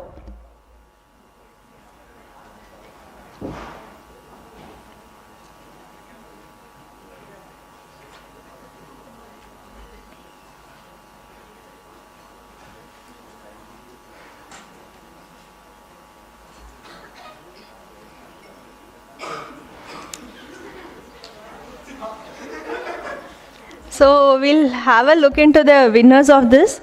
Team 5.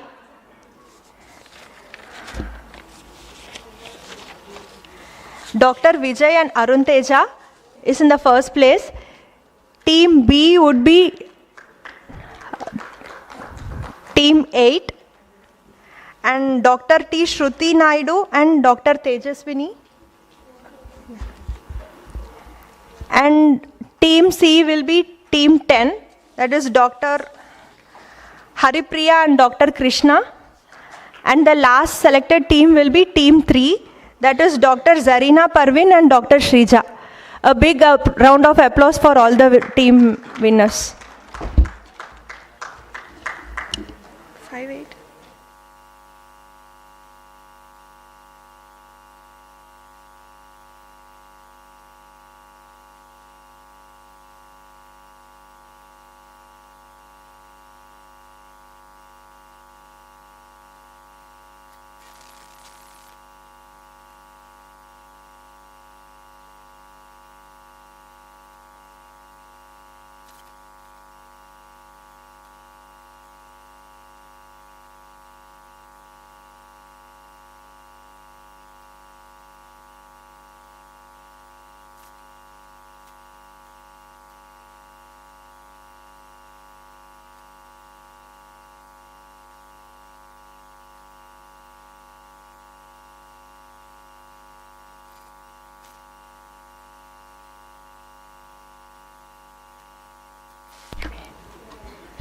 Can the teams please come forward?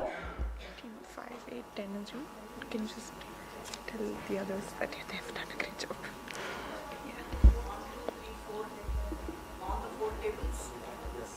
The first 4 tables, or do you want them on the... Let them set it down. Yeah. Then they will find it difficult for viewing the screen. Thought they can see here, but I think this is better. Yes, ma'am. Okay. The first 4 teams, can you please come and sit? Other participants, thank you for participating. And there is another introduction to Dr. Aarti. Did you know that? Dr. Aarti was the winner, first prize winner of the first Idea Clinic quiz. Thank you, ma'am.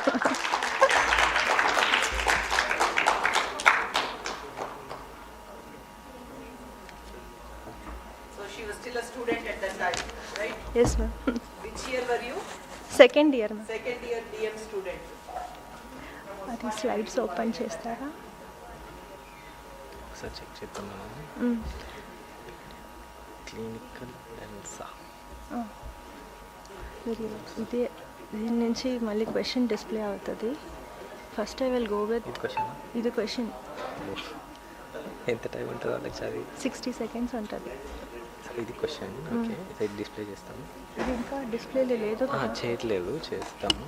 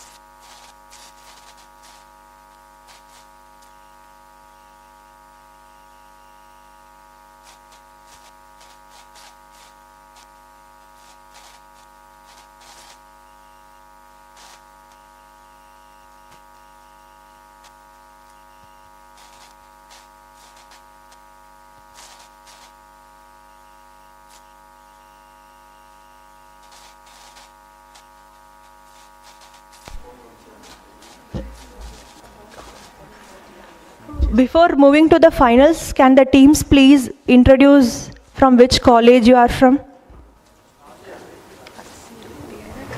I hope you know the orders, right?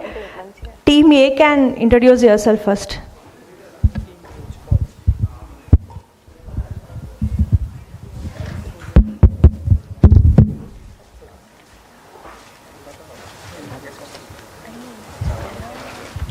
Good evening to all. This is Dr. Arun. I am from PharmD graduate. I am doing currently Masters in Public Health. Sorry? I am Dr. Arun. I did Doctor of Pharmacy. Now I am currently doing a Masters in Public Health in IIPH. Thank you. I am Vijay. Names? I am from IIPH, MPH second year. He's my junior. Hello, this is Shrija. I'm from Usmania Medical College. Can you be a bit loud? Shrija. I'm from Usmania Medical College. Usmania. Which course are you doing? Oh no, ma'am, I took a break for the exam for next.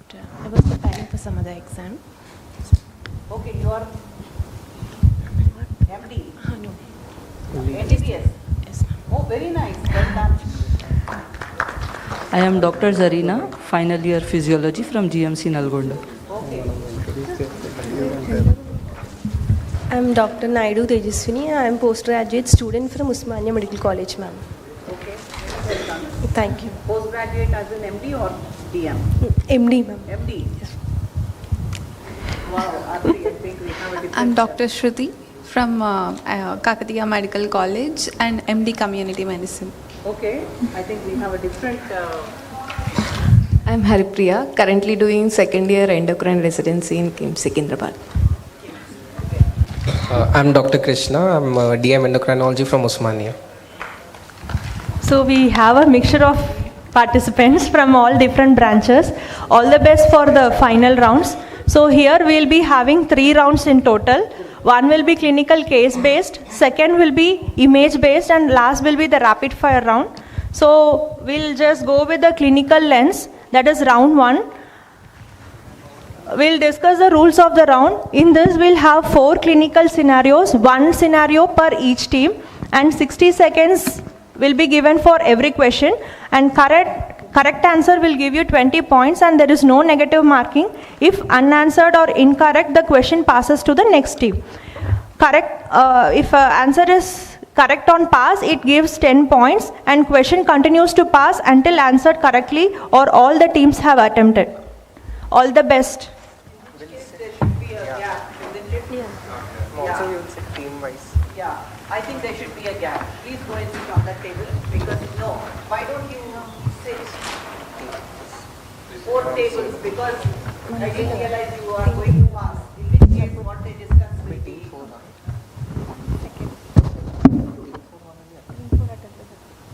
Which team are you? See, 30. 30. Okay. Who is first? Me first. This is second team, fourth team. Then come and sit here. Yeah.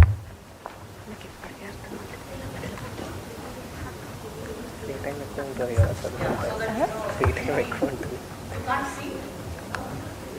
You can see?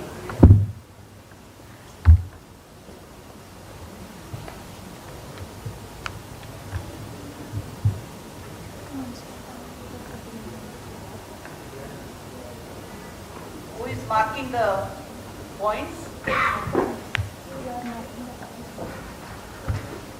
So, Aarti, after every question, you tell who gets how many points. Yeah. Suppose team 1 answers correctly, so team 1 gets 20 points, so that they will mark them.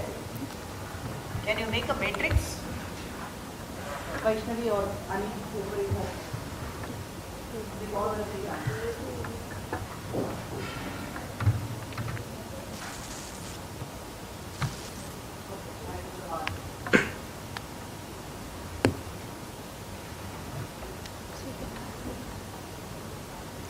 Questions are marked. First thing is final. So try versus step.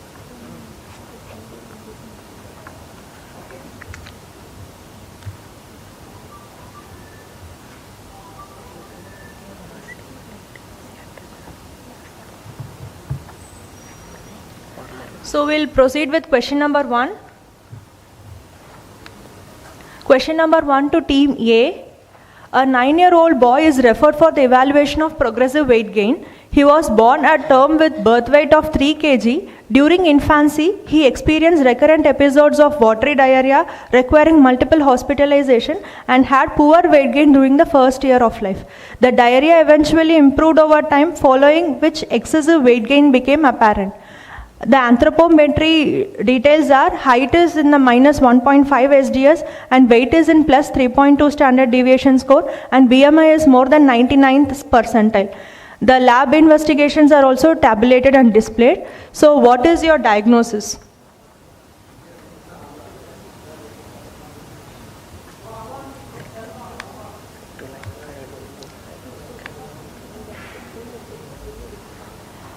Your time is running. You have another 20 seconds left.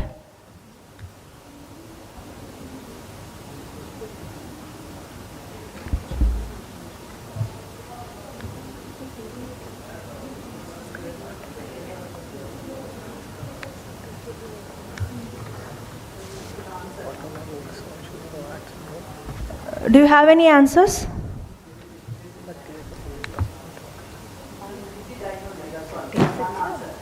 Give me the final diagnosis and then you can explain the answer.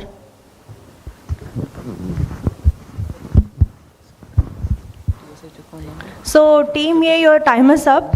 The question passes on to team B. Hyperthyroidism? Sorry, that's the wrong answer. It passes on to team B.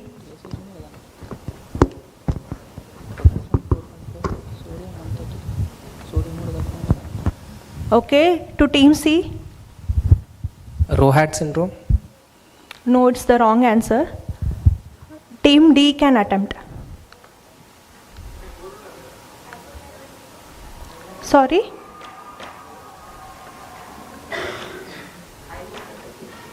Can you please remove your masks?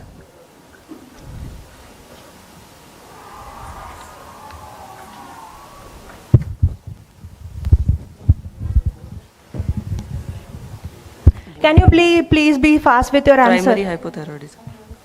No, it's the wrong answer again. So let us discuss the answer. It is prohormone convertase 1, PCSK1 deficiency. So as we know, PCSK1 is important for conversion of the prohormones to active hormones like POMC, proinsulin, TRH and GnRH, GHRH and all. So as you see, the clinical manifestation runs as follows. In the early half, the child will be having severe watery diarrhea, that is because of enteroendocrine hormone deficiencies. But it will eventually improve after 1 year because the gut and the intestine attain maturity. After that, there will be progressive onset of obesity because of impaired alpha hemicid stimulation and eventually other central hormone deficiencies like central hypothyroidism, central adrenal insufficiency will start in. So in this clue you can see TSH was inappropriately normal for low T4 and potassium was normal but sodium was in little subnormal range, which is significant, like it is like early onset adrenal insufficiency. So none of the team gets it correct. Now we'll go with the second question for team B.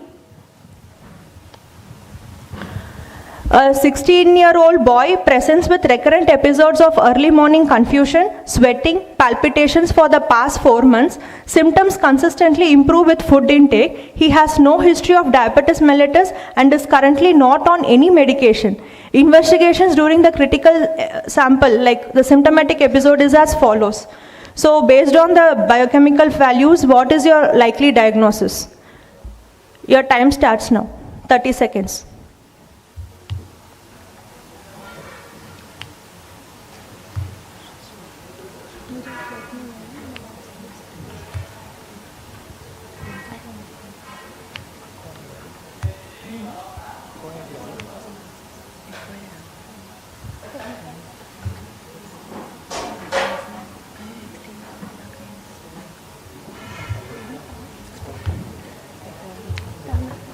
You have 5 seconds left. No? So can team C attempt it? GH deficiency, acquired GH deficiency. No, wrong. Team D? Would team A like to attempt? No, so none of the team gets it. Anybody from the audience, would you like to attempt it? Okay, I'll discuss the answer. So it is IGF-2 mediated non-islet cell tumor hypoglycemia. So the clues were as follows. So the patient had been having early morning hypoglycemias, and according to the critical sample, there was low insulin and low C-peptide. In spite of low insulin and low C-peptide, the ketones were also suppressed, which is suggestive of insulin-like action that is persisting. And the other clue is low GH and IGF-1, which all point towards IGF-2 mediated, which is common with solitary fibrous tumors and mesenchymal large solid tumors. So none of the teams get it right. We'll go with question number 3 for team C. A 7-year-old boy is referred for evaluation of bilateral undescended testes. Developmental history is uneventful. There is no history of genital ambiguity. Anthropometry is height of 0 SDS and weight of plus 0.2 SDS. Examination of the genitalia reveals SPL of 5 cm, no hypospadias or no chordae, well-formed scrotal sacs, and both the testes are non-palpable. The lab investigations are displayed here, and during the laparoscopic evaluation for bilateral non-palpable testes, both gonads are visualized intra-abdominally and appear tethered to a tubular midline pelvic structure. So based on this clinical finding, what is your likely diagnosis?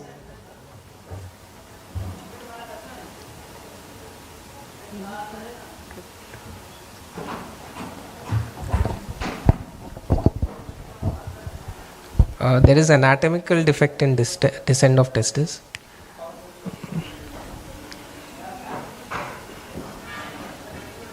Tethered testis syndrome. No. Your time is up. The question passes on to team D. Would you like to attempt? Team A. Please avoid using your mobile phones. Would you like to attempt the answer? Team B.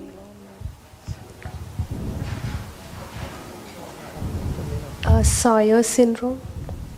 No, it's a boy and the karyotype is XY. Okay, now we'll discuss the answer for this.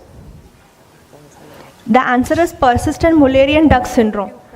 So, team C was through the track, but you failed to give the answer. So, here with the clinical clue, it is a well-formed XY individual with well-formed testis, as apparent with normal HCG stimulation and all, but only that the descent of the testis was not proper. It is because of these inguinal structures, because of the remnant Mullerian structures which impaired the descent of the testis. So it goes with defective AMH signaling, and the syndrome is persistent Mullerian duct syndrome. So the last question to team D. A 7-year-old boy is referred for early pubertal development. His parents report progressive enlargement of penis and appearance of pubic hair and accelerated growth over the past 2 years. Anthropometry details are the height is plus 2.5 standard deviation score, weight is 0.2 SDS, and blood pressure is 146/88 millimeters of mercury with Tanner's stage 3 pubic hair and SPL of 8 centimeter. Testicular volume is 3 ml bilaterally. The labs are shown displayed here. And what is your most likely diagnosis with this clinical picture? Your time starts now.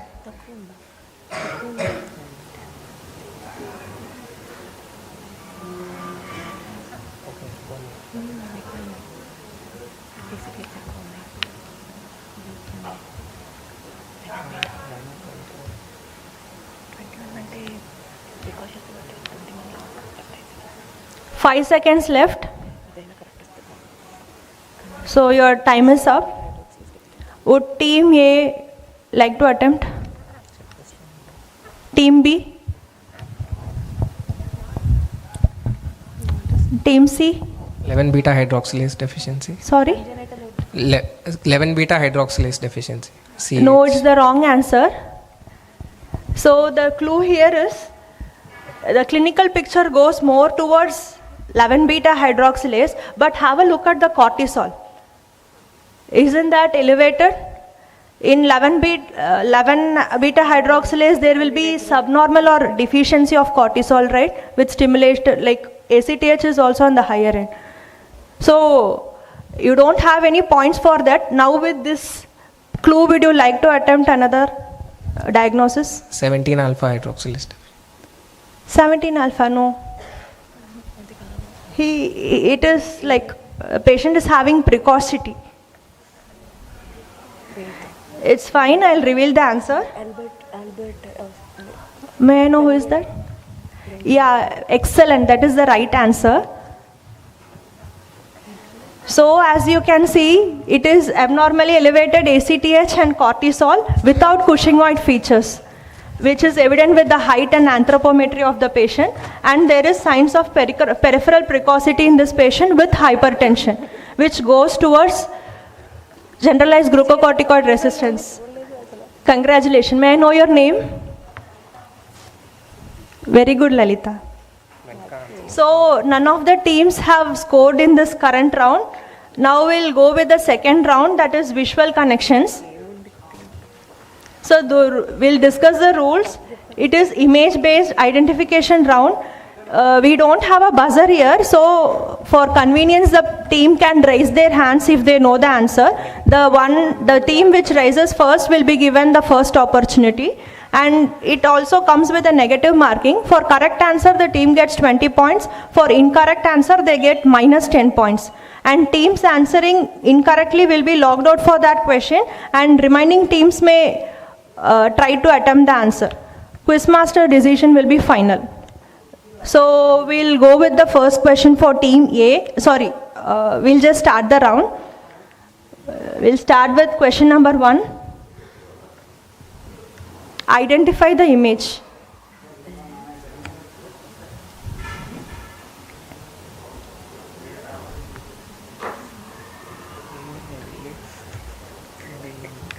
The overall time is for 60 seconds.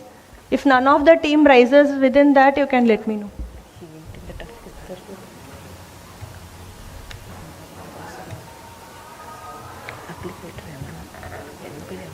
No attempts? Anybody from the audience then?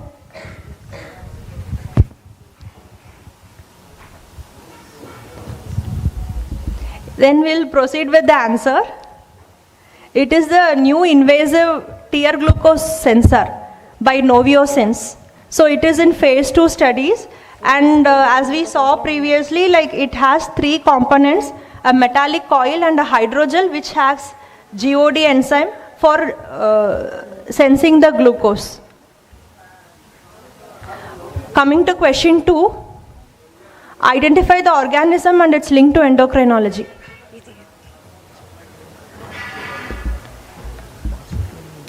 Let the team attempt first, if not you will get a chance.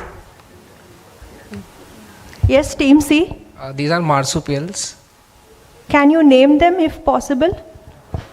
If you can't, you can go with the relevance to endocrinology aspect at least.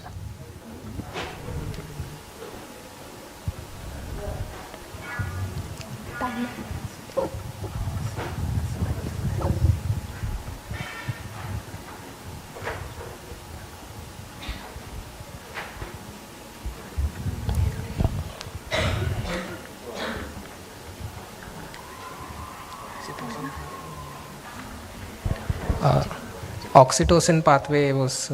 No, it's the wrong answer. You get minus 10 for this.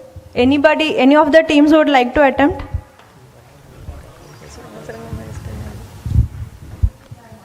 Time up. Then I'll pass it to the audience.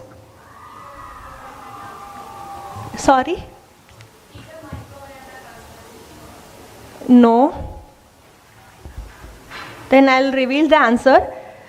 It is Tamar Wallaby, and it is the marsupial in which the backdoor pathway was studied first. After that only it was validated in human models also. So none of the team gets it right. Team C gets -10. Now question 3. What is the relevance of this plant to endocrinology?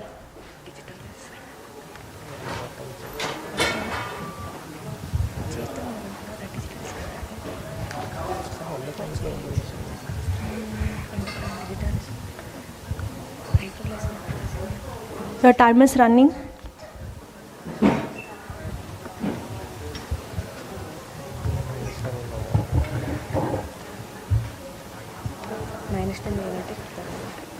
-10 seconds left.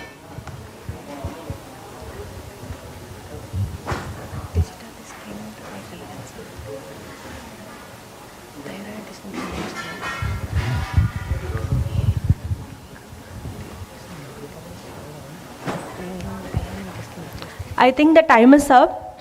Anybody from the audience? Sorry? No? No, it's the wrong answer. It's a very common answer actually. It is Gallia officinalis. The metformin, like the commonly used drug metformin, has its origin traced to this medicinal herb. First it was isolated from this medicinal plant only, also called the goat's eye. So we'll go to the fourth question. What is the relevance of this plant to endocrinology?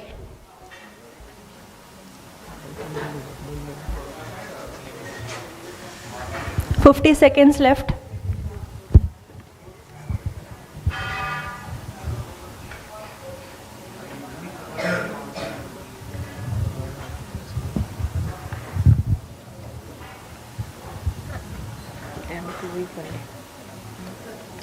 $30 seconds.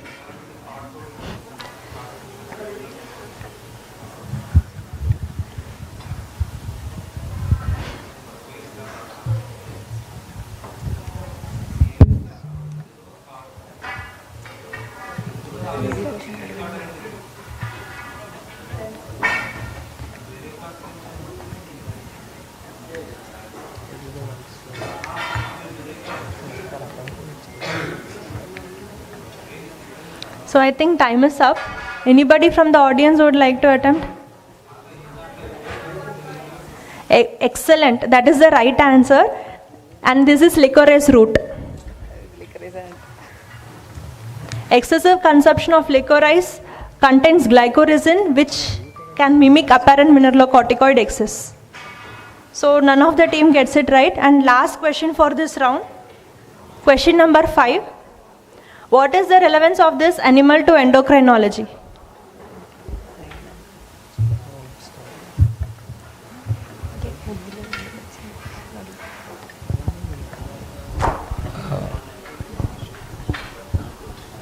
Gila monster? No, it's the wrong answer, Team C. You get another -10.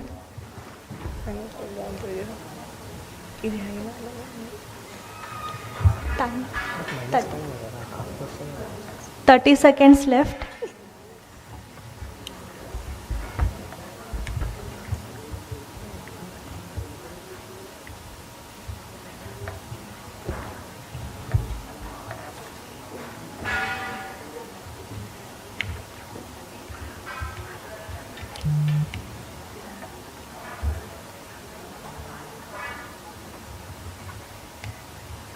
I think the time is up.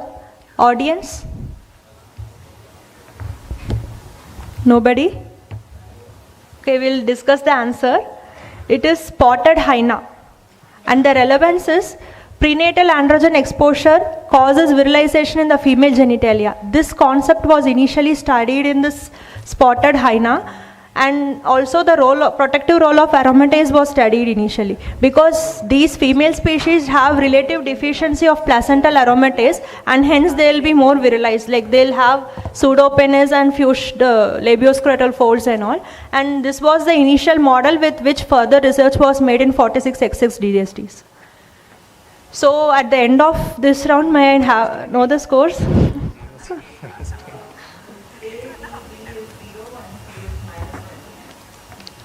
So we'll go with the last round, that is rapid fire round. So the rules, let me just list out the rules of the round. Each team will be asked 5 questions. 60 seconds will be given to answer all the 5 questions. And for every correct answer, they get 10 points. No negative marking. The teams may pass a question and move to the next one. And past questions will be revisited if the time permits within 60 seconds. Quizmaster's decision will be final for evaluation.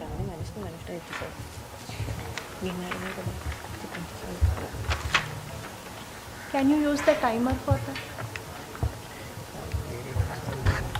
So, to team A, name the clinical trial which studied the efficacy of teplizumab in stage 3 type 1 diabetes.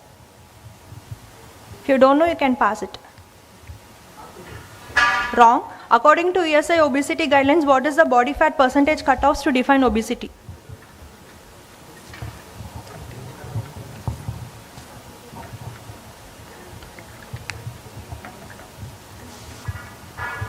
Time. Wrong. What value of cup disc ratio is considered as an anatomical risk factor for the development of NION with semaglutide?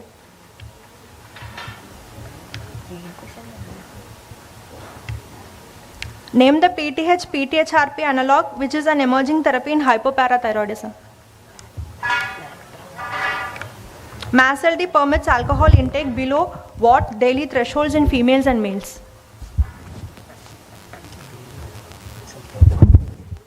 MASLD permits alcohol intake below which daily thresholds in females and males? I think the time is up.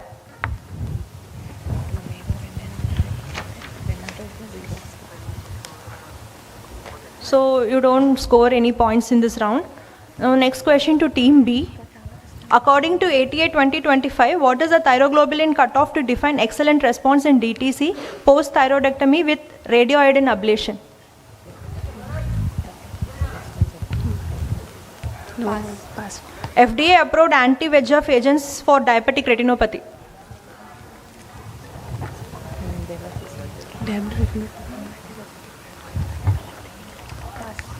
Which virus is implicated in the pathogenesis of Paget's disease?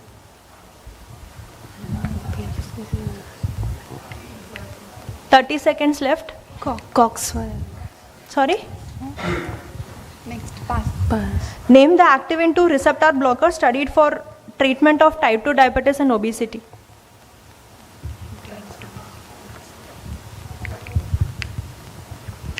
Name the recombinant human IGF-1 approved for IGF-1 deficiency. Human approved? Time up. You don't get any of the answers right. Now we'll proceed with team C.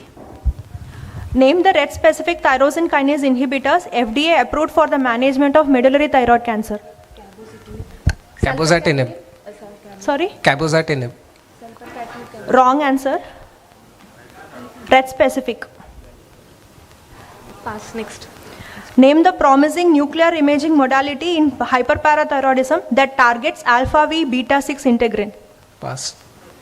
Most common monogenic cause of familial central precocious puberty. Pass. Name the investigational oral PCSK9 inhibitor.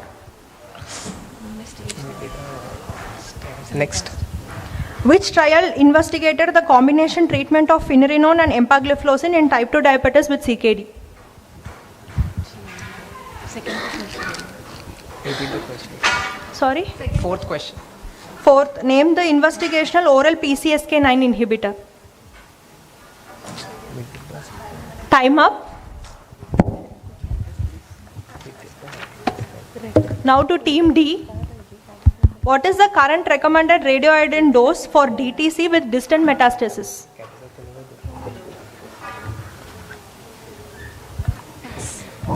Name the drug studied in the core trial that received FDA breakthrough therapy designation for severe hypertriglyceridemia.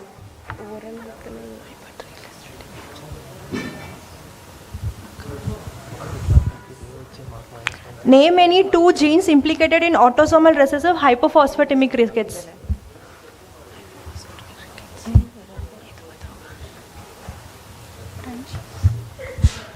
Thirty seconds left.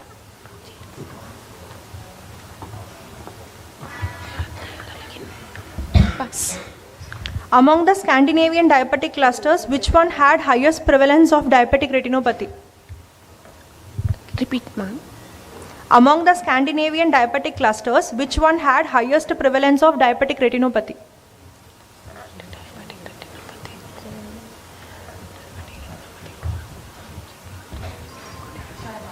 Time up.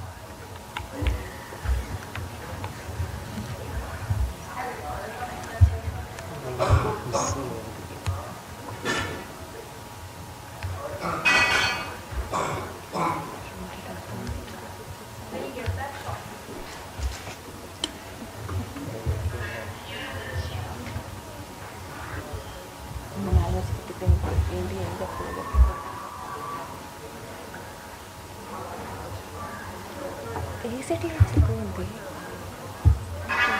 Resistance రెండు పెరిగాయి అసలు ఆలోచనే రాలేదు అని ప్రతి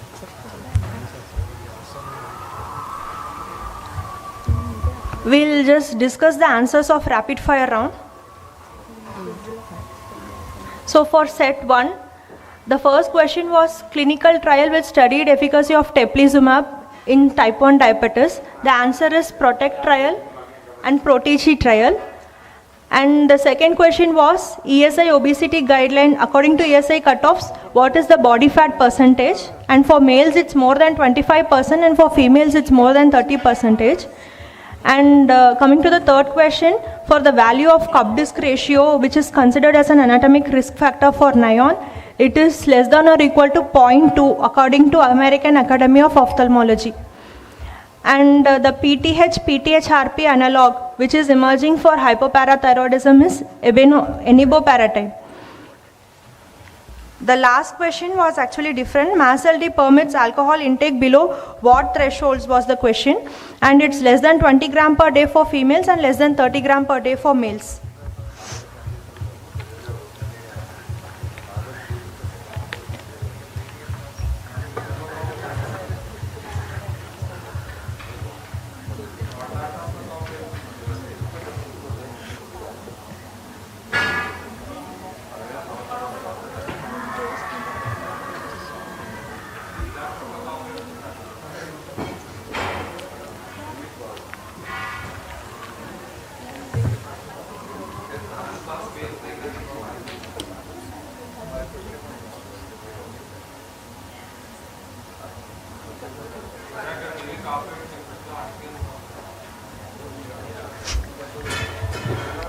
According to ATA 2025, the thyroglobulin cutoff for excellent response without RA ablation was non-stimulated TG of less than 0.2 and stimulated TG of less than 1. And the second question was actually different. FDA approved anti-VEGF drugs was asked for diabetic retinopathy, and that is aflibercept and ranibizumab.